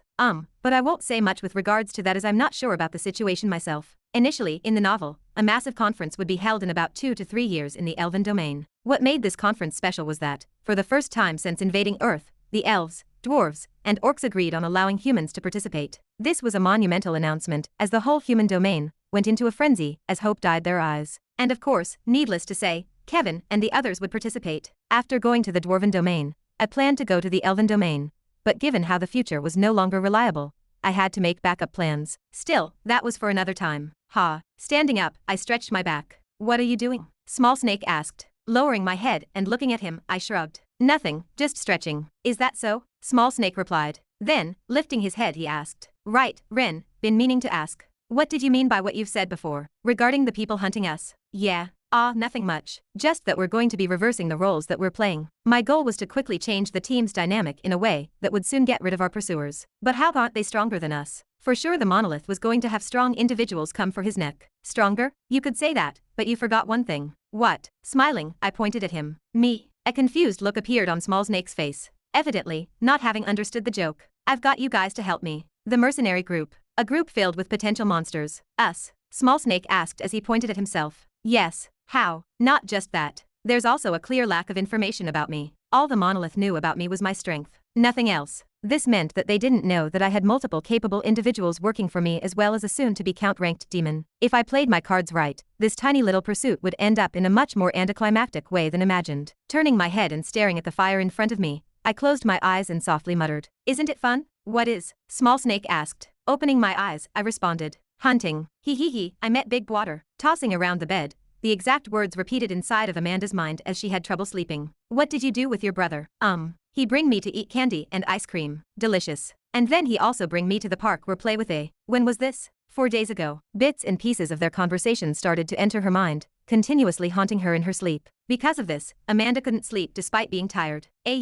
This continued for a couple of hours until Amanda could no longer take it and sat up. Once she sat up, blinking her eyes, Amanda reached for her phone on the drawer beside the bed. She didn't know why, but parts of her conversations with Nola troubled her. Was it because it had something to do with Ren? Amanda didn't know, but all she did know was that she could no longer sleep. As she sat up, Amanda wondered to herself, did Nola really meet Ren? But she knew that that was impossible. Ren was dead. She saw it on TV. There was no question about it. Yet, Despite knowing this, doubt still flashed across her eyes. Biting her lips, Amanda turned on her phone and dialed a specific number. Ring, ring. The phone rang. Hello? After 2 squeals, a groggy voice entered Amanda's ears. It became apparent to her that the person had just woken up. Maxwell, I want you to do something for me. Yes. It took a moment for Maxwell, who was on the other side of the phone, to realize who was speaking. Subsequently, the pitch of his phone raised. Young miss, do you need anything? I want you to send me some surveillance footage. Surveillance footage? That's possible. The Demon Hunter Guild was the #1 guild in the world, so it wasn't hard for them to gain access to some of the CCTV cameras installed around the city. Tell me the time, date,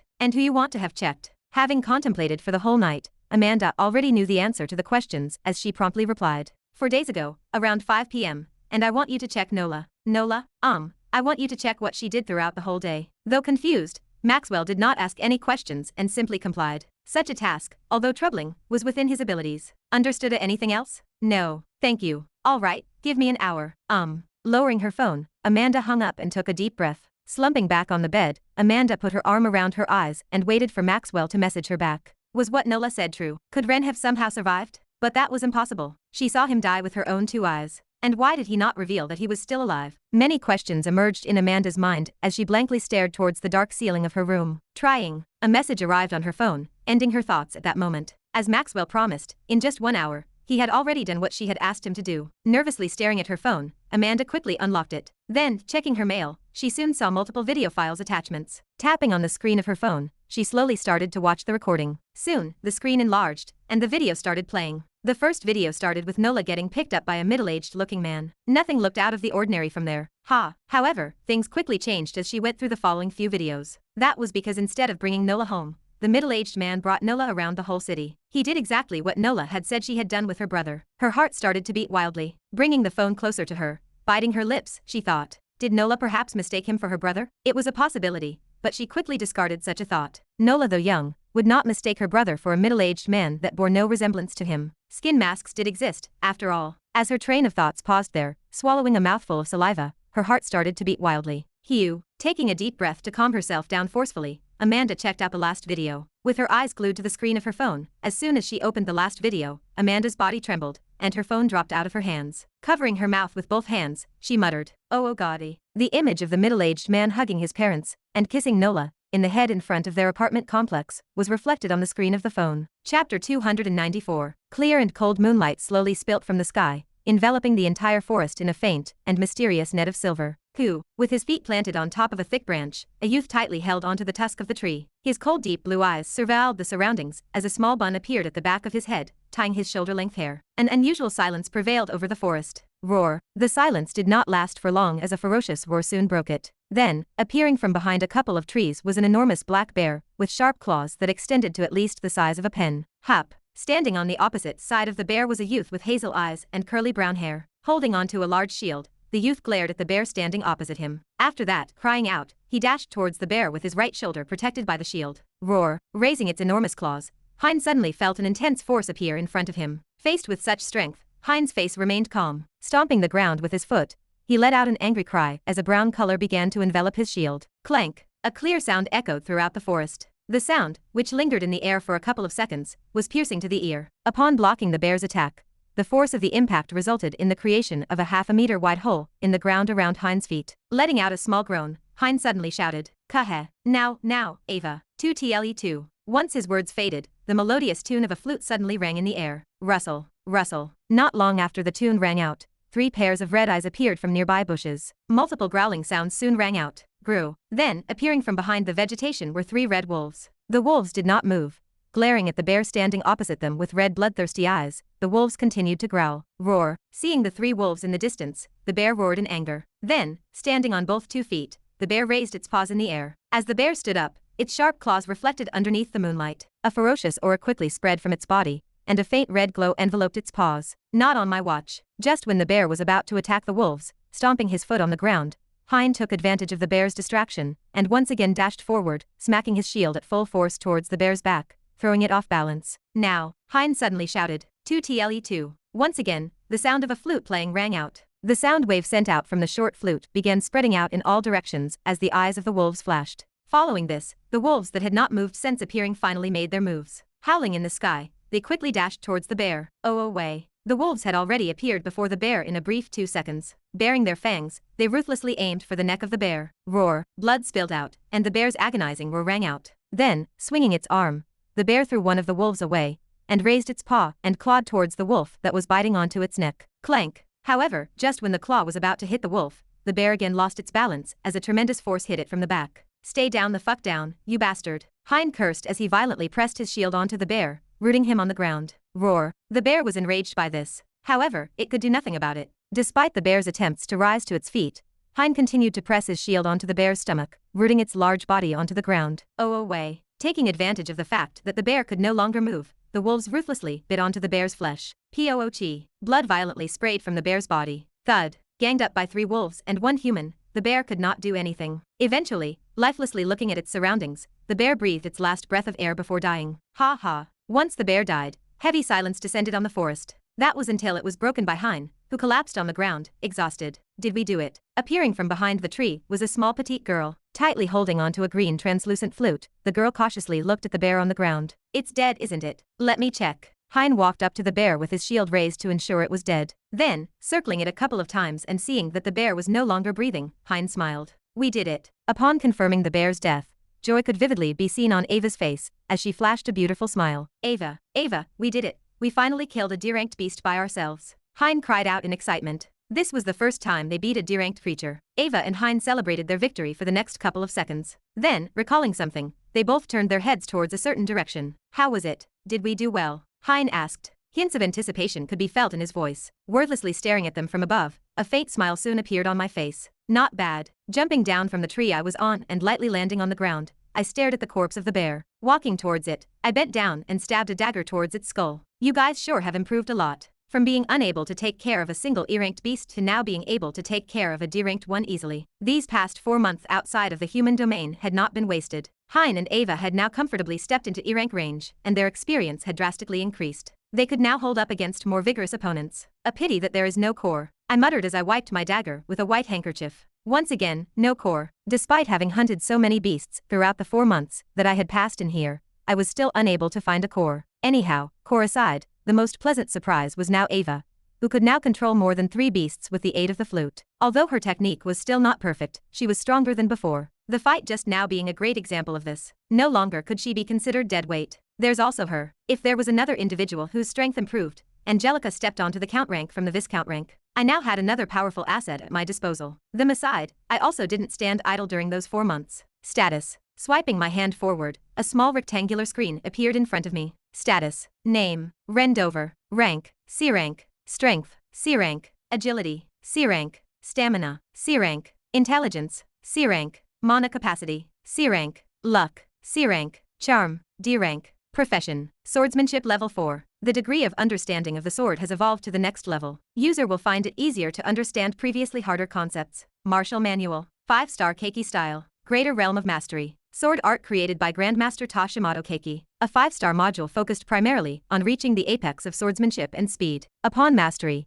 the sword art becomes so fast that before an opponent could even think about their next move, their heads would already be rolling on the ground. Ring of Vindication. 3-star. Greater Realm of Mastery. Highly advanced sword art that creates a perfect ring of defense around the user. The ring can create a 3-dimensional sphere that protects the user from all sides upon mastery. Because of the lack of offensive capabilities, the manual was graded 3 stars. Drifting Steps. 3-star. Greater Realm of Mastery. Movement art that progresses with each step. With every step taken, user speed will increase. Unless the user stops, speed will continuously improve until the user either runs out of mana or is injured. Quick Slash Style. 3-star. Minor Realm of Mastery. A sword art fully focused on speed. With one quick draw, the user gains the ability to kill an opponent without them noticing anything had happened. Created to replicate the Keiki style. After years of research, this sword art was the result. Full body martial arts. 3-star. Hand-to-hand combat technique dedicated to utilizing every single part of the body to incapacitate the enemy. It may be a 3-star art, but upon mastery, it can be used to complement other forms of martial art. Skills.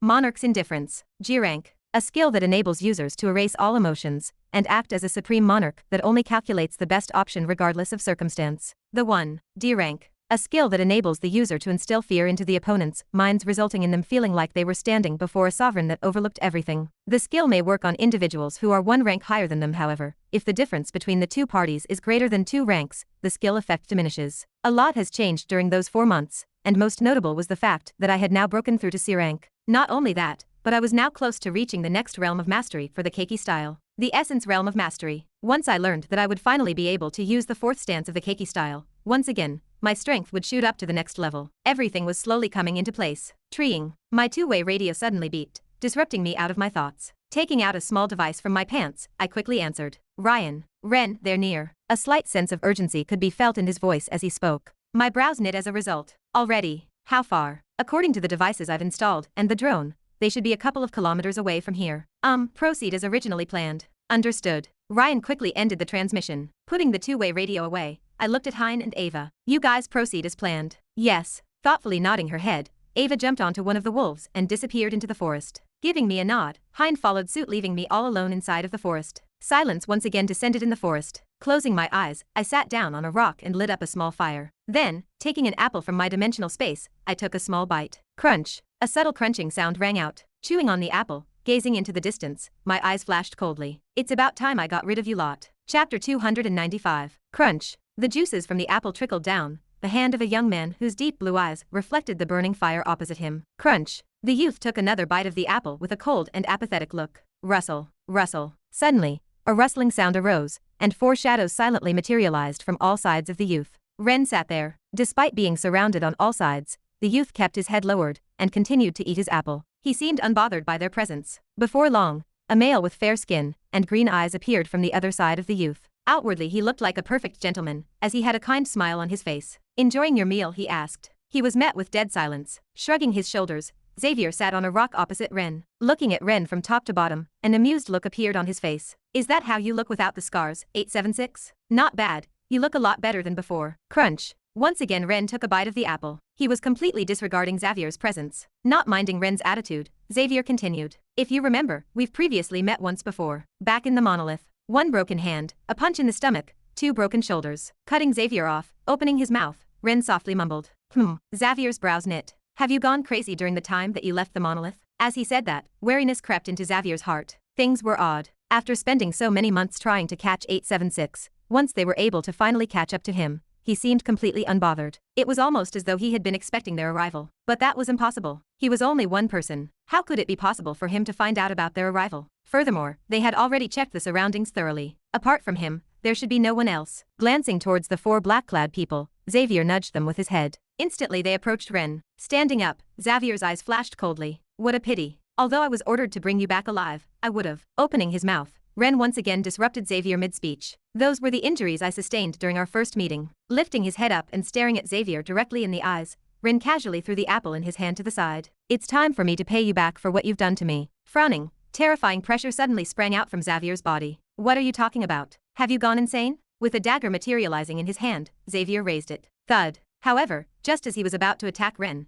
the faint sound of something falling on the ground resounded. Turning his head, Xavier's eyes opened wide. A shocked look appeared on his face. Standing behind one of the shadows that had previously surrounded Ren was a stunning beauty with fair skin and long black hair. With two horns on her head, Angelica casually glanced at the other three remaining shadows before raising her hand. A black flame suddenly appeared in her hand, causing Xavier's face to pale slightly. A demon? Impossible, he muttered in shock. Staring at Angelica, Ren finally stood up. Opening his mouth, Ren's cold voice echoed inside of Xavier's ears. What did I say? Today I'm definitely going to pay you back for what you've done. As his words faded, rustling sounds could be heard throughout the area, as three pairs of bloodthirsty red eyes suddenly appeared in the nearby bushes. Rustle. Rustle. I see. After spotting the three wolves and finally realizing what was happening, Xavier closed his eyes. It seems like I fell for your trap, 876. Who would have thought that you'd be resourceful enough to get a count-ranked demon to work for you? Xavier had many questions that he wanted to ask, such as why a demon was helping him, and how he had known that they were coming, but he did not voice them. He knew that he would only be met with deathly silence. Staring at his three other members,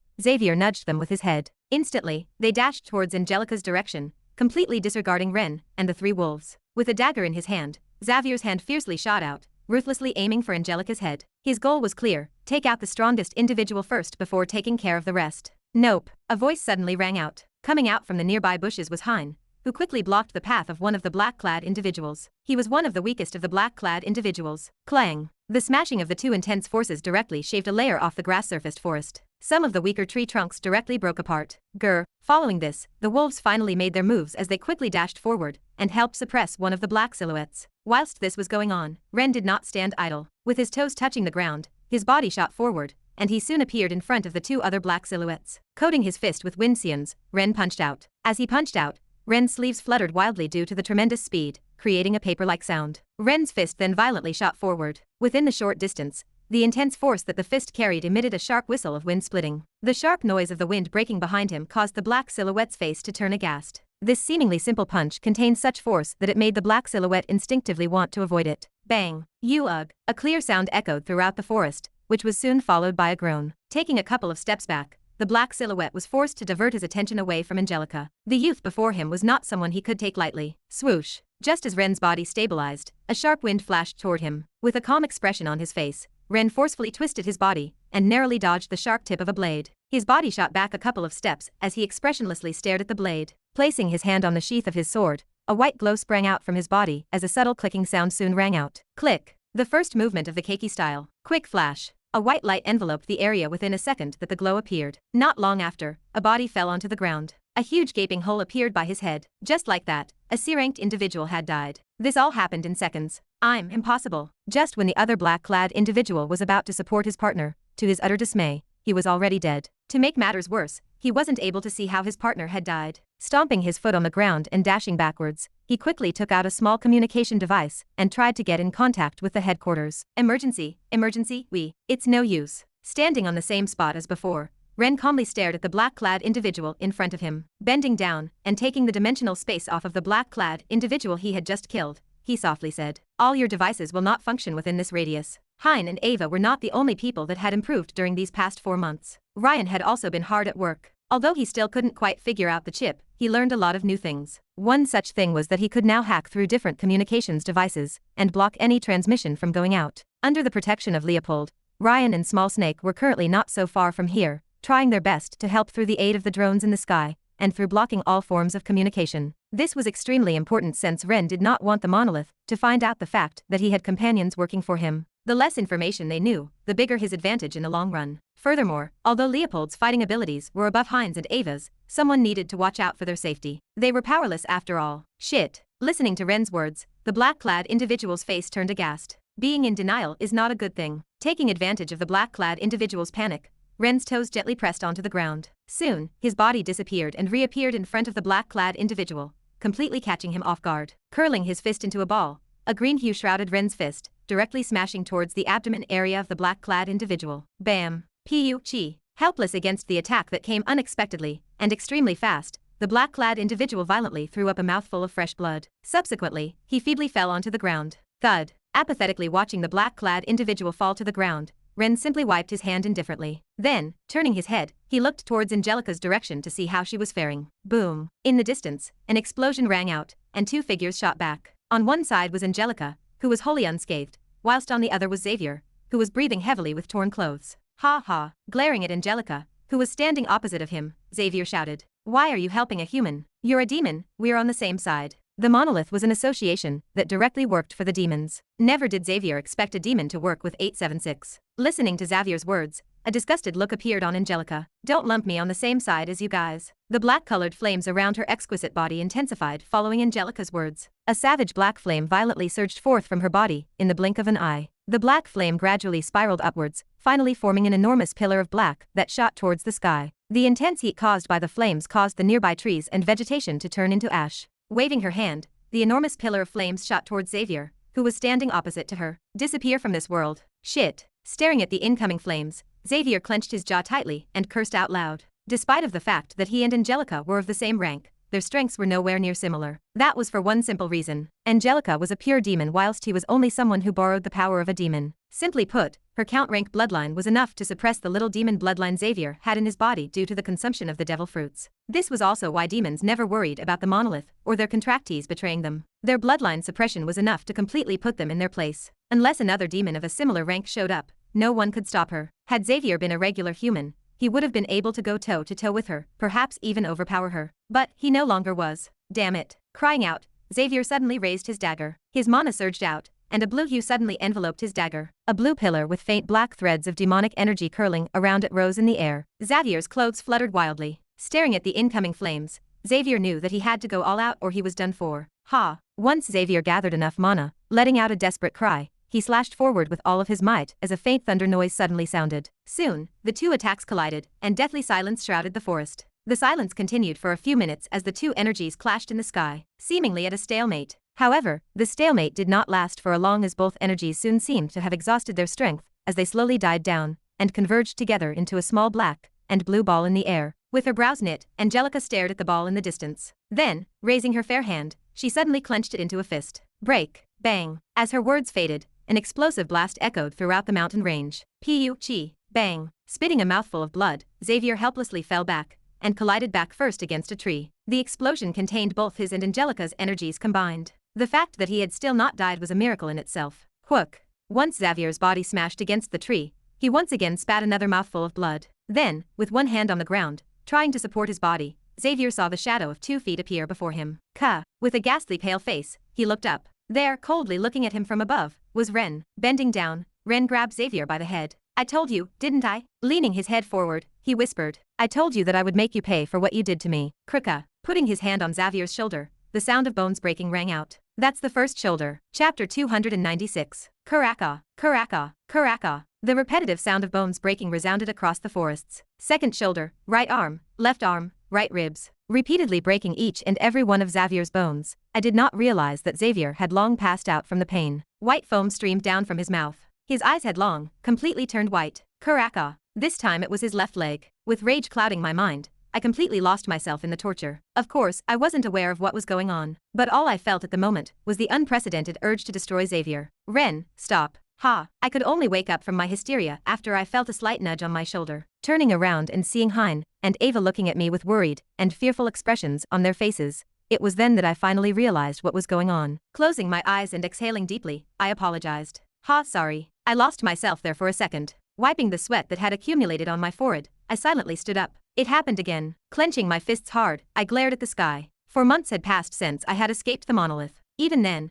I was still suffering from the backlash of the experiments back in the monolith. Subjected to virtual simulations and serum dosages every day for months, a part of me broke. At times, I would lose myself just like now. To make matters worse, I had no way of controlling these types of moments. Instead, they were now deeply engraved into my brain. This was part of the reason why I didn't want to meet my parents for too long. I didn't want them to see this new side of me. The only reason I was able to restrain my urge with them was because of Monarch's indifference. Whenever I felt the urge, I would quickly activate it to stop myself from losing control. But I knew that this wasn't a long-term solution. Ha! Calming myself down and turning my head, I looked towards Ava and Hein. Are you guys done on your side as well? Yes, we've taken him down, Hein replied. Looking behind them, I could see one of the black-clad individuals on the ground, presumably dead. I nodded my head in satisfaction. I see. Good job. You guys finished? Ryan's voice suddenly rang inside of my ear. Tapping onto my ear, I responded. Yes, we're done here. You can come down. Okay. Once Ryan's voice faded, I lowered my head. Then, crossing my arms, I looked at Xavier,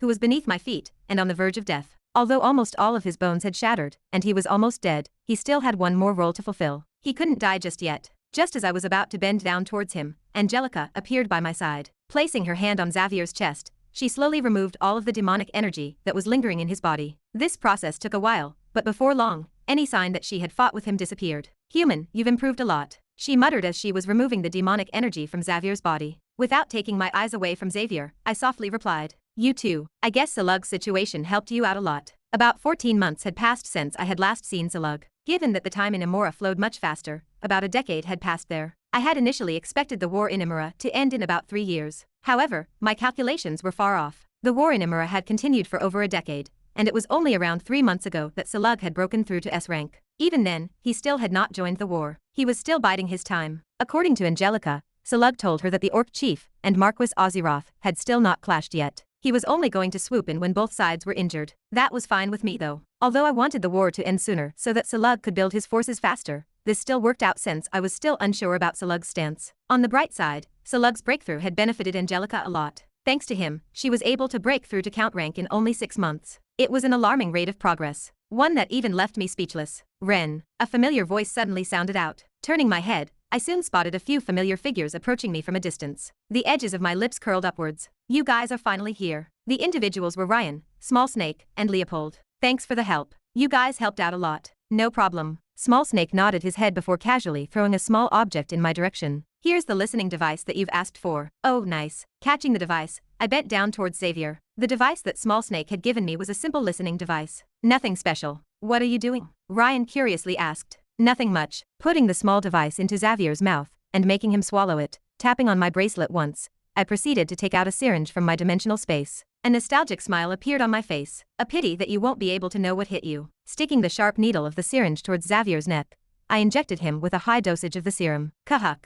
A slight sound escaped from Xavier's mouth. Ignoring it, after injecting him with the first dosage of the serum, I tossed the syringe to the side and took another one, and repeated the same process. Kahuk. A similar sound escaped from his mouth once I injected him with the second dosage. Xavier was an A-ranked individual. One syringe was not enough for him to ultimately become brain dead. This was why I injected him with another dosage. As I predicted, the moment I injected the second full dosage of the serum, Xavier's body started to convulse like crazy. Ren, Small Snake, alongside the others, took a step back. Don't worry, he's going to be fine. See, he's fine. Not even halfway through my words and Xavier's body stopped convulsing. Then, opening his eyes, revealing a languid look devoid of any emotion, Xavier blankly stared at the sky. What have you done? Hein asked from the side. Throwing the syringes away, my eyes became sharp. Nothing much, I've just given him a taste of his own medicine. He was the individual that had approved the project. Letting him have a taste of the serum was an excellent way to make him understand what I went through during those hellish 8 months. Well, it no longer mattered since he was now wholly brain dead. Tapping onto my bracelet, I took out an empty dimensional ring and tossed it towards Small Snake. Here, take this ring and complete the task that I briefed you on before. Okay. Taking the ring, Small Snake hesitatingly turned around and left. Before long, he returned to my side and threw the ring in my direction. Catching the ring with my right hand, I put the ring on Xavier's finger. Then, tapping onto another ring that was resting on Xavier's finger, I slowly channeled my mana onto the ring. Have a safe trip. 10 seconds after my words faded, out of nowhere, Xavier magically disappeared from where he was. As he disappeared, I took out a small black box and sat down on a nearby rock. Staring at the black box in my hand, the smile soon disappeared off of my face as a cold look soon replaced it. A body was placed in the middle of the hall that was shrouded by a gloomy atmosphere. The body belonged to Xavier, who suddenly appeared out of thin air inside of the VIP portal area. Everyone in the hall remained silent as they eyed Xavier's body. Although he was still alive and breathing, his brain was completely dead. So no matter how much they tried to stimulate it, they couldn't get any reaction from him. As such, extracting information from him was no longer possible. At this moment, none of the people in the hall dared to emit the slightest sound,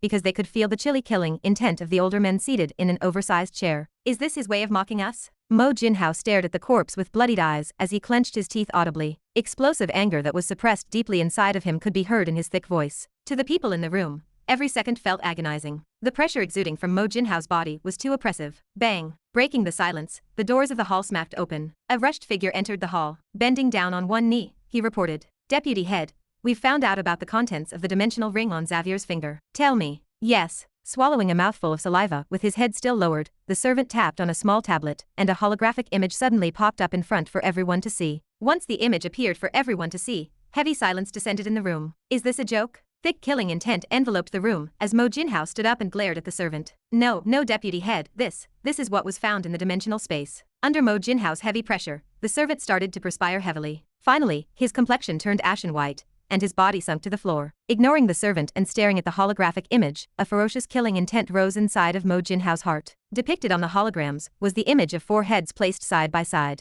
The reason for Mo Jinhao's anger was because he knew who those heads belonged to. They were the heads of the other 4 individuals that went with Xavier. This was a blatant provocation to him. Lowering his head and staring at the servant, Mo Jinhao's eyes narrowed. Was there anything else in the dimensional ring? Yes. Without looking up, the servant fearfully nodded his head. Give it to me. Swallowing another mouthful of saliva, and trembling all over, the servant took out a small black box and handed it to Mo Jinhao. Here, casually taking the box, Mo Jinhao asked, "What's this?" It's a communication device. A communic. Ding, ding. As soon as Mo Jinhao held onto the black box, the box started to vibrate. The room instantly became quiet. Lowering his head, Mo Jinhao's brows knit. Then, pressing onto the top right corner of the small box, he muttered in a soft voice, 876. Though his voice was silent, it powerfully rang inside of the ears of everyone present in the room. Kahaha. A static sound sounded. 876. Before long, a cheerful yet confused voice suddenly sounded from the device's speaker. Right, that's what you guys called me. Been a while since I've heard of that nickname. Not gonna lie, kinda miss it. It's you, this voice. Mo Jinhao, I presume. Mo Jinhao didn't answer. However, those around him suddenly felt the air around them thicken up considerably. Their breathing started to become rougher. I'll take the silence as a yes. Ren continued. The reason why I called you was to ask whether you liked my present or not. How was it? I spent quite a bit of time preparing everything for you. So don't I at least deserve a little thank you? Tangible bloodlust suddenly manifested from Mo Jinhao's back as everyone in the room turned pale. Ah, don't be so angry. All I did was just kill an extra. Not that you'd know what it means. Anyhow, the reason I called you here was to just say one thing. Suddenly the voice behind the speaker became colder. Hear me carefully because I'll only say it once. As if a switch had been flipped, the cheerful voice from before wholly disappeared. I'm here to make a pledge. Clenching tightly onto the black box, a thick aura sprang out from Mo Jinhao's body. His gray eyes coldly looked at the box in front of him as his clothes fluttered wildly. Remember, when I return, and I mean when because I will return. Conviction could be felt from Ren's voice as he spoke. It was as though he was utterly certain that he would return, as if this outcome had been predetermined from the very beginning. When that happens, make sure to count your days. Because no matter how long it will take, be it a year, 2 years, or even a decade, I will come back. So remember this moment. Remember what I just said today, because once you look back on it in how many years in the future, I want you to remember that this was the day that I proclaimed yours and the monoliths. Kurush. Cutting the speech off, Mo Jinhao crushed the black device in his hand. With a terrifying glare on his face, his body trembled uncontrollably as a black aura surged out from his body, completely enveloping the hall. The hall suddenly shook, and Mo Jinhao's enraged roar reverberated throughout the whole building. 876. Chapter 297. KHA. The static sound of the radio sounded. I guess he hung up. A trace of pity flashed across my eyes as I put the radio transmitter away. Standing up and putting my coat on, I nudged the others to follow me. All right, let's go. Now that I had taken care of the annoying flies swarming on my back, I could now go to my destination without too many worries. Ren, how long do we have left? Ryan asked from behind. We're almost there. Our current destination was Henalur, the dwarven capital. After traveling for the past 4 months, we had almost arrived at the location. Precise time? About 1 more week of travel, I would say. Originally we were supposed to take a lot less time to arrive, however, to slow down Xavier and the others' pursuit, I decided to take a slight detour and traveled near the elven border. Fortunately, during our fight right now the elves didn't get involved, but in all likelihood, they were already aware of our presence. Let's go before we run into trouble. Are you talking about the elves? Small Snake arrived by my side and followed along. That's right. Playing with the dimensional spaces that he had collected from the people we had just killed, Small Snake handed them to me. Do you think they'd attack us? I heard that they don't attack humans. Sort of, but you can never be too safe. With humanity's advancement these past few decades, all 3 races started viewing humans in a more favorable light. That being said, this didn't mean that they still fully trusted us. This was why a conference was going to be held soon. It was made with the purpose of talking about the potential 3rd cataclysm that was soon going to hit the Earth, and the possibility of allowing humanity to join the Alliance. Well, that was well into the future. Right now, my goal was to enter the Dwarven domain and increase my strength by leaps and bounds. Let's hurry for now. I don't want to meet any trouble along our way. A few kilometers away from where Ren and the others were, gazing at them from a distance, were 2 obscured figures. With each breath the 2 figures took, the mana in the air would follow their breathing rhythm, almost as though they were in complete sync with the mana in the air. Should we attack? Looking right, one of the figures asked as a melodious voice rang out. Judging from their subservient tone, it was evident that the figure they talked to was higher ranked. No. The other figure shook its head. What about the demon? The higher ranked figure pointed towards the distance, revealing a delicate white hand devoid of imperfection. Did you sense the mana of the people they were fighting? It was tainted with demonic energy. Right, for that female demon to work with humans and kill multiple contracted individuals, we can assume that she is no longer on the same side as the demons. Although most demons worked with each other, in the end, what they cared for most was their self-interest. Just because they were from the same race didn't mean that they had to help them. This was a natural occurrence that occurred in all races. That's true. However, I've also noticed that the demon follows that human with long hair. Strange. The whole time they observed the fight in the distance, they noticed that everything revolved around a specific human with long black hair and blue eyes. From how he was the one being targeted, to how the demon seemed to be following his orders. That is indeed strange. Let's observe a little more. As those words faded, the 2 figures disappeared. Just like usual, Amanda sat on her desk and completed her paperwork. This was a boring route that she had grown accustomed to over the last year or so in her new position in the Demon Hunter Guild. Status: Affiliation: Demon Hunter Guild. Position: Board Member. Name: Amanda Stern. Her nameplate reflected the sunlight coming from the window behind her. Knock. Knock. A knocking sound sounded. Come in. Lifting her head, Amanda opened her mouth, and the door opened. You called for me? Unceremonially entering the room, a slim girl with long light brown hair and a pair of glasses entered the room. It was Melissa. So, what did you call me for, Amanda? Melissa asked as she looked around the neatly organized office. It was spotless. Putting the stack of papers down, Amanda wordlessly stared at Melissa, sitting opposite her. This continued for a couple of seconds until Melissa could no longer take it and mouthed in annoyance. So, you just called me here to admire my beauty? Sorry, but I'm not really into girls. How is the project going? Disregarding Melissa's comments, Amanda finally opened her mouth and asked. The project? It's going well, why? Has something come up from your end? No. Amanda shook her head, prompting Melissa's brows to furrow. Then why did you call me? Don't tell me you asked me to come here to find out about how the project is going, right? Melissa grumbled as she rested her cheek on her right arm. You do know phones exist, right? It's not that. Waving her hand, a small barrier appeared, enveloping the two of them. What are you doing? Melissa looked at the barrier that was slowly forming around her. Though startled, she didn't show much of a reaction. She knew Amanda well. She wasn't one to do stupid things. You know, I was joking about the previous comments about you being into girls, unless. Here, ignoring Melissa, tapping onto a small tablet resting on her desk, a holographic video soon popped up. Pressing onto the image mid-air, the video soon began playing. Once the video began playing, multiple different scenarios started to show. In all those scenarios, there was a common thing: a middle-aged man playing with a young girl. The only difference was the last video, where the middle-aged man hugged a couple before leaving. Annoyance could be felt in Melissa's voice as she took her eyes away from the video and looked at Amanda. What's this? Are you perhaps looking for a partner to look at dramas with you? No, look carefully. Amanda then pointed towards the middle-aged man playing with the girl in the video. That's Ren. For a brief moment, silence enveloped the room. Opening and closing her mouth multiple times,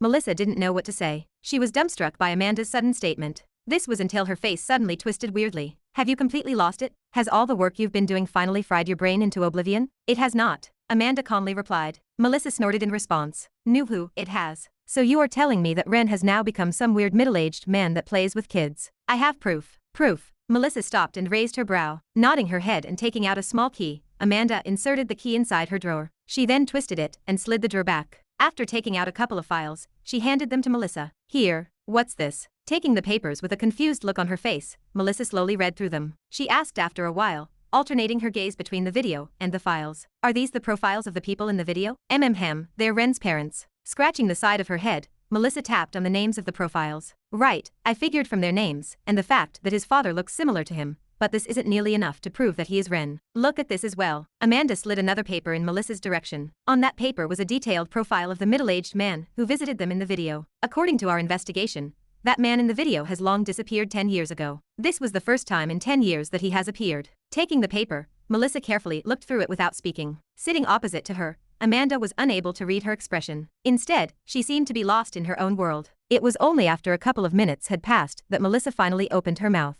How sure are you about this? Very sure, Amanda replied. With the power of her guild, this kind of investigation was a piece of cake for her. She had information on Ren's parents, due to having done a background check on them prior to when they first met, and when Ren had asked to protect them. This was to get a better idea of who the people they were protecting were. On another note, Nola's recent behavior had given Amanda another reason to believe that the man in the video was Ren in disguise. I see, Melissa muttered underneath her breath. Sitting up straight and tapping her finger on the armrest of the sofa, she asked. Let's say what you said is true. Why did you tell me? Aren't you a little too trusting of me? The contract. The what? Taking out a piece of paper from her drawer, Amanda placed it on the table and pointed towards a certain text. The contract you signed with Ren and me. It clearly states that we can't do anything to harm each other. As the third business partner, Amanda had also signed a similar contract. Although the contract wasn't a mono-contract, as Melissa didn't want her father to find out about the project, the contract would directly break upon the infringement of a predetermined term through a particular spell. From there, the other parties could directly go to the central government to present the case.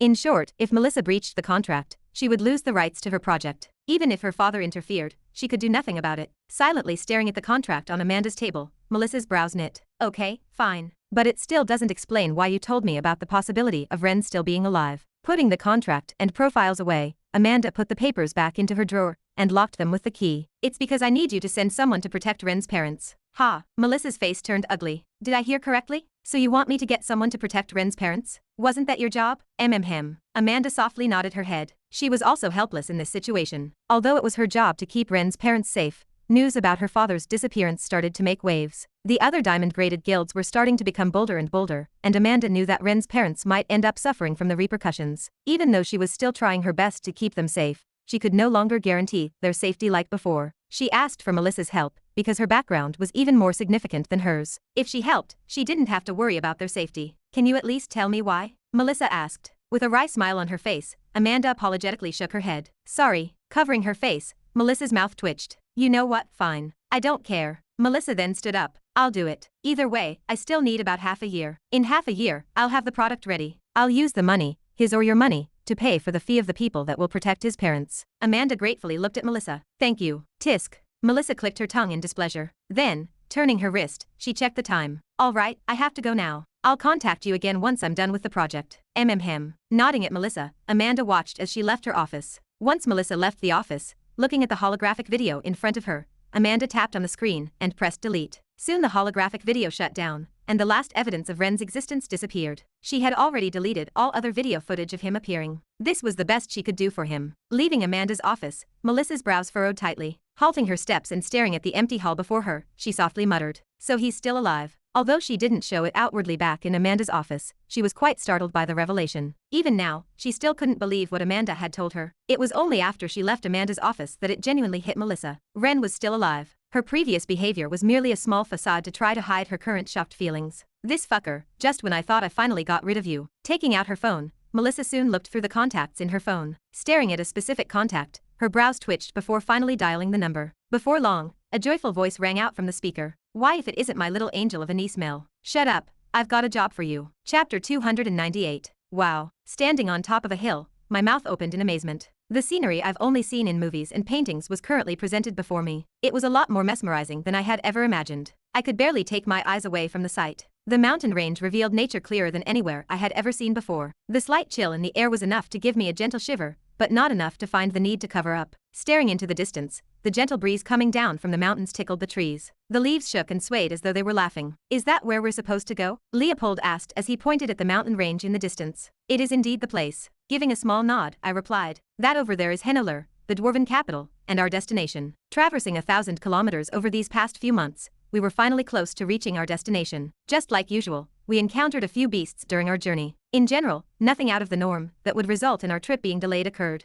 The only noticeable delay in our journey was the monolith incident, but it was now over. "Wham, I guess we can finally have a proper night's sleep." Leopold yawned and packed up the camping equipment beside him. Turning my head, I wryly smiled. "Not so sure about that." "What?" "It'll depend on our luck." Although Henneler was generally safe, and did not block humans from entering the place, that didn't mean that it was completely safe. It was best to stay alert at all times. Seriously? And here I wanted to finally rest. "Tell me about it." Constantly watching our backs due to the threat of beasts, apart from Ryan, almost everyone here was running low on sleep. "Ren." "Yes." Holding onto a small tablet, Ryan suddenly ran up to me. "I've found it. I've found the entrance of the place." That fast. Because the mountain range was massive, finding the exact location of Henneler was a lot harder than originally anticipated. Fortunately, I had Ryan with me, who could use his drones and equipment to look for the place. Shoving the tablet in front of my face, Ryan excitedly pinched the screen. He pointed towards a specific area in the mountains. "Yes, check over here. Doesn't this look like a statue?" "It sure does." Because the drone was so high up in the sky to avoid the dwarves' detection,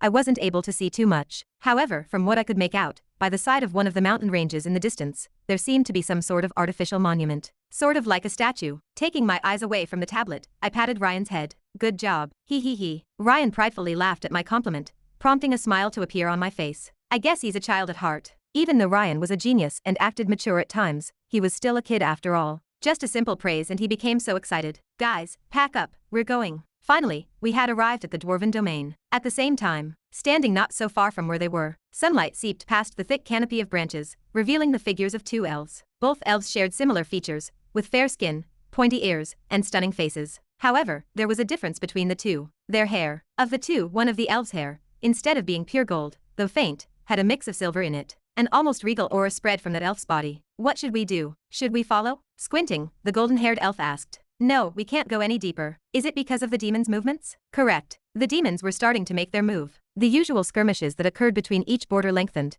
and the general rank of each force was increasing. To the three races, this was a sign that the demons were preparing for war. As such, the two elves that had been spying on the humans for the past week could no longer continue their observation. At least for now. So what should we do now? Should we let them go?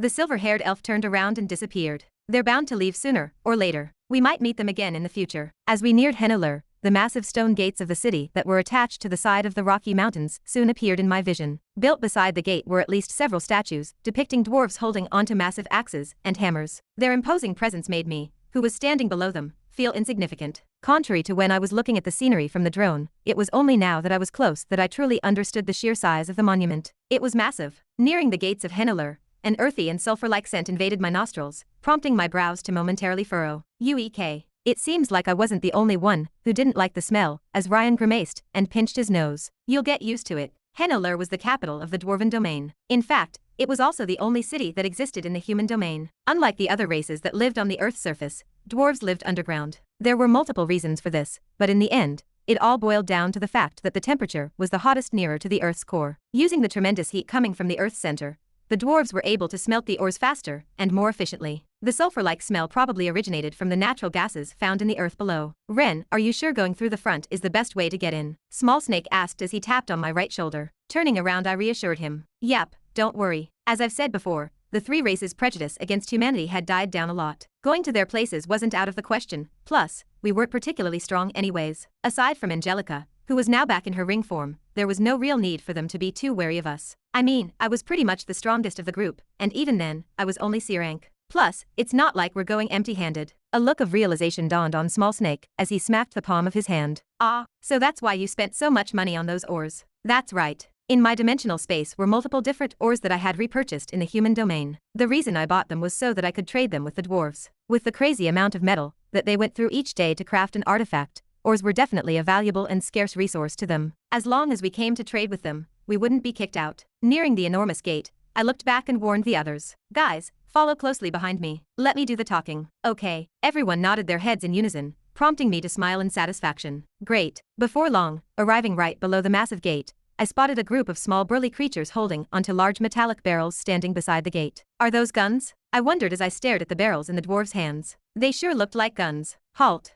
As if they were waiting for our arrival, a dwarf wearing a thick metallic armor stepped forward. With a long ginger beard that fell all the way down towards his neck and light wrinkles by the side of his eyes, the dwarf scanned us from top to bottom with a curious look. Then, opening his mouth, his barky and throaty voice rang out throughout the whole area. Human, state your purpose. Halting my footsteps, the others also stopped. Raising my hands, I spoke up. We mean no harm, we're here to trade. Trade. My words instantly piqued the interest of the dwarf. Interesting, how much be we talking? 100 tons of iron, 100 tons of adenium, 72 tons of rhonium, 56 tons of. Listing the ores I had brought with me, I felt a slight pang in my heart. The amount of money I had to splurge out to buy this much stuff made my heart bleed. I could have probably bought myself an advanced potion with the money I had used to buy this stuff. As I was listing the ores that I had brought with me, the dwarf opposite to me was left dumbstruck. Opening his mouth wide, his burly, loud voice once again rang out. You nay playing with me be ya? No, I'm being completely serious. I was honestly having a bit of a difficult time understanding his words, but thanks to his gestures, I understood somewhat what he was trying to imply. Frantically waving his hand towards my direction, the dwarf said,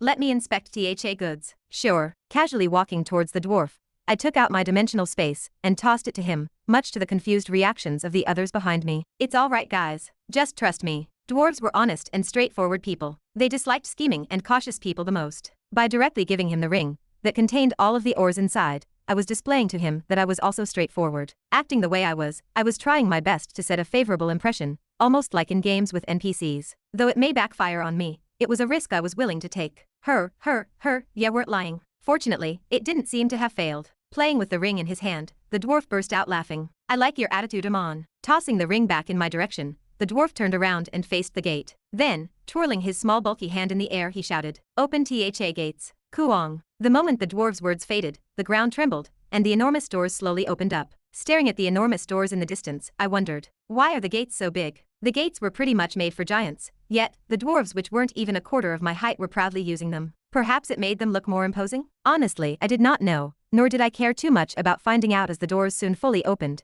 and a wave of hot air suddenly brushed past me. Turning around, the dwarf puffed his chest and pridefully smiled. Welcome to Henolur. Chapter 299. Kaoong. Entering the gates, the grandiose door soon closed shut behind us. Me name be Eloid Brickpike, and I'll lead ya ta THA first level. Following the dwarf from before whose name was Eloid, we walked through a narrow tunnel that was lit up by multiple bioluminescent plants planted by the side of the walls. There be 4 different levels ta THA city, with each level differentiating by depth. At THA moment we're currently going towards THA first level, where THA main city be located. Listening to Eloid speak as I looked around, I understood somewhat what he was saying despite his accent. In short, there were 4 levels to Henolur, each level dwelling more deeply into the mountain. Currently, we were headed to the first level, around 50 meters below the mountain, and where the central city was located. From THA second level onwards, everything be off limits. That be if ye value your lives. Below the second level were where the vault and working facilities were. Simply put, the temperature below was far too hot for regular beings to go. Therefore, unless you wore special gear, it was off limits. Most of the stuff Eloyd was saying, I knew. However, I still paid close attention to what he said as I didn't want to make any mistakes. If there was one thing I've learned, it was that it was always best to have as much information as possible regarding a new location. As such, opening my mouth I asked, "Is that so, by the way? I've been meaning to ask, is there anything I need to be wary of when going to the city? Like the areas I'm not supposed to go, and how I should behave myself?" Ha, good question. Eloyd's footsteps halted. Stroking his long ginger beard, Eloyd mused before shaking his head. "Nay, in general, if ye dinna go below tha second level, there will be nae trouble." Smack. Smacking the palm of his hand, Eloyd suddenly remembered. "Ah, right, it's best ta nae wander too much outside OTHA city, as those pesky tunneling monsters will give ye a hard time." Monsters? I guess he must be referring to the beasts. Just because Henolur was underground, it didn't mean that it was safe from the threat of beasts. As long as I was in the city, there shouldn't be any problems though. Actually there be something else, but it's best if ye dinna know too much. Eloyd's next statement caused my brows to furrow. Didn't this sound a little too ominous? Turning around, Eloyd's tone became a bit graver. "Human, it's nae that I dinna want ta tell ye, but it's best if ye dinna know since you nae strong enough ta know. Had ye been stronger, I might have helped ye." "All right, I won't ask." Squinting, I eventually nodded my head. Eloyd smiled in response as he raised his hand and forcefully patted me on the back. "Great, I'm liking ye more and more human. Or at least tried to, but in the end, he ended up patting my ass. I like dealing with people that understand their limits." That's so. My mouth twitched, and I took a step forward. As I stepped forward, I suddenly heard weird noises coming from behind me. PFTT. Turning around, much to my depression, I found the others holding onto their mouths with red faces, evidently trying their best to suppress their laughter. "You guys. Hee hee." Then, Eloyd, who was next to me, chuckled and eyed me with a teasing look. "Sorry there, does your arse hurt? This bastard did it on purpose, didn't he?" I instantly shot a glare at Eloyd, who burst out laughing and twirled his bulky hand in the air, nudging me to follow along. "Ha ha ha, follow me, we're almost there. I won't forget this." Glaring at the others behind me, I followed Eloyd deeper into the tunnel. Before long, as we neared the ending of the tunnel, I could see the light coming from the distance. Squinting my eyes and passing through the end of the tunnel, a bright light instantly clouded my vision, prompting me to cover my face with my hand. Once my eyes adjusted to the light, staring at the scenery presented before me, I was left in awe. Whoa, I wasn't the only one that felt that way, as the others too had amazed looks on their faces as they looked at the city below them. Built inside the mountain, with small metallic pipes on the top of the hill to allow fresh air and light to seep through to the city below, a vast and bustling city appeared before my view. In the middle of the city, a great waterfall dropped through a hole at the top of the mountain, forming into a pool in the central square, where a massive statue of a dwarf was erected. Besides the statue, were many uniquely shaped infrastructures that ranged in sizes. However, though they were all different, the infrastructures brought me this strange sense of awe. From afar, they all looked like structural masterpieces, as each infrastructure was built to the most delicate of details, showcasing the dwarves' masterful craftsmanship. "This be as far as I can bring ya." Halting his steps, Eloyd proudly looked at the city from above. Then, turning around, he slapped my thigh and laughed. "If ye manage ta trade successfully, with tha money ye make, bring me ta have a drink." "Har har, sure," I wryly replied as I massaged my thigh. Though he was small, his slap sure packed a punch. "All right, best o' luck, human." "Thank you." Staring at Eloyd's figure disappear back into the tunnel, I let out a sigh before looking at the others. Had enough fun? Let's go. Was me getting slapped in the ass and thigh really that funny? I couldn't tell. Walking down a spiral of stone steps, we soon stepped into the city. The moment we set foot into the city, it was as though we stepped foot into a whole different world. With enormous infrastructures and bright lights illuminating the place, I could hear the raucous laugh of the dwarves in the distance. An overall joyful and cheerful atmosphere shrouded the city. Contrary to my expectations, grass and trees grew in the city, making the place look that much more stupefying. "Ren, where should we go first?" Small Snake tapped on my shoulder and asked. Let's go find a place to settle down for now," I replied after musing for a bit. "Sure." Small Snake nodded in agreement. Although it looked like everyone was itching to go around the city to have a look, at the moment, the priority was to settle down and rest. Also, I needed to better understand the place before deciding anything else. Thankfully the others were understanding, and didn't fuss over my arrangements. "Wait, is that an elf? I also see an orc." On a side note, much to everyone's surprise, Henolur did not only have dwarves roaming the streets, as we could see orcs and elves roaming the place. I already knew this beforehand. With Henolur being the place where artifacts were sold and crafted, the fact that other races came here wasn't surprising. Though I did have to admit, the elves were a lot better looking than I had expected. Be it male or female, their appearance made me once again realize just how average I was in this world filled with handsome and beautiful people. Not that I was ugly. To make matters worse, I had only myself to blame. "Guys, wait for me for a bit." Walking for a further 10 minutes, I stopped by a couple of important places and directly sold some of the ores I had brought with me. I had to have some money after all. After trading some of the ores I had brought with me, asking the direction of the nearest lodging, we soon arrived in front of a certain building. "We're here. Rusted Hammer Lodgings." A sizable metallic sign hung on the wall of the building. To my surprise, it was written in human language. It was only after a while that I realized that it was actually not. The sign was in fact an artifact that would automatically display the words based on the language the viewer could speak. Pretty neat. "Let's go in." Taking a step into the building, I urged the others to follow me from behind. The moment I stepped into the place, I saw a dwarven lady with thick black hair tied into 2 ponytails, holding onto a broom, and leisurely cleaning the wooden floor. Once we stepped in, turning her head, the dwarven lady exclaimed in surprise, "Oh, a human, haven't seen one in a couple o' days." Putting the broom down, she moved towards the counter. "Yeah, here for a room." "Did she just say that there were other humans in here? Did you just say that you saw another human?" Though I had somewhat expected this revelation was a bit shocking. Leaning on the counter, the dwarven lady pinched her fingers together and nodded her head. "Was a lovely guy, I tell ya. Even gave me a tip. So, yeah, here for a room, or nay?" "Ah, yes. How many?" Looking behind me, the dwarven lady tippy-toed and tried counting. 1, 2, 3. 6 rooms please." To make things faster, I just told her the rooms. Technically I only needed 5 cents. I wanted Small Snake to stay with Ryan, but the 6th room was for Angelica. Though I wasn't really sure how that would work out. 6. That'll be 50 tansels. Tansels was the currency used in the dwarven domain, and in general, each tansel was equivalent to about 1,000 U. Therefore, the total cost was around 50,000 U. 50 tansels. Isn't that a bit too expensive? Although 50,000 U didn't sound like a lot, this was relative to the big things I spent on back in the human domain. 50,000 U was in fact a crap ton. My reaction was understandable. Flashing me a look of disdain, the clerk lady flicked her ponytail. "Nay at all. Have ye seen where we be? Just THA fact that our place be cooler and has fresh air makes up for THA price." Right. Though her words had merit, in the end, I didn't want to argue anymore and so just gave up. Taking out a bunch of coins, I placed them on the counter. Fortunately, taking Elod's advice, before coming here, I directly sold a couple in order to get myself some cash. This was the only reason why I could afford this place. "Here. All right, please wait a moment."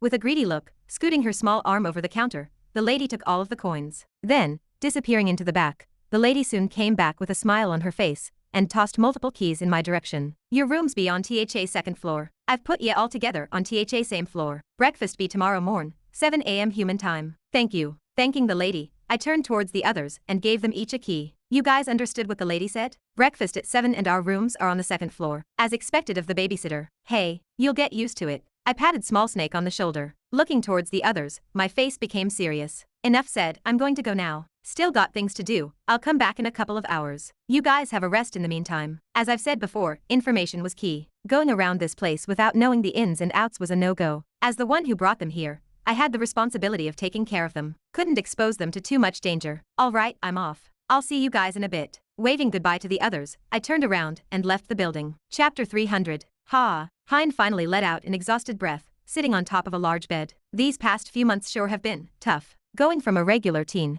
who went to the academy each day, and during the night supported his father's shop, to suddenly leaving the human domain to constantly fight against beasts each day.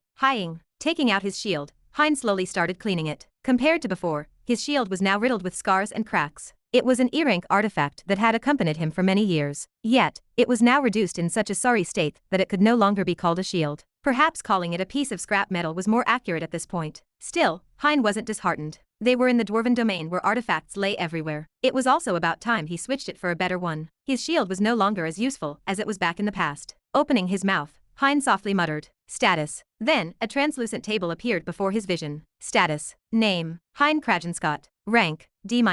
Strength, D. Agility, E+. Stamina, D+. Intelligence, D. Mana capacity, D-. Luck, E. Charm, D-.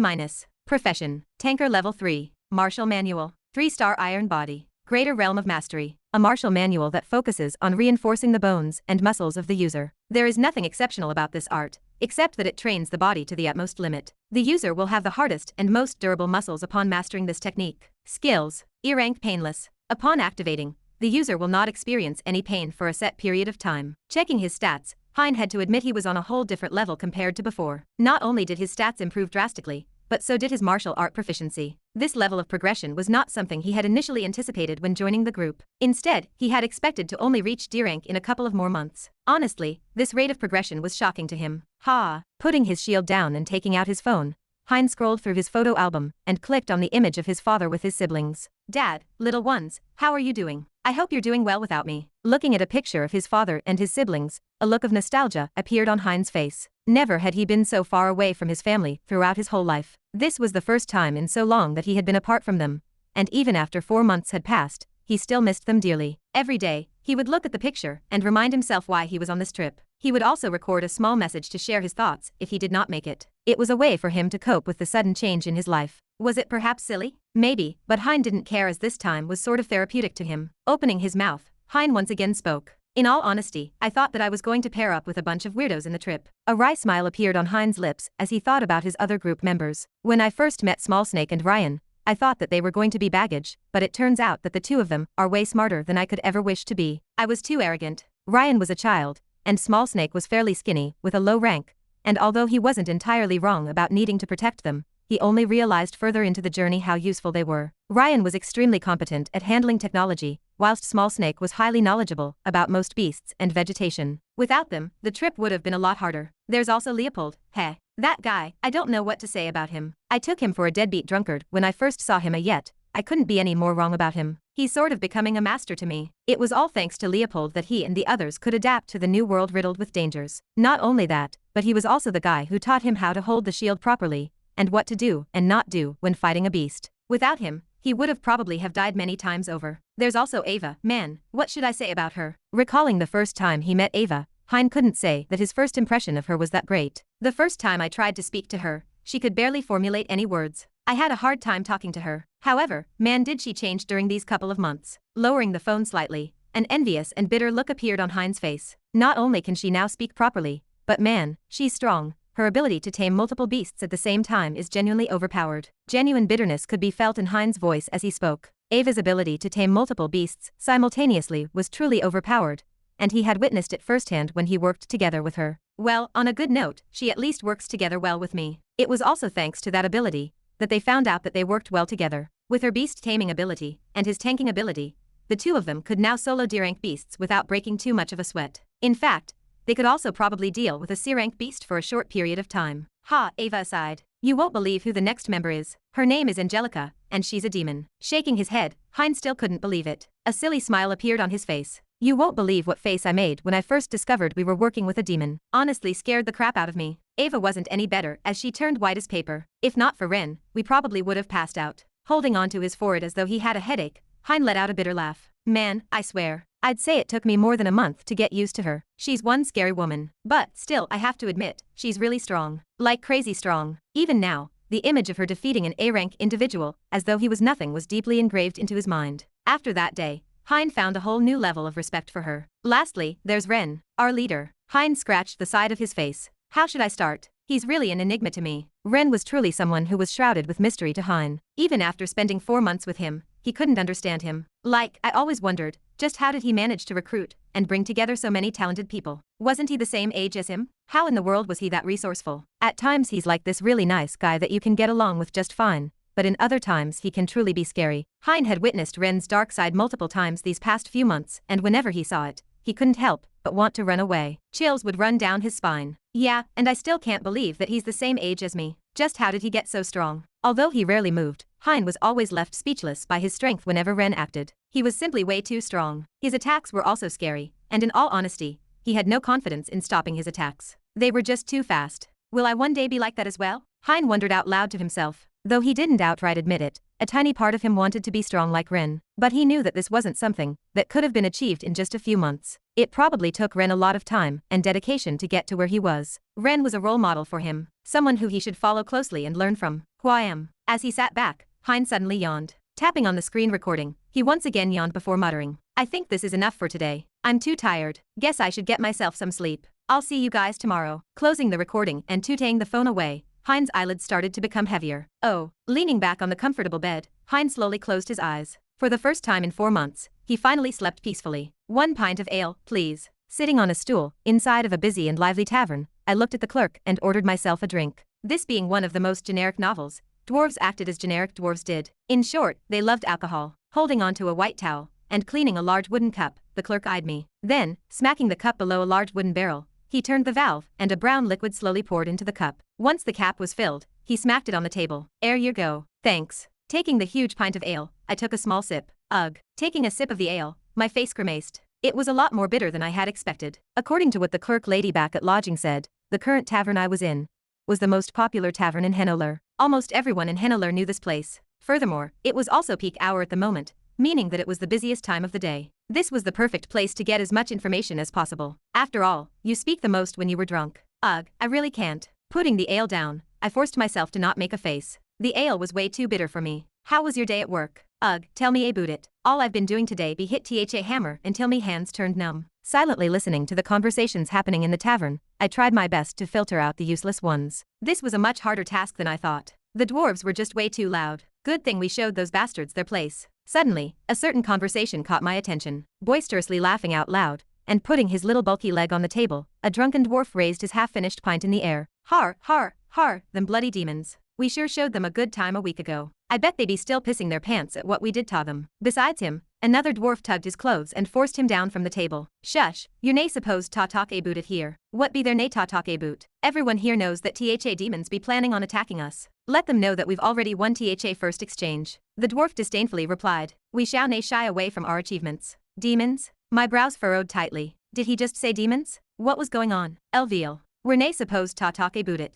It's military order. Pa, fuck that order, I'm arg. Smacking the pint on the table, the dwarf named Elviel once again tried to stand up on the table. However, he, unfortunately, missed a step and crashed against a hooded figure sitting behind him. Crash. Dazed, the dwarf looked at the ceiling of the room. Getting out of their seats, the two other dwarfs tried to help him up. Oi Elviel, be ya okay? Ye be too drunk. Go away. Shoving the two other dwarfs away, Elviel glared at the black figure behind him and gave him a light shove. Tha fuck be ya doing? Without looking back, the black hooded figure silently drank his drink, completely disregarding the dwarf's presence. This obviously did not sit well with the dwarf, who stomped his foot on the black hooded figure's table and brought his face close to the hooded figure. Did ye do that on purpose? Did ye nae see that I was here? It had to be noted that the hooded figure was definitely not a dwarf. The figure was twice the dwarf's size. The scene of the dwarf pushing the hooded figure was just too comical. Oi be ye deaf? Did ye nae hear what I said? Once again the dwarf pushed the hooded figure. By now, the whole tavern had quieted down a little bit, and the two companions had long given up on stopping their friend. It wasn't because they couldn't,